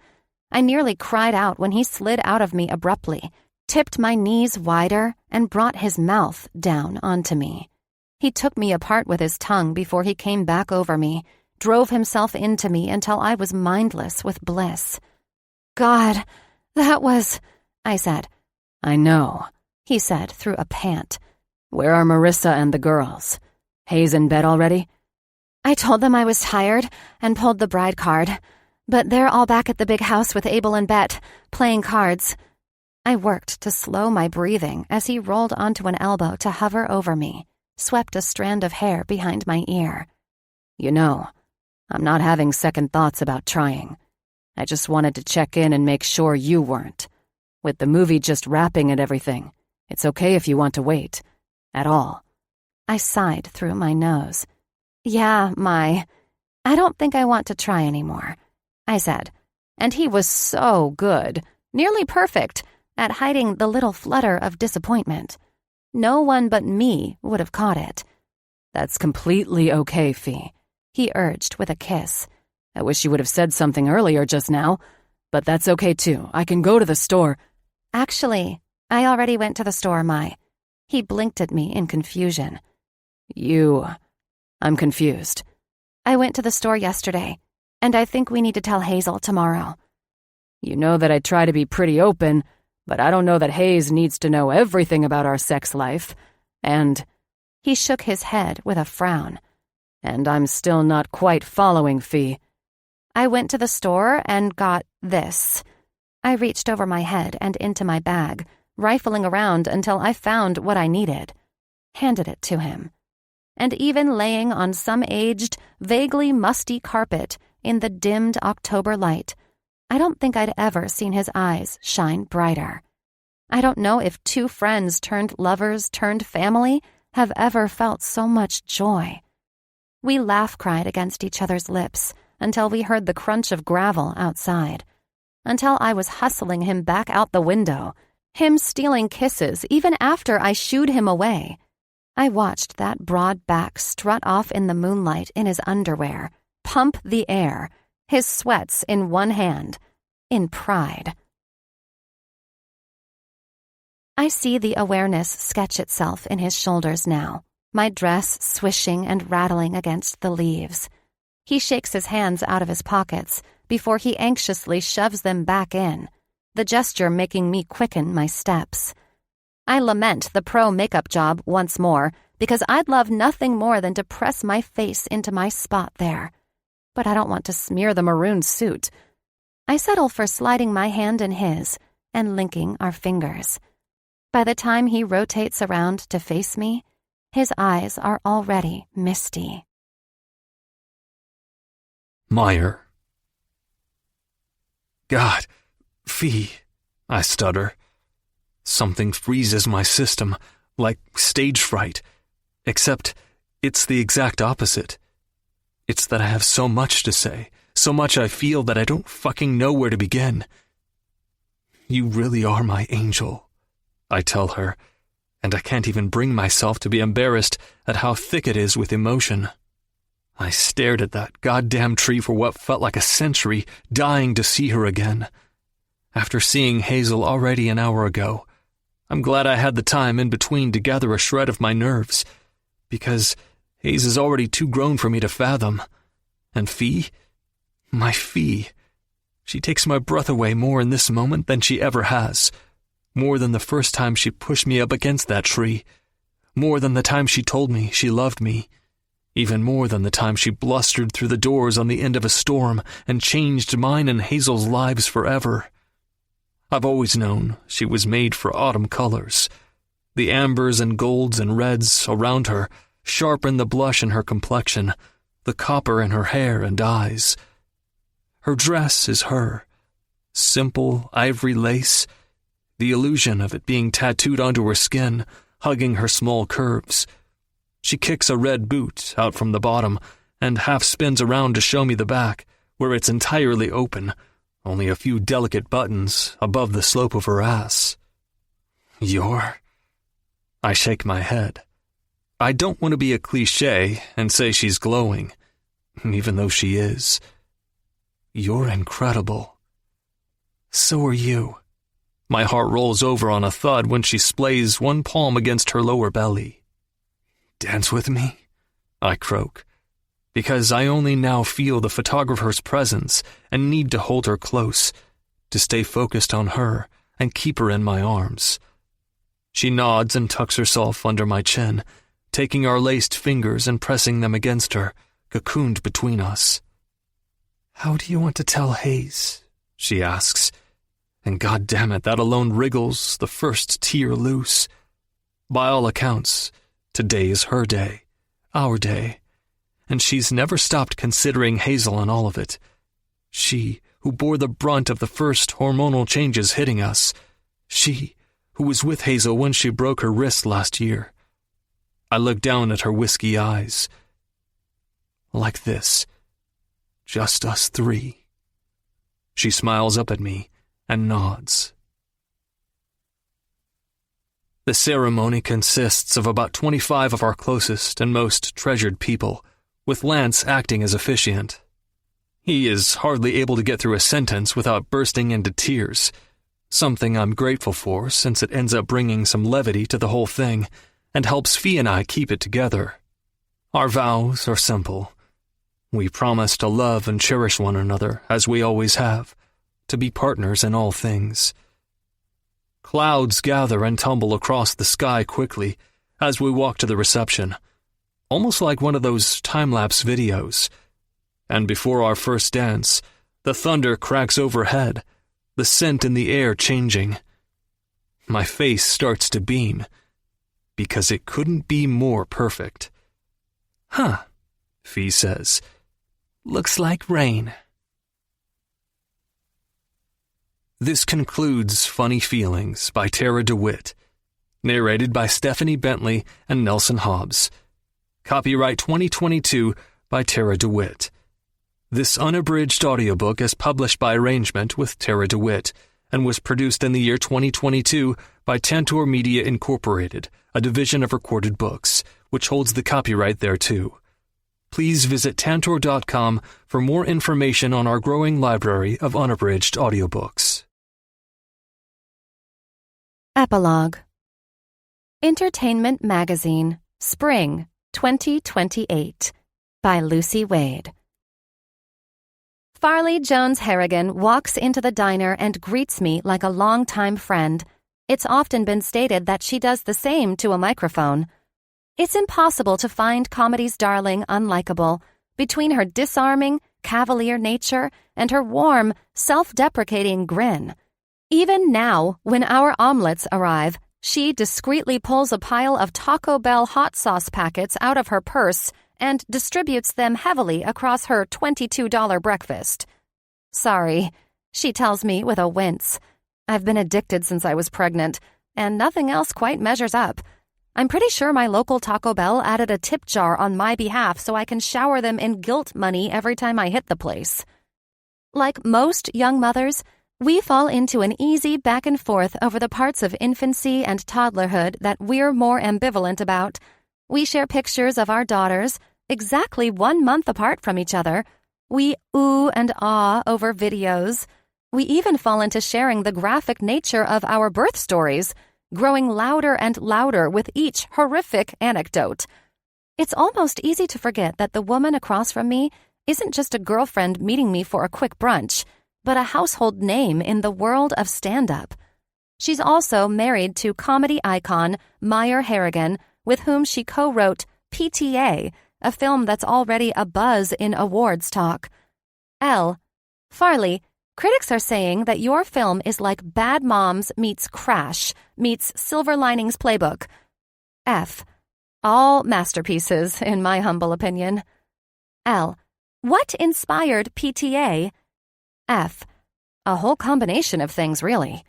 There was one specific night when I was invited out with a group of moms and things got wild. The same night that inspired a bit in my first big tour. But when it came to writing the screenplay, we were more interested in everyone's stories. Why a simple night out maybe wasn't so simple for all of them.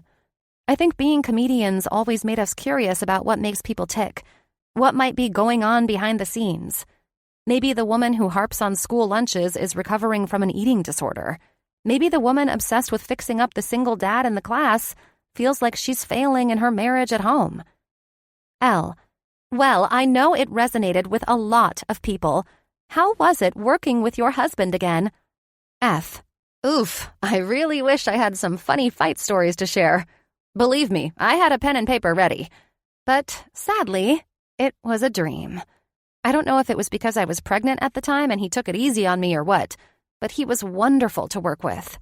Seeing him in his element is incredibly humbling. He was never afraid to dig deeper, to contrast the breast milk scene against the one of her character crying through her struggles, leaking through her bra in the middle of Target while in the throes of postpartum. He's got many gifts, and getting to share in this one with him was something I'll never forget. L. It sounds like that love and care really translated in the film. F. Thank you. I certainly hope so. It's not long after that Meyer and their 2 girls show up to breakfast, the chubby-legged toddler teetering between them. She refuses to let us carry her anywhere right now. I thought our backs were getting ruined by hauling her sturdy weight around, but it turns out it's not much better being bent over to hold her hand. Farley tells me with a laugh. There's rounds of kisses and greetings. Meyer asks Farley if she's proud of the whale spout pigtails adorning Georgie's head. Farley celebrates him accordingly. Farley signs to Hazel, age 16, who is deaf, and turns to me when she sees my curiosity. Just telling her I love her dress. She says I can borrow it. Having a teenager has its perks, honestly. Don't let anyone scare you about those years to come. They're a happy, unassuming family, which is somehow what makes them extraordinary. The end.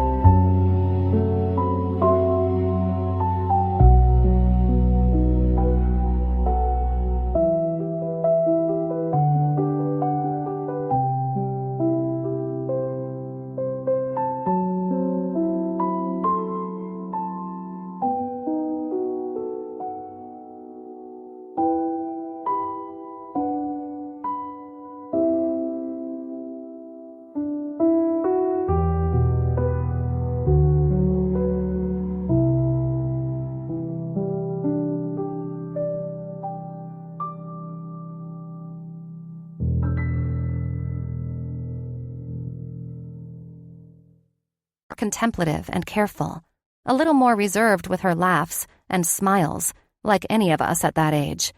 She doesn't love to be pushed, though, and always opens up when she's ready. She finishes the last button, and I turn to face her, taking her in.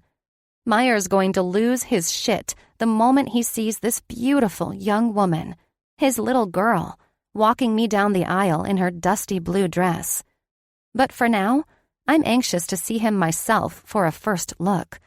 I want a moment to ourselves before all this, however small and intimate this whole thing may be. I press my forehead into Hazel's, a gesture made marginally awkward since she just recently surpassed me in height. I love you too. I hold the sign against her collarbone. When she pulls away, she replies, "Want to practice your vows one more time?" "My vows to you or to him?" I reply with a laugh, and she rolls her eyes in teenage perfection. "I didn't demand vows. I politely requested a sibling as soon as possible. I've waited long enough." I hand her her bouquet to hinder any further retorts. "I'll do my best, as quickly as possible." Betty pops into the room she's graciously set up for us then. "It's time. You ready?" Betty and Abel got far more into the wedding planning than I ever could have anticipated when we asked them if we could have it here at their farm. They were full of ideas of their own for the ceremony site, offered up the pond, a barn, their courtyard, but we both agreed we wanted something simple, out in the trees where we first kissed. That being said, the jaunt from the house, over the little ridge and into the orchard is a bit long for my liking at the moment. Each step brings with it an increased awareness and the reminder of where exactly I'm headed and who I'm headed toward. It's almost shameful how tempted I am to start running, how fucking insatiable I am for that man. There's about 25 more yards to the ridge, the path across the expansive lawn before me lined with the perfect mix of fallen leaves and white rose petals. I smile at the poetic contrast. Seasons changing, life and death, new beginnings while we celebrate what's already come to pass. All of it beautiful in its messy contradiction.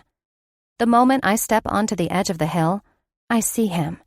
He's concentrated on a tree, his broad back to me. That place there between his shoulders is my favorite place to rest, to come up behind him when he's making fried eggs in the mornings, loop my hands and slide them up his chest and burrow my face in that nook. Love to feel his hum of approval every time, vibrating in my palms and against my cheek. Love swatting his perfect, tight, round, endlessly tempting ass, too. I bite my lip through a smile, remembering the night before. How we were supposed to stay apart.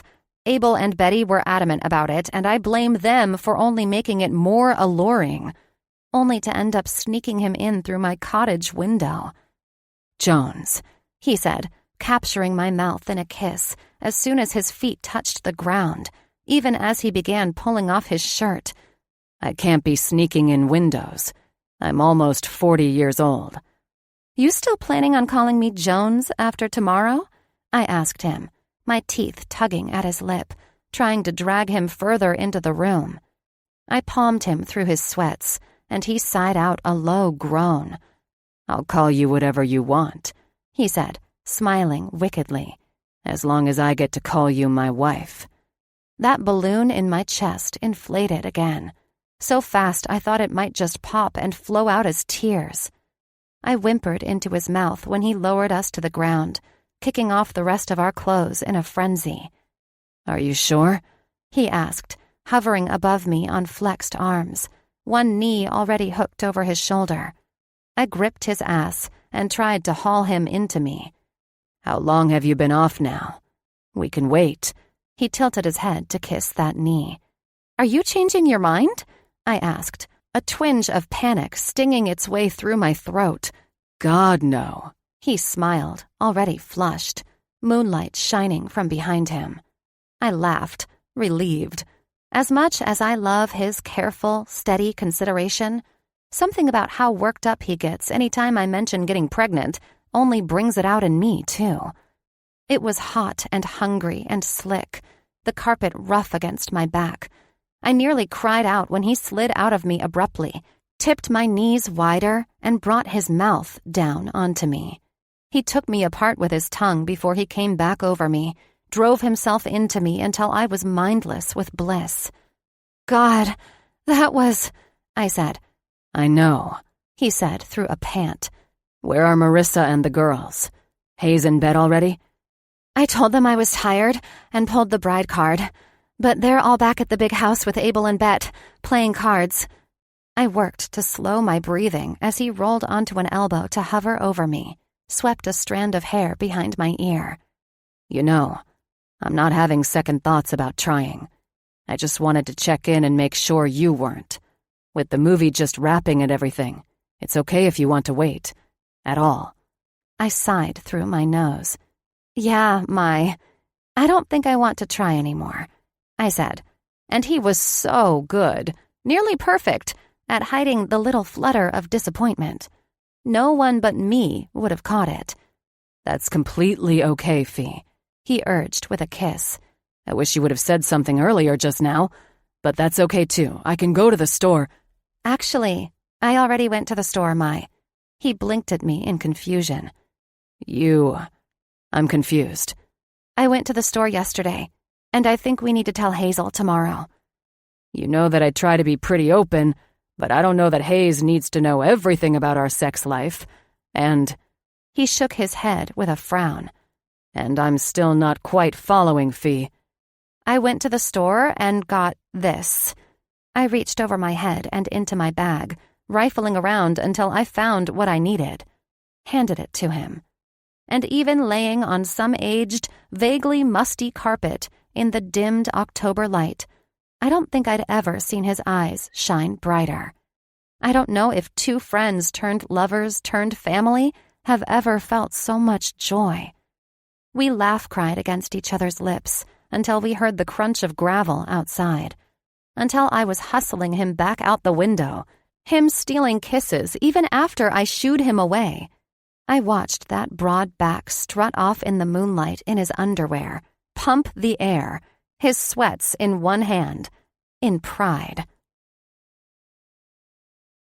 I see the awareness sketch itself in his shoulders now, my dress swishing and rattling against the leaves. He shakes his hands out of his pockets before he anxiously shoves them back in, the gesture making me quicken my steps. I lament the pro makeup job once more because I'd love nothing more than to press my face into my spot there. But I don't want to smear the maroon suit. I settle for sliding my hand in his and linking our fingers. By the time he rotates around to face me, his eyes are already misty. Meyer. God, Fee, I stutter. Something freezes my system, like stage fright. Except it's the exact opposite. It's that I have so much to say, so much I feel that I don't fucking know where to begin. You really are my angel, I tell her, and I can't even bring myself to be embarrassed at how thick it is with emotion. I stared at that goddamn tree for what felt like a century, dying to see her again. After seeing Hazel already an hour ago, I'm glad I had the time in between to gather a shred of my nerves, because Hayes is already too grown for me to fathom. And Fee? My Fee. She takes my breath away more in this moment than she ever has. More than the first time she pushed me up against that tree. More than the time she told me she loved me. Even more than the time she blustered through the doors on the end of a storm and changed mine and Hazel's lives forever. I've always known she was made for autumn colors. The ambers and golds and reds around her sharpen the blush in her complexion, the copper in her hair and eyes. Her dress is her. Simple ivory lace, the illusion of it being tattooed onto her skin, hugging her small curves. She kicks a red boot out from the bottom and half spins around to show me the back, where it's entirely open, only a few delicate buttons above the slope of her ass.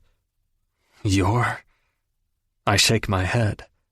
I don't want to be a cliché and say she's glowing, even though she is. You're incredible. So are you. My heart rolls over on a thud when she splays one palm against her lower belly. Dance with me? I croak, because I only now feel the photographer's presence and need to hold her close, to stay focused on her and keep her in my arms. She nods and tucks herself under my chin, taking our laced fingers and pressing them against her, cocooned between us. How do you want to tell Hayes? She asks. And God damn it, that alone wriggles the first tear loose. By all accounts, today is her day, our day, and she's never stopped considering Hazel in all of it. She, who bore the brunt of the first hormonal changes hitting us. She, who was with Hazel when she broke her wrist last year. I look down at her whiskey eyes. Like this. Just us three. She smiles up at me and nods. The ceremony consists of about 25 of our closest and most treasured people, with Lance acting as officiant. He is hardly able to get through a sentence without bursting into tears, something I'm grateful for since it ends up bringing some levity to the whole thing and helps Fee and I keep it together. Our vows are simple. We promise to love and cherish one another as we always have, to be partners in all things. Clouds gather and tumble across the sky quickly as we walk to the reception, almost like one of those time-lapse videos. And before our first dance, the thunder cracks overhead, the scent in the air changing. My face starts to beam, because it couldn't be more perfect. Huh, Fee says.